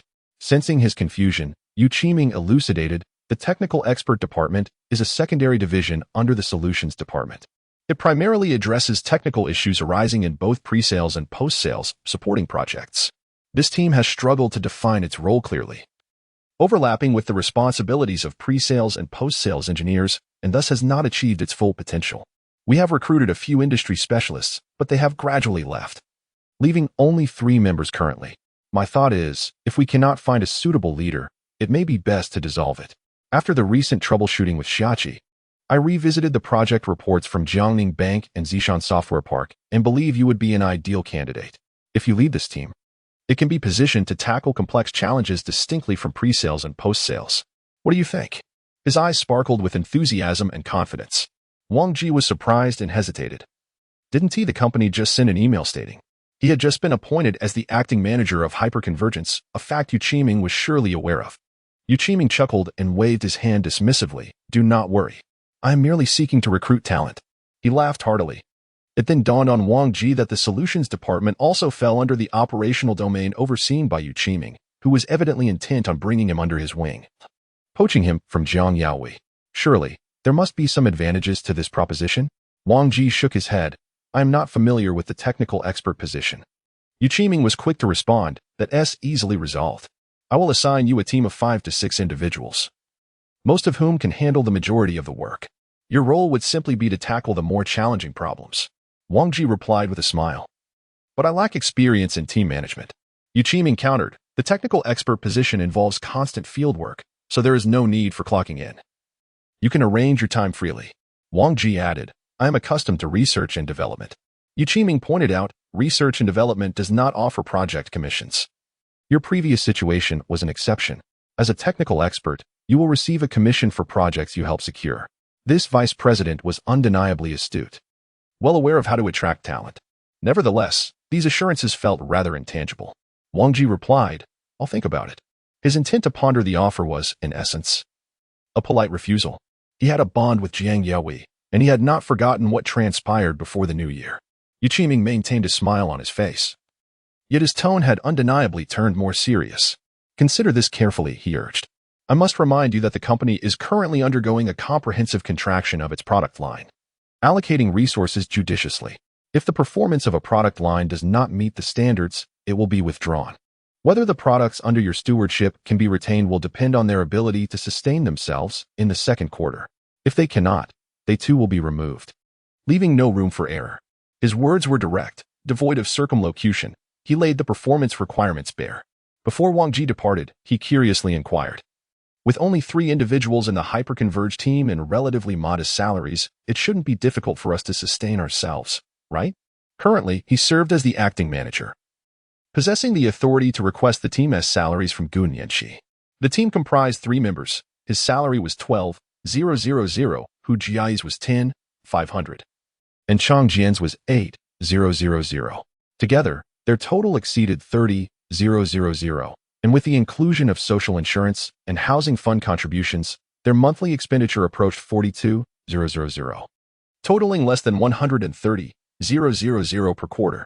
Qi Welling had previously mentioned that in the second quarter, Shachi would issue a high-level after-sales service order amounting to 300,000, attributed to the hyper-converged product line, which would be more than sufficient to sustain the team.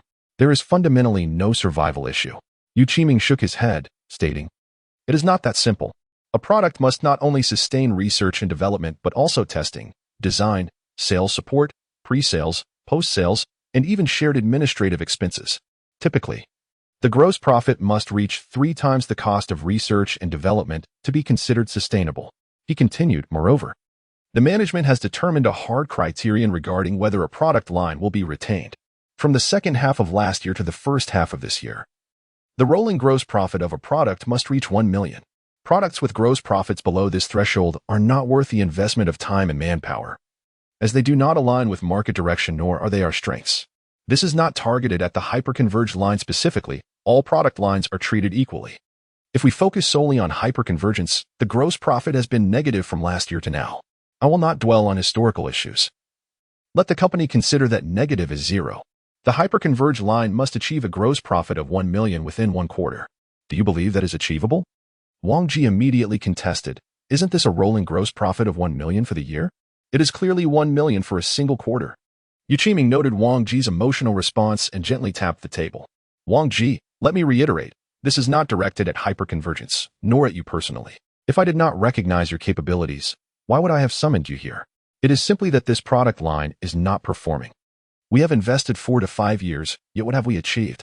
The previously mentioned negative gross profit does not even account for personnel costs. It merely reflects compensation. If we were to calculate the investment in research and development, it would exceed tens of millions, all squandered. You must understand that strong problem-solving abilities do not equate to the ability to create a successful product, nor do they guarantee that a product will sell well. Achieving excellence in a product demands competencies that extend beyond mere technical skills, the grasp of customer demands, the analysis of competitors' capabilities, a comprehensive assessment of our resource inputs and outputs, and the crucial consideration of time windows. Which aspects do we excel in? How far have our competitors advanced? Are you aware of these matters? Let us not forget that achieving sales success does not necessarily correlate with the quality of the product. Who typically invests in hyperconvergence? What are the bidding processes? How do we finalize sales? Are you knowledgeable about these aspects? Given the modest unit price, how much can our sales team realistically cover? Are our sales personnel willing to promote hyperconvergence to meet their targets? These are questions to which Wang Ji could not provide answers. How could he possess such experience? Noticing Wang Ji's silence, Yu Qiming's expression gradually softened. His tone became gentler. The company will undoubtedly retain talents like you, but why squander time on flawed products? Tingyun cannot afford such waste. Wang Ji was taken aback by the candidness of the conversation. Yu Qiming's words were not without merit. He did not target Wang Ji, nor did he dismiss him. Rather, from the perspective of product development, he held reservations about the prospects of hyperconvergence.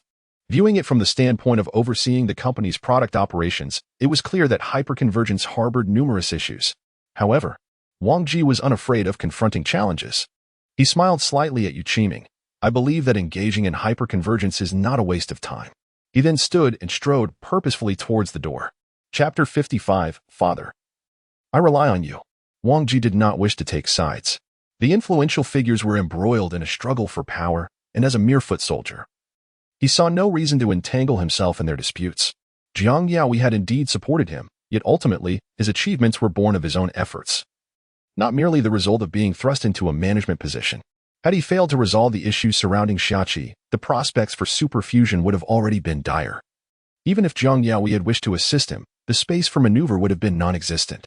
Rather than saying he was promoted by Jiang, it would be more accurate to state that they had collaboratively facilitated this outcome. As for the project bonuses, those were sought after only after he had proven his capabilities. There was sentiment involved, yet it did not equate to a debt of gratitude. Wang Ji was acutely aware of this, and he knew that Yu Qiming understood it even better. Today, you had clearly conveyed 3 layers of meaning. The first was to draw him in, offering the position of manager in the technical expert department as a means to entice him to the commercial operations line. The managerial authority in the technical expert role was more substantial, the schedule more flexible, and it came with project commissions, aligning well with his skills, while being part of a secondary department, indeed, quite tempting. The second layer was a warning of the stakes involved. Should he refuse? It was made clear that the superfusion product line was perilous, according to the company's overarching strategy. Products that had failed to yield results over the years must be eliminated. The third layer was an effort to defuse conflict. Should he insist on pursuing superfusion, it was clarified that the company was not targeting any individual or product. If superfusion were to be cut in the future, the blame could not be placed solely on Yu Qiming. A leader often possesses the ability to articulate matters with finesse, presenting them in layers, leaving the understanding to the discernment of the employees, except for Wei Yiming. This gentleman excelled in outright disparagement, capable of belittling workers to the point of despair, preferring to leave without compensation. In terms of the efficiency and practicality of layoffs, neither Jiang Yaoi nor Yu Qiming could compare. Even Yu Yingshi, who had years of experience in HR and was well-versed in workplace subterfuge, felt overshadowed, whether he was acting out of impulsiveness or with malice. Wang Ji had discerned the underlying dynamics. Those at the helm were certainly not foolish. While one might perceive a mere first layer, in truth, one was only witnessing the second. He was operating at a 5th layer. Thus, in the grand melee of titans, the minor players should refrain from involvement. Though Wang Ji felt aggrieved by Yu Qiming's subtle undermining, he was more unsettled by the changes that came with his new role. Now that he had ascended to management, he found himself within the direct gaze of the higher-ups. They would concern themselves with whom the manager was aligned. No longer could he merely be a bystander. He could very well become the subject of scrutiny, perhaps even the sacrificial pawn. As the Qiming festival approached, he decided to defer the superfusion issues for later discussion. Xinzhou was in close proximity to Jiangning, necessitating a return for ancestral worship. The arrangements at his father Wang Quan's side were straightforward. The family graveyard lay on a hillside, allowing for a swift completion of the rituals. After distributing pork, the afternoon was filled with lively feasting before everyone returned to their respective homes. Conversely, matters at Dai Yan's were far more complicated. The Dai family, since the 6th generation, had been interred across various mountaintops, requiring an entire day merely to traverse the hills. Wang Ji and his sister Wang Li were reluctant to attend, claiming exhaustion and opting to feign illness at home. However, Dai Yin was relentless, wielding a broom to chastise the siblings, feigning illness. Can you outdo our ancestors in that regard? Attendance was non-negotiable. The martial prowess of the female hero, Dai, manifests through her staff techniques, standing, slashing, and thrusting, indicative of a background in martial arts. Urging her younger siblings forward, Dai Yin is spurred by her uncle, Dai Xiao, who often jests about her and her sister. Does marriage mean they are no longer part of the Dai family? Is it solely her responsibility to manage the family's affairs? In their village, contributions are expected to be made by those who possess wealth or strength, yet the Dai family contributes neither labor nor finances. Thus, Dai Xiao feels compelled to voice his grievances. The village's grocery store has long been operated by the elder, who toils year after year. The elder also owns 5 acres of tea trees on the mountainside, which he can no longer tend to, leaving that burden to Dai Xiao. The family's ancestral home has undergone renovations, with expenses shared equally, yet the labor has predominantly fallen upon him. Has he ever complained to them? Has he ever brought it up? Dai Yin retorts. While he may not broadcast his grievances on social media, even the village dogs know his sentiments. Her mother and aunt are acutely aware of his intentions, fixated on 3 properties: the grocery store, the tea garden, and the ancestral home. According to the wishes of Wang Ji, Their grandfather. The three siblings were to inherit one each. However, Dai Xiao contests this, believing as the only male heir, and the one who frequents the ancestral home most. He deserves a larger share of the inheritance. This matter is complex and fraught with contention. His frequent visits are due to proximity and a more vested interest. In recent years, the elder's hearing has deteriorated, prompting Dai Xiao to allude to his claims increasingly. Their mother, ever astute, ensures her visits to the elder are accompanied by gifts, while Wang Li and her brother must at least maintain appearances during ancestral rites. Traditionally, the family must ascend the mountains at 5:30 in the morning, with an arduous journey covering 12 peaks throughout the day. The Dai family's customs are steeped in tradition, mandating that each household sends representatives to pay respects at all mountain summits. Typically, Uncle Dai Xiao serves as the primary contributor, accompanied by his cousin. And their aging pickup truck, a relic of over a decade, dilapidated and with a broken air conditioning system, which they are reluctant to repair, valuing the air conditioning unit over the vehicle itself. Upon reaching the base of the first mountain, Dai Xiao retrieves shovels from the truck and distributes them to Wang Li and her brother. Leaning against the tailgate, he lights a cigarette and exhales slowly, chuckling oddly. As I age, I find climbing increasingly arduous, so I must rely on you youngsters. The uncle, who has long been accustomed to farm labor, had only days prior traversed the Team Mountains with remarkable agility. Could he be unwell? Perhaps afflicted by Leonard syndrome, with his cousin's construction crew unable to return, and his aunt's younger generation represented solely by his cousin, the burden of labor falls to Wang Ji alone. Brother, I'm counting on you. Wang Li subtly encourages Wang Ji, employing a form of psychological motivation. In her narrative, Wang Ji is depicted as the physically robust character. Count on you? If we perish together. Wang Ji pushes his sister forward, lending her support. Dai Yin, wide-eyed and glaring intensely at Dai Xiao, recognizes his ulterior motives. If she is to show concern for her son, she must relent on certain matters. She gives Wang Quan a firm shove. My dear, I'm relying on you. After decades of marriage, thoughts of divorce occasionally flit through their minds, but such notions are swiftly dismissed. Wang Quan primarily focused on the Qiming festival. Gazing at the undulating green mountains, he instinctively uttered a curse. Approaching his son, he placed a reassuring hand on his shoulder, pondering what to convey, yet finding it difficult to articulate. A man must not admit his shortcomings. His legs and waist are crucial to his vigor. Surprisingly, his son remained unfazed, primarily because Wang Li was nearby, his eyes sparkling with curiosity, ears perked like a rabbit, ever ready to capture inspiration. In a moment of distraction, the narrative thickened. Wang Ji glanced at his father, and through a silent exchange between men, understanding dawned upon him. Nodding affirmatively, he declared, I comprehend, as he handed over the shovel, saying, Father, I rely on you. At that moment, Wang Quan yearned to return home and hastily draft a will, bequeathing all his possessions to the neighbor's dog. Wang Ji flashed a wink, stealthily approaching the battered pickup truck, circling it thoughtfully before asking Dai Xiao, Uncle, I recall you driving this vehicle during my childhood. Why not acquire a new one? Dai Xiao continued to exhale clouds of smoke, replying, I desire to. Indeed, I have my eye on a new one. But I lack several thousand yuan. He glanced at Dai Yin with a hint of melancholy, implying the hardships his elder brother faced. Wang Ji pointed to the emblem, inquiring, Isn't this vehicle a xiaoshi? What do you wish to replace it with? Dai Xiao responded, It is indeed a xiaoshi, a newer model, which costs around 150,000 yuan. Chapter 56. My mother has the qualities of a decision-maker on the road to the foot of the mountain. Wang Ji kept his gaze fixed on the vehicle. The dilapidated state of his uncle's pickup truck was evident even to the untrained eye. It was beyond salvation. Speaking of changing vehicles, Dai Xiao opened his phone. This model, the Yufengza X16, is quite appealing and robust. Wang Ji concurred with his uncle's taste. Managing a supermarket. Driving a pickup was practical for Dai Xiao. It suited his rugged persona. After all, he was Dai Village's Leonard. This vehicle cost 150,000 yuan, and I can only muster 120,000. I cannot afford it. The last three words were pronounced with an emphatic tone by Dai Xiao. In technical terms, it's a jump shot. In layman's terms, it's just a flirtation. Wang Ji chuckled, Uncle, I have a client who is a leader at Xiaoqi. He gifted me a car purchase coupon that includes this model, offering a 40 discount. 40 off? Dai Xiao flicked his cigarette, but to the ground, his face lighting up with delight. It seems I may benefit from it. Wang Ji reached into his trench coat pocket and retrieved the coupon, displaying it in the early morning light, which was surprisingly bright even before 6 o'clock. Upon reading the details of the coupon, Dai Xiao grinned widely. I knew it.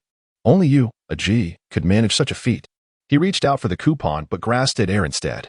Dai Xia leapt from 3 meters away, executing a graceful move to snatch the coupon from the air. Inspecting both sides carefully, she turned to Wang Quan and said, Darlings, didn't you also express a desire to change cars? Change cars? Wang Quan began but was cut off by the piercing gaze of Dai Xia, causing him to shiver involuntarily. He quickly amended, yes. I've long wanted to change cars. This one is so uncomfortable to drive. Dai Xiao cast a glance at Wang Quan's pristine Tiguan, then at his own battered pickup. Swallowing a curse, he forced a smile. Perhaps you could wait a couple more years to change? Dai Yin read the coupon aloud, valid for 3 years. Well, waiting 2 years is acceptable. Suddenly, Dai Xiao moved with newfound lightness, taking a shovel from Wang Ji and Wang Quan. No rush, we'll reassess today. I have some matters to attend to first. He resumed his work immediately. Dai Yin gestured for Wang Ji to carry the equipment up the mountain, reproaching. As the younger generation, shouldn't you take the initiative to assist your uncle? He has the tea garden and the supermarket to tend to. Those are responsibilities I should handle too. I have shared the profits from the tea garden and supermarket, haven't I? Dai Xiao had become quite reasonable after returning to work, a topic he had never previously broached. To Wang Ji, he remarked, a G, someone who thinks should climb less. A visit to a mountain or two is sufficient to pay respects. He wore a benevolent smile. That day, Wang Ji climbed only one mountain, the smallest one. His cousin also returned from the engineering team, claiming he had taken leave. After enjoying a lavish evening feast, his uncle and aunt warmly invited Dai Yan's family to stay for the entire day. Aunt Dai, sensing the situation, subtly inquired and learned about the coupon. She quietly confided in Dai Yan and Wang Ji, we want to change our car too, but we're short 50,000 yuan. She then began to lament, stating that their car was older than Wang Ji and far less capable, lacking the sense Wang Ji possessed. When comparing the strength of securing a vehicle to that of an individual, even Wang Ji would concede defeat. After discussing the car, he lamented about his elder brother's excessive grip on their resources, despite having earned a substantial income from the supermarket and tea garden. He subtly hinted to his mother that he possessed a discount coupon, but was promptly interrupted by Dai Yan, who resolutely stated that one coupon sufficed. She took the coupon, her mind racing with possibilities, declaring that she would demonstrate its potential. Post-dinner, a small meeting was convened with Dai Xiao and Dai Yi, where the single coupon was presented. With a sigh, Dai Yin remarked on its desirability. Dai Xiao rolled his eyes at Dai Yi, reminding her that their family's vehicle was not for transporting goods, as he needed to procure supplies for the supermarket. Dai Yi retorted sharply, questioning if he had shared his earnings from procurement with their second sister and why he felt entitled to any of it. Dai Xiao countered, demanding to know what she had contributed. With a triumphant smile, Dai Yi revealed that her husband's workplace had a small project requiring IT system development, suggesting they enlist Wang Ji's company for the task. Turning to Dai Yin, she noted that, while the project was modest, it could yield a few thousand yuan. Astonished, Dai Xiao found himself at a loss for words. Realizing he was losing ground, he finally expressed his discontent. Why must they draw such clear distinctions among family? Their father had left a will, granting him the old residence, Dai Yin the tea garden, and the youngest the supermarket, as their father was still alive. All these possessions belonged to him, and he managed them for a fee. He proposed they adhere to their father's wishes moving forward, insisting he would not demand more than necessary. He genuinely needed the car, suggesting that siblings should support one another. In truth, he had shamelessly claimed these assets. And when it came time to settle accounts, he knew he would have to pay a price, lest his 2 sisters be unwilling to relent. It seemed wiser to seize this opportunity to gracefully step back. Dai Yin, with a cheerful demeanor, took a sip of her tea, savoring its fragrance, and placed the coupon in the center, declaring, this is quite simple. The youngest sister requires an additional 50,000 yuan for the car.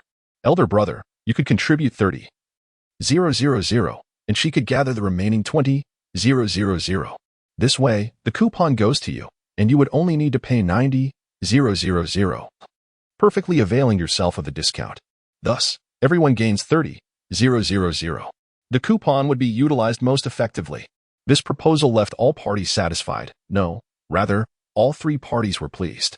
The next day, the uncle initiated a group chat to introduce Wang Ji to a small project. His workplace had previously sought quotes for the task, which would require at least 50,000 yuan, and the maximum they were willing to allocate was precisely that amount.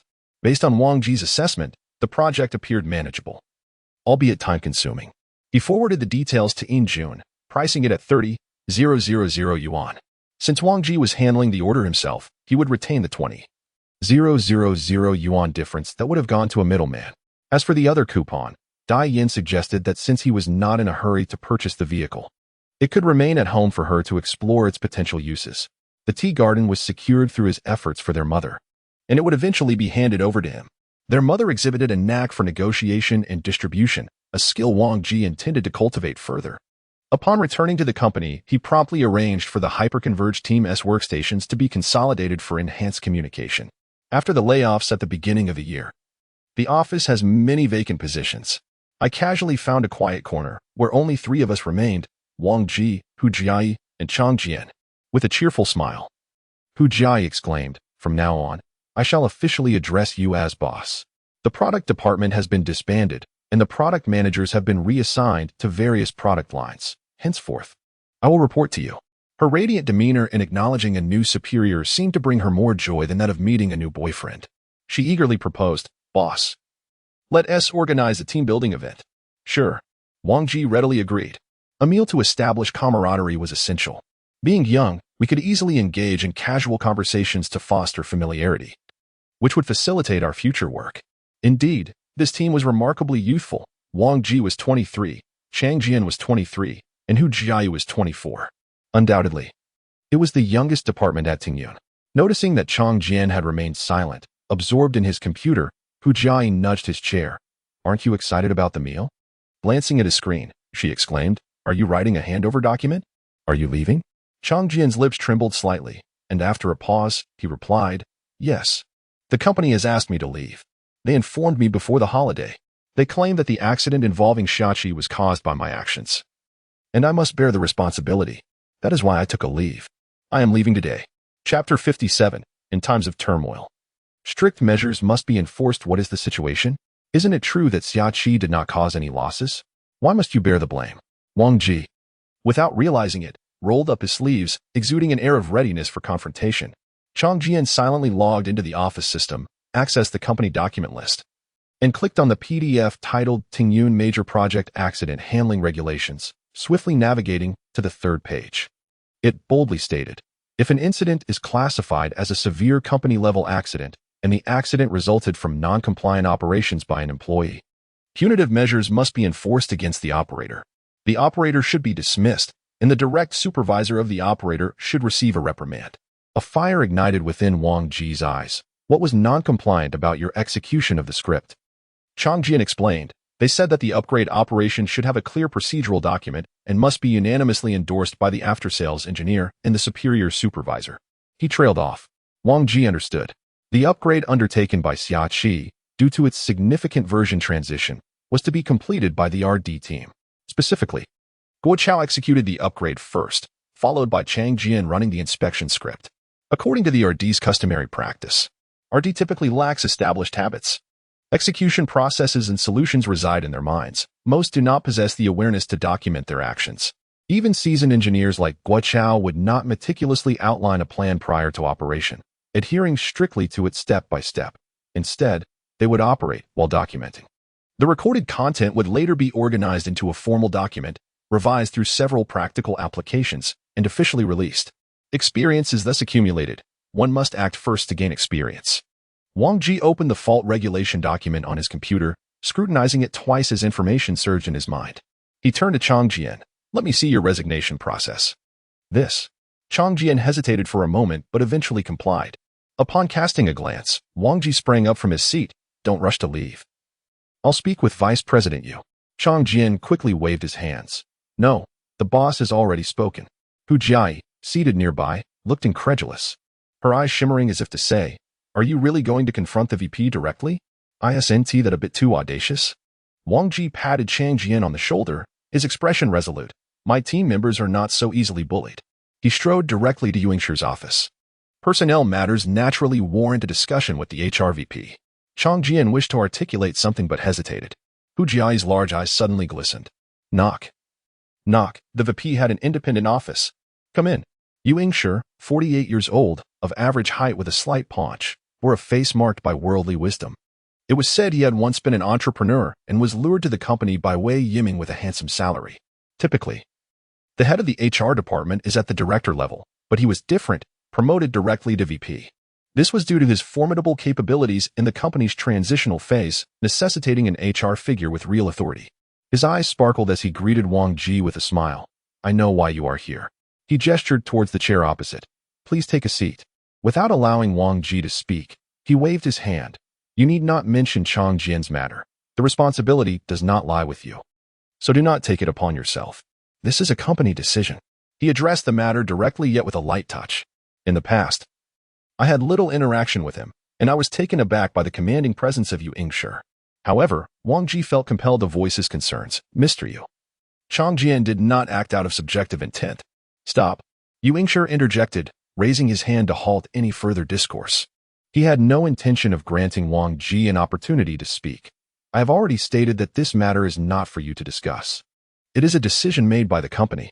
Are you aware of the company's current circumstances? Do you understand why such policies must be enforced? I recognize that you may not comprehend this fully. Most of our middle and lower management are similarly uninformed, and since you have just assumed this acting role, your understanding is undoubtedly limited. This is not a fault of yours, as the failure to communicate effectively lies with me, and I will arrange specialized training in the future. Your presence here to defend your subordinate demonstrates your integrity and sense of responsibility, which I greatly admire. Yet, it is imperative for you to realize that as a manager, you must shift your perspective on how to approach issues. Why does the company appoint managers? It is to ensure the execution of corporate strategy." With just a few words, he deftly redirected the conversation towards another avenue. "Your concern should not be whether your employees feel wronged, but rather whether the company's strategy is being implemented." What is the company strategy? It revolves around achieving sustainable growth. How do we attain this? First, our finances must remain robust. Second, our products need to regain their competitive edge. Third, our systems must be standardized. With approximately 200 employees at Tingyun, our labor costs hover around 60 million. Coupled with sales commissions and management expenses, totaling nearly 73 million. What is our gross profit? For the entirety of last year, it was merely 47 million. And that was only after a concerted effort in the fourth quarter. This means we have been depleting our investors' funds for years and are still far from profitability. What do you propose we do? Wang Ji found himself momentarily stunned. "You are asking me? As the owner, you seek my input? What about my salary as the owner? What about my equity stake?" Yu Ingshi continued unabated. "In times of turmoil, strict measures must be enforced. If company policies are not rigorously upheld, they will be disregarded in the future. So, stop." Wang Ji raised his right hand. Yu Ingshi was visibly taken aback, his mouth agape in surprise, his eyes darting around in confusion. No one had ever interrupted him in such a manner. Wang Ji seized the opportunity to respond. "Mr. Yu, I concur with your assertion. Company policies must indeed be enforced with rigor. However, the disciplinary action against Chang Jian does not align with company regulations. Let me outline my points." He raised his hand, gesturing the number 1. First, the classification of the incident in the Shachi project was incorrect.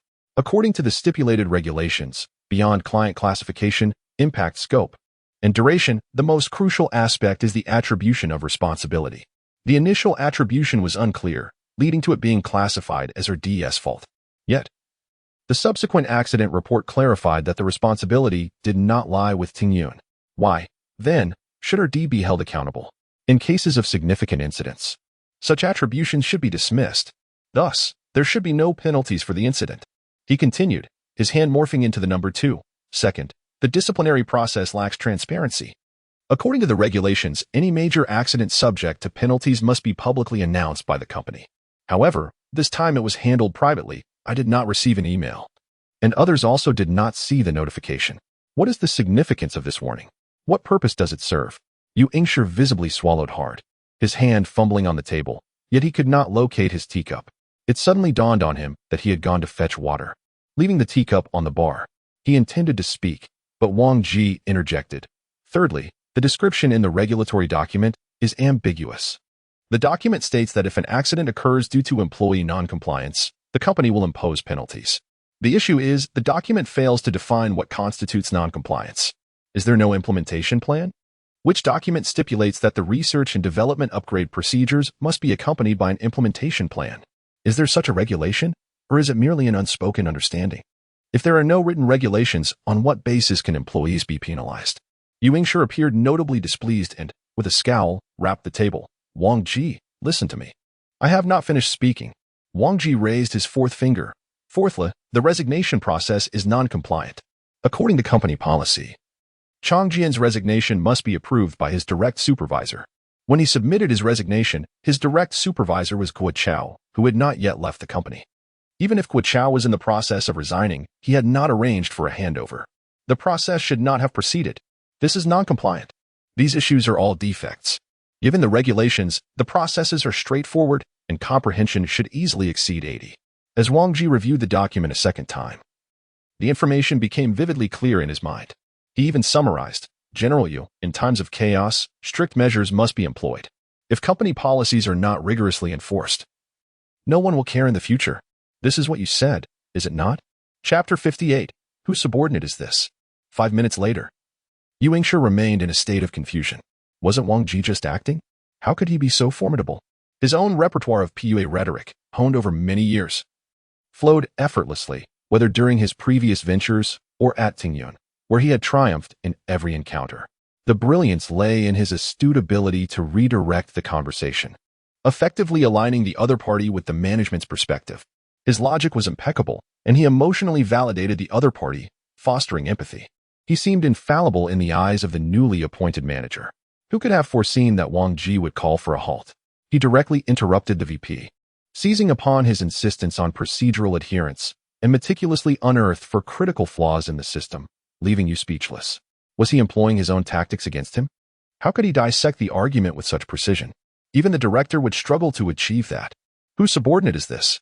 Wang Ji strode out of the VP's office. Returning to his workstation with purpose, he addressed Chang Jian, saying, Don't rush through the process. There are issues with the system. President Yu mentioned he would reconsider. Chang Jian looked on in bewilderment, stuttering, But I already proposed it. Proposing it doesn't matter. Wang Ji replied with a slight smile. He was prepared to shoulder the burden of this matter. He was determined to protect his own.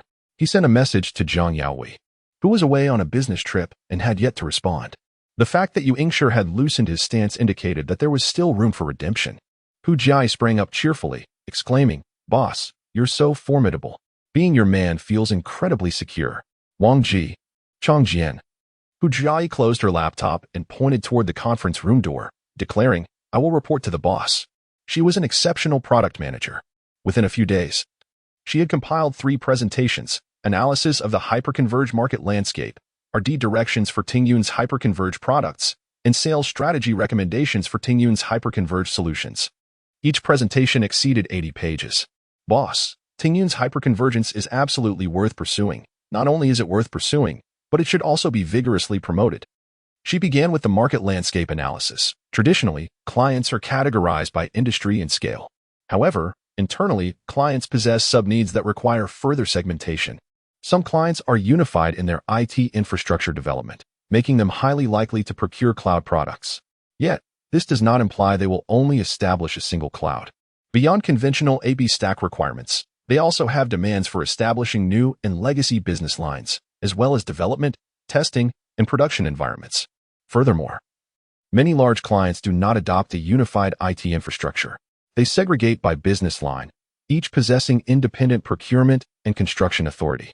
The scale, technological foundation, and construction plans of each business line vary significantly. Therefore, if the company wishes to engage in cloud solutions, it must not abandon hyperconvergence. This would render our proposed solutions overly simplistic, lacking essential products for numerous scenarios. As she spoke about her work, her expression was intensely focused, and her eyes sparkled with enthusiasm, completely devoid of the frivolity she displayed during gossip. The hyperconverged products in the market exhibit a myriad of strategies. Major corporations and hardware manufacturers primarily advocate a sales model that integrates both software and hardware, focusing on hardware shipment volumes and reaping profits from hardware sales. While the software component is almost provided gratuitously, however, the software they offer may not be exceedingly specialized, and the deep binding to their hardware inevitably alienates a portion of their clientele. Leading hyperconverged software vendors typically pursue 2 principal paths. The first path involves leveraging their origins in large enterprises to swiftly construct open-source virtual platforms, incorporating technologies acquired from these enterprises, such as security and networking. The second path is to thoroughly emulate foreign counterparts, ensuring compatibility with VMware while promoting their own storage solutions.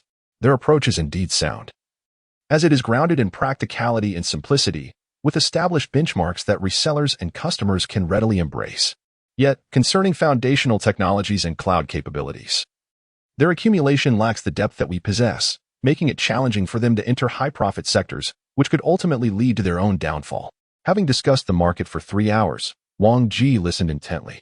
During his tenure with the cloud product team, he had yet to encounter a product manager who could articulate details with such clarity and depth. Hu Jiai, having been in the industry for less than 2 years, evidently surpassed her peers, a true prodigy. Whose subordinate is she? Oh mine. Then there's nothing to worry about. In the afternoon, Hu Jiai reported on product direction and sales recommendations. Her product strategy was remarkably lucid, delineated into 3 phases. Phase 1 aims to address the bugs accumulated over the years due to reconstruction, instilling confidence in existing sales. Phase 2 seeks to leverage the advantages of the restructured architecture to tackle the most pressing shortcoming of hyperconvergence, storage performance issues. Phase 3 intends to utilize unique scalability to integrate third-party tools and enhance product capabilities. Boss, typically, when a product is launched, the tendency is to pile on features, which is misguided. Our foremost challenge is that no sales personnel are willing to sell hyperconvergence. Moreover, the boss is not optimistic either. Do not concern yourself with the boss. He understands nothing. Our focus must remain on our customers. That is, the sales personnel. Hu Jiai secretly lambasted the boss, feeling an unspoken relief. Witnessing Wang Ji confront Yu Yingshi earlier that morning emboldened her to criticize the boss even more freely. The customers of our product are the sales personnel. We must ensure they are motivated to sell hyperconvergence. This is the primary issue that the product must address. This leads to my third reporting theme regarding sales strategy suggestions. My proposition is to advance on 2 fronts: a dual-pronged approach, a fusion of dual sorts, a harmonious partnership. Wang Ji shot her a glance. No need to awkwardly fit idioms together. This young lady seems perpetually inclined towards dual partnerships. Hu Jiai, with a mischievous glint in her eyes, suppressed a smile. Boss, I refer to direct sales and channel sales. Direct sales are Tingyun's tradition, with many seasoned salespeople who possess a wealth of clientele. The clients they maintain represent the fastest avenue for expanding hyperconvergence. However, in the past, the numerous bugs associated with hyperconvergence have eroded their confidence in the product, rendering them hesitant to sell.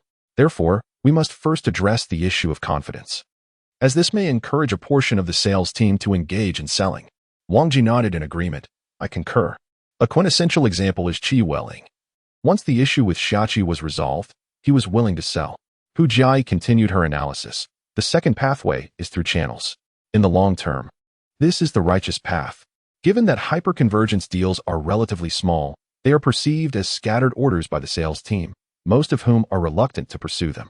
Consequently, the opportunity reach is significantly inadequate, necessitating the use of channels to expand business prospects. I have also included an analysis of channels in my PPT, but much of the content pertains to long-term objectives. At this stage, achieving the hard target of 1 million is of utmost importance. Hu Jiai paused, lifted her head, and declared with confidence, Boss, achieving 1 million is entirely feasible. We can offer substantial discounts and implement a package deal. Securing just 2 orders would yield the desired 1 million. Upon hearing this, Wang Ji felt more assured. With Xiaqi's 300,000 high-end after-sales order as a foundation, they essentially needed to achieve 700,000. Even if Hu Jiai's estimate were to be reduced by 30, they could still meet the hard target. The two were engrossed in their conversation, unaware that Chang Jian had quietly exited the meeting room. As the workday concluded, Wang Ji received a WeChat message. It was from Chang Jian. Wang Ji, I have completed the necessary formalities and left the company. I appreciate your past support and am particularly grateful for your righteous assistance today. However, Tingyun is finished, truly. You cannot compete against certain individuals. Farewell. And let us not be in contact again. Chapter 59. Urgent help from the Jianghu. What does it mean? Who cannot be defeated? Without a moment's hesitation, Wang Ji's thumbs tapped rhythmically, quickly casting 2 inquiries into the void. Chang Jian's news loomed like a dark cloud. descending upon the Tungyun office building without warning, suffocating the air with an oppressive weight. A storm was brewing. The questions were dispatched swiftly, yet they were met with 2 immediate replies from the system. Message sent, but the recipient has declined. Message sent, but the recipient has declined. Blocked. Just as the message was sent, he was blocked. Damn, at this moment. Speed was of no essence. Wang Ji dialed the number. Beep, beep, beep. His number had been blocked as well. Returning to his desk, a whirlwind of questions filled Wang Ji's mind. Chang Jian must know something. He must have encountered some trouble. His resignation was not as simple as it appeared. No wonder he had been so reticent these past few days. As he contemplated, vivid images began to unfold. After New Year's, when he treated his fellow fresh graduates to a meal, only 4 had shown up. Miao Jie and Mu Qingqing were feeling down due to layoffs and complained incessantly, while Chang Jian remained utterly silent. At that time, he had claimed to be burdened with the aftermath, yet there were still Gui Chao and the others. With Chang Jian included, there were 5 of them. As a fresh graduate, how could he bear such a heavy load? Something was amiss. From that moment, Chang Jian's demeanor had shifted. But why block him? Could it be that he knew Wang Ji would fight for him to the end, regardless of offending Yu Yingshi or Wei Yiming, and did not wish for him to take such risks? Wang Ji immediately messaged Gu Nianqi. Sister Shi, why did Chang Jian resign? Minutes later, Gu Nianqi replied, oh dear. Don't you know? It's just following the accident handling procedures, to kill the hen, to warn the monkey. Can't chat. I have a date. Gu Nianqi was in the dark as well. She was merely an HRBP. If there were secrets, what could she possibly know? At that moment, another message arrived. Where are you? I've set off. It was from Ling Qiuyue. Wang Ji suddenly remembered that he had a date too. Ling Qiuyue had been inviting him out during her vacation, suggesting they gather in Shenzhou. Wang Ji had brushed her off, saying he was busy with family matters. Her reply had been, wishing you eternal peace. Today at work. Ling Qiuyue sent another message. We must meet tonight. I have something to tell you. Wang Ji was unsure what she wanted to say. There had been too much happening today, and he had completely forgotten. While taking a taxi, he thought to himself, I'll clarify things with her today. Otherwise, there will be a next time. Yet, she had not indicated anything. How could he refuse her outright? Aside from a high school crush on Ling Qiuyue, he truly had little romantic experience, and he struggled to gauge the nuances of interactions with women. Not nuances, boundaries. College had been a place where maintaining one's orientation was a Herculean task in a 9:1 gender ratio. The venue chosen by the class flower today had an average cost of $150 per person. The food was ordinary, yet the ambience was serene. It was indeed a challenge to arrange an outing with her. Ling Qiuyue pouted her lips and delivered a stern critique. She studied automation in university and currently works as an assistant engineer at a medical device company in Jiangning. With her beauty and sweet demeanor, she leaves work punctually without drawing any remarks. Wang Ji offered a faint smile. I've been busy with work and haven't had much time. He casually set his bag down and neatly folded his coat, deliberately ignoring the empty seat beside Ling Qiuyue. Is that so? Ling Qiuyue seemed to comprehend. During the ordering process, their conversation was minimal. They immersed themselves in their meals for 10 minutes, in complete silence. Suddenly, Ling Qiuyue lifted her head and asked, Wang Ji, may I pose a question? Did you ever have feelings for me in the past? The dim lighting of the restaurant made Wang Ji's blush somewhat conspicuous. Akin to a cocktail being shaken, emotion swirling within him. He cleared his throat. Well, there was something, but that was in the past. He maintained a facade of nonchalance under Ling Qiuyue's gaze. Rarely shy, Ling Qiuyue lowered her head, fiddling with her phone, turning it over repeatedly. After a considerable pause, she inquired, what about now? Now? Wang Ji's lips curled into a smirk. Dear classmate, shouldn't you introduce your boyfriend first? I recall you often shared photos together back in university. Ling Qiuyue suddenly shot up her head, biting her lip, her eyes shimmering with resentment. I knew you would care about that. I broke up right after graduation. If I hadn't, why would I invite you? Do you think I'm the kind of person? Isn't it normal for me to have had a boyfriend during university? Are you really this superficial? Her agitation grew, her brows furrowing as she glared at Wang Ji. Indeed, there seemed to be a question looming. Wang Ji blurted out, is it because you left me with a hefty bill? You. Ling Qiuyue rose to her feet, her eyes ablaze, her chest heaving with emotion, seemingly preparing for a retort. Just then, Wang Ji's phone rang, and upon checking, he saw it was a voice message from Xiaoruoxue. Hello, what's up? He answered. Come quickly and help me move some things. Xiaoruoxue urged. I'm still at hurry. No time for chit-chat. I'm in a rush. Wait. I'm outside, but the line went silent. Is my kingdom about to fall? None of them take me seriously, either manipulating me or summoning me without proper negotiation. Nevertheless, the timing was fortuitous. Wang Ji stood up and faced Ling Xiuyue. I apologize, but I've been urgently summoned by a client. I've already settled the bill, so farewell. In a flash, he dashed out of the restaurant, inhaling deeply, feeling a sense of relief. Indeed, clarity was necessary. The burden lifted. So refreshing. No need to thank me. Just send a red envelope.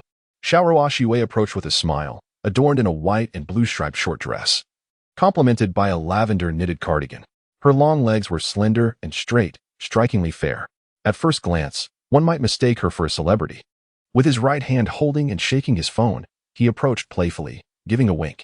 I noticed you seemed to be having a bit of trouble earlier. Allow me to lend a hand? Has it affected your pursuit of that girl? It turned out he was coincidentally dining nearby. That was a scam call. I reported it under my real name. Wang Ji shot her a glance, unable to suppress his laughter. A red GLS was parked by the roadside, and Wang Ji adeptly made his way to the passenger seat, saving on taxi fare. Xiaohua Xue crossed her arms, so I helped you out. And now I have to play the role of your chauffeur? Indeed, Wang Ji replied with a sense of entitlement. Otherwise, asking me to carry things and hitch a ride seems quite reasonable, doesn't it? Dream on. Xiaohua Xue also approached the passenger seat, tossing the car keys to Wang Ji. You drive. If you crash or scratch it, you'll pay. Well, you do have some wealth, don't you? It's not as if you can't afford insurance. Wang Ji gleefully settled into the driver's seat. Who wouldn't he want to drive a luxury car? Upon returning home, he enjoyed a refreshing shower and received a message from Mao Shijun. Engineer Wang, can the key be recovered? The client is extremely anxious. Darn. I completely forgot about this. This was a matter from before the holiday. At that time, he had mentioned a fee of 100,000 yuan to recover the key. He had resolved the issue the very night he received it. He thought of delaying the response for a few days to avoid making the client think it was too easy, thus potentially backing out. After all, he initially indicated it would take at least 4 to 5 days, and today marked the 4th day. Just as he was about to type 2 words, the other party quickly added, I understand it's challenging, but this data is crucial for the client and for Xuan as well. We're willing to raise the payment to 150,000 yuan. Raising it to 150,000? That meant there was no rush now. Wang Ji replied, give me another 2 days. I'm getting close. Mao Shijun responded, all right, I'll keep the client calm. Thank you, Engineer Wang. It would be even better if it could be done in 1 day. Wang Ji replied, it all depends on luck. I've been working overtime for several days and Haven Tea had a decent meal. Thank you for your hard work, Engineer Wang. Chapter 60. Is the Crown Prince also in league with the Japanese? Mao Shijun's 150,000 entered the account the following day, accompanied by a staggering 186 likes. He conferred with Wang Ji. Wang, could we possibly register a company? It would facilitate public-to-public transactions in the future. And what of the future? Wang Ji pondered. Recognizing the quality of the clientele, arrangements must be made. This was a personal job, and Wang Ji felt it inappropriate to use the partnership's name. He mused on the necessity of establishing his own company while ensuring that Zhang Han was informed. It was best to maintain transparency among comrades, as secrecy could breed discord. Zhang Han responded promptly, what is the issue? No problem at all. Our partnership company will handle tasks to which both parties contribute, and we will share the profits.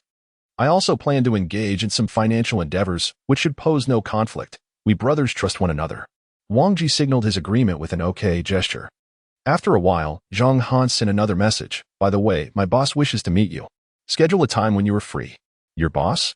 Wang Ji was taken aback. He had heard Zhang Han mention a beautiful and astute boss who had taught him much. But what could a partner from a private equity firm possibly wish to discuss with a mere office worker? Zhang Han continued, don't you remember? My boss is named El Jiqiu, co-founder of Jiangxiu Investment Company, a Harvard Business School graduate, and not yet 29 years old. He emphasized, a stunning beauty, a mature goddess, the black uniform type you adore. Wang Ji retorted, I don't believe you. As for uniforms, I shall never trust you again. During their school days, Zhang Han had shared a link to a video titled Uniform Temptation, claiming it was exceptional. Wang Ji and his 2 friends eagerly watched it, only to find it featured a solitary monk discussing how to subdue the temptations of the heart. Consequently, The three of them tightened their belts and gave Zhong Han a sound thrashing. This time, Zhong Han was adamant, I assure you. She is even more stunning than a celebrity. Wang Ji countered, without a picture, your claims are worthless. Zhong Han replied, maintain an air of mystery, otherwise. You'll concoct excuses not to come, and I wouldn't want that. Wang Ji retorted, am I that sort of person? Let us meet at noon on Saturday. Later. Regarding Chang Jian's situation, Wang Ji sought out Yu Yingshi once more, requiring an explanation. Yu Yingshi responded succinctly, this was personally approved by General Jiang, why not ask him? Thank you for raising the issue regarding company policies. We shall expedite improvements. Following the events of the previous day, he refrained from lecturing Wang Ji, as experience taught him that this young man did not engage in internal strife. Those who do are easily manipulated. If you avoid internal conflict, it becomes difficult for a superior to manipulate you. Upon concluding his remarks, Yu Yingshi wore a practiced smile, anticipating Wang Ji's departure. However, Wang Ji remained, his striking visage resolute. I believe the company erred. Chang Jian should not have been dismissed. Yu Yingshi was once again taken aback, his smile fading. After 10 seconds of silence, he inquired, what do you wish to achieve?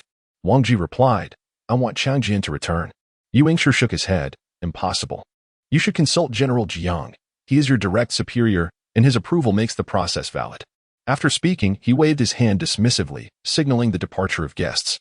Wang Ji understood that Chang Jian had already left, and the VP would not alter his stance due to a mere utterance. Yet, he felt compelled to speak out. Not just to express himself, but to contest to the very end. Right is right, and wrong is wrong. Chang Jian's people were his responsibility, and he would defend them even in his absence. Beyond this sense of resolve, he was also pondering whom Chang Jian referred to with his remark about not being able to contend with certain individuals. Was it Yu Yingshi? That seemed unlikely.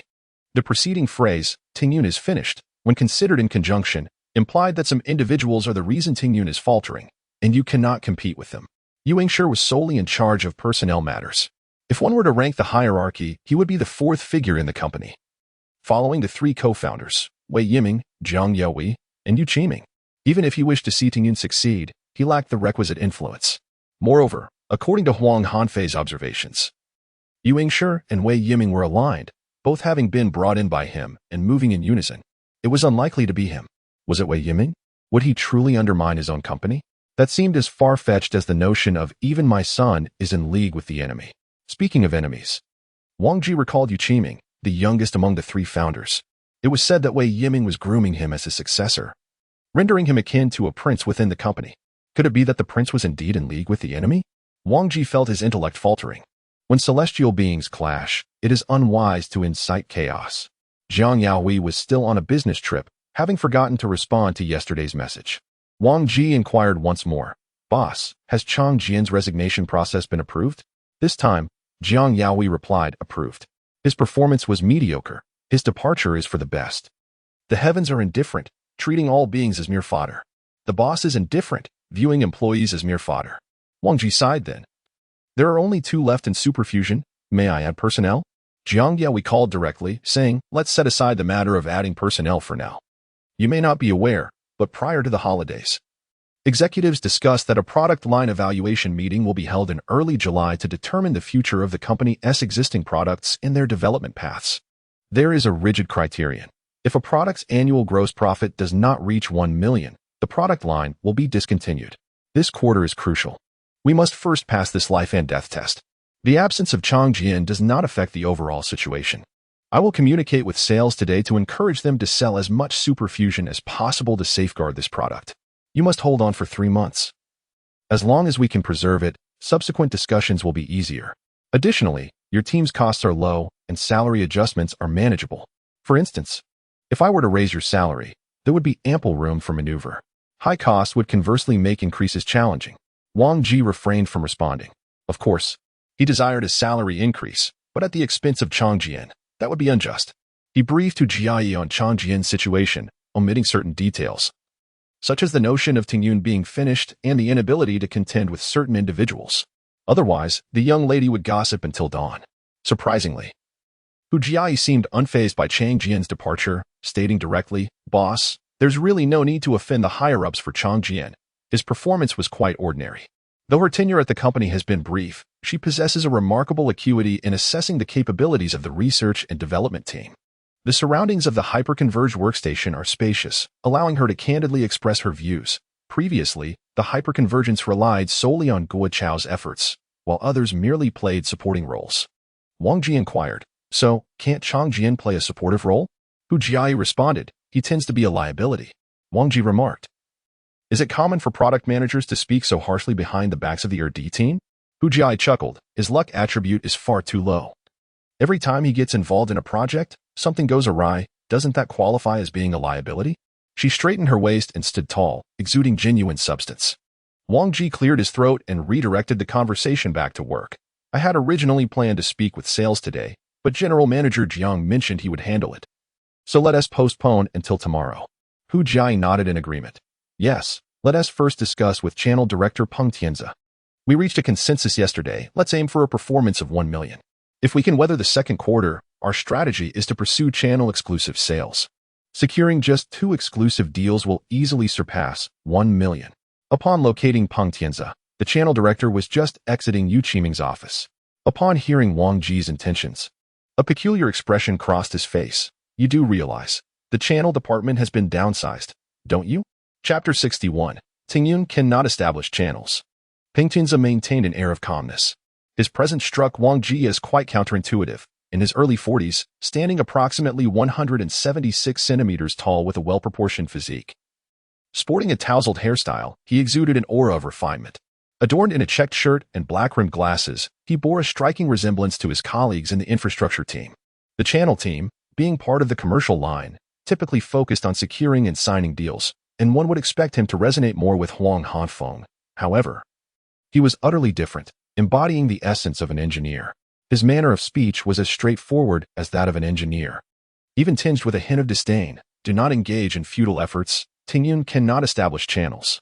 Wang Ji exchanged glances with Hu Jiai, both internally lamenting, "This is disastrous. We've hit a dead end. According to the plan, we needed to achieve a gross profit of 1 million in the second quarter, with channels being of paramount importance. They had even devised a 500,000 consignment plan with Peng Tianzi, invest 500,000 to sell 200 units of C. Here, C refers to the common pricing unit for infrastructure software, namely CPU. Such software isn't sold as a package deal at a fixed price, but rather based on the scale of implementation. If a client's data center comprises 102 unit machines, they typically require 200 CPUs. The larger the scale, the higher the overall costs.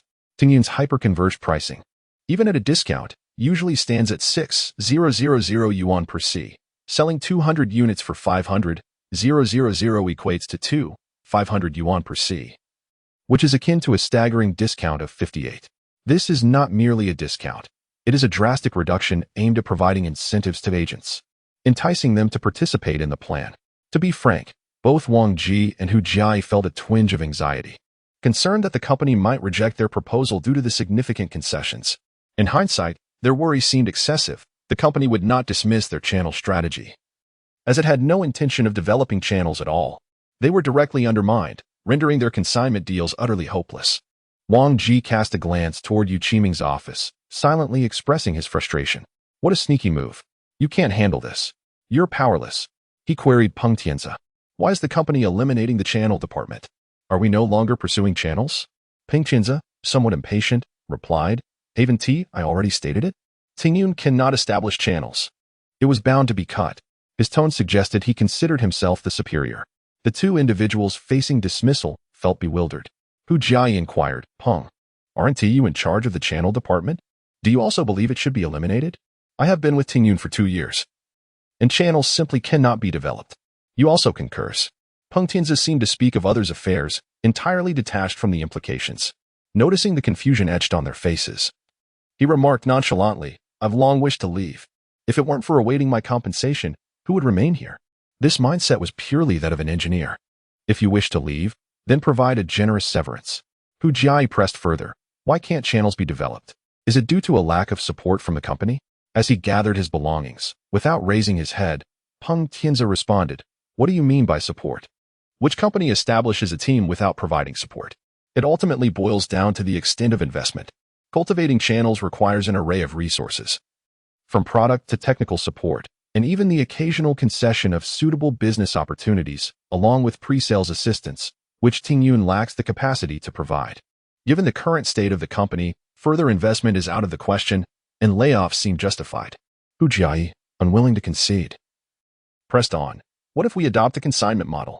Peng Qinze lifted his gaze, scrutinizing the two young individuals before him as if they were mere children. A hint of derision crossed his lips. Surely you do not believe that after 2 years in channel development, I had not contemplated consignment? Such a straightforward notion could be grasped even by a fool. Wang Ji and Hu Jiayi exchanged glances, speaking in unison. Why not? They shared a common trait, an absence of internal strife. If someone professes their inability, there is no need to doubt oneself. Rather, one ought to assert, you can, you will. If you cannot, spare the lamentations. For there exists a multitude of individuals who accomplish nothing yet take delight in disparaging others. They have never triumphed in a fight nor faced defeat in their pretensions. They excel at nothing, yet they vie for the title of the most irritating. However, Peng Qinze was not among such people. A flicker of surprise crossed his eyes as he reassessed the two young individuals. After a 10-second pause, he inquired, which of the company's products can be channeled? Wang Ji responded, ISNT hyperconvergence an option? Peng Qinze scoffed, emitting a sound from his nostrils. He fixed his gaze on Wang Ji and retorted, what do you think? After several years, we have only managed a mere 10 or 20 orders. And we are plagued by numerous bugs, especially after last year's significant overhaul, which turned into a veritable pitfall. Even our original manufacturer struggled with installation and upgrades. How could we expect agents to handle it? Wang Ji glanced at Hu Jiayi, who was diligently jotting down notes. Peng Qinze was not speaking idly. He spread his hands and enumerated. Let us not even discuss the two major incidents. Go take a look at how many bugs are languishing in our fault pool. Over 150. Is that not an eyesore? With so much time spent on reconstruction, how can we expect to address product issues effectively? If we push it on to agents to sell to clients, and they are unable to maintain it, we will end up with constant demands for refunds. This was merely the first point. He then raised a finger. Next, consider the storage performance of our hyperconvergence product. Who among our competitors can rival it? Even if we boast to the heavens, it will all unravel during POCs. Competitors need not resort to deceit, as they can simply present their testing results openly. How do you expect agents to make a selection? The crux of the matter is, our storage team is still quite small. Optimization is beyond our reach. It's an insurmountable challenge. Then came the third point. Moreover, our installation process is exceedingly cumbersome, without even comparing ourselves to integrated software and hardware competitors. Consider any purely software-based option. Who does not complete installation within an hour? We need at least 2.5 hours, and that is only achievable by seasoned personnel. We have 3 different installation interfaces to toggle between, and the network configuration alone takes half a day. If I were an agent, I wouldn't even bother with you. Only at the end do you mention functionality. When it comes to product strength, we possess no advantages whatsoever. The design of the management interface is fundamentally modeled after cloud products, lacking the essence of an independent product and proving to be quite cumbersome to use. The creations from your engineers utterly disregard the client's circumstances. Hyperconverged clients are not cloud product customers. Where's the professionalism in that? Moreover, our competitors are innovating with flair, integrating various capabilities. What do we have? Over 150 bugs? It's apparent that despite the situation, there are still stubborn issues left unresolved, with fingers still pointed upwards. Additionally, I have repeatedly requested technical support for agents, yet you persistently refuse. The training is conducted in a careless and perfunctory manner. And when client issues arise, there is always an excuse to avoid on-site visits. If you were an agent, would you feel satisfied? It's clear that this aspect is merely forced and does not pertain to product issues. It resembles an obsession, undoubtedly stemming from an engineering background. At this point, Hu Jiayi has diligently noted everything down and poses a single question. No product can be perfect. If they were, even a fool could sell them, rendering your expertise unnecessary. Among these questions, which is the most crucial? A counterattack. If the other party cannot answer, it indicates mere complaints without any constructive thought. Peng Qinze was momentarily taken aback, then decisively replied, the first one. With over 150 bugs, what else is there to discuss? Can you resolve them within a month? Even if you manage to address half of them, would that suffice? Chapter 62. A new nickname? Absolutely. Wang Ji responded to Peng Qinze without a trace of hesitation. I'll immerse myself in the code for a week. These 150 bugs can be resolved in 10 days at full throttle. Who knows? I might even uncover a few hidden bugs along the way. Peng Tianze had casually made the remark to silence Hu Jiayi. Never expecting this young man to accept the challenge with such confidence, surpassing even Guo Chao. He was momentarily taken aback, skepticism creeping in as he asked, "Aren't you all out of resources now? When we had 7 developers last year, they never exhibited such audacity." Hu Jiayi subtly prodded Wang Ji's back, pulling him aside and whispering, "Boss, this is getting over the top." Wang Ji replied, "Not audacious enough." Hu Jiayi remarked, "It seems a bit exaggerated. We can see from the company directory that there are only 2 of us in our department. How about you guide me through the coding process? Is there still time?" "Let me rephrase," Wang Ji said, turning back to Peng Tianze. "In half a month, I will have it all sorted. Come on, I'm about to resign." "And you're trying to impress me?" Peng Tianze shot him a glare, shutting his laptop and preparing to leave. "Wait," Wang Ji said, pulling out his phone. "Let me add you on WeChat. I'll consult you later regarding the channels." With a raised eyebrow, he added, "By then, I should have resolved the issues." Peng Tianze felt a retort form in his mind, but found himself at a loss for words. This young man exuded such confidence. It was a seemingly impossible task. Yet he appeared completely at ease, as if everything was under his control. Being an engineer himself, Peng Tianze had a gut feeling that Wang Ji was not merely boasting. Suddenly, he recalled seeing Wang Ji's name in an email. He had received a project contribution award for his exceptional performance during the Xiachi superfusion incident, earning a letter of appreciation from the client and recuperating over $1 million for the company, enhancing its service reputation. The phrase exceptional performance rarely appeared in formal company communications. It signified the highest level of achievement. There was only one possibility. He had accomplished the impossible. This newfound insight made Peng Tianze reconsider Wang Ji's confidence. He evidently found the problem far from daunting. With this realization, Peng Tianze opened WeChat. "I'll scan your code.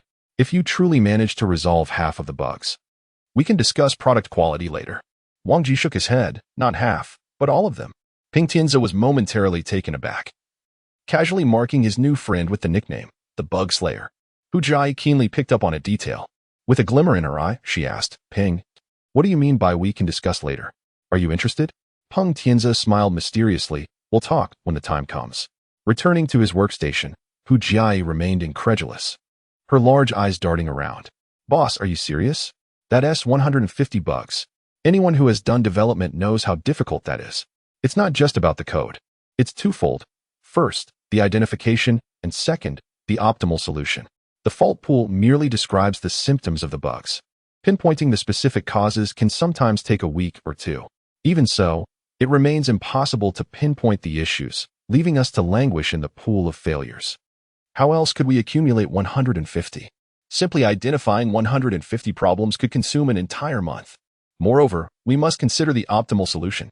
If the sole aim is to rectify the issues, one might merely need to add a condition or introduce a new branch. However, that approach is the least responsible, failing to constitute a genuine resolution. The original design and logic of the code become utterly unrecognizable due to such modifications. Over time, this leads to a veritable quagmire.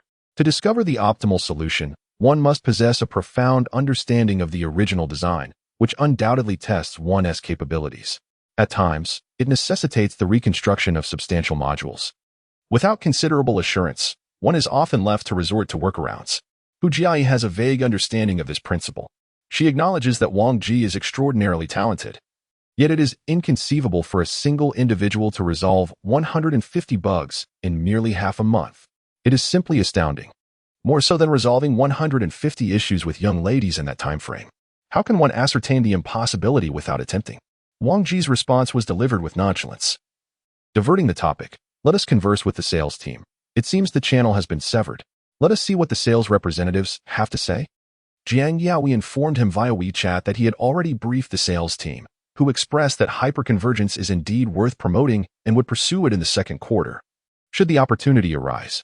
This was merely the standard official response. Wang Ji was well aware that such promises from sales should be taken with a grain of salt. In front of the boss, it is easy to make casual commitments. One might as well casually flatter the boss. Wang Ji, accompanied by Hu Jiayi, sought out 2 prominent sales figures, Huang Heifei and Shi Yueling. Both expressed admiration for Hu Jiayi's insights. "You are absolutely correct. The company is exerting tremendous pressure on our performance. Without relying on channels, hyperconvergence is indeed challenging to sell.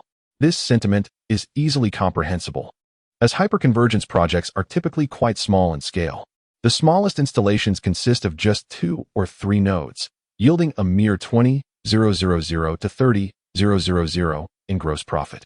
For sales, completing an entire order process, engaging with clients, building relationships, discerning the authenticity of opportunities, presenting proposals, conducting POCs, and participating in bidding demands a significant investment of time. All for a paltry 20,000 to 30,000. It simply does not warrant the effort.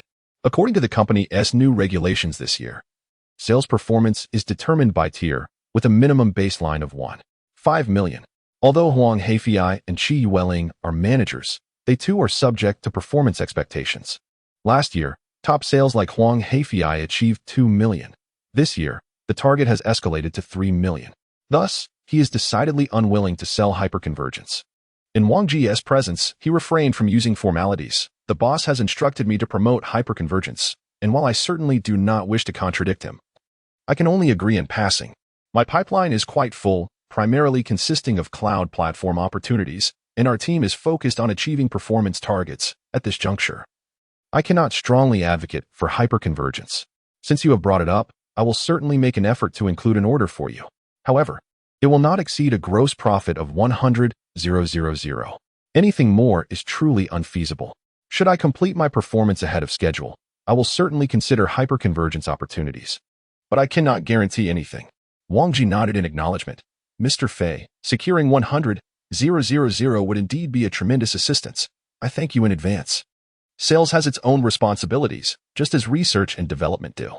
100,000 is already a gesture of goodwill. Qi Yueling is indeed willing to sell hyperconvergence. Yet he expresses, my team is hard to persuade.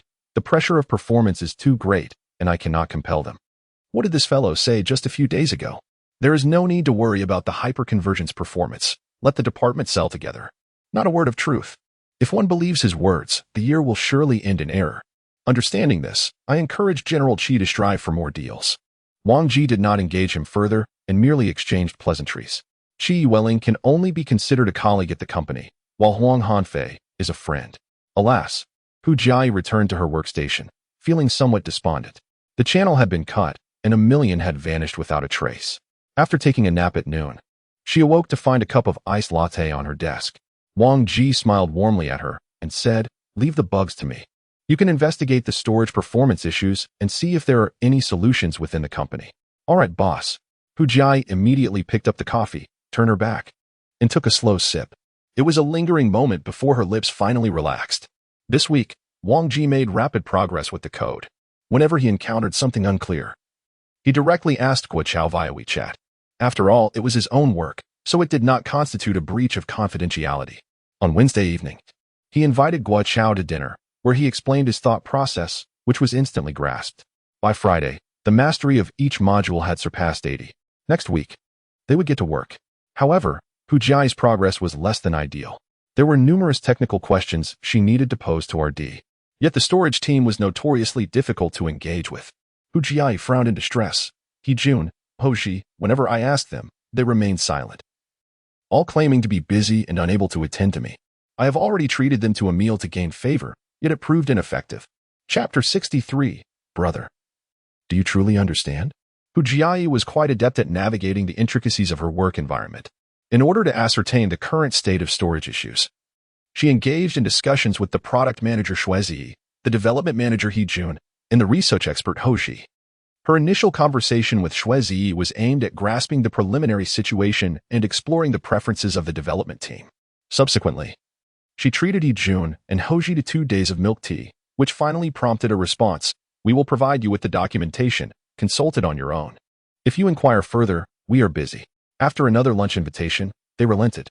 He Jun advised her to approach Shuezi for requests, while Hoshi stated, we only interface with our own product manager. With enthusiasm, Hu Jiai sought out Shuezi, who uniformly responded, submitting requests is not an issue. But it will likely be scheduled for the year after next. The year after next. Brother, your schedule is more packed than Dillarebus. Ugh. Hu Jiai leaned back in her office chair, stretching with vigor, causing the buttons of her white shirt to strain slightly. "Boss, I am left with only the art of seduction. Put away your deadly weapon. We do not need to resort to that yet," Wang Ji replied with a sidelong glance.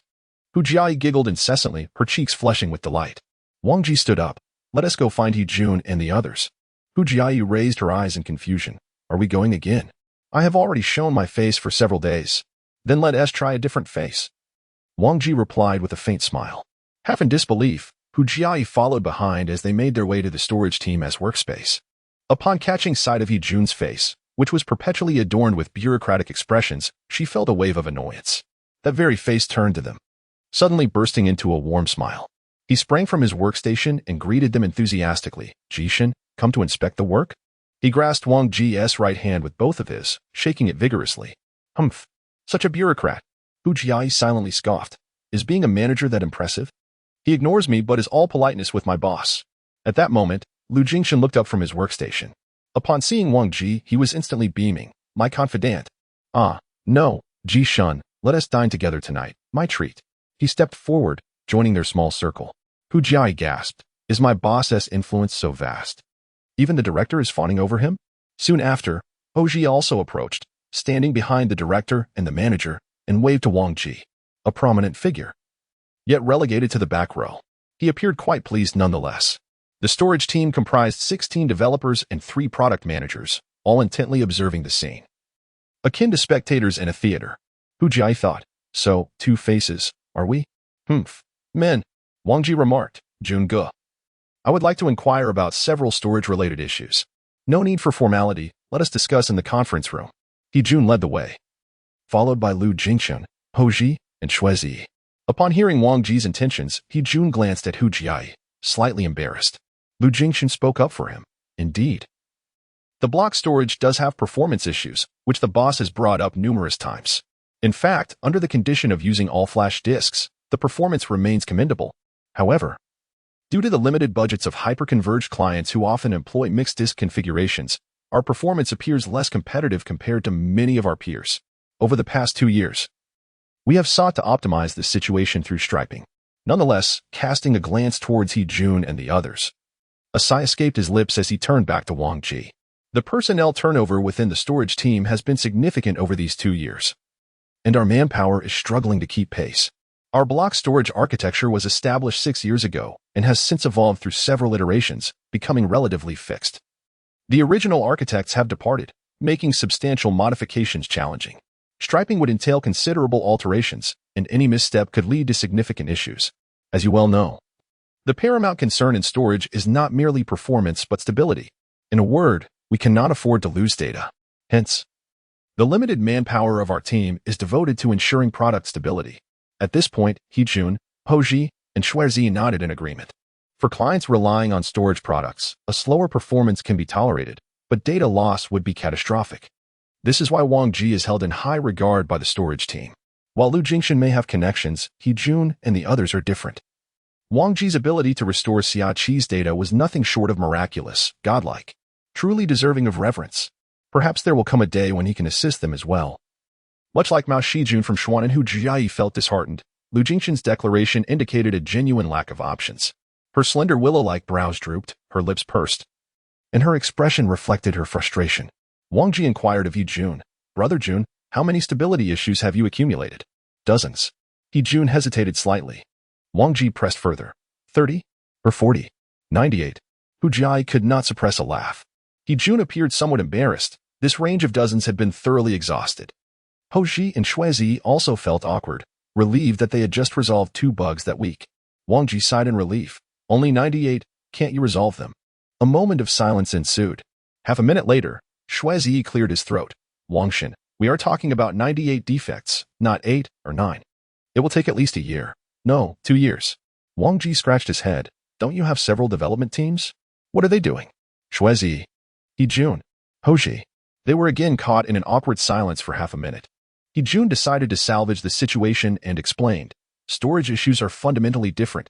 Unlike hyperconvergence, most problems are quite challenging to resolve and can sometimes take months." Ho Ji concurred.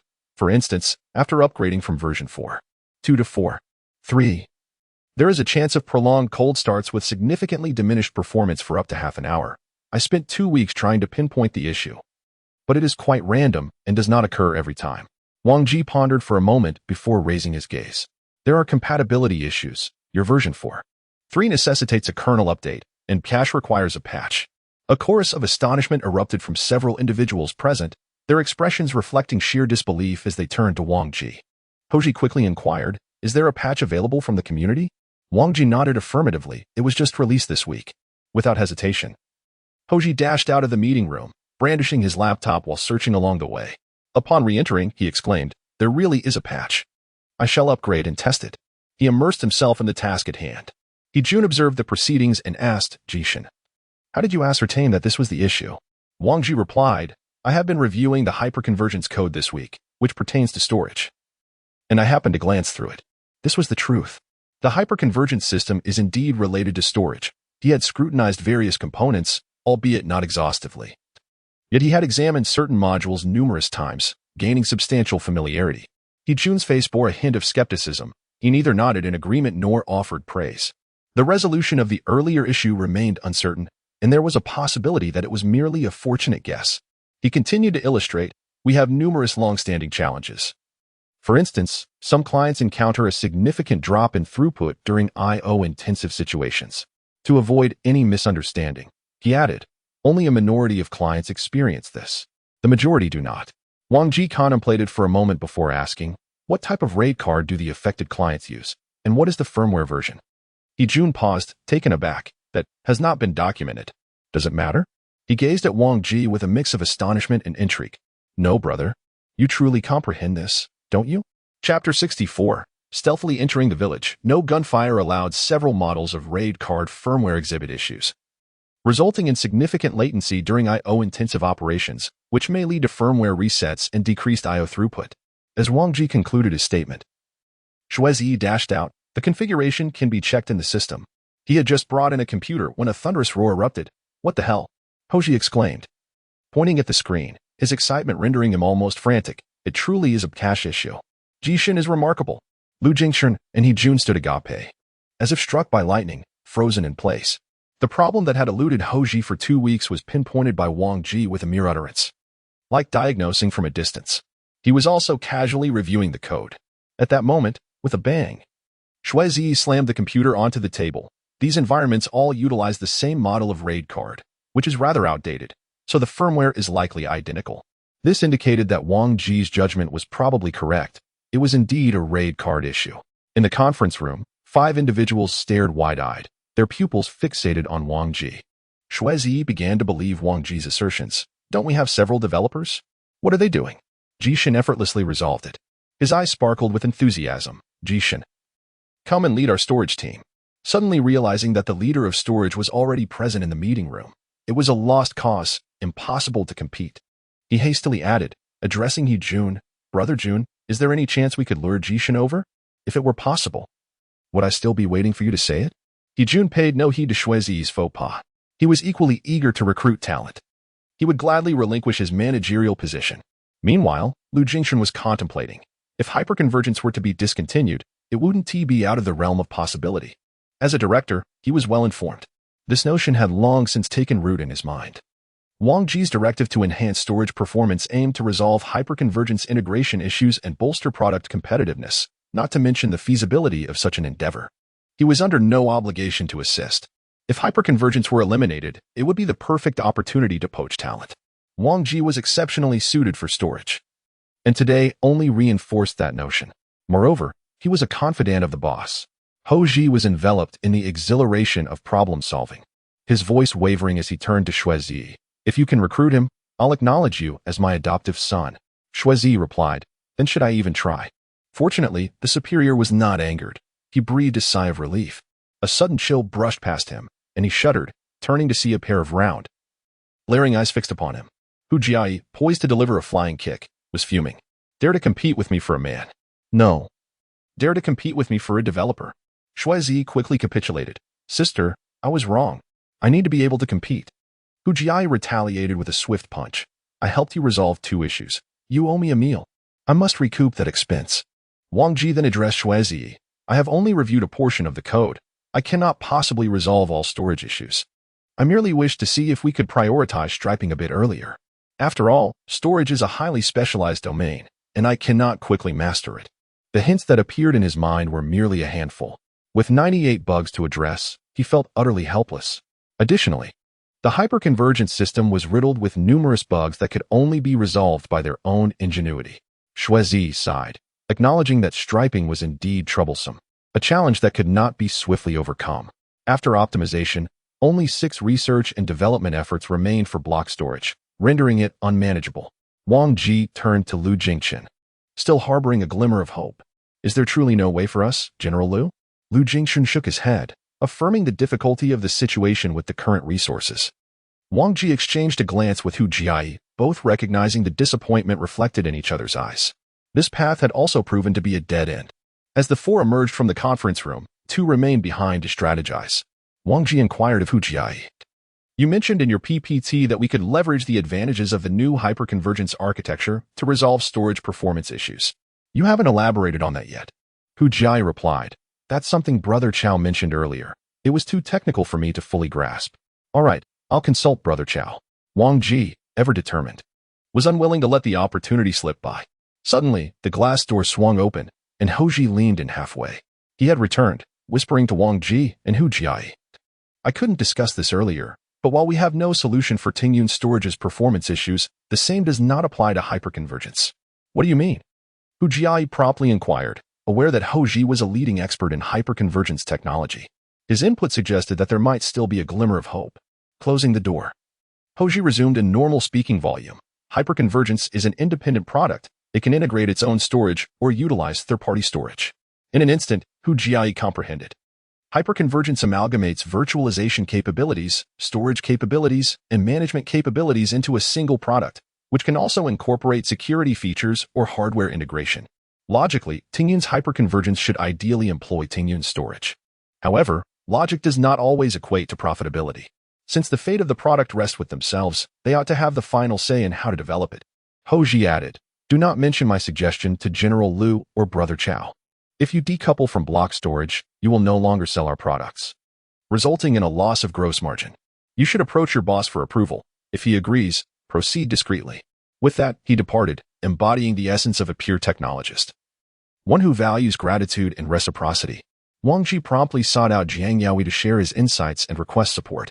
After a moment's hesitation, Jiang Yaoi nodded. I have no objections. The competitiveness of the product is paramount. However, keep this under wraps for now. Even as VP, I have reservations regarding the company's product gross margin. Wang Ji responded with a grin. Understood, boss. Quietly entering the village without making a sound. I'm off. Wait. Just as he was about to exit, Jiang Yaoi called him back. General, you mentioned that you sought him out to request the company reinstate Changjian. Is that true? Wang Ji nodded. His dismissal was unjust and unreasonable.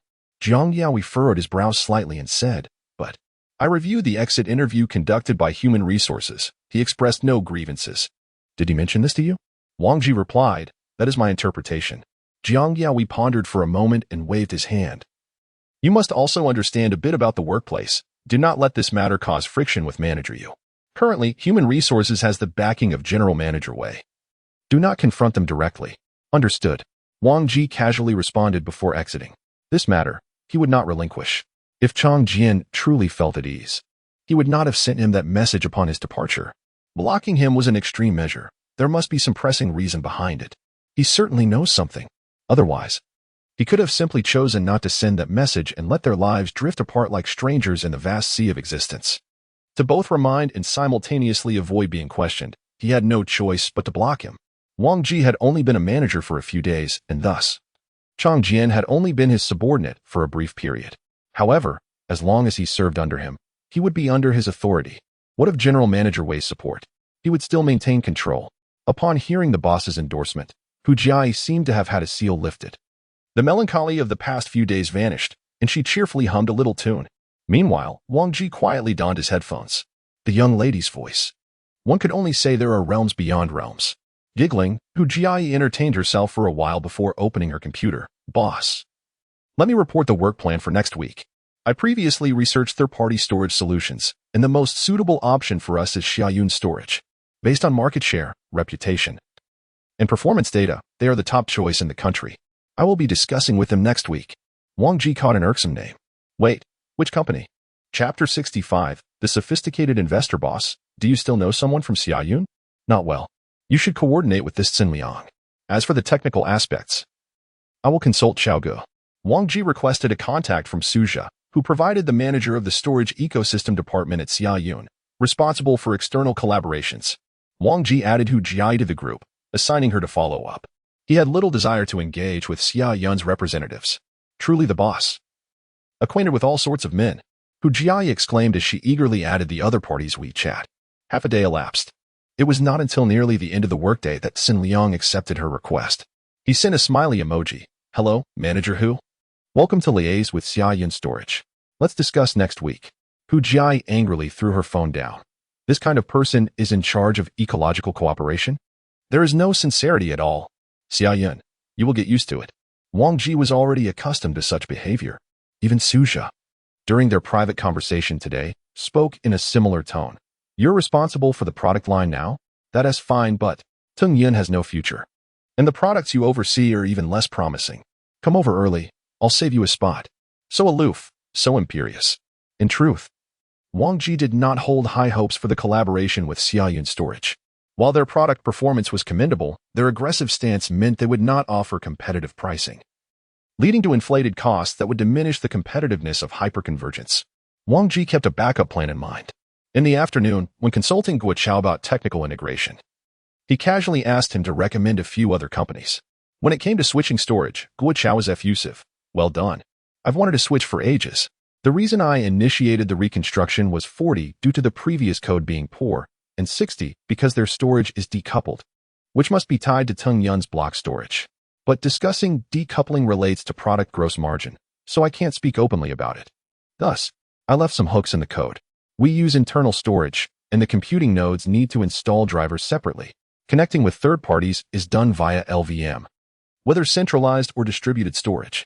In fact, many third-party storage options can utilize the VOST method supported by QEMU. Since there has been no actual integration, my code remains unfinished. I merely wrote a demo. The code repository still exists. You can have the IT administrator grant access.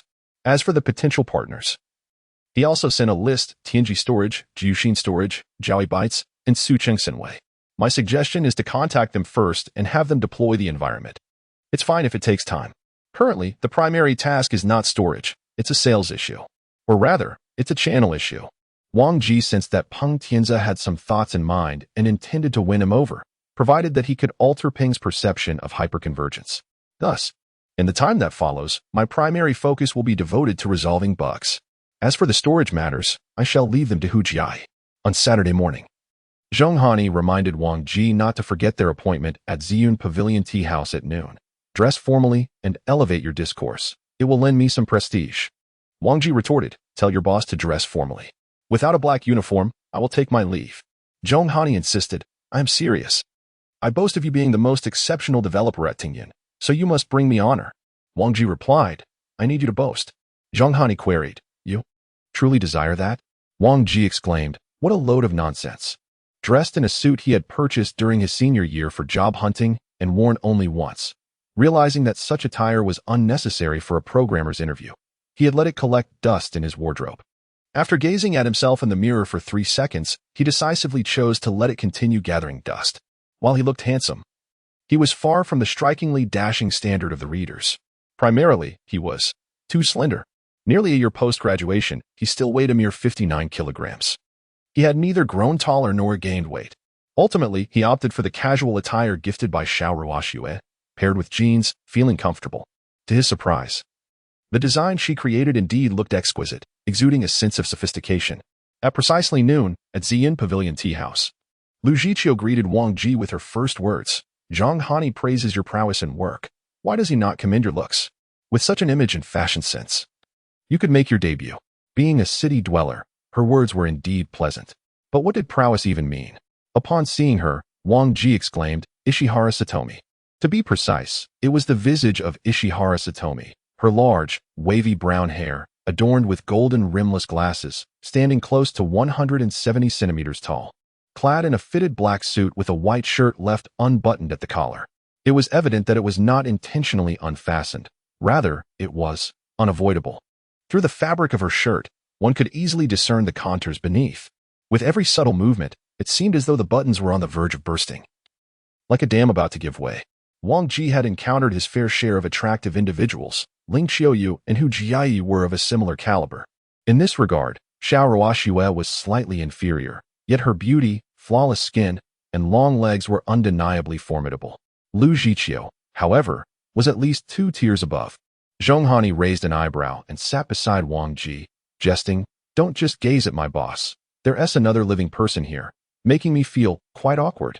Lu Zhiqiu chuckled lightly. "Little Wang, having been a manager for over half a year, you are faring much better than he is." Wang Ji was slightly taken aback. "You are aware of my position?" He had not disclosed his transition to a management role to Zhong Hani, planning to celebrate with his close friends upon formal confirmation. Lu Zhiqiu smiled subtly. "Wang Ji, you will turn 23 this month.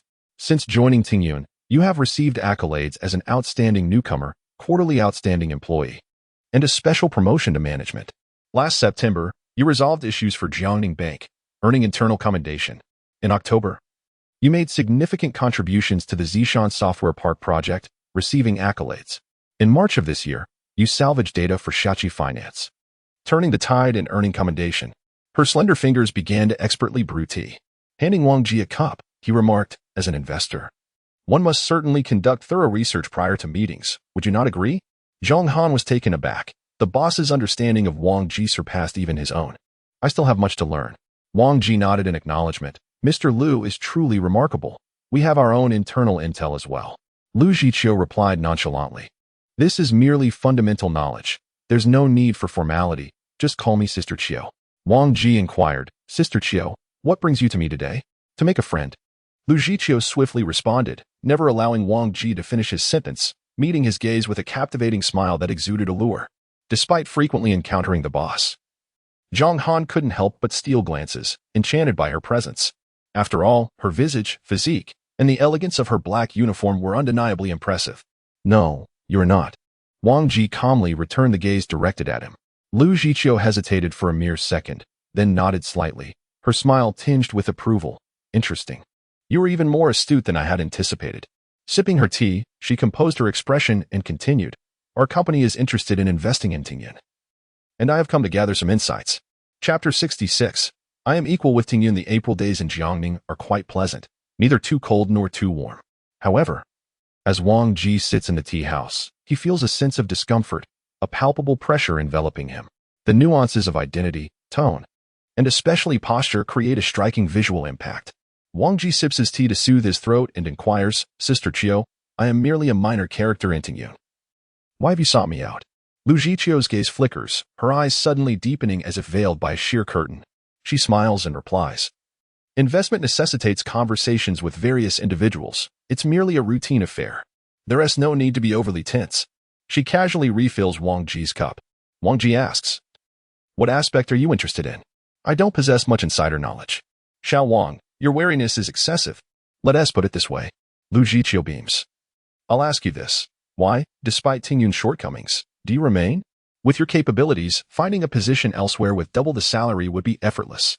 Her eyes fixate intently on Wang Ji, as if she wishes to see through him. "Don't tell me the owner of Tingyun saved your entire family, and you're repaying a debt of gratitude by toiling away." Wang Ji responds nonchalantly, "I am not toiling away. I stand on equal footing with Tingyun. The reason I stay is that Tingyun offers me opportunities for growth. In this world, there are essentially 2 core powers. One is wealth, and the other is authority. To ascend higher, one must comprehend how these forces operate. Through engaging in the commercial chain of products, he began to grasp the flow of money. Through leading a team, he started to understand the origins of authority. When others are willing to submit to you, you possess power, whether through force, intellect, or charisma, regardless of whether you hold an official managerial title. These lessons were learned at Tingyun. He could leave at any moment, which is why he considers himself equal to Tingyun." Lu Zhiqiu, intrigued by Wang Ji's response, asks, "What do you wish to gain from Tingyun? Knowledge? Experience? Or perhaps a position of some sort?" Wang Ji replies, "A sense of accomplishment, saving a product, helping an individual. The exhilarating feeling of altering one's destiny may be lost on others, but you understand it." Her eyes light up in appreciation, and she nods approvingly, "Indeed, you are not a mere beast of burden." Pausing, She adjusts her glasses and turns her head to observe something. Suddenly, she smiles at Wang Ji and says, I have invested in several startup teams. One of them focuses on computational power and is in need of a technical partner. Would you be interested? Wang Ji gazes into Lu Jiqiu's eyes, specifically her glasses. After a 10-second silence, he responds, not interested. Lu Jiqiu asks, why not? Wang Ji retorts, because you are simply making conversation for the sake of it. Observing her smile gradually fade, he lists a series of facts. Lu Jiqiu, age 28, born on September 3rd, graduated from Harvard Business School 2 years ago. Returned to Jiangning to co-manage Jiangxiu Investment Company as a co-founder. As a distinguished investor, she specializes in IT and media investments, particularly pre-IPO ventures. The glasses you are wearing are the latest invention from Silicon Valley, known as VRTPSY. A miniature camera embedded in the shirt button transmits my actions to the backend, which analyzes my psychological state and displays it through the glasses. You pose questions to discern my manner of expression and ascertain the truth. When you later inquire about company matters, it allows for a straightforward evaluation of their validity. Unfortunately, the internet abruptly disconnects, leaving the glasses without a signal, compelling you to ask aimless questions to buy time. At this juncture, you raise your phone and casually remark, I have done my homework as well. With a series of claps, Lu Jiqiu applauds, removing her golden-rimmed glasses, her bright eyes softening. She turns to Zhong Handao and says, look. While you were staring at my chest like a lecher, Xiao Wang can discern it immediately. Zhong Han scratches his head. I thought the boss was adept in understanding human nature. It seems you possess a secret skill. Wang Ji interjects, it is observation, not staring. His face flushes.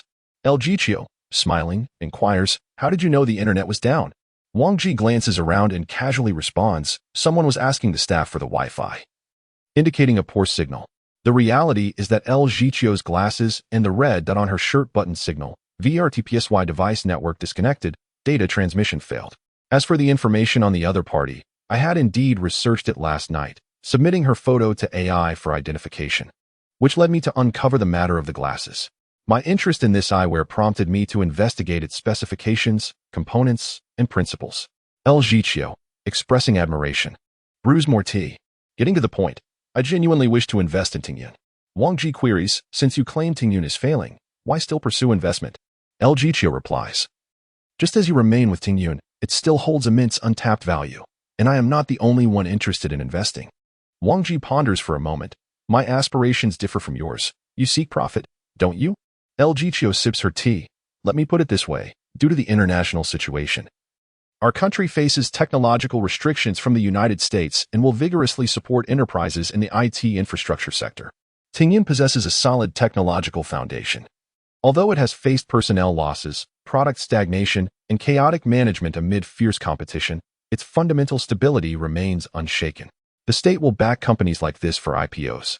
Even in the absence of profits, I prefer to engage in pre-IPO financing. How could I miss such opportunities? Rest assured, I do not require you to divulge technical secrets. Mere product analysis suffices. In return, she winks, knowing me as the reward. Even without glasses, her allure is enough to render one flushed, seemingly ingrained in her very essence. Wang Ji smiles gently. Zhong Han is my buddy. He invited me here, and no return is necessary. From the perspective of product research and development, he evaluates several of Tingyun's products, some based on personal judgment and others derived from discussions with Hu Jiai. Lu Jiqiu diligently takes notes, recalling the information swiftly. After listening attentively, the conversation shifts to personnel matters. Let me express my perceptions regarding a few executives. You can tell me if I am correct. Extending her slender fingers, Wei Yiming, the CEO of the company, excels in analyzing macro policies and technological trends, though he falls short in management.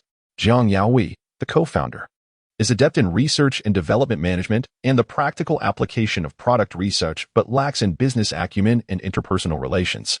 Yu Qiming, also a co-founder, possesses a keen business sense and decisive authority, yet his brilliance can be overly sharp.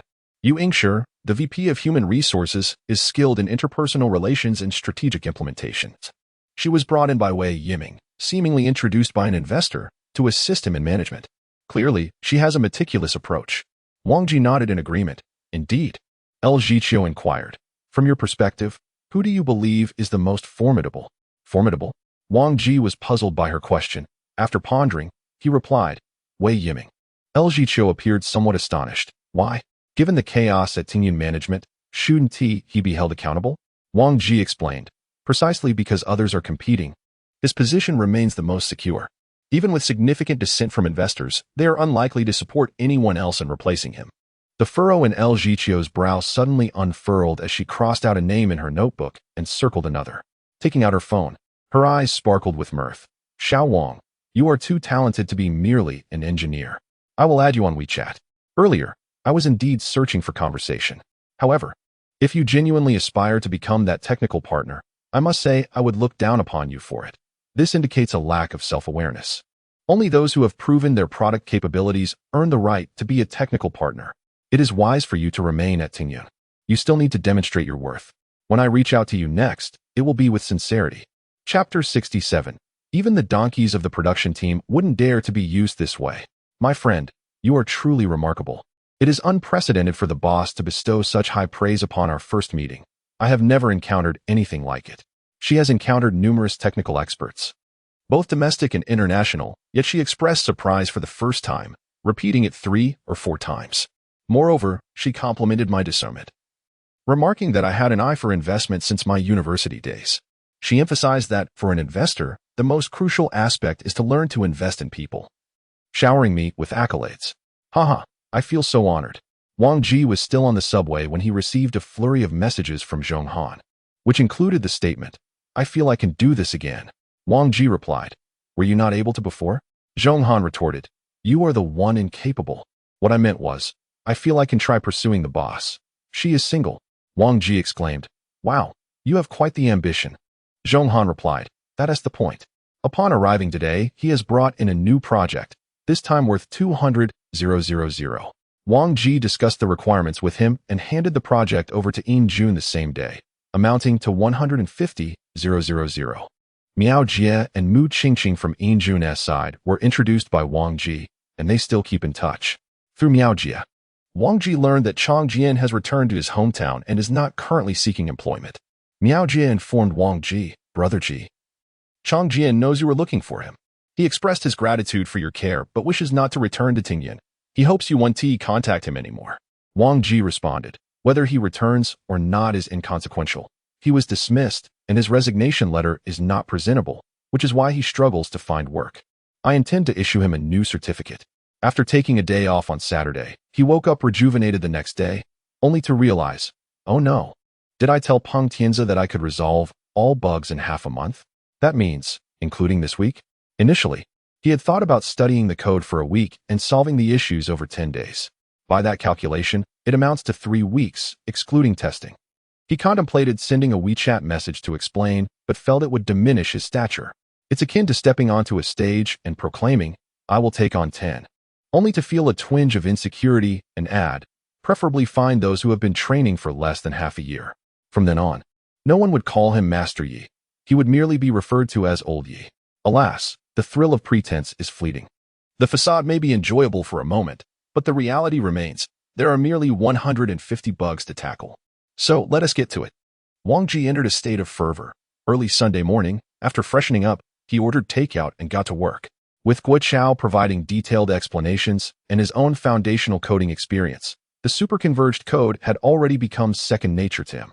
At that moment, the screen was filled with glaring red dots of code. His focus sharpened on each red dot, revealing clear indications this section's storage occupancy statistics are erroneous. Under the streamlined preparation mode of distributed storage, the actual occupied space value should be obtained, due to the storage interface not supporting data block trimming. The total occupied space should be summed up, differing from what is viewed within the file system, necessitating the provision of 2 total sums. The backup space allocated by the management node is limited. As the business scale expands, it is easy to encounter issues of space saturation, leading to the management node's failure to function. When the primary management node experiences a failure, the health status is incorrectly assessed by the PG detection code, leading to a failure in the multi-active PG database. The expansion script lacks the keepalive configuration, and the newly added nodes are not included in the keepalive management. The pylum library, being non-thread safe, may encounter resource conflicts during high concurrency. Thus, it is advisable to utilize Python memcached instead. During the transition of storage pools, The interface-related statistics have not been updated to reflect the new storage pool. Out of 150 identified bugs, 37 pertain to management functionality, 26 to system stability, 23 to upgrade issues, and 19 to functional errors, all of which are clearly indicated. These issues were addressed concurrently with testing, resolving one-third of them in a single day. Additionally, there are 45 front-end issues, 29 of which are bugs and 16 related to styling, which lack clear notifications. The front-end team at Tianyan operates as a shared resource pool, due to last year's restructuring primarily focusing on back-end work. The front end has been devoid of consistent manpower for an extended period. They either borrow personnel or tackle challenges independently. Wang Ji estimated that the bottleneck remains in testing. Upon returning to work on Monday, he informed Hu Jiayi of the situation. "Boss, did you resolve 35 bugs over the weekend?" Hu Jiayi appeared momentarily stunned, her wide eyes unblinking for an entire minute. Despite having witnessed Wang Ji's miraculous feats numerous times, she was still astounded, exclaiming, "Boss, you are incredible. Spending the weekend coding instead of admiring beauty. Huh, does that sound odd?" Wang Ji shot her a glance, stating, "I hope to complete the testing this week. Can we enlist QA for the pipeline testing?" "Absolutely." Hu Jiayi chirped excitedly. "I'll reach out to them for testing. I'll assist as well, ensuring I won't hold you back." There was no need for such exuberance. Wang Ji discreetly donned his headphones. This week, he unleashed his full potential, addressing resolved issues while simultaneously tackling the remaining ones. For the 16 styling issues on the front end, he requested Wang Yuan to review them first. It was an easy exchange. A cup of milk tea was all it took for Wang Yuan to signal his agreement. Tianyan encompasses multiple product lines, each with its own styling inconsistencies, resulting in 3 libraries being utilized, 2 of which are employed by the hyperconverged system, leading to styling conflicts. One of these libraries was created by a former employee, lacking comprehensive documentation, rendering it nearly unusable for newcomers. However, Wang Yuan was adept. He took the initiative, Jishin. "There are 7 issues arising from the improper use of the old library, and I've assisted in resolving them. Additionally, there are 4 bugs related to card components in the new library's listings, which I have also addressed. All changes have been submitted via MR. The remaining 5 pertain to fidelity issues. I currently lack the design draft address, so I will set them aside and assist you once I complete my current tasks." Indeed, many issues became apparent under the scrutiny of an expert. Wang Ji responded, "Thank you, Yuan Ge." 10 minutes later, he followed up, "I've resolved the 5 fidelity issues. There's no need to trouble Yuan Ge further. Thank you once again." Wang Yuan replied, "Wow, I clearly came as an external aid. Yet I feel as though my spotlight has been stolen. Jishin is simply too comprehensive." Thursday marked Wang Ji's birthday, yet there was scarcely a moment to celebrate, as plans were rearranged to accommodate a gathering with Zhong Han and others. Aside from my father, mother, and older sister, who shared a cake in the next-door Wang's family group, I also received a birthday red envelope from El Jichio, amounting to 88 yuan.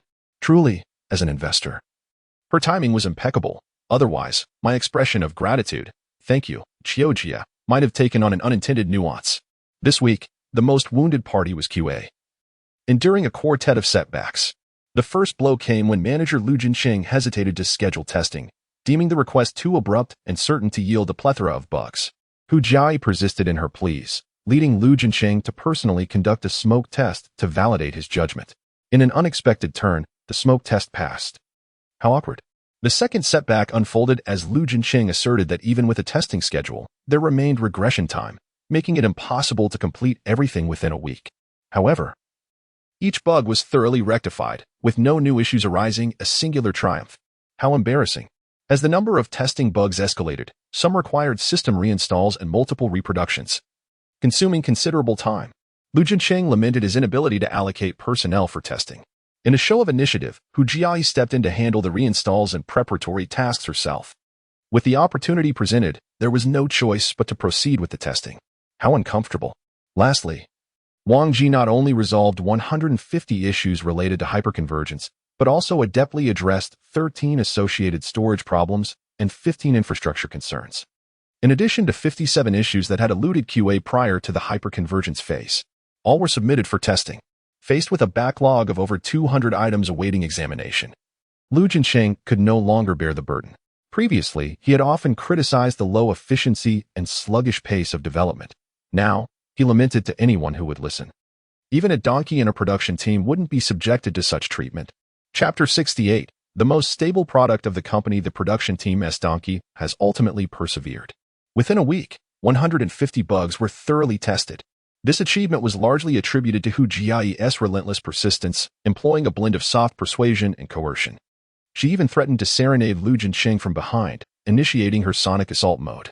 Naturally, achieving an impeccable zero-defect rate, as Wang Ji had accomplished, was beyond reach. Upon reviewing the testing results, Lu Jinsheng was drenched in sweat. He discreetly instructed QA to note down a dozen minor bugs.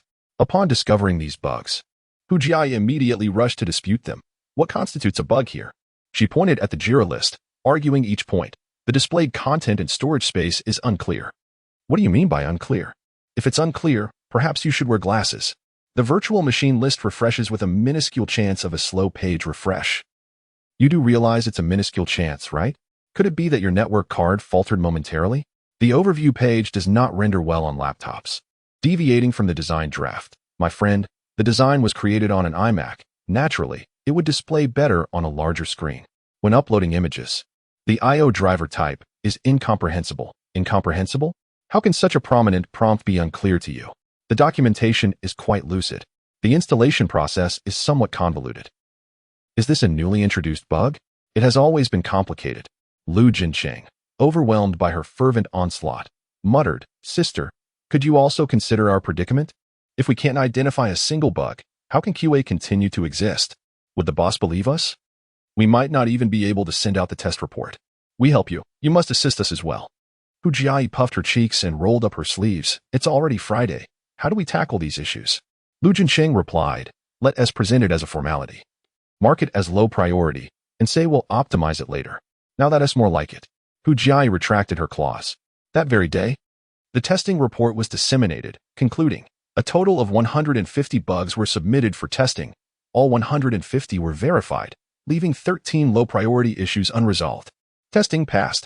As Hu Jiayi was organizing the report email, Su Jingsong and He Jun rushed over simultaneously, squeezing between Hu Jiayi and Wang Ji, exclaiming, "Did you submit 15 ISMRs?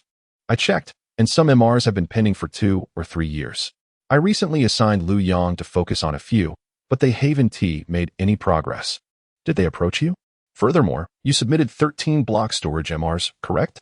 At least 5 are complex issues we attempted to resolve but ultimately abandoned. How did you uncover these problems?"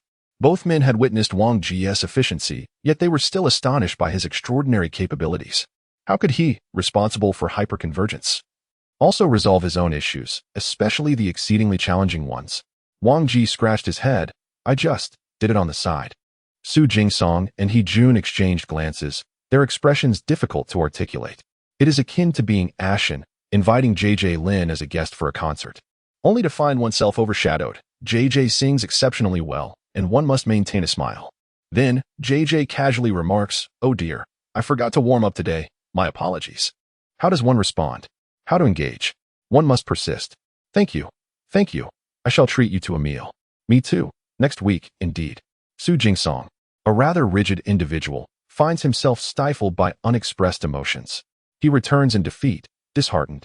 Wang Ji's MR received an overwhelming response on the company's internal GitLab.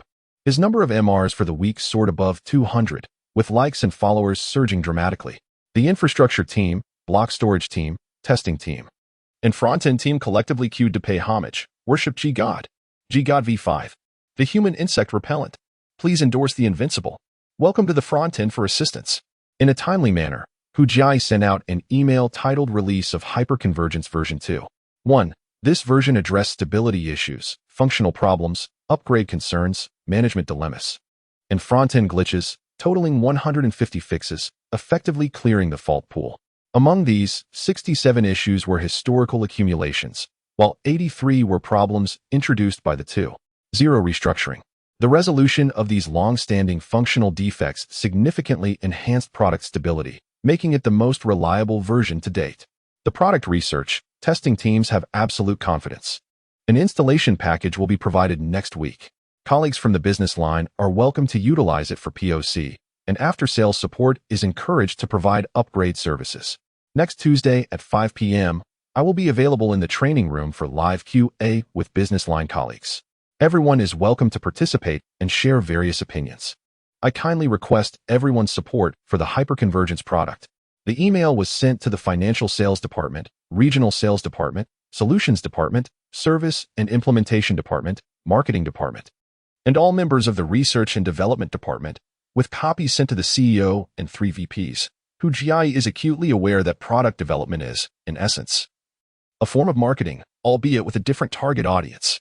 The email sent to Sales and Solutions Departments aims to garner their attention and willingness to sell hyperconvergence products. The message to Service and Implementation encourages them to assist clients with upgrades for product validation. The Marketing Department receives it to obtain PR materials for promotional efforts. The Research and Development team is not merely for show, it is a display of pride. The communication to the executives serves to report achievements and gain their support.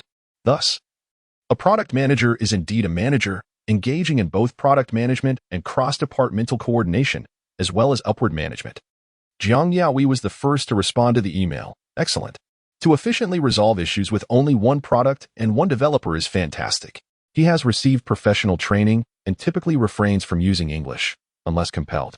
Lu Jingshan promptly followed suit. Incredible. The storage team must strive to emulate hyperconvergence. Qinlang, initially reluctant to contribute, felt compelled to chime in, albeit with a hint of envy. Impressive. Half an hour later, Yu Qiming replied, well done. Following his response, there was a stir within the marketing team. Gao Junhui remarked, that's wonderful. The previous version's reconstruction introduced numerous issues, and many clients have expressed their grievances. We eagerly anticipate the upgrade. I will certainly attend the training next week. Qi Welling added, cool. Looking forward to it. The regional sales team will all participate in the training.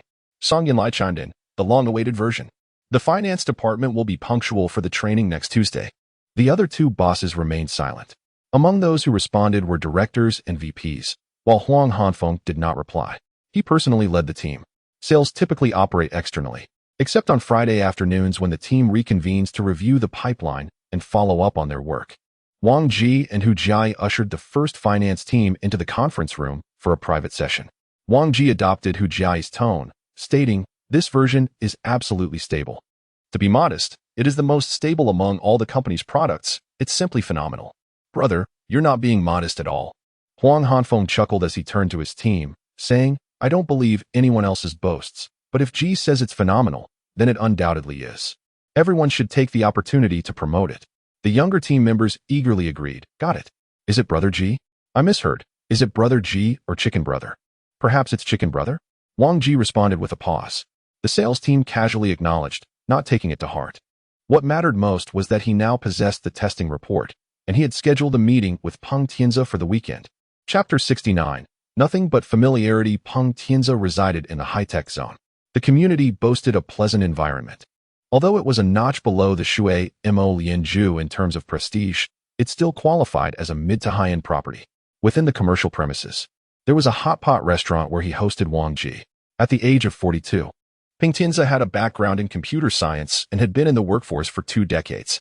He initially worked as an engineer, engaging in research and development, pre-sales, and post-sales, before transitioning into sales, where he became well acquainted with channel distributors, having interacted with them for nearly 10 years.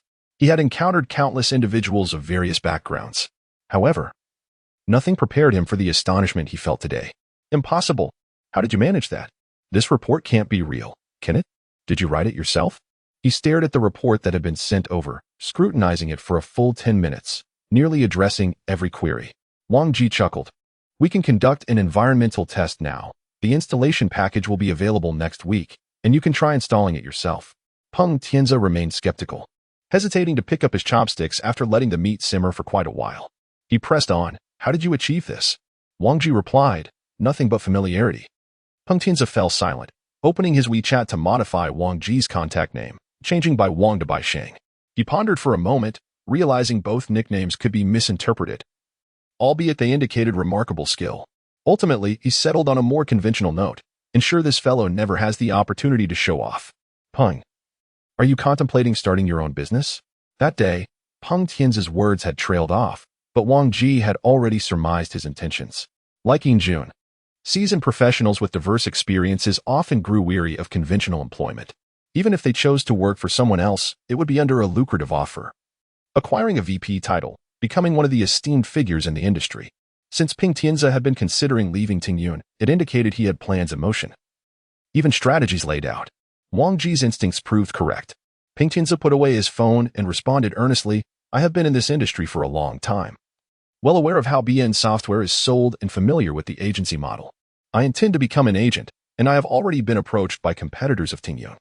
Wang Ji felt a pang of anxiety. He had been preempted. It was no surprise, given Ping's extensive network, he would certainly not struggle to find upstream or downstream partners. However, since he was present, Wang Ji was determined not to concede. He poured a glass of beer for Ping Tianzi and inquired, given your familiarity with Tingyun's products, would you be interested in representing the hyperconverged solutions? After posing the question, he gazed at Peng with hopeful anticipation, though a sense of trepidation lingered in his heart. Peng Tianzi raised his glass. Yes. Instantly, Wang Ji's tension evaporated, and he jubilantly clinked glasses with him, downing the drink in one go. Although he had taken on freelance work and closed deals before, this marked his first triumph in successfully promoting a product. Ping Tianzi set down his glass. I initially hesitated. After years at Tingyun, I have grown quite weary. I once believed Tingyun was a place of exceptional technology and talent, which is why I joined. I envisioned building a company from 200 or 300 employees to 500, taking it public, and expanding to 1, 000, 10, 000, or even 100, 000 like Xiaoyan. Who knows? In the past 2 years, Tingyun has experienced a decline. The products have not been satisfactory, sales are lackluster, and management is in utter disarray. I have long wished to leave. With that, I seized Wang Ji's cup to pour myself some wine. I continued, Tingyun has a solid foundation. There are few domestic companies that earnestly focus on core technologies. Most are preoccupied with chasing traffic, quick profits, or leveraging connections, but Tingyun is different. However, the serious talent drain has led to frequent product bugs and outdated features. I initially thought there would be no improvement. To my surprise, a rising star has emerged. For the first time, I smiled at Wang Ji. I raised my glass again. I have high hopes for you. Hyperconvergence is the product best suited for Tingyun to pursue through channels. As long as it is stable and user-friendly, it will surely sell well. I am most familiar with Tingyun's products and can navigate this market with ease. If you can manage it well, I hope to become your regional distributor. The two of us downed a large cup each, and Wang Ji seized the moment. Mr. Ping, how large of a scale are you planning? Can you take our 2 exclusive orders first? One exclusive order is estimated at 500, 000. If we can secure 2, hyperconvergence will thrive. Becoming a distributor isn't too much to ask, is it? Peng Tianzi replied succinctly, I can't manage even 1. Wang Ji nearly spat out his drink. Then what are you saying? He quickly edited the remark in his contact list to read. Big breather. Peng Tianzi shook his head. Right now, it's just me. In entrepreneurship, one must not only gather people but also funds, right? A single order of 500. 000 doesn't come without costs. Besides, I have to chase after clients. What can I do alone? Wang Ji inquired, what about the former colleagues from the channel? Can anyone be brought over? Ping Tianzi responded, there are 2 interested, but discussions are still needed. However, they come from a business background and lack technical skills. Your product has a high threshold, so you need capable individuals. He shook his head. It's quite difficult to find. In Qinyuan Community, Gula District. At Guochao's home. The sofa was flattened under the weight of his robust 82-kilogram frame, offering no resistance whatsoever. The living room television was broadcasting the NBA. Yet Guochao was not paying attention, engrossed in his phone. Wanlon cast a glance, slightly disdainful, and remarked, look at you, after so many years of work. Finally having some time to rest, wouldn't it be better to go out and exercise? Why spend every day at home scrolling through your phone? You didn't used to do this. Guochao exclaimed, damn. Wanlan's temper flared immediately. How can you speak like that? What kind of attitude is this? She stepped forward, snatched Guochao's phone, and glared at him. Guochao quickly explained, I told you, I was just looking at moments. Who would believe that? Wanlan flipped the phone over, scrutinized it for a moment, and upon seeing it was indeed moments, her anger subsided slightly. The moments were centered around a young girl. She furrowed her brows, clicked on the girl's profile, and enlarged her picture. The girl, clad in a blue gauzy dress, was taking a selfie on the beach. Her delicate and charming face, complemented by an incredibly alluring figure. Wanlan lowered her gaze to examine herself, then glanced at the photograph. The fire that had nearly extinguished moments ago suddenly blazed forth as if doused with a bucket of oil, flames reaching up to the ceiling in an instant. Raising her phone, her expression darkened like charcoal. Who is this? You've been perusing her social media.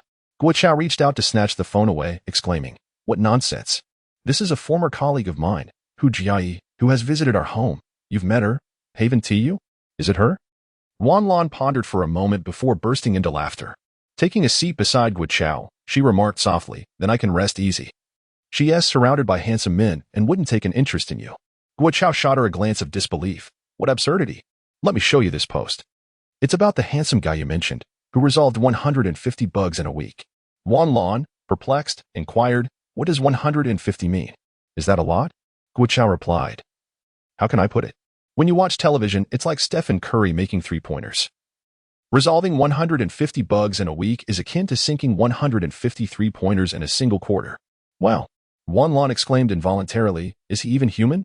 Guo Chao exited the social media app and found Wang Ji in the chat list, sending a message.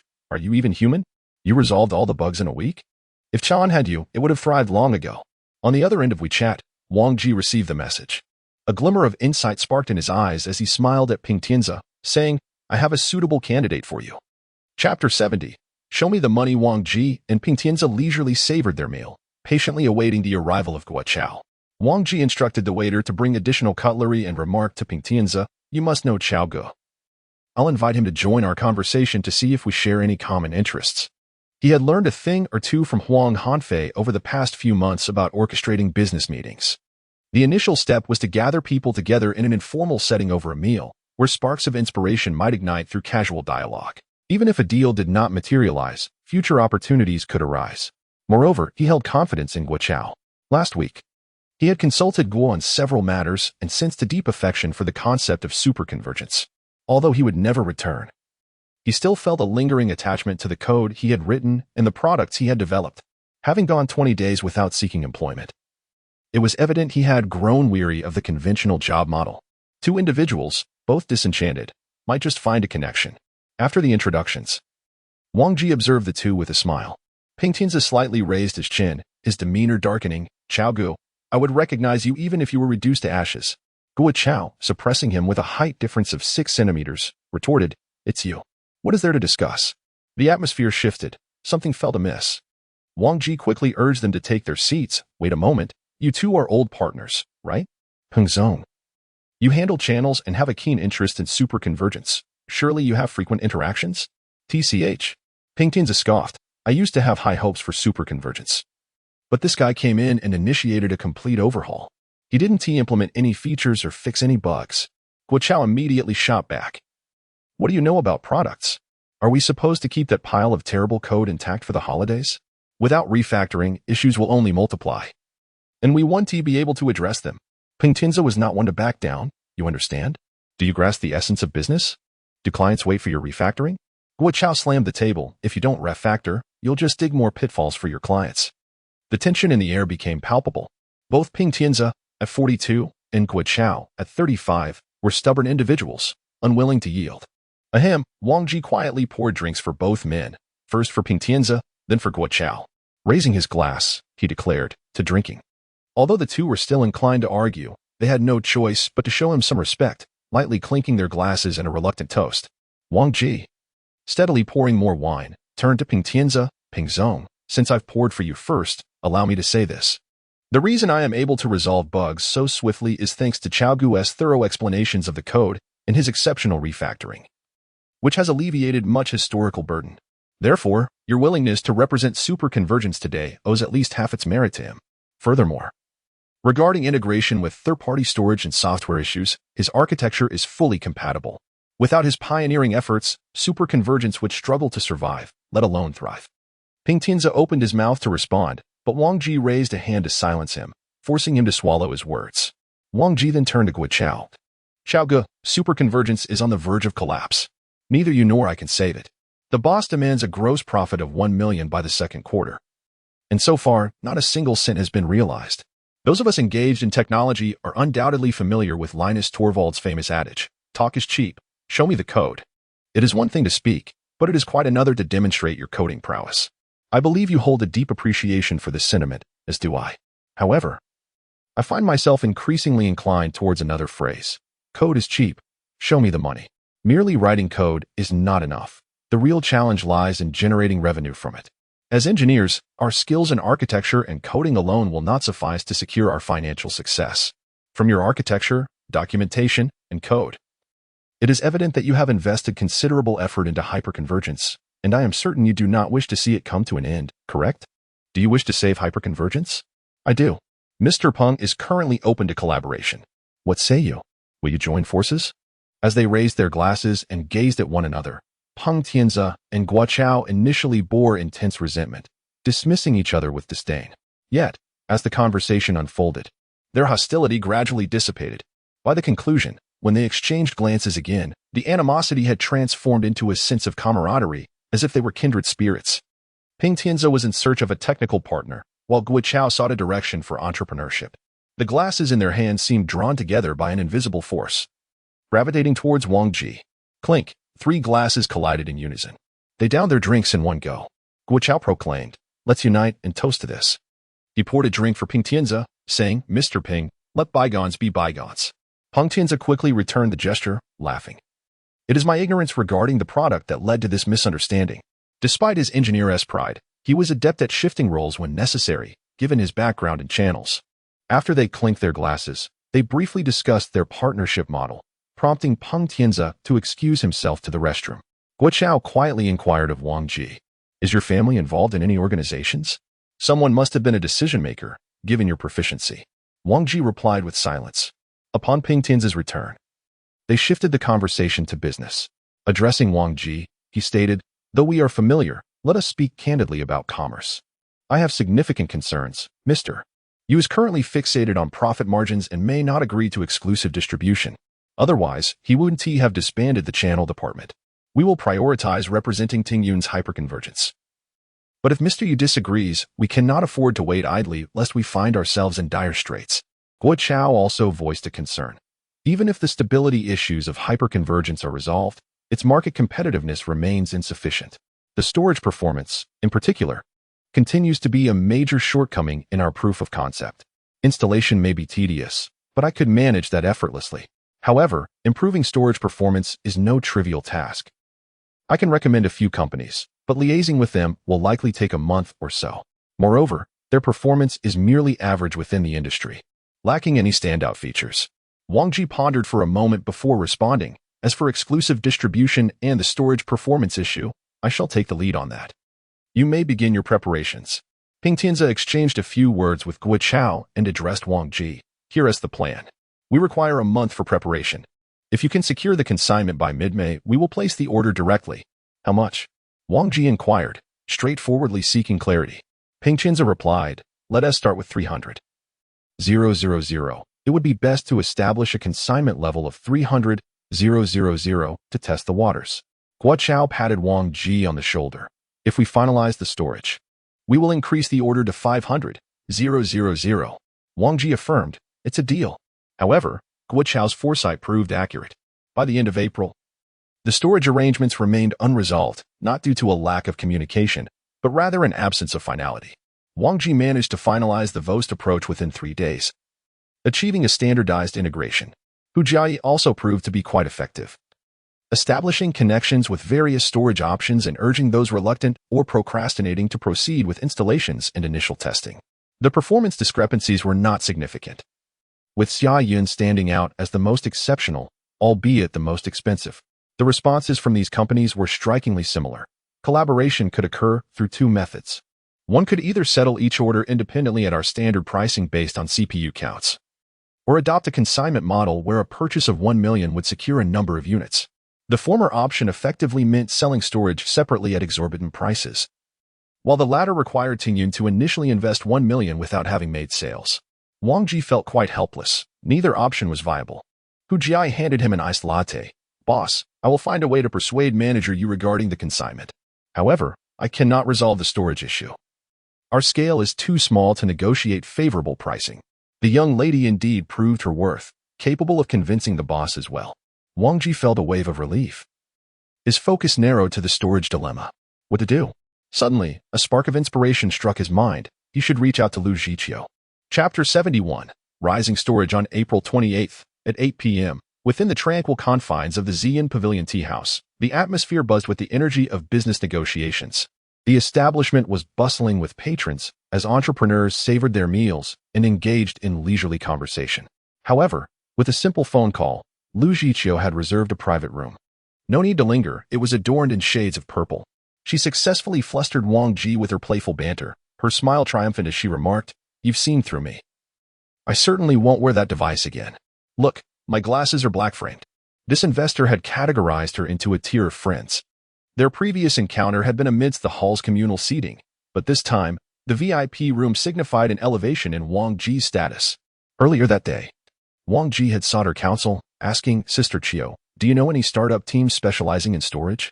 Without hesitation, she responded, "I recently met a company called Rising Storage, renowned for its outstanding performance that surpasses current market offerings." Consequently, she orchestrated an introduction that very day. Glancing at her watch, Lu Jiqiu informed him, "Mr. Xie mentioned he would arrive 5 minutes late. Allow me to give you a heads up. He can be rather brash. Just go along with what he says." Mr. Xie was the individual she intended to introduce Wang Ji to, the CEO of Rising Storage, Xie Ziyuan. Wang Ji nodded in acknowledgement. Pouring tea for him, Lu Jiqiu inquired, "Has your general manager Wei met with any new investors recently?" Wang Ji replied, "Not within the company, but I am unsure about outside. Haven't you reached out to him?" Lu Jiqiu replied slowly, "I have, but our conversation was rather superficial. His demeanor was quite frosty, and I am uncertain whether he already has interests or is merely playing hard to get. My role in product research limits my interactions with him. Thus my information is scant." Wang Ji took a sip of tea. A mysterious smile graced Lu Jiqiu's lips as she hinted, "That may not be the case. I've heard whispers of a potential restructuring within your organization, perhaps." Just as her words trailed off, the door to the private room swung open. A diminutive man in his 30s entered, scanning the room before nodding at Lu Jiqiu without uttering a word. He placed his backpack down and directly seated himself across from Wang Ji. The Wang Wali tea table was encircled by 3 individuals, with Lu Jiqiu in the place of honor, while Wang Ji and Xie Ziyuan were positioned on either side. After Lu Jiqiu completed the introductions, Xie Ziyuan immediately proclaimed in a loud voice, "Why on earth is Tingyun pursuing storage? There is absolutely no future in it. The performance is lacking, the functionality is weak, and there are numerous issues. What is the purpose? Who do you think you can compete against? Is your general manager Wei unwell?" Standing at just over 160 centimeters, with a dense crew cut spiked like a hedgehog, he was not only short in stature but also slim, likely weighing less than 100 pounds. Yet, his energy was unexpectedly formidable. After posing his question, he lifted his gaze to lock eyes with Wang Ji, adopting an aggressively confrontational stance. Lu Jiqiu poured a cup of tea for him and exchanged a glance with Wang Ji, remaining silent. Wang Ji felt as though he was facing not an engineer, but a master of martial arts, his gaze exuding an air of superiority, as if to declare that everyone present was beneath him. Wang Ji met Xie Ziyuan stare directly and inquired, "Then why is Rising Storage pursuing this? The domestic storage market is already so competitive. Can you truly contend with Xiaoyun?" Lu Jiqiu frowned slightly, her eyes darting around. Xie Ziyuan scoffed dismissively. "What level is Xiaoyun at that I should even compare myself to them? Their single-volume IPS at most reaches 800,000, while the cluster barely surpasses 1 million IPS. In contrast, we can achieve 3.5 million IPS per single volume. And a 3-node cluster can attain an astounding 15 million IPS. They are simply not comparable." Lu Jiqiu concurred, stating that the data from the new company is indeed unparalleled and impressive. Wang Ji squinted at her. Wang Ji, unfazed, continued to inquire, "Is this data from a PowerPoint presentation? How much of it is inflated?" Upon hearing his immediate skepticism, Lu Jiqiu's brow furrowed deeper. Without a word, Xie Ziyuan opened his backpack, retrieved his laptop, launched the terminal, connected remotely, and took a seat beside Wang Ji, decisively typing commands. "If it's PowerPoint data, I shall demonstrate it live for you." On the screen, the performance testing script was executing, with progress at 10, 20, 30. Xie Ziyuan remained composed, his actions deft and familiar, accustomed to such scenarios. Wang Ji observed that his system was Arch Linux, a relatively niche and highly customizable version favored by seasoned engineers, indicating that Xie Ziyuan was indeed a genuine tech enthusiast, not merely pretending. As the script concluded, the results emerged: 4K random read IPS, 3.58 million. 4K random write IOPS, 2.1 million. Peak throughput, 17,156 megabytes s, 3.58 million, even surpassing his boasting of 3.5 million. Xie Ziyuan beamed with pride. I can also run tests for 8K, 64K, 512K, and 1 megabyte if you wish to see. El Jiqiu, with a bright smile, interjected. The new company indeed excels, which is why I recommended them to young Wang. They are looking for a vendor to collaborate with and integrate into hyperconvergence. Cloud hyperconvergence? Xie Ziyuan shook his head. It has no future. What is the point of integration? His tone suggested that he had come merely to honor El Jiqiu, or perhaps to acknowledge financial ties. May I see your testing script? Wang Ji gestured to use the computer. Xie Ziyuan hesitated briefly before turning the screen towards him. Feel free to take a look. His confidence was palpable, devoid of any apprehension. Wang Ji was already quite familiar with distributed storage, having reviewed testing scripts countless times. The new company's script had slight variations, yet the differences were minimal. As he examined the script, he inquired about the opposing configuration details from Xie Ziyuan. 30 seconds later, he returned the laptop, stating calmly, the script has 3 deficiencies. First, in mixed mode, you utilize software striping, but the cache and data disk striping sizes are not well adapted. If you had tested mixed mode just now, the performance would certainly have suffered. Second, your testing script does not reflect high concurrency and depth. Third, it fails to account for other client connections, resulting in data distortion earlier. I suspect your clients lack practical experience. They probably haven't even gone live. Once at the client's site, there may be numerous bugs. Whether to collaborate with you is something I must consider. Wang Ji was entirely unfamiliar with the emerging storage technology. Yet his mastery of the script reached an impressive 92. Before him lay 3 red dots, and his mind was clear with defect prompts. Engaging with technical enthusiasts was a realm he knew all too well. Such individuals should not be indulged. The more one accommodates them, the more unruly they become. A direct confrontation, however, proved to be. Xie Ziyuan scrutinized Wang Ji for a few moments, lowering his boisterous voice by half. This gentleman. Have you worked with storage before? Did you identify the issue with just a glance? Wang Ji maintained a calm demeanor. I specialize in hyperconvergence. I have some understanding. Xie Ziyuan extended his right hand. I would be delighted to coordinate with you. Allow me 2 days to complete all tests. I will demonstrate to you that our performance is unparalleled, regardless of the environment. However, Wang Ji did not reciprocate the handshake. Stability in storage is paramount. How can you substantiate the stability of your emerging storage? After a moment of contemplation, Xie Ziyuan replied, we have conducted extensive testing. Wang Ji shook his head. Xie Ziyuan recognized this as mere self-assertion. Lu Jiqiu suddenly interjected, Mr. Xie, your client cases are indeed insufficient. If you wish to collaborate with Tingyun, I suggest prioritizing client acquisition over immediate profits. Agreed. Xie Ziyuan responded readily, adding a stipulation, I will only take a 15 cut. But Tingyun must provide me with 10 clients this year. This petite individual, brimming with energy, promptly excused himself after exchanging WeChat details. I have another engagement.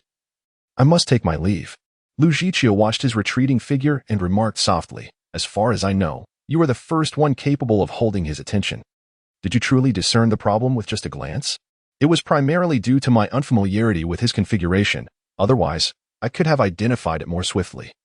Wang Ji replied, taking a sip of tea. Fascinating. Lu Jiqiu appeared lost in thought, her delicate fingers rhythmically tapping on the teapot. After a moment, she regained her composure and looked at Wang Ji. If you engage with third-party storage, it may adversely affect Tingyun's profit margins. Mr. Yu, who oversees operations, may not be in agreement. Chapter 72.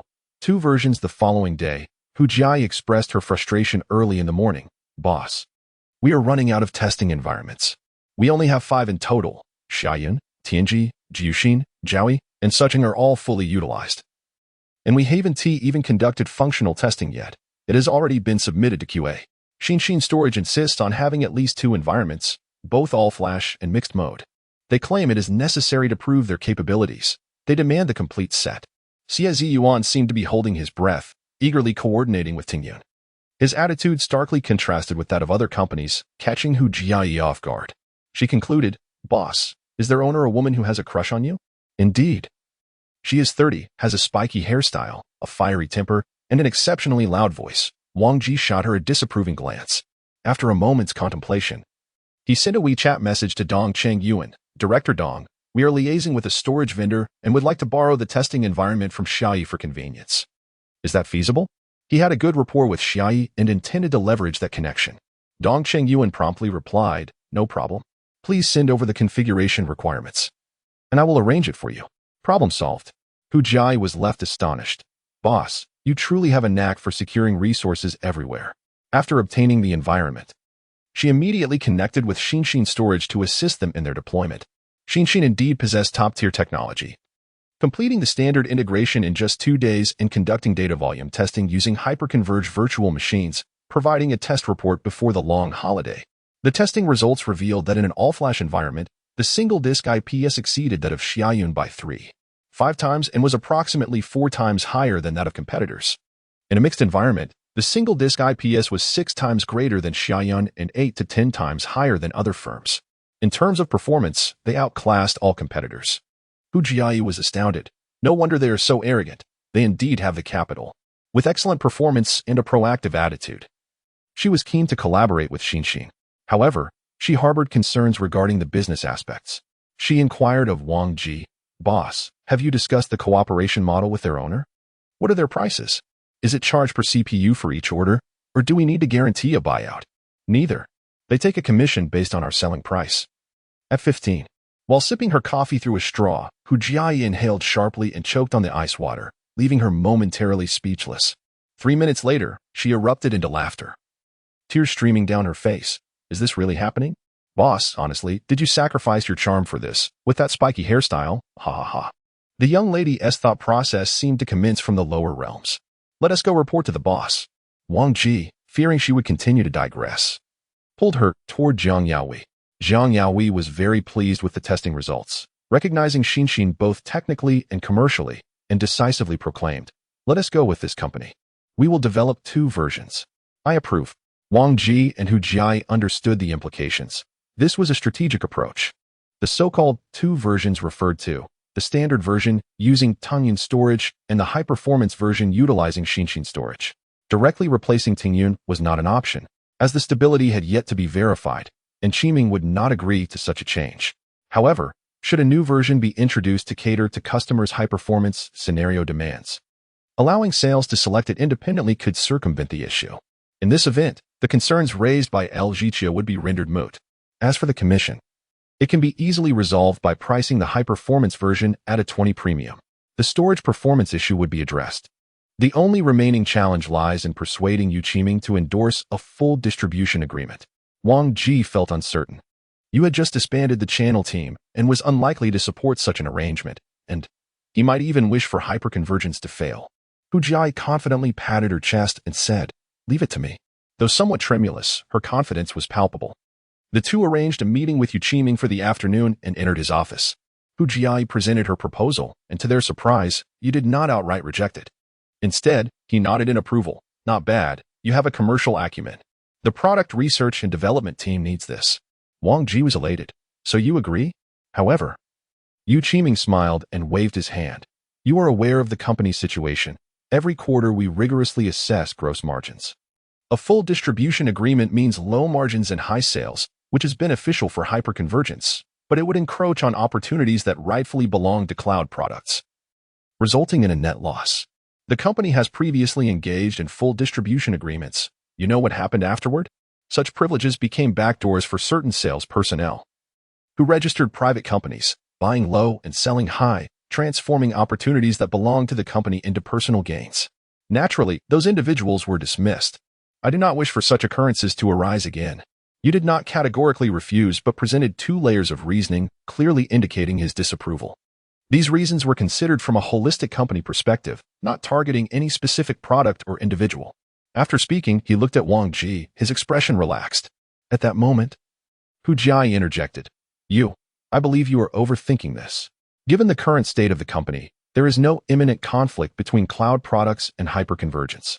You're concerned that a full distribution agreement for hyperconvergence might usurp opportunities for cloud products is unfounded. Firstly, the targets of the full distribution agreement are agents who lack the capacity to engage in cloud projects. Thus, there would be no competition for cloud product orders. Secondly, there are a few ambiguous projects where both cloud products and hyperconvergence could apply. But how many such projects exist? Would we encounter even 10 in a year? I estimate around 20, each with a gross margin of 100,000. That totals merely 2 million in gross profit. If we permit a full distribution agreement, selling just 4 agreements would cover that amount.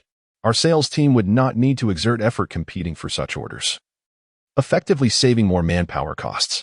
Therefore, there is no need to worry about any conflicts. She changed her tone and continued, the second issue is even simpler. For those who would misappropriate company assets, an oversight committee should be established with a zero-tolerance policy and legal recourse. As she articulated her reasoning, Yu Qiming's expression gradually shifted. Initially, he frowned. As he began to question him, he soon fell into a focused silence.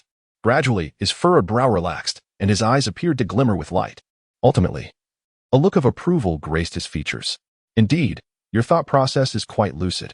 Yu Qiming nodded slightly. Then, shifting the conversation, he posed a challenge. However, do you acknowledge that exclusive distribution entails relinquishing company interests? While it may yield short-term revenue, in the long run, it resembles living off borrowed time. His gaze swept across the two individuals before resting on Hu Jiayi's face. With a slight cough, Hu Jiayi raised her chin and spoke. As an authorized distributor of Adobe, we exclusively distribute Photoshop and Illustrator by region and industry, leveraging the dealer's customer base and sales network to swiftly penetrate niche markets. Salesforce has established strategic partnerships with consulting firms such as Accenture and Deloitte, engaging in exclusive distribution and joint promotion of products to seize market share through a combination of products and consultancy services. SAP collaborates with system integrators, adopting a model of exclusive distribution and technical cooperation to sell ERP and custom development solutions to enterprise clients across various industries and regions. Intuit partners with major retail channels like Walmart and Best Buy, utilizing them for exclusive distribution to rapidly promote software like QuickBooks to small and medium enterprises. Yun Desktop conducts direct sales within the province, while all sales outside the province are through exclusive distribution, establishing a nationwide sales channel. Weition Cloud recruits sales channel partners across the country, offering exclusive distribution and revenue-sharing business models to swiftly promote the cloud platform system. Boss, they are all living off borrowed time, yet in the end, they have all succeeded. Chapter 73, just 100,000 short. Yu Qiming was once again astonished. When the product department was not yet separated, it was still part of the operational line and under his jurisdiction. However, he could not recall anyone by the name of Hu Jiayi in the product team. Her earlier rebuttal was coherent and articulated with clarity, a remarkable feat considering her age. It was indicative of a product manager's normal capabilities. Yet, her ability to cite examples from domestic and international commercial software was astonishingly fluid, seemingly memorized and executed with great ease. This was truly impressive. Even if one had reviewed relevant materials, an ordinary person would not retain such details so vividly. Clearly, she was exceptionally well-versed. This time, he maintained a composed demeanor, merely nodding slightly. You make a valid point, however. Selling 200 units for 500,000 still seems excessively unprofitable. After speaking, he fixed his gaze on Hu Jiayi, eager to see how she would respond. Hu Jiayi was quick to react. This can be managed easily. We can implement a tiered pricing structure. We could establish different levels for agents, each with varying degrees of discounts. Additionally, to incentivize initial agents, we could offer 2 or 3 preferential prices to set a positive precedent. Once we establish an effective business model, adjustments can be made as necessary, and we can revise it annually. Even Wang Ji could discern the shift in dynamics. Yu Qiming had already consented to the exclusive distribution proposal. The question was intentionally raised to evaluate Hu Jiayi's capabilities and gauge her depth of knowledge. Indeed. As Yu Qiming listened, he nodded and smiled. Very well, you have convinced me. Please proceed to organize the details of the proposal and send it to me. I will discuss it with the sales team. Thank you, boss. Wang Ji and Hu Jiayi exchanged smiles.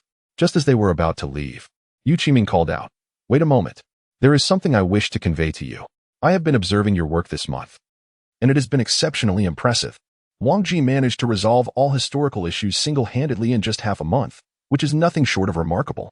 Hu Jiayi's presentation to the business line was also outstanding, with very positive feedback from sales.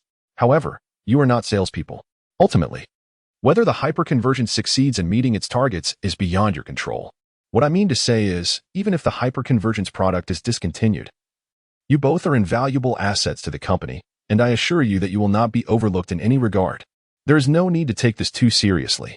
As he spoke, he turned to Wang Ji. Aside from the position of manager in the technical expert department, There are numerous vacancies in our D. You could play a significant role if you choose to pursue that path. Even at this point, he still mentioned the technical expert department manager, indicating a desire to recruit him. However, on what grounds could he assume that Wang Ji would be incapable of fulfilling his responsibilities? Wang Ji responded with a faint smile. Thank you, Mr. Yu, but the hyperconvergence has not been terminated yet. His refusal was unequivocal. Yu Qiming sighed and addressed Hu Jiai. You are truly exceptional. The cloud product is in dire need of a competent product manager. If the hyperconvergence were to cease, would you be willing to take on the cloud product? The cloud product is the backbone of Tingyun, and overseeing it equates to managing the core profits of the company. It essentially determines the fundamental direction of Tingyun. This is a significant expectation. For Hu Jiai, who is not yet 24, this sentiment resonates even more profoundly. Without a moment's hesitation, she expressed her gratitude to you, stating that the hyperconvergence project had not yet faced any layoffs. Her response mirrored that of Wang Ji, prompting a moment of surprise from Yu Qiming, who furrowed his brow and asked, Did I not say what if? What if there are layoffs? Hu Jiai glanced at Wang Ji and smiled gently. What I mean is, wherever my superior goes, I shall follow. A wave of warmth washed over Wang Ji. He realized he had a loyal confidant. Not only was she an excellent driver, but her efficiency was also remarkable. Upon her departure, she promptly delved into the intricate details of the distribution scheme, managing to send it out just before the end of the workday. At 10 o'clock in the evening, Yu Qiming responded to the email, approved for execution. Please create saleable product entries in the CRM system and proceed with the launch process. Following the Labor Day holiday, the distribution strategy was officially implemented. Wang Ji notified Ping Tianzi and Guoqiao, whose partnership company had just completed its registration, and they immediately placed an order for the high-performance version at 600,000. Simultaneously, Summer Automotive Services placed an order for the promised premium after-sales service at 300,000. By early May, hyperconvergence had achieved a gross profit of 900,000. Given that the assessment criterion was a pre-tax gross profit of 1,000,000, they were merely 100,000 away from their ultimate goal. Before mid-month, Wang Ji collaborated with the innovative storage team to complete functionality testing and began integrating it into the product. During this period, Hu Jiai redesigned the installation process, which Wang Ji also incorporated. After 2 weeks of testing, they received a successful outcome. On May 30th, the new version was launched, featuring the standard version, high-performance version, and the new installation process. Hu Jiai sent out an eloquent email announcing the release of version 2 of hyperconvergence, garnering strong support from Jiang Yaohui, Yu Qiming, and various directors, with both sales departments expressing their willingness to promote it. Regardless of whether their support was perfunctory, Wang Ji felt a sense of assurance throughout May. Huang Hanfei had promised an order worth 100,000, and with this order, they would reach the coveted 1,000,000 mark. He also mentioned that his subordinates had begun promoting hyperconvergence and had developed a pipeline. The situation appeared exceedingly favorable, not just good, but exceptionally so. The advantage was on his side. Then came June, and there was still no sign of activity. Not only had there been no other orders, but the anticipated 100,000 also seemed elusive. Wang Ji grew restless and directly inquired, General Fei, what about the promised order of 100,000? Can we rely on it? Huang Hanfei replied, there is an opportunity one am personally pursuing, worth 120,000, which I am promoting for hyperconvergence. However, we won't see results until the end of the month. I have been urging for progress. Many orders tend to come in just before the quarter ends. In short, we cannot rush it. I will do my best, but they would only know by the end of the month. Suddenly, Wang Ji felt a wave of anxiety wash over him. Recently, Zhong Han had secured a 250,000 project and invited Wang Ji to discuss it during the Dragon Boat Festival holiday. It was noteworthy that he had become noticeably more diligent in the past 2 months, taking on larger projects. In April and May alone, he had completed 4 projects totaling 720,000, with the partnership company earning a profit share of 180,000, stabilizing their tax contributions. It seems that the motivation to amass wealth is increasingly compelling. The likely reason is the arrival of spring. Not only is he pursuing his boss, but he has also begun to emulate him. One day, he arranged to meet Wang Ji at the Ziyun Pavilion Tea House for a discussion. After conversing for about half an hour, Zhang Han began to lose focus, occasionally stealing glances to his right front. A mischievous smile crept across his face. Wang Ji. At 7 o'clock, there is an utterly stunning beauty with long legs. I could admire those legs for a decade. Wang Ji, engrossed in project materials, did not bother to look back. Is she more striking than your boss? Zhang Han, feeling parched, took a sip of tea to moisten his throat. The styles differ. My boss is the kind you think of after waking up, while this lady is the kind you dream of before sleep. If this fellow were to ascend to the throne, the palace schedule would be in utter disarray. Noticing that Wang Ji remained oblivious, Zhang Han grew anxious. Wang Ji, you've changed. You no longer seem to desire women. Wang Ji retorted, oh please. Shall I admire beauties while you peruse the requirements document? After a few more minutes of admiration, Zhang Han sighed in regret. What a pity, such an exquisite woman is being courted by a wealthy, second-generation heir. An immensely affluent one at that. Just as Wang Ji finished reviewing the materials and assessed the project costs, he passed the requirements to Yinjun. He then turned to glance at the 7 o'clock direction. A man and a woman were seated opposite him. The man appeared quite tall from behind, with glossy black hair and wearing a white shirt adorned with light patterns. The woman, he was taken aback for quite a while. Turning to Zhang Han, he smiled and said, I know her. Chapter 74. The second investor. Do you know this enchanting woman? Is there something between you two? Why have you never mentioned her to me? Zhang Han's interest was piqued. He had gained a bit of weight since the beginning of the year. His eyes squished into narrow slits, yet at this moment, they widened to their former glory, reminiscent of his prime during freshman year. Wang Ji took a sip of tea, his expression unyielding. Her surname is Xiao. We've crossed paths a few times. The captivating beauty in question was none other than Xiao Ruoxue. It had been over a month since their last encounter. She did not reside at Shimo Lianju daily, often returning to her parents' home. During their previous casual conversations, Wang Ji learned that she had returned from the United States last year, having graduated from the University of Southern California's Roski School of Art and Design. She ran her own design company, primarily focused on fashion. As for her family's business, she preferred to keep it under wraps. In summary, she was a busy individual. Wang Ji had always perceived Xiao Ruoxue as an exceptionally independent woman, fiercely ambitious. Whenever her affluent background was mentioned, she displayed visible irritation. What else with her today? Zhang Han lamented. I'm not saying you should be overly forward, but with a beauty like her, you ought to engage more actively.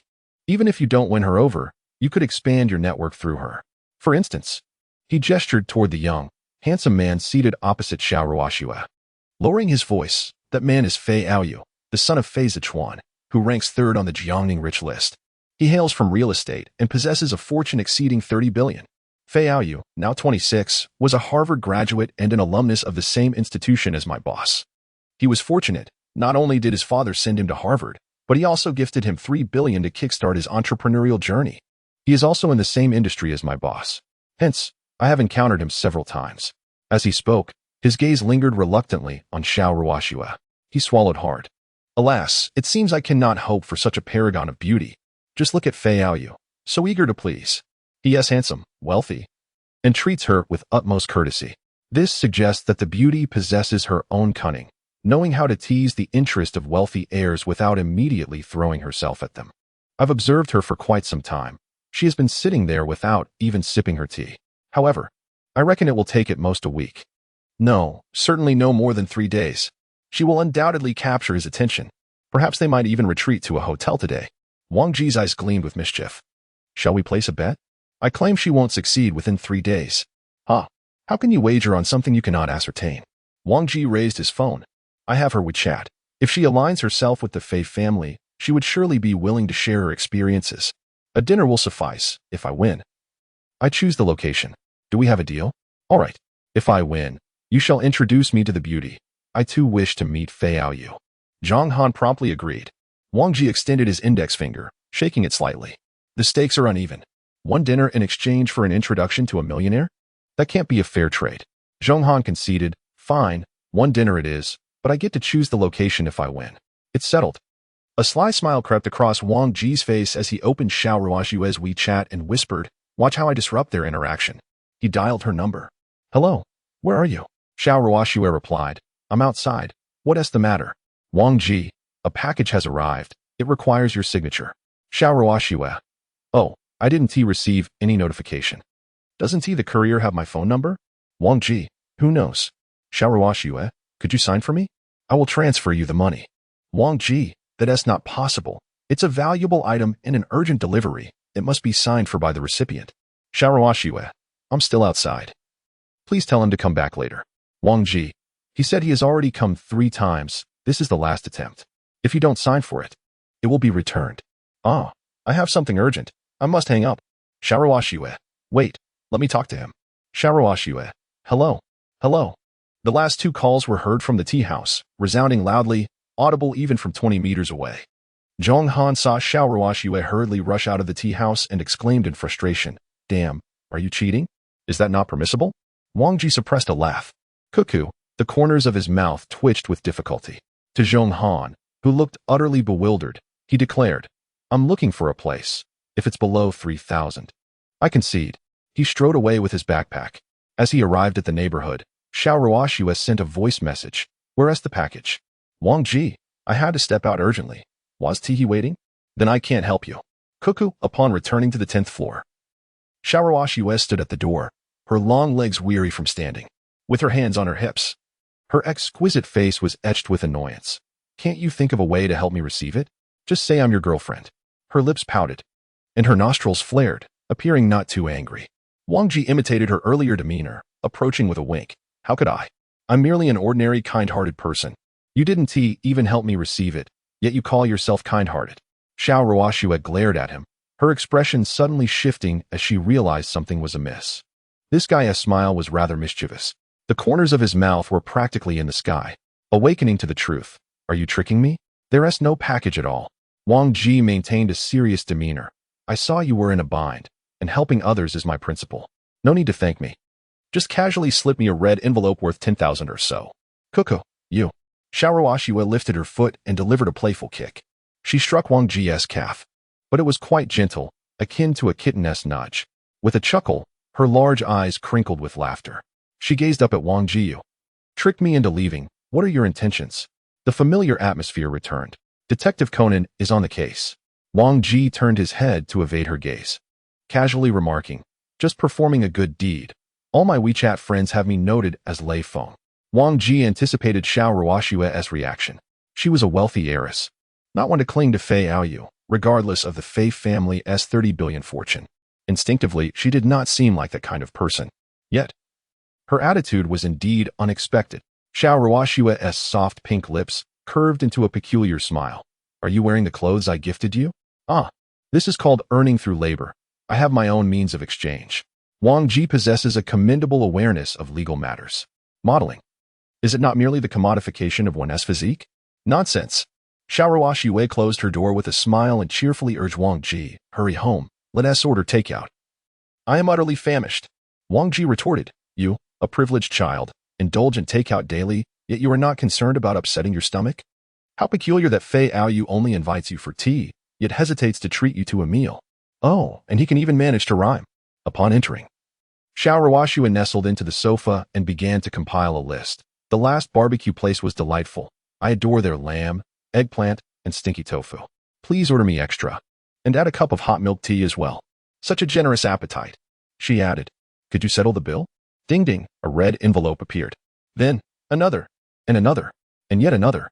In total, 5 envelopes, each containing 200 yuan. Wang Ji instantly transformed into a humble attendant. "Esteemed guest, is there anything else you desire? Our establishment offers cola from 82, Sprite from 90, and bottled water from 2000, along with special services." Xiaoruoxue inquired, "May I retract the red envelope?" Wang Ji beamed with a professional and enthusiastic smile. "As you wish. You may sample our offerings. Should you find them unsatisfactory, a return is permissible." Xiaoruoxue sipped her milk tea, the sweetness cascading from her stomach to her fair, delicate face. With a radiant smile, she declared, "I have a gift for you.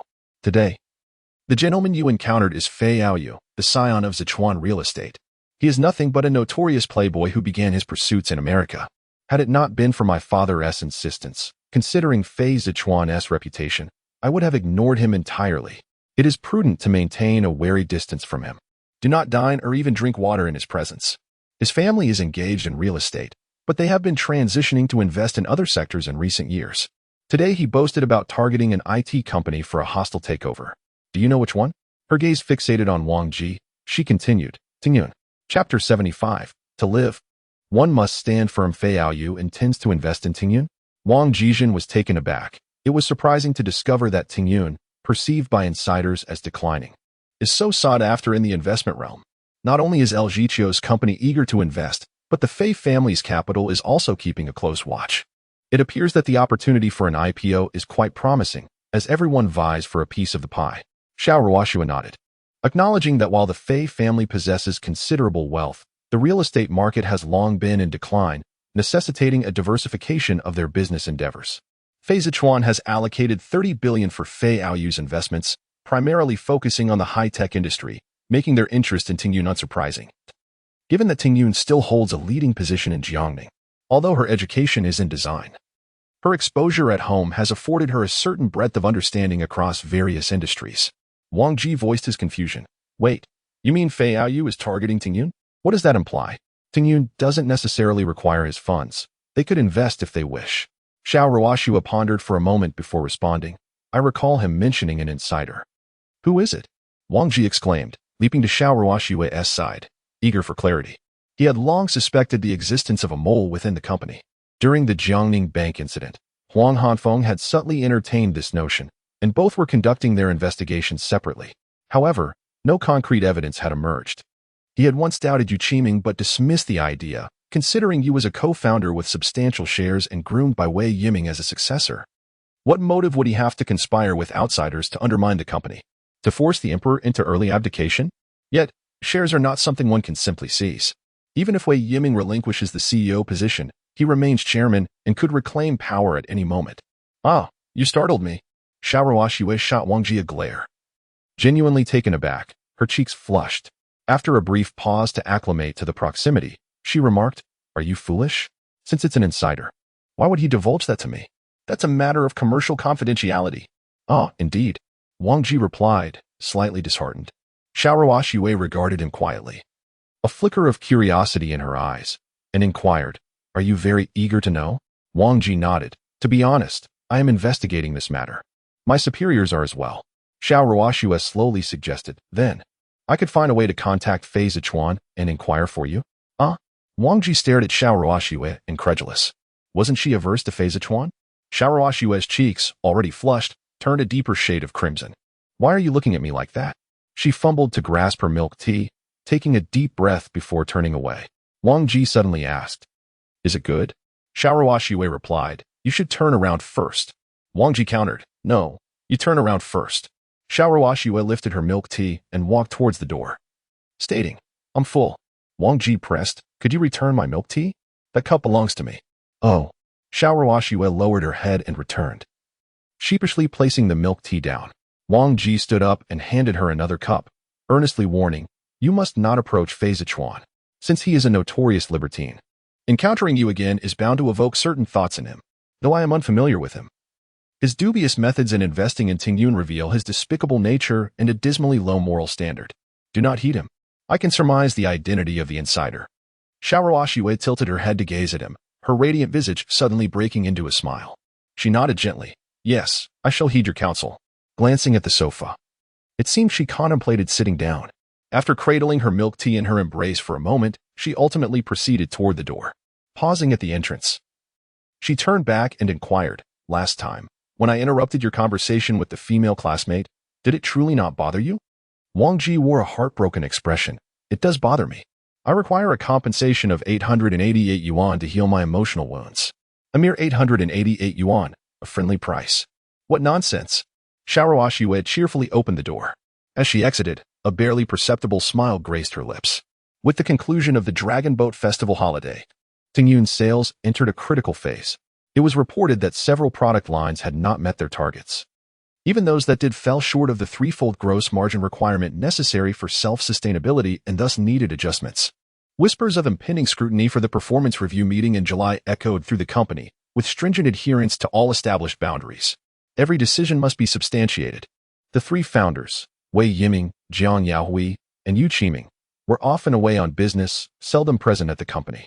The monthly product research review meetings had already been suspended twice. The pressure was palpable, visible on the faces of many. In mid-June, Peng Zihao from the infrastructure group hosted a farewell dinner, inviting not only his colleagues but also Wang Ji. Wang Ji was taken aback and privately asked Peng Zihao, "I heard the cloud platform hasn't achieved the threefold gross margin and that several personnel will be laid off. Why not wait half a month for compensation?" Peng Zihao showed no signs of reluctance, responding coolly, "We cannot afford to wait. The next employer is pressing for my departure." Wang Ji protested, 5 months' salary as compensation, can't they hold off? Peng Zihao replied, "They refuse to wait." Wang Ji queried, "Which company is so demanding?" Peng Zihao simply stated, "In any case, they are offering double the salary. After drifting for half a lifetime, I only regret not having encountered a wise leader." Wang Ji. Peng Zihao's resignation profoundly affected others. At Tingyun, salaries had stagnated for at least 2 years, yet he had doubled his worth upon leaving. A busy but promising prospect ahead. Lu Yang and Tang Chun, initially quite grounded, also began to entertain thoughts of departure. Wang Ji inquired several times of Huang Hanfei, but the response remained unchanged. Clarity would come at the end of the month. The end of the month was just around the corner. Wang Ji had asked In Jun if he would be willing to become a hyper-converged agent, offering preferential pricing. In Jun, unfamiliar with hyperconvergence and leading a development-focused team, could only apologize. This is how product research operates. Its impact on commerce is indirect. Whether sales succeed still depends on their own efforts. In a candid discussion with Zhong Han, they touched upon this matter, to which Zhong Han responded simply, "If you truly desire results, can our company take on an order?" This indeed presents a solution. However, there is no need to take on the full burden. A mere 100,000 will suffice. Yet, Wang Ji shook his head. "This is not the way I wish to live. It lacks vitality. If performance cannot be achieved, then it is better to walk away than to invest my own money. If one must survive, let it be done with dignity." As the month drew to a close, Hu Jiai found herself restless. Initially engrossed in designing new features, she now felt dispirited and quietly inquired of Wang Ji, "Boss, if the product fails, where do you plan to go? Will you step outside?" At this moment, Wang Ji remained unperturbed, having exerted his utmost efforts without regrets. He reassured her, "Do not worry. Wherever I go, you shall accompany me. As long as I have a meal, so shall you." Instantly, Hu Jiai regained her spirits, humming a cheerful tune. Suddenly, she turned her head, "But do you actually have a meal to eat?" Wang Ji. Ding ding, ding ding, 2 WeChat messages arrived consecutively. Huang Heifei, there has been an unexpected development regarding what I promised you. Dongcheng Yuan, there is a matter concerning superfusion that I would like to discuss with you. Chapter 76, Mid-Year Performance Review Meeting July 4th, Friday, 9:00 a.m. The mid-year performance review meeting of Tingyun commenced. The finance team worked tirelessly, diligently scrutinizing the accounts over the span of 3 days to ensure the data's authenticity and accuracy. Everyone was acutely aware of the significance of this meeting, marking a pivotal moment in Tingyun's history. The future direction of Tingyun's product offerings would hinge upon the outcomes of this conference. It was rumored that, based on the financial figures, adjustments would be made to the personnel distribution across product lines, and even a restructuring of primary departments might ensue. The atmosphere in the office was eerily silent, heavy with an unspoken tension. Breathing felt burdensome, as if the very air conspired against the occupants. A few workstations began to stir, seemingly aware that performance metrics had not been met, and preparations to vacate were underway. Many employees were distracted, whispering in pairs outside the office, in the lobby, and even in the restrooms, exchanging insights regarding their respective product lines. The director's workstation lay conspicuously empty. In the conference room, Tingyun's senior management convened. A total of 17 individuals were present. CEO, Wei Yiming, VP of RD, Jiang Yaoi, VP of Operations, Yu Qiming, VP of Human Resources, Yu Ingshi, Director of Finance, Cui Xiao, Director of Marketing, Jiang Li, Director of Cloud Products, Qin Lang, Director of Storage, Lu Jingchen, Director of Containers, Lei Fan, Director of Product Operations, Liao Chun, Director of Solutions, Pan Zhe, Director of Services and Implementation, Gao Junwei, Director of Financial Sales, Song Yinlai, Director of Regional Sales, Qi Welling, Manager of Hyperconverged Products, Wang Ji, Manager of AI Computing Products, Fu Hong, Manager of Cloud Desktop Products. Yu Junfeng. The last 3 individuals appeared somewhat out of place. Their respective products belonged to the Future Products Division under the RD umbrella, which was established by Jiang Yaoi as a forward-looking incubator. Since the future products division lacked a designated director, these three managers attended the meeting directly. Certain departments, such as administration, legal, and procurement, were not represented due to their smaller scale, with their leaders being merely at the managerial level. After Wang Ji entered, he discreetly took a seat in the back row alongside Fu Hong and Yu Feng. The table accommodated only 14 individuals, necessitating that those of lower rank shift further back. Outside the conference room, the atmosphere was tense, while inside, it was austere. Normally, colleagues would exchange greetings and occasionally share a jest, yet silence enveloped the room. Yu Ingshi, tasked with chairing the meeting, had arrived early. As each individual below the director level entered, they were met with his piercing gaze, leaving them feeling uneasy.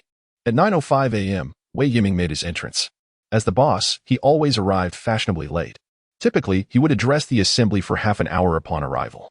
But this time he deviated from the norm, delivering a succinct opening. This meeting is of utmost importance, as it pertains to the future trajectory of Tingyun's business. Let us begin. The brevity of his words underscored the gravity of the proceedings. Yu Ingshi had long prepared a PowerPoint presentation. Connecting it to the large screen, the first agenda item addressed all products failing to achieve a gross profit of 1 million. According to the resolution, any products that did not meet this critical threshold would be terminated without exception unless extenuating circumstances warranted otherwise. With a click of the mouse, the PPT displayed Cloud Desktop. Gross profit, 570,000.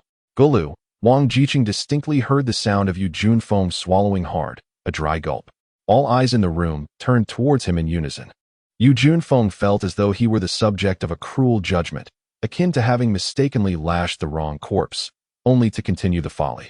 He was not the one peddling products, yet he was the one being subjected to a barrage of scrutinizing gazes. Bang!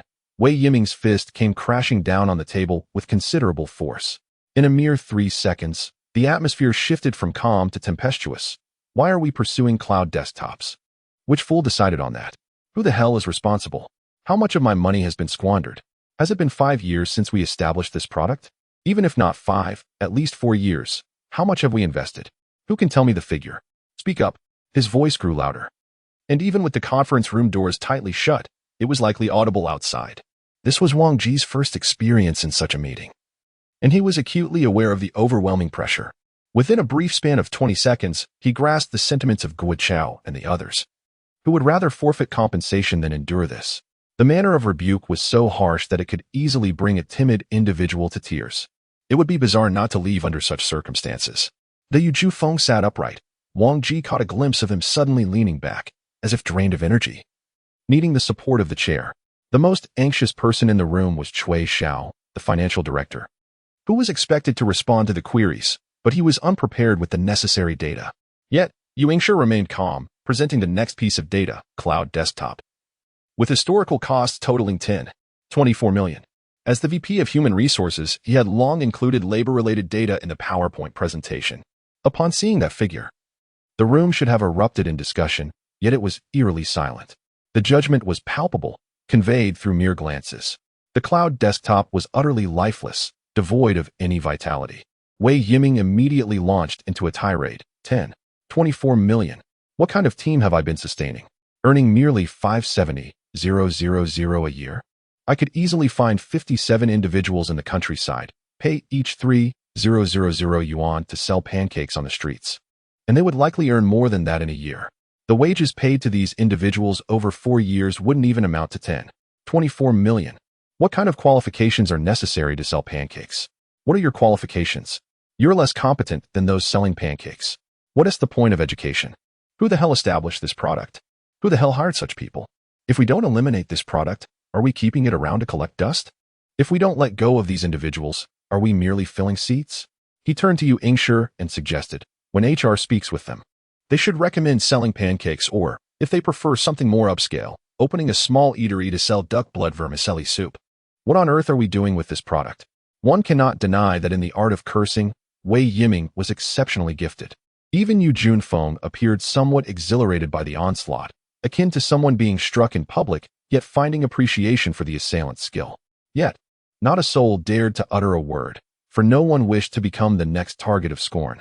Wei Yiming unleashed a tirade that lasted a full 20 minutes, scarcely pausing to sip from his water. It was only when Yu Ingshi noted the advancing hour, realizing the necessity to conserve time for the next victim, that he clicked to the PowerPoint slide, Big Data, gross profit of 390,000. The big data team was conspicuously absent, to be precise. No one with direct responsibility was present. This product fell under the purview of the container department, where Director Lei Fan was currently feigning ignorance, pretending that big data had no connection to him. Traditionally, big data and containers were unrelated. However, with the advent of many big data components being deployed in containers, it was now under the jurisdiction of the container department. Upon seeing 390,000, Wei Yiming's ire surged, and he directly commanded Yu Ingshi, proceed to the next item. The following entry read, Big Data, cumulative cost of 26 million. Bang, bang, bang. Wei Yiming struck the table 3 times. The sizable conference table trembled, causing water cups to sway precariously, and several attendees hastily steadied their drinks. Yet, some were slower to react. A cup fell to the ground with a resounding thud. Fortunately, the thick carpet cushioned the impact, and the teacup was sealed. Lu Jingxin picked up the teacup, his face flushed with embarrassment. His anxiety intensified as the next topic pertained to file storage, a product he himself was responsible for. Chapter 77. Second topic, who is responsible for big data? Is anyone in charge? Has the person in charge met their demise? I do not care who it is, Jiang Yaohui. Go down and convey my regards to his entire family. A cost of 26 million. Producing a product with an annual gross profit of merely 390,000. Is this even humanly conceivable? 26 million. Whose funds are these? They belong to the investors. They are the fruits of my arduous deception. They are the earnings painstakingly amassed through tireless sales efforts.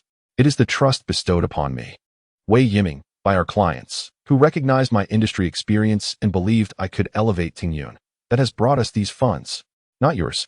Are you so cavalier as to squander it on worthless endeavors? On swine? Or to nourish this detritus, this refuse? With every insult Wei Yiming hurled, he pounded the table fiercely. No one dared to place their cups down. Even Jiang Yaohui and Yu Qiming could only hold theirs in hand. Wei Yiming, standing at a mere 170 centimeters and possessing a lean frame, wore a tight shirt that hung loosely on him, yet his energy was formidable. It was as if he had been charged with electricity. The more he raged, the louder his voice became, initially pitched high, but ascending even further. Neglecting to sip any water, he continued his tirade for an additional 20 minutes. Lu Jingxin's hands trembled. The elder brother's composure was on the verge of collapse. Lacking Lei Fan's fortitude, he feared he might soon falter. Yu Ingshi glanced at his watch. The time was nearly upon them. And with a couple of clicks of the mouse, he stated, file storage, gross profit rolling in at 830,000. File storage, historical costs at 71 million. As the moment drew near, Lu Jingxin resolved to emulate Lei Fan, feigning ignorance of file storage matters. After all, file storage was a tertiary department. Although it fell under his leadership, he was not its direct manager. As a leader, one must maintain composure. Regardless of what inquiries the boss posed, one must resolutely refrain from responding. If he asks, has the person in charge passed away? Let him believe so. In any case, the boss wouldn't retain such details in memory.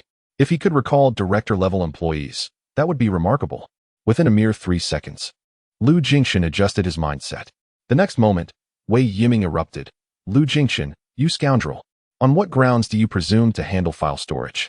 Enlighten me. What misguided notion led you to pursue file storage? There are already countless file storage solutions in the market. Why embark on this venture? GFS, GlusterFS, Luster. Are any of them not superior to what you propose? They are all open source. Why not simply utilize them?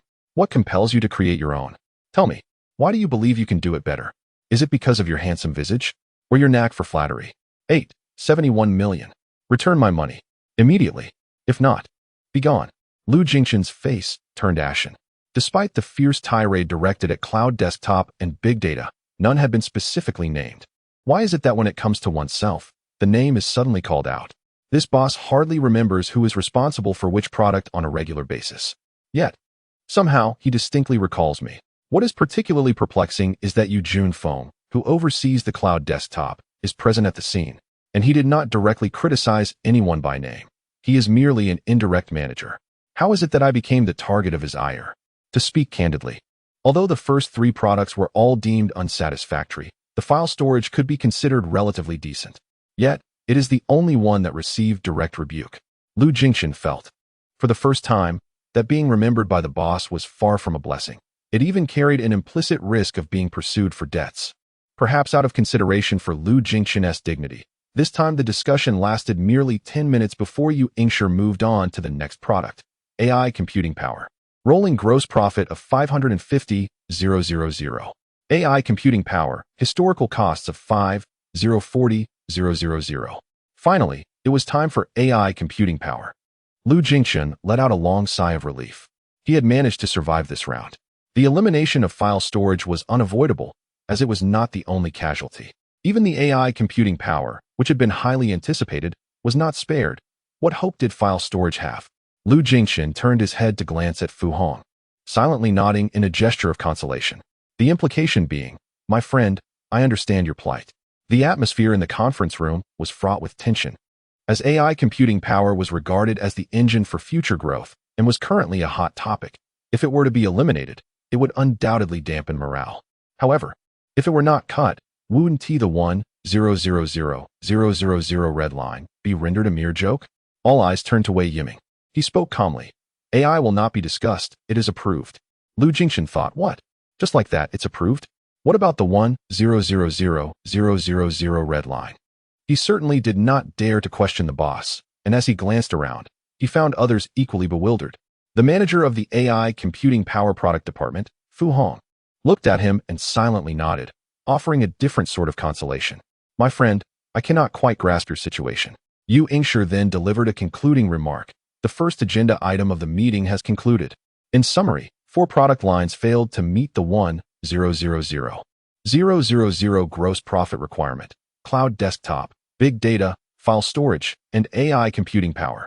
Of these, the cloud desktop, big data, and file storage products will be eliminated according to regulations. AI computing power, being a long-term direction for the company, has been specifically retained at the insistence of investors. Thus, it will be treated as an exception. After a brief pause, he continued, now, on to the second agenda item. The products that have achieved performance must undergo a review of costs and gross profit. As a rule, a product must have a gross profit greater than 3 times its research and development costs to be deemed viable. If this criterion is not met, adjustments must be made accordingly to achieve this goal. The first product is cloud products. With a click of his mouse, the PPT title appeared, Cloud Products, with the data displayed as follows: rolling gross profit, 28,210,000. Rolling costs, 9,660,000. Deficit, 770,000. Need optimization, 260,000. He explained, the cloud products have a rolling gross profit of 28,210,000, with rolling costs at 9,660,000. Based on the threefold gross profit requirement, we need 28,980,000. Thus, we are short by 770,000 to sustain the product. According to the gross profit analysis, 1/3 amounts to 9 per million. Thus, a reduction of 260,000 would bridge the gap. He remarked to Qin Lang, indicating that it essentially means optimizing one individual. Qin Lang was on the verge of tears, lamenting that after several rounds of optimization, the cloud product team had dwindled to fewer than 20 members, leaving little room for further reductions. Yu Ingshi interjected, pointing out that they had not accounted for the front-end and product teams, which brought the actual count to nearly 40 individuals.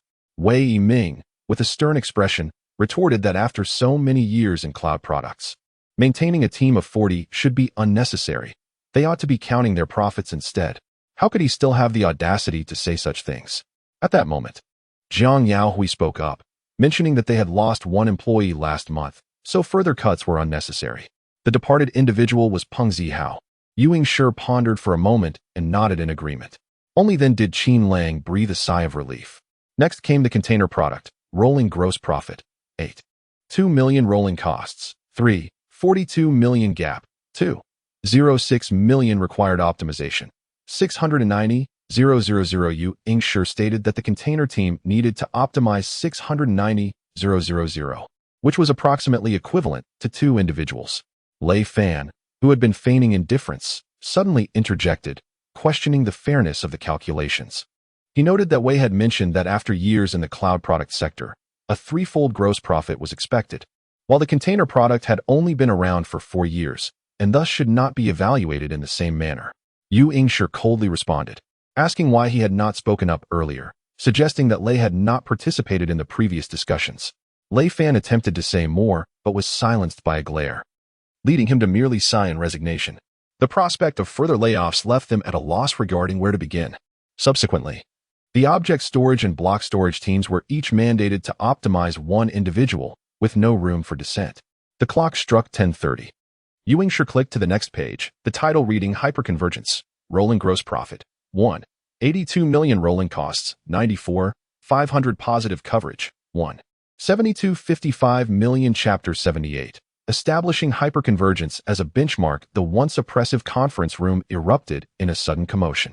Aside from the CEO, 3 vice presidents, and the financial director Cui Xiao, the other attendees began to whisper among themselves, the channel department is gone. The sales team is solely focused on performance. Who is selling hyperconvergence? I recall that in the 4th quarter of last year and the 1st quarter of this year, there were significant malfunctions. Hasn't the product line lost its personnel? Did you not see the emails over the past 2 months? Hyperconvergence has released 2 formidable versions. It dawned on them that one version resolved a historical accumulation of 150 issues, while another addressed installation and performance concerns, all accomplished by a single research and development team. Yet, who was selling them? Mr. Song, are you selling hyperconvergence? What about you, Mr. Qi? A dozen pairs of eyes turned towards Wang Ji, filled with affirmation, approval, mixed with confusion and astonishment. Only one gaze was different. Lei Fan suddenly interjected. I have a question. After 2 major incidents with hyperconvergence last year that resulted in a loss of 3 million, did they really earn over 400,000 in gross profit in the 2nd quarter? His tone was laced with palpable resentment. The big data product line under his purview faced elimination due to failing to achieve a gross profit of 1 million. The container product line, unable to cover 3 times its costs, was set to lose 2 team members. The losses were substantial, and he remained deeply dissatisfied. Jiang Yaoi explained. The hyperconvergence team was completely restructured. It would be unfair to hold them accountable for historical liabilities. Therefore, prior to the 2nd quarter, their gross profit and costs were reset to 0. The management present understood the situation well. Hyperconvergence had indeed undergone a complete overhaul. An individual from the cloud product team was acting as the manager, and a product manager, newly extracted from the original product department, had only been on the job for 2 months. One was 23 years old, and the other had yet to reach 24, with the rest having dispersed. One might question what constitutes true restructuring. As the crowd silently nodded in agreement, Lei Fan persisted. Which team does not bear historical liabilities? Which team has not been restructured? Why are they treated as special? A flicker of annoyance crossed Jiang Yaohui's brow. He glared at Lei Fan, his subordinate from the secondary research and development department, who dared to challenge him openly. Coldly, he retorted, You seek fairness, do you? Fine. I will have your entire team dismissed, leaving you with just 2 members. I'll grant you a quarter's time to reset your historical records and recalculate costs and performance. How does that sound? Or shall we assess you based solely on the 2nd quarter's performance? Due to budget constraints and inventory pressures, BN products typically saw the highest revenue in the 4th quarter. If one were to evaluate solely the 2nd quarter's performance, all product lines would likely yield results lower than 1/4 of the annual total. Meanwhile, salaries are fixed and the actual costs are a quarter, leading to even graver outcomes. Lei Fan promptly fell silent. Truth is never absent. You are capable. If not, then refrain from complaining. Jiang Yaoi smirked disdainfully and gestured to the back row. Wang Ji, please share your insights. Prior to the meeting, greetings were exchanged. As the sole profit-generating product, Wang Ji intended to deliver a brief presentation aimed at uplifting the morale of the research and development team, seeking to reclaim a sense of achievement. As the gaze of the conference room converged upon him, Wang Ji felt a twinge of anxiety and cleared his throat. After composing himself, he began, In truth, our success does not rest solely on our shoulders. The sales team, particularly Phase Division within the finance department, has been exceptionally supportive. In early April, Hu Jiai and I devised a strategy to secure 2 orders through a full consignment approach, aiming to meet our performance targets. To achieve this, we need to address 3 key issues. He eloquently recounted the endeavors of the past 3 months. In addition to clarifying the contributions made by himself and Hu Jia, he expressed gratitude to Jiang Yahui and Yu Qiming, acknowledging that their support was instrumental in securing the high-performance version in the consignment model approvals. The gross profit stood at 182 million, with 920,000 being a last-minute addition. In late June, Huang Haifei sent Wang Ji a message. Regarding what I promised you, there has been an unexpected development. Initially, we thought we would only finalize the 120,000 order, but 2 of our junior team members managed to secure 3 additional orders. 2 of these were minor, one for 30,000, another for 40,000, and a third for 90,000, totaling 160,000. Just as I was about to inform you, another order came in today. A newly recruited sales representative named Chu Pawan was intrigued by your presentation on hyperconvergence last time and has been quietly following up with an agent without informing me. As the month drew to a close, he astonishingly clinched a consignment order from a neighboring province, bringing in 500,000. Quite unexpected. In total, I am providing you with 780,000. Quite generous, isn't it? Simultaneously, Dong Qingyuan messaged, "There's something regarding hyperconvergence I wish to discuss with you. I heard from Lao Chi that your new version is quite impressive. I have an environment ready for deployment and intend to promote yours. The scale is modest, with 20 nodes and 2 clusters to be deployed. However, I have one condition. You must personally come to Sioux City. I trust you will handle it. If you don't come, the deal is off." Wang Ji promptly applied for a business trip and, alongside Qi Yueling, secured this order. The amount was 230,000. The previous 900,000 would be adjusted by deducting the new talent share of 90,000, adding phase 780,000, and Xia Qi's 230,000, culminating in a total of 182 million. This figure greatly exceeded the target. Upon concluding Wang Ji's presentation, Wei Yiming led the applause, causing a thunderous ovation in the conference room. The office area was left in a state of bewilderment. What just happened? Are we celebrating layoffs? Goodness, the boss is ruthless. They're thrilled about our dismissal. This quarter, hyperconvergence achieved several unique milestones. The only product to generate profit, the only product requiring no optimization, and the only product to receive accolades. Wei Yiming's eyes sparkled as he pointed to the front row of desks. "Wang Ji, come sit up front." He gestured to Lu Jingxian and Lei Fan to make room. Once Wang Ji squeezed into the space, he explained, "I have harbored an idea for quite some time. The integration of production research and commercial endeavors within the company has been inadequate. I am contemplating the separation of our product lines into independent divisions, each with its own research and development, as well as commercial teams.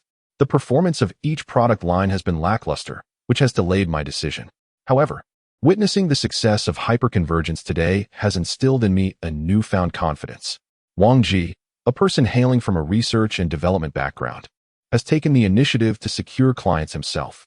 I pose a question to all of you in managerial positions in research and development. Who among you can achieve such a feat? I hereby declare, we will reorganize the structure immediately after this meeting. Hyperconvergence will be separated from the research department and established as an independent primary department, the Hyperconvergence Division. Wang Ji will be directly promoted to the position of Division Director with no need for an acting title. As the CEO, I shall promote him directly. He will report solely to me. Wang Ji, I grant you the authority. You may recruit personnel both from within and outside the company. You have the liberty to manage salaries and bonuses. I will provide you with a package for you to allocate as you see fit. I aim for hyperconvergence to set a benchmark for our other products. Wang Ji has discovered that Wei Yiming is not only adept at reprimanding, but also possesses the ability to motivate others.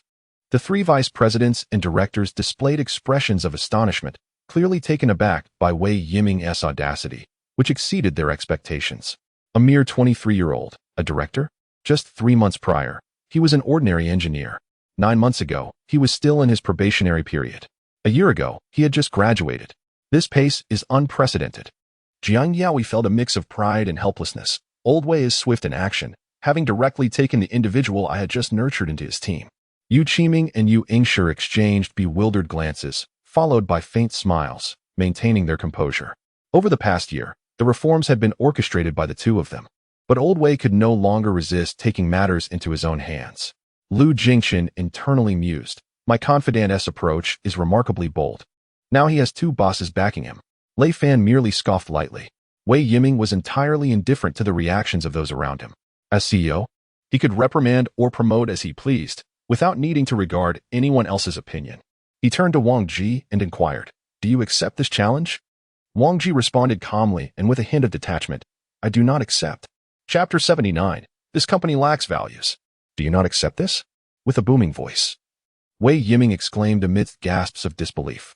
As if confronted with the most astonishing revelation, he, who was typically eloquent and spoke as effortlessly as one drinks water, found himself momentarily at a loss for words. The conference room fell silent for a full half-minute, as still as a grave, unfazed by the curious gazes. Wang Ji sat composedly. Finally, Wei Yiming broke the silence. "Why? Are you afraid of lacking experience and failing?" Wang Ji shook his head and abruptly stood up. "Because this company lacks values. This company is devoid of compassion. This company does not cherish its employees. Decisions are made solely based on the whims of leadership, allowing for easy dismissal of staff. This company disregards right and wrong, readily placing blame on employees. This company, aware of its own wrongdoings, refuses to amend its ways. This company fosters a lack of cohesion among employees, leaving them anxious and bewildered each day. This company is lifeless. A firm of 200 individuals exhibits more bureaucracy than one of 2,000, devoid of creativity, unlike the soaring vision I once imagined." He fixed his gaze upon Wei Yiming. "You ask me why I refuse to accept this? Because I only wish to reach this point. Continuing further would plunge me into complicity with you. Progressing onward would render me as bureaucratic as you. Advancing further would make me as hypocritical as you. To save one product, to assist one individual, this first task is accomplished. Now, the second task awaits." He removed his name badge from his neck and slammed it onto the table, lifting his head to survey everyone present. "Wei Yiming, Jiang Yaohui, Yu Qiming, Yu Yingshi. I am employee number 417 of Tingyan. Among my cohort, there is a recent graduate named Chang Jian, employee number 418, a member of the superfusion team. On April 7th, Chang Jian was compelled to resign. Do you know the reason for his departure? The financial incident involving Shachi in March resulted in him, as the operator, bearing the responsibility and being dismissed by the company. May I inquire if the company ultimately defined the Shachi issue as a significant incident? Which document embodies this conclusion?" The conference room fell eerily quiet. No one answered his question. Wang Ji's gaze was firmly locked onto Yu Yingshi. "General Manager Yu, please respond. I implore you to answer in front of everyone. Was the Shachi issue defined as a major incident? Which document states this?" All eyes turned to Yu Yingshi, including those of the three founders, Wei Yiming, Jiang Yaohui, and Yu Qiming. This sudden critique and inquiry left the directors feeling as though their minds had exploded. The atmosphere was charged. Everyone was left in a state of discomfort, akin to sitting on needles, pricked by thorns, a lump lodged in their throats. A flicker of menace flashed in Yu Yingshi's eyes, quickly concealed behind his glasses. He replied coolly, "Today's meeting does not address this topic. Answer me," Wang Ji insisted, refusing to relent. The formidable atmosphere left even Wei Yiming astounded as he furrowed his brow and inquired, "Is there a problem with this matter?" He often chastised many individuals, both intentionally and unintentionally, and had never taken it to heart, let alone remember a minor employee. Not only he, but also Zhang Yaohui could not recall. When the process reached him, he thought little of it, believing it was normal for Guo Chao to handle the procedure and for him to approve it effortlessly. As for others, their understanding of the situation was even more tenuous. Yu Yingshi, noticing Wei Yiming's inquiry, elucidated, "It is as follows. The decision to penalize the superfusion team was made during the management meeting in March, and you yourself stated that they should all be dismissed. Most chose to resign voluntarily, while Chang Jian did not. Procedurally, we require a justification. He happened to be the operator during the incident. Thus, Wei Yiming immediately grasped the situation, responding to Wang Ji, "The former superfusion team was inadequate. I was dissatisfied with them and ordered their dissolution." Chang Jian, right? He was the operator, and according to the decision made at that time, he is to be penalized. If you are referring to the issue of compensation, Yu Yingshi, you may proceed to issue him compensation. Would that suffice? Yu Yingshi pondered for a moment, stating, "Technically, we are not obligated to provide compensation." Chang Jian agreed to the penalty upon resignation, Legally, we bear no obligation to compensate. With a smile directed at Wei Yiming, he added, however, since the boss has spoken, we may opt to provide compensation. Absolutely not. Wang Ji exclaimed vehemently, asserting, is there not a single individual in this company willing to take responsibility? Director Yu, did I not come to your office on April 7th? Did I not clearly articulate that this penalty is entirely unfounded? First, Xiaoqi did not classify it as an incident. If it is not an incident, on what grounds is there a penalty? Second, the penalty was not made public, constituting a clandestine operation, failing to adhere to company protocols for disclosure. On what grounds is there a penalty? Third, the incident handling documentation does not define non-compliance operation, lacking objective basis. On what grounds is there a penalty? Fourth, the resignation process was non-compliant, lacking consent from his immediate superior. On what grounds is there a penalty? Did I not unequivocally state these 4 reasons that day? Was I incorrect in my assertions? Or is it merely because I am of lowly status, unworthy of consideration? May I ask, where is the company's value system? You repeatedly proclaim the need to institutionalize processes and enforce rules. Yet, such non-compliant actions, where is the institutionalization? Where is the enforcement? The conference room remained enveloped in silence. Jiang Yaohui and Yu Qiming remained mute, their faces marked with tension and concentration. Their gazes alternated between Yu Ingshi and Wei Yiming, keenly observing their reactions. When one attains a certain status, words must be chosen with care. After all, Yu Ingshi is a protege of Wei Yiming, having been lured to the company with a substantial salary and a generous allotment of stock options. It is said that a certain investor recommended it. Wang Ji publicly confronted Yu Ingshi. They cannot easily express their stance, for even if Wang Ji's arguments are sound, they cannot afford to take sides. Wei Yiming is acutely sensitive to power dynamics. Should he align with Wang Ji, he would immediately suspect that someone is using Wang Ji as a pawn in a power struggle, much like the factions vying for influence in the court. The powerful remain behind the scenes. They would first dispatch an official with the authority to present matters, allowing the censors to take action and issue a formal reprimand. In favorable circumstances, they might stoke the flames and thoroughly dismantle their opponent. Conversely, in adverse situations, they would distance themselves, remaining untainted. Wei Yiming has yet to declare his position. A vice president must refrain from voicing opinions. Meanwhile, the director's perspectives on Wang Ji are gradually shifting. Initially, there was shock. Gao Junwei and Qi Welling share a friendship and privately pondered, Wang Ji is being overly impulsive. The company currently wields considerable personnel power. Why provoke General Yu? Lu Jingxian was taken aback. Why, after making such a significant stir, not simply align with the boss to secure a winning position in life? Why engage in such a contest? Lei Fan felt a deep disdain. Just a slight achievement, and his ego soars. However, as he observed Wang Ji relentlessly pressuring forward, even brandishing his work badge in a do-or-die manner, a sense of admiration began to blossom within him. Reflecting on Wang Ji's incisive criticisms of the company, he found them profoundly insightful and accurate. They all silently raised their thumbs in approval. This company is truly chaotic. Here, no one dares to speak the truth. Wang Ji is a genuine man. Even the disdain and indignation on Lei Fan's face vanished, and a glimmer of admiration crept into his gaze. The focus of the entire room has shifted to Yu Ingshi. Chapter 80. On what grounds? As the party involved, Yu Ingshi furrowed his brows tightly, suppressing his anger. He appeared to be hesitating, and despite Wang Ji's question being thrown at him, he remained silent. Wei Yiming spoke up. How about we bring Changjian back? Is that acceptable? A collective gasp echoed in the room. It was unprecedented to witness the boss concede. He was known for his unyielding demeanor and authoritative presence. Even when he erred, he would seldom acknowledge it in the moment, often delegating the cleanup to others later. The fact that he uttered a word of concession today could only mean one thing. Wang Ji resonated with him.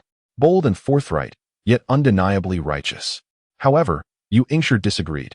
Boss, an organization cannot easily admit to mistakes. Otherwise, employees will question the company's managerial capabilities. He responded firmly to Wang Ji. We can overturn the decision internally, but we cannot do so publicly. Moreover, 3 months have passed, and Changjian may not even wish to return. Is it still meaningful to dwell on this? As a manager, do you see only Changjian's situation? The management is focused on survival, seeking ways to turn losses into profits and improve cash flow. Are you oblivious to these efforts? I cannot guarantee that every decision is flawless. My sole duty is to assist the CEO in executing the established strategy. This encompasses financial health, team reconstruction, and regulatory compliance. Wang Ji scoffed and tossed his work badge aside. With his head held high, he declared, whether Chang Jian returns is his concern. Revoking the erroneous punishment is the company's matter. I will ensure this revocation. If a company cannot distinguish right from wrong and insists on persisting in its errors, I shall not remain and succumb to degradation. A company that aspires to achieve its strategic goals, while lacking the courage to admit mistakes and failing to execute even the most fundamental tasks. On what grounds do you stand? It's absurd.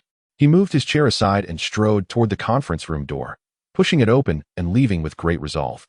Wang Ji felt invigorated, the pent-up frustration of 3 months finally unleashed, leaving him exhilarated.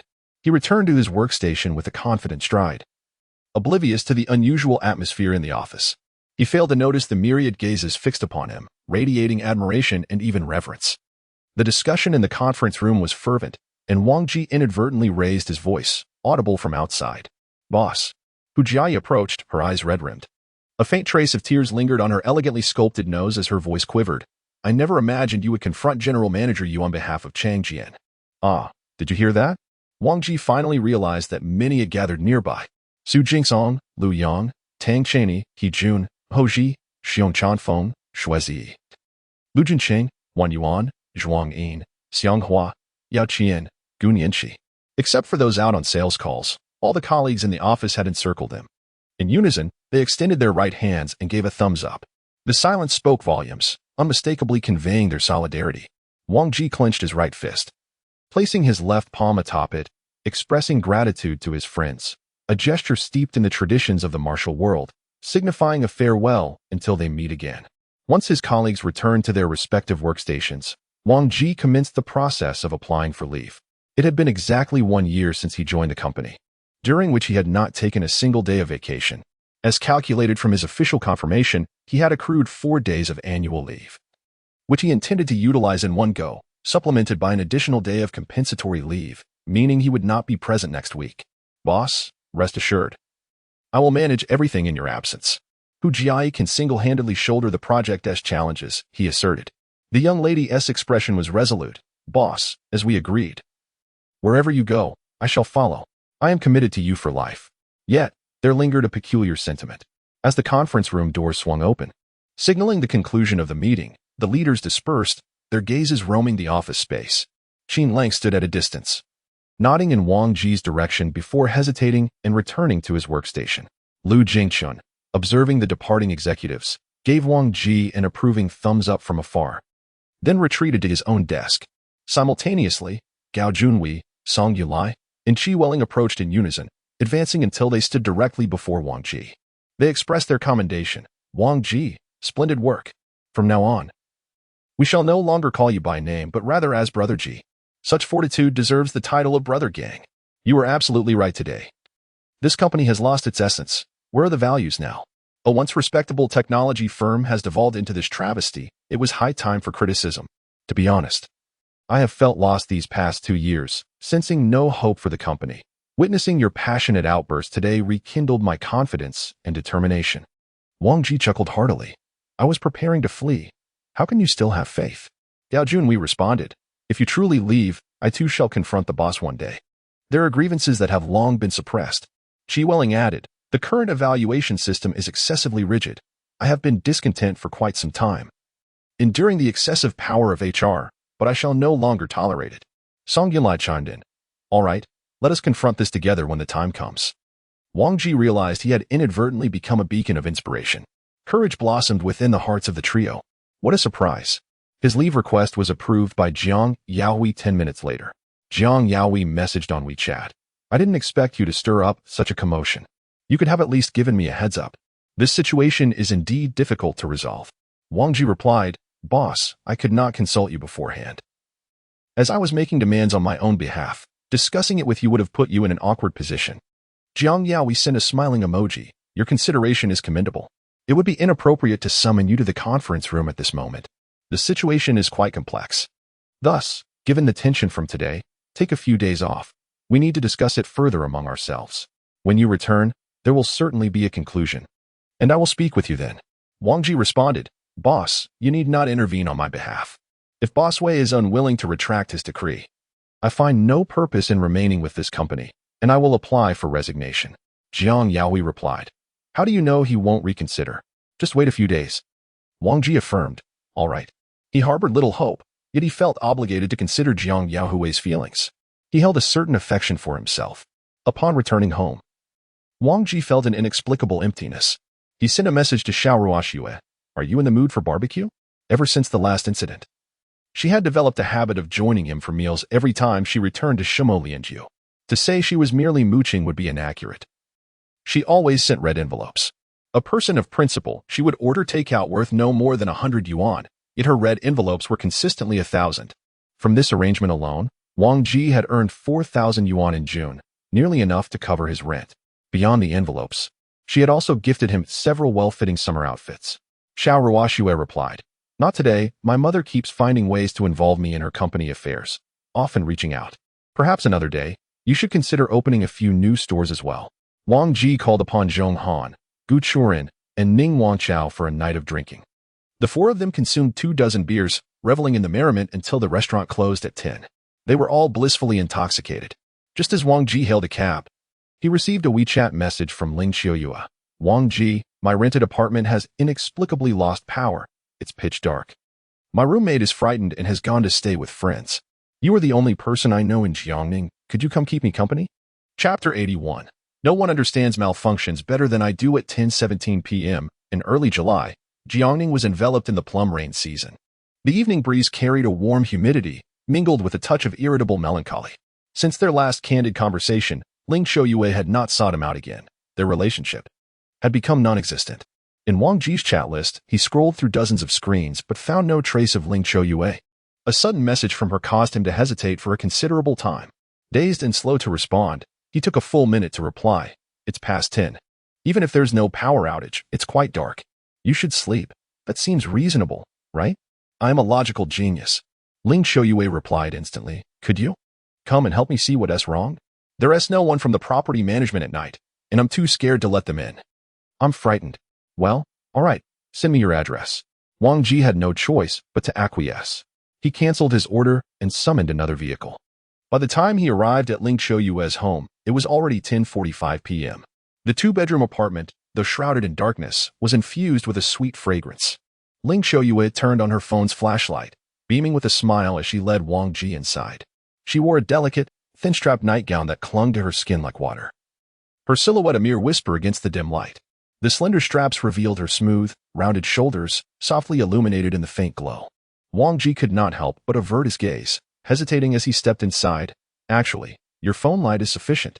Of course you boys aren't scared. I'm a girl. Ling Xiaoyue gently closed the door, pouting. What if there are bad people hiding in here? Or ghosts? I'm all alone. How can I not be afraid? Bad people, who were not truly present. Wang Ji moved towards the door.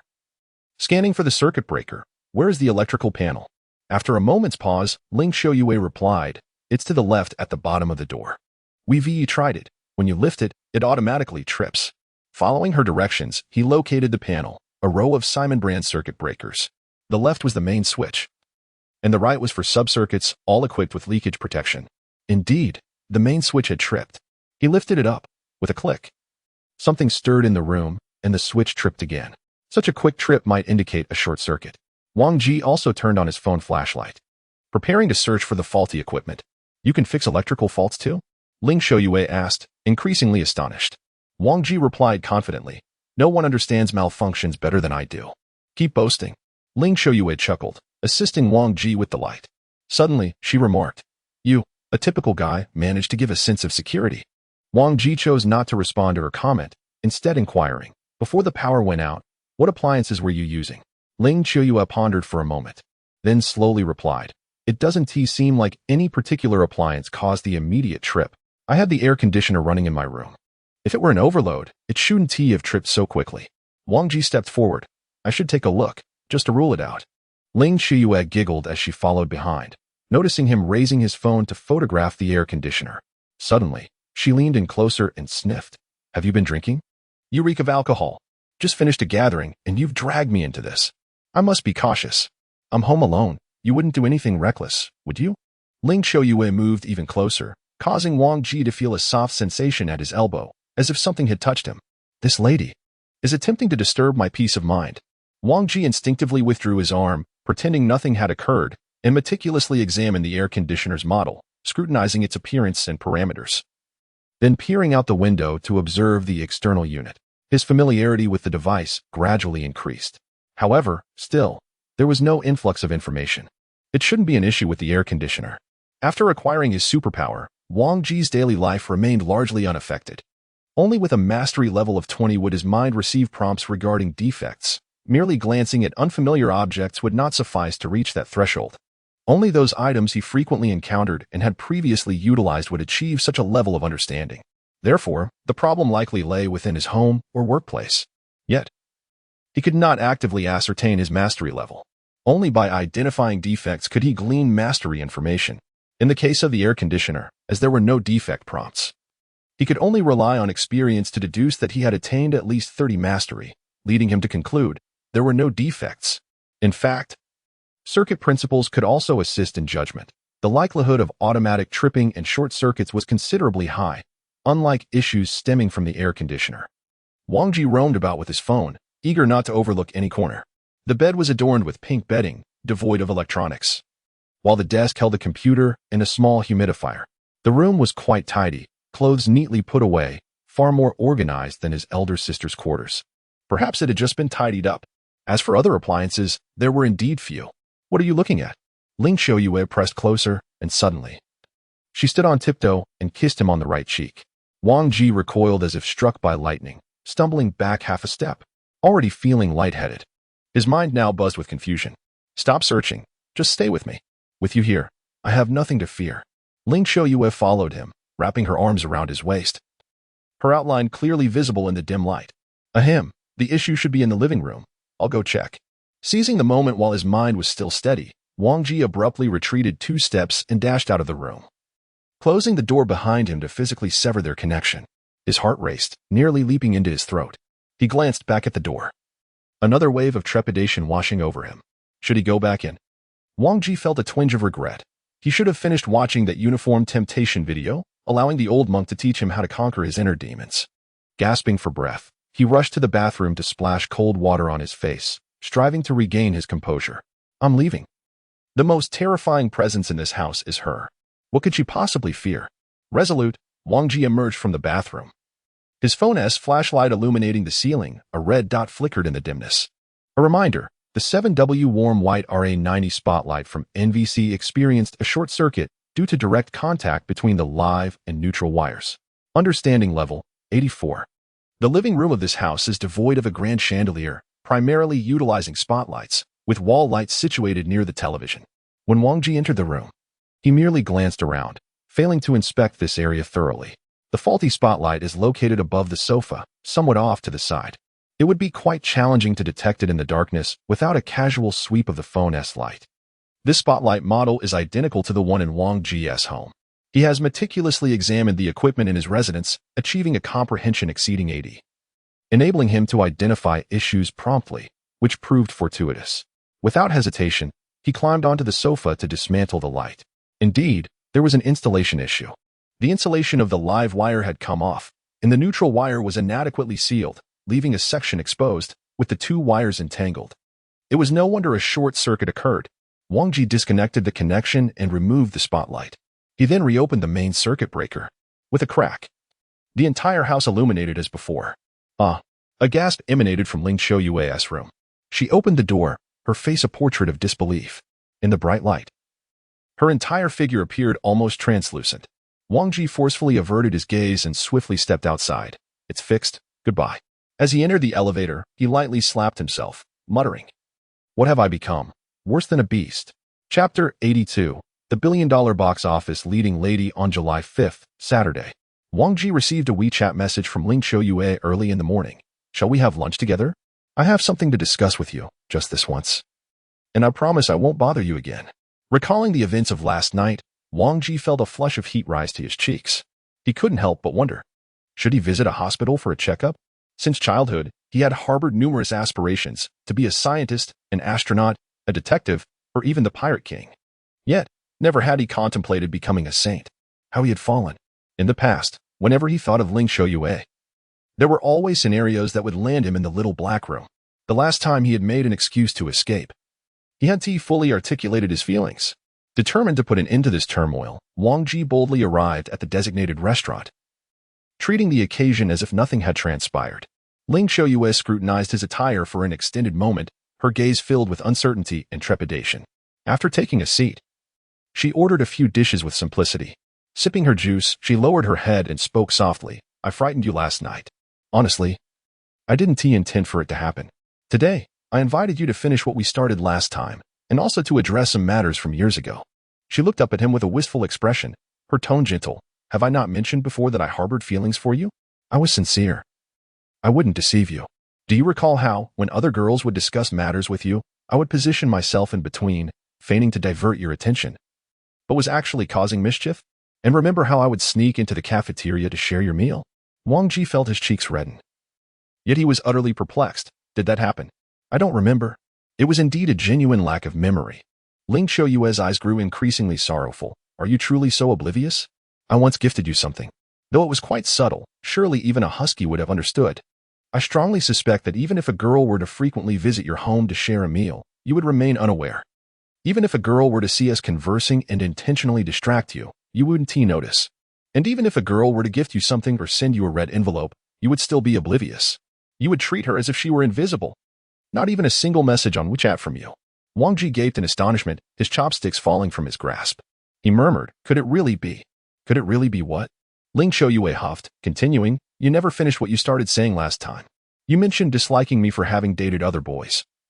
So why did you agree to go out with me? If you weren't interested, why not simply tell me directly instead of allowing me to harbor expectations? I'll be honest with you. I like you. I need you to clarify your feelings for me. Her eyes, shimmering like a moonlit night, gazed at him with a mixture of reproach and yearning. Cough, cough. Wang Ji cleared his throat strategically. How could he possibly explain that the girl he once liked had vanished from his heart? Should he candidly tell her that he found her to have become mundane and no longer pure? The situation has escalated to a critical point. Let us cease the heart-wrenching accusations. A sudden insight illuminated my mind. I must confess, I have indeed started a romantic relationship, and for that, I apologize. Ling Xiaoyue's eyes dimmed instantly as she scrutinized his attire for a prolonged moment. After a considerable pause, she inquired, why didn't you mention it last time? Are you casting your net in two directions? Wang Ji continued to weave his tale. It was only recently that we formalized our relationship. Casting a net in two directions? Sister, I restrained myself even when I was in the small dark room. Any man would condemn me as a rogue. Ling Xiaoyue's gaze sharpened with intensity. I do not believe you. Unless you summon her here at once. Wang Ji feigned calmness. Ah. That would be quite a blow to my pride. Do I not appear to be someone capable of finding a girlfriend? She has been quite busy these past few days. How could she be at my beck and call? I simply do not believe it.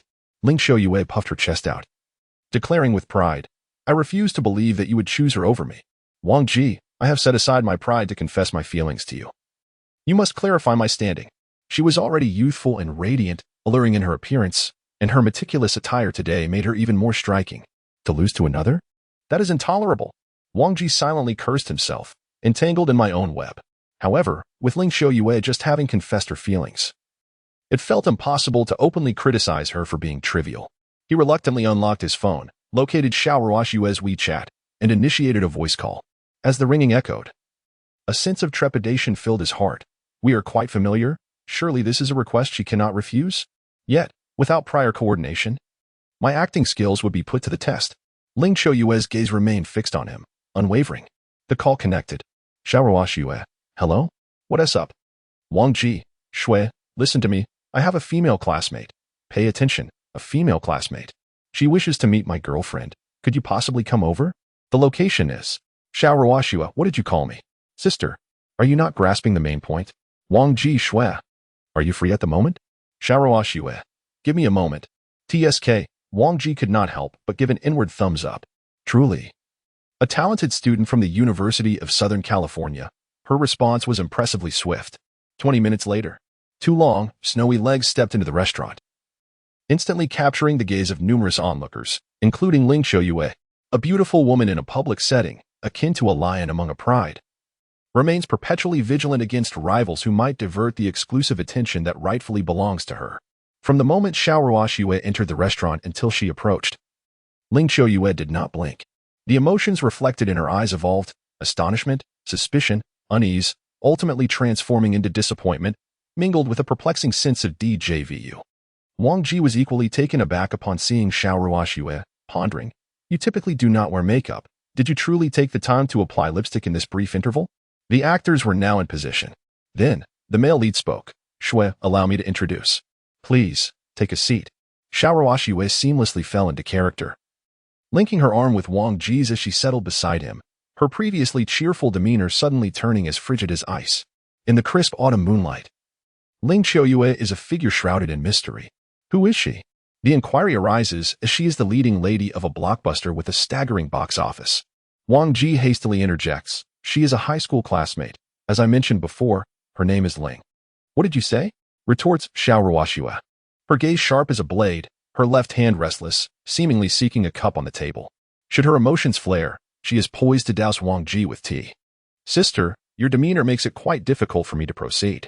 There's no lunchbox, and yet you exert yourself so fervently?" Even the antagonist is taken aback. Ling Qiuyue attempts to mediate. "It's simply that." Silence. Xiaohua Xue interjects with a deadly glare, lifting her chin disdainfully. "Who do you think you are? You believe you can see me at your whim? Can you command my boyfriend?" Ling Qiuyue, incensed, replies, "We are merely high school classmates. Why should I need your permission to meet?" Xiaohua Xue's voice is resolute and commanding. "Listen carefully. If you were truly an ordinary classmate, you wouldn't speak to me in such a manner. If you were truly an ordinary classmate, you wouldn't regard me with such a gaze. If you were truly an ordinary classmate, a rendezvous in this kind of restaurant would not occur. If you were truly an ordinary classmate, my boyfriend would certainly be candid and would not summon me here unexpectedly. Knowing he has a girlfriend, what is your intent? To undermine, or to be the other woman?" Ling Qiuyue is rendered speechless, caught in her own trap. Observing the disdainful expressions from the neighboring table, her cheeks flush with embarrassment. Wishing for a fissure in the earth to swallow her whole. Wang Ji's girlfriend, not only stunningly beautiful but also exuding an overwhelming presence, a presence akin to. A sudden realization strikes her. She glances at Xiaohua Xue a few more times before inquiring, "Is your surname Xiao?" Xiaohua Xue blinks her large eyes. Turning to Wang Ji, "Did you mention my name to her?" "Did I?" Wang Ji is equally perplexed. It was not he who disclosed this information. Ling Qiuyue rises abruptly, clutching her bag as she departs. She casts a cold smirk back at Wang Ji. "So, you've attached yourself to the daughter of the chairman of the Xiao Group. Humph, you are but a pretty boy." Chapter 83, Traditional Chinese Medicine Massage. "Did she call me a pretty boy?"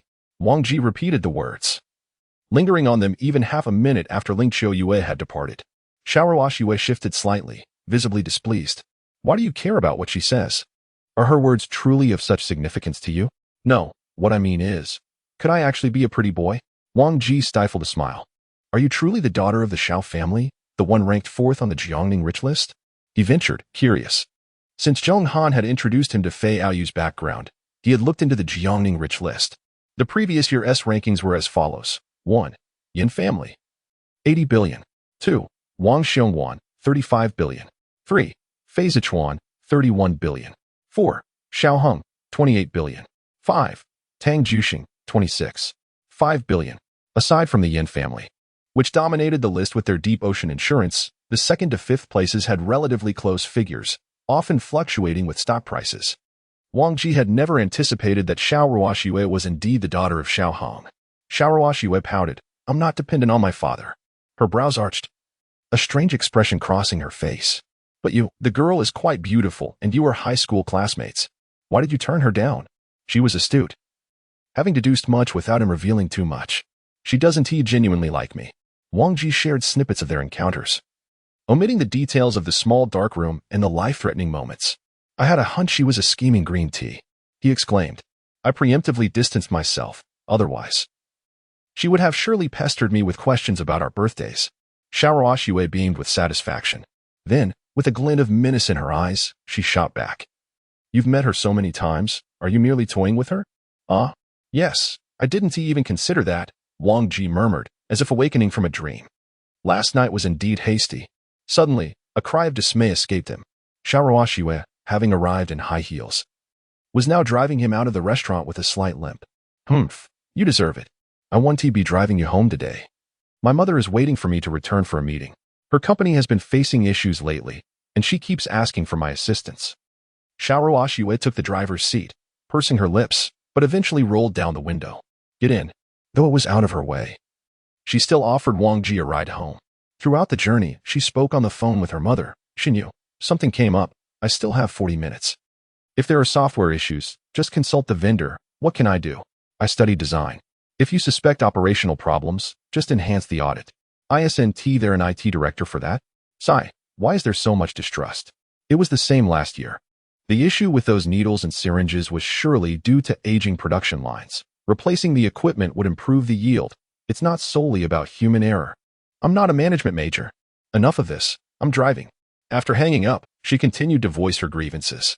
It turned out that the full name of the Xiao family enterprise was Xiao Sports Medical Group, which comprised two main sectors, sports and medical. The male head, Xiao Hong, was responsible for the sports sector. The protagonist, Xinyu, oversees the medical sector. Both parents aspire for their daughter to pursue management, assisting in the family business. However, Xiaoruo Yue is resolute in her desire to study art design and has secured a full scholarship to forge her own path. The residence at Shui Mo Lianju was a gift from the developer to Xiao Hong, registered under Xiaoruo Yue's name, conveniently located near her studio. She resides there whenever she does not return to her parents' home. After a year of managing the studio, although it has yet to gain significant recognition, she finds joy in her work, which is steadily improving. Yet, her mother has begun to pester her incessantly, imposing a management title upon her and frequently requesting her assistance. Recently, these requests have become increasingly frequent. Frustrated, Xiaoruo Yue cannot help but exclaim in her car, "This is so annoying." Wang Ji has enjoyed a 9-day holiday over the weekend, left with nothing to do. He contemplates attending a local performance, but is unfamiliar with the area. Starting the next day, he rises at 7 a.m. to jog along the nearby greenway. The upscale nature of Shui Mo Lianju is attributed not only to its pleasant environment and excellent property management, but also to its prime location, which boasts schools, subways, parks, and greenways. Embracing the morning light, with a gentle breeze caressing his face, surrounded by floral fragrances and melodious birdsong, he finds it quite delightful. It might not be a bad idea to switch up his lifestyle after leaving Tingyun in a week. He plans to run 10 kilometers daily to work up a sweat. After just one day of running, he feels a sense of vastness and elation, and he finds himself running faster and more energetically. However, he soon sustains an injury. His knee aches, and he struggles to stand upright. A visit to the hospital results in a stern reprimand. Are you not aware of your own physical condition? At 178 centimeters tall and weighing less than 60 kilograms, with insufficient muscle mass and strength, you are prone to strains. Do you expect to run 10 kilometers when you're usually sedentary? Why not attempt a marathon while you're at it? Prescribed with topical ointments. He is advised to rest at home, preferably in bed for a few days. Even getting up seems impossible, as it takes him 3 minutes just to walk to the restroom. Exhausted, Wang Ji finds himself incapacitated for a considerable time, unable to apply the medicated patches himself. He wishes for assistance, but Xiaoruo Yue has returned to her spacious villa, leaving him without any helpful neighbors. Suddenly, he recalls a traditional Chinese massage shop located in the commercial area of the opposite community, reputed for its skilled practitioners. He limps out of his community, managing to cross the street in 2 cycles of traffic lights before arriving at the massage parlor. The shop's sign boasts an array of services treating lower back pain, rheumatism, dizziness, insomnia, menstrual irregularities, and even traditional Chinese weight loss. The massage therapist, surnamed Kong, is a robust man in his 40s, appearing to weigh around 200 pounds. Wang Ji begins to regret seeking his expertise on weight loss. Struggling to position himself on the massage table, Master Kong glances at his waist and cheerfully inquires, "Have you been overexerting yourself lately?" "Not in the way you think." Wang Ji buries his face deeply into the hole of the table. Master Kong places a towel over him and speaks candidly, "Young man, you must recognize your limits. With your physique, you cannot overexert yourself daily. Even running must be done in moderation." "I am not." Wang Ji starts to protest, but then pauses, astonished. He asks the master, "Are you implying that I am a runner? What do you think?" Kong Shifu pressed down firmly, striking the precise pressure point. Wang Ji felt a wave of soreness radiate from his lower back, cascading down to the soles of his feet and surging upward to the crown of his head. This sensation, while painful, lacked the piercing intensity of true agony.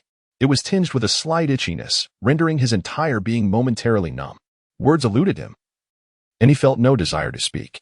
In a single word, he felt at ease. As Kang Shifu continued his ministrations, he explained, I will first locate the exact point. But I must not apply excessive force. Your meridians are blocked, and the muscle fascia cannot transmit the strength effectively, hence the back pain. After approximately 10 minutes, he remarked, the muscles on your left side are beginning to exhibit some elasticity. Another 10 minutes passed, and he added, the left side is fine now. We still need to address the center. 10 minutes later, he gently patted Wang Ji's shoulder. Sit up and give it a try. Wang Ji supported himself against the massage table, intending to turn slowly to avoid triggering sharp pain in his back. To his surprise, he felt only a slight discomfort and easily sat up. Excitedly, he exclaimed, Master, your technique is remarkable. You fixed it in just 30 minutes? Kang Shifu beamed with pride. Truly effective massage does not require an extended duration. Prolonged sessions can overwhelm your body. Professional. Wang Ji gave a thumbs up, finally voicing a long-held curiosity, Master. How did you deduce that I had overexerted myself running? Kang Shifu's expression turned serious. Back injuries from exercise differ from other types of injuries. The locations of the meridian blockages are distinct. Additionally, since your knee is injured, it is evident that your pain stems from excessive running. Wang Ji marveled. You discerned that with just a little observation? Kang Shifu nodded. I learned this from my master. It is fundamental. My master is exceptional. Hailing from a family of martial artists, capable of defeating 10 opponents single-handedly, practicing traditional Chinese medicine is merely a side endeavor, but by chance, he imparted some knowledge to me, which enabled me to open my own clinic. Did you not say I could identify issues with just a brief assessment? My master can perceive them at a glance. Chapter 84. Cancellation of accident penalties. Wang Ji had been visiting the massage parlor for a week. His lumbar and leg issues had improved within 3 days, primarily due to the remarkable skill of the therapist, Master Kang. He possessed an uncanny ability to locate acupoints with precision, applying just the right amount of pressure to achieve a profound sense of relief. After the sessions, it felt as though he had shed 10 pounds, walking with an almost ethereal lightness. Additionally, the discomfort from prolonged sitting had dissipated. Moreover, Master Kang's prowess extended beyond his technical skills. He was a gifted conversationalist. Being a theorist, he took advantage of the quiet weekdays without clients to expound on principles while treating Wang Ji.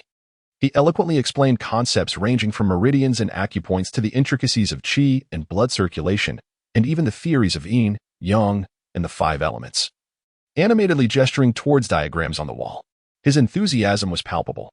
What set Master Kang apart was his unwavering professionalism.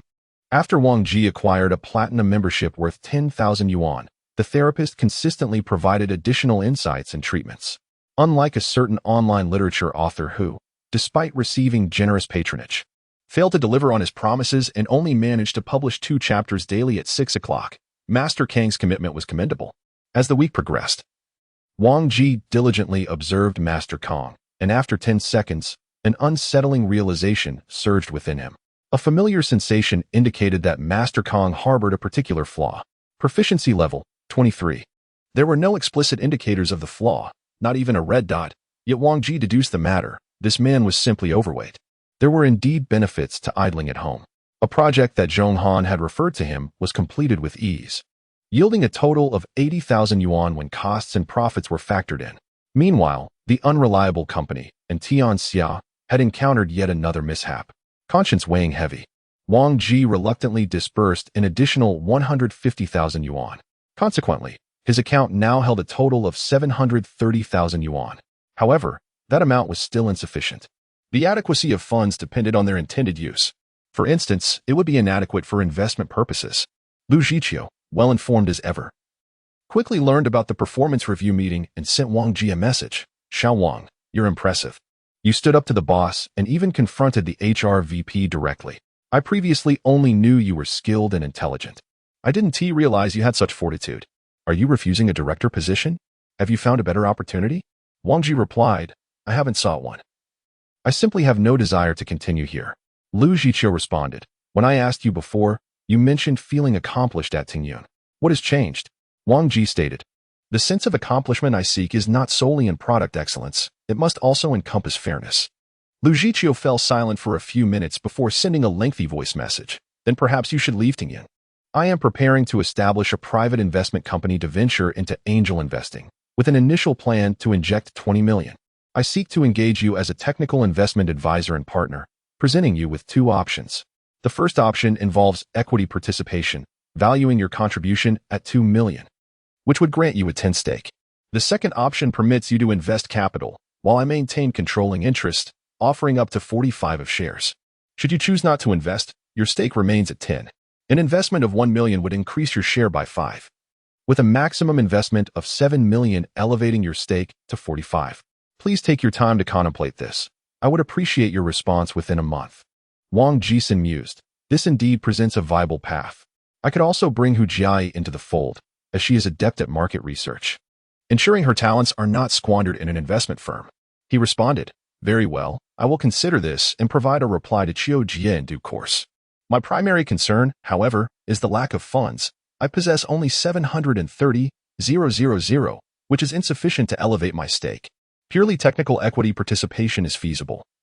Yet a 10 share affords me minimal influence. In Tingyun, the three co-founders hold shares in a ratio of 6-2-5-1-5, with Wei Yiming possessing 60, significantly overshadowing the others, thus holding considerable sway in the company. Investment is Lu Jiqiu's forte, but in a partnership, I must not appear overly disadvantaged. This matter requires careful deliberation. On July 14th, a Monday, Wang Jisun returned to the office after a lengthy holiday. No sooner had he set down his backpack than Wei Yiming sent a message. Have you arrived at the office? Come to my office. He knocked on the CEO's door for the first time. Wei Yiming beckoned him in. Upon entering, a sense of foreboding washed over Wang Jisun. The office, measuring approximately 12 square meters, was both spacious and illuminated, sunlight streaming through a floor-to-ceiling window, casting a glow upon the large desk and the individuals seated nearby. Behind the desk sat Wei Yiming, while across from him was another person, Yu Yingshi. With him present, there was no place for Wang Jisun. Wang Jisun's thoughts raced as he bypassed Yu Yingshi and directly addressed Wei Yiming. Boss, you summoned me? Wei Yiming wasted no time. Gesturing to a document on the desk, take a look at this. Wang Jisun approached and picked up the document titled Tingyun Technology Company, Limited. Decision to cancel major fault error penalty. Upon reading the title, his hand trembled slightly and astonishment flickered in his eyes. As he perused the document, Wei Yiming added, based on your feedback, we engaged in discussions. The previous penalty was erroneous and must be annulled. This decision will be communicated to all staff today and will be prominently displayed in the company system. The personnel department will reissue Chang Jian's resignation certificate and will get in touch with him. As for whether he will return, the decision to rehire him lies with you. That is your prerogative. If you harbor grievances toward the company, you are entitled to enact change using your authority, provided you remain employed here. He nodded toward Yu Yingshi. Lao Yu, why don't you share your thoughts? Yu Yingshi rose, extending his right hand toward Wang Jisun. His face suddenly alight with a smile. The personnel department welcomes and embraces constructive criticism, and we hope to set aside past grievances to contribute to the company together. After their handshake, he turned to Wei Yiming. Boss, I shall excuse myself. Please continue your discussion. Wang Ji nodded and exited without hesitation. Wei Yiming inquired, is there any issue with the documents? Wang Ji replied, no issues. They are stamped. With a hearty laugh, Wei Yiming pointed to the seat across from him. Do you believe that Tingyun still holds any promise?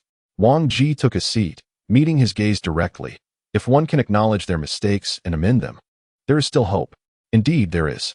Wei Yiming's voice rose sharply. It has nothing to do with acknowledging mistakes. The company's prospects rely on my presence. As long as I am here, Tingyun will not falter. The boss exhibited a rather narcissistic demeanor, indicative of a late-stage affliction. Wei Yiming's eyes sparkled with intensity. The purpose of sending this document is not to rectify any errors. It is solely for you. Even if 1,000 ordinary individuals make 1,000 minor mistakes, a company will not collapse. What truly brings a company down are a few critical mistakes at pivotal moments. Tingyun's success and failure both stem from research and development. Why? After several years of entrepreneurship, is there a lack of vigor and innovation? It is because the original incentive model has become outdated and rusty. Tingyun operates in the BN software sector, dealing with foundational software, which does not allow for explosive growth.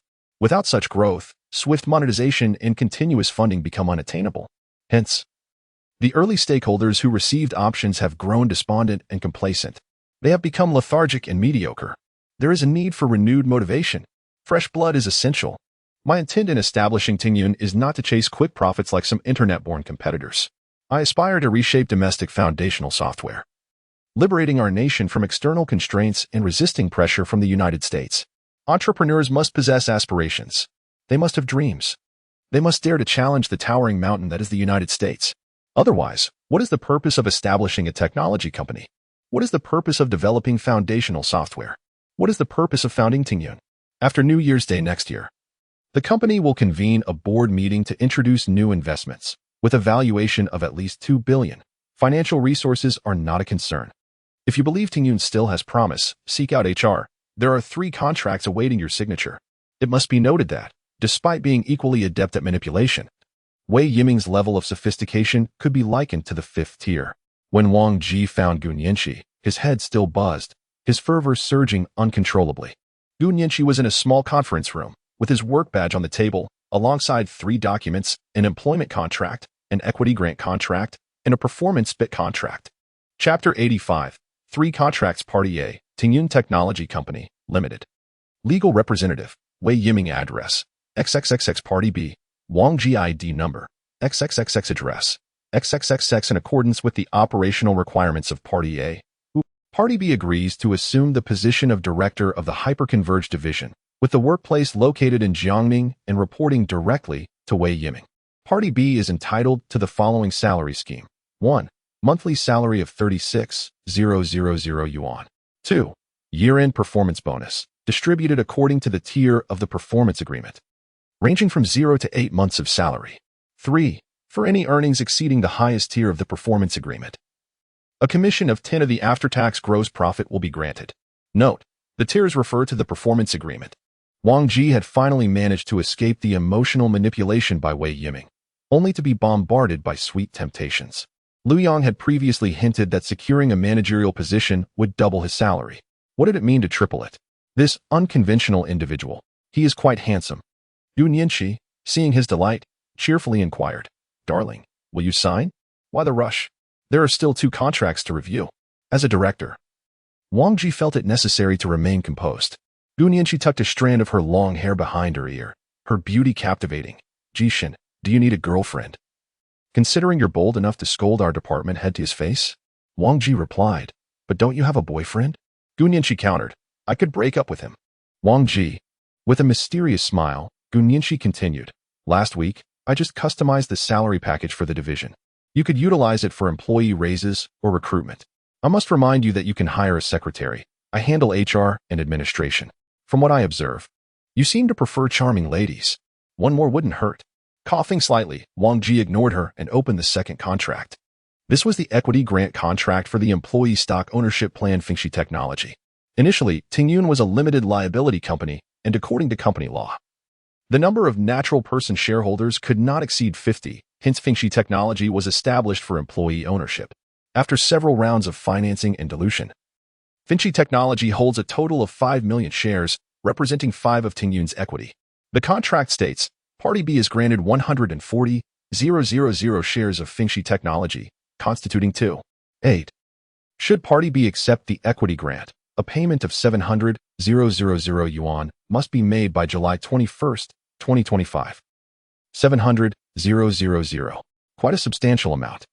Gu Nianqi explained, "My boss asked me to clarify that this is priced according to the C-round financing, at 10 yuan per share, theoretically valued at 1 per million. Granted at half price." Wang Ji understood now. By investing 700,000 yuan, he would acquire shares currently valued at 1 per million. Based on proportional calculations, Tingyun's valuation in the C round was 1 billion. If the valuation reaches 2 billion in the upcoming D round, these shares could be worth 2.8 million. Wang Ji nodded. "Not bad. Gu Nianqi, that should suffice. I've watched you show off since you joined. Have you considered the psychological impact on me?" Wang Ji, "Shiji, I was wrong. I won't show off anymore." Gu Nianqi nodded in satisfaction, considering the substantial amount of 700,000. The company proposed a model allowing employees to borrow 60 of it, to be deducted from their salaries periodically. Wang Ji interjected, "No need. I will pay in full." No sooner had he spoken than a wave of hostility surged forth. In a fit of rage, Gu Nianqi transformed her pen into a dagger. Aiming a few strikes at Wang Ji midair, her fury erupted. I have tolerated you for far too long. You promised not to show off. Yet you have not ceased for a moment. That is 700,000. Enough for a down payment on a house. This guy, just 1 year out of university. Wang Ji nimbly evaded several of her attacks, repeatedly conceding, Sister Shi, I truly made a mistake. Du Nianqi fanned herself to regain her composure and inquired, Do you have a girlfriend? Wang Ji replied, Sister, I already have one. I will use this tactic from now on. It's infallible. Du Nianqi retorted, Would you mind having one more? Wang Ji hesitated, stating, There are times when it doesn't work. He swiftly shifted the conversation regarding the performance-based contract. Such a significant matter. The contract stipulated that Wang Ji must lead the hyperconvergence division to achieve a specific gross profit within 6 months. It was divided into 4 tiers, exceeding 5 million, year-end bonus equivalent to 2 months' salary, granting 175,000 shares of Fengxi technology. Exceeding 5 million, year-end bonus equivalent to 4 months' salary, granting 350,000 shares. Exceeding 10 million, year-end bonus equivalent to 8 months' salary, granting 700,000 shares. Below 5 million, no year-end bonus, and the hyperconvergence division would be disbanded. With both rewards and penalties, it appeared quite stimulating. Achieving a gross profit of 10 million would result in a total of 840,000 shares, including those originally granted, based on Series C evaluations. That would be valued at 8 million and estimated at 8 million post-Series D. Du Nianqi elaborated, the previous employees left behind a batch of shares, which the boss intends to utilize as incentives. I understand, a treat. Wang Ji interjected decisively. She was pleased to see him on the right track. However, she reminded Wang Ji, I must clarify that you can opt not to sign the performance contract. Understand that achieving 10 million in gross profit within 6 months is exceedingly challenging, especially for the cloud platform. Hyperconvergence is akin to climbing a mountain.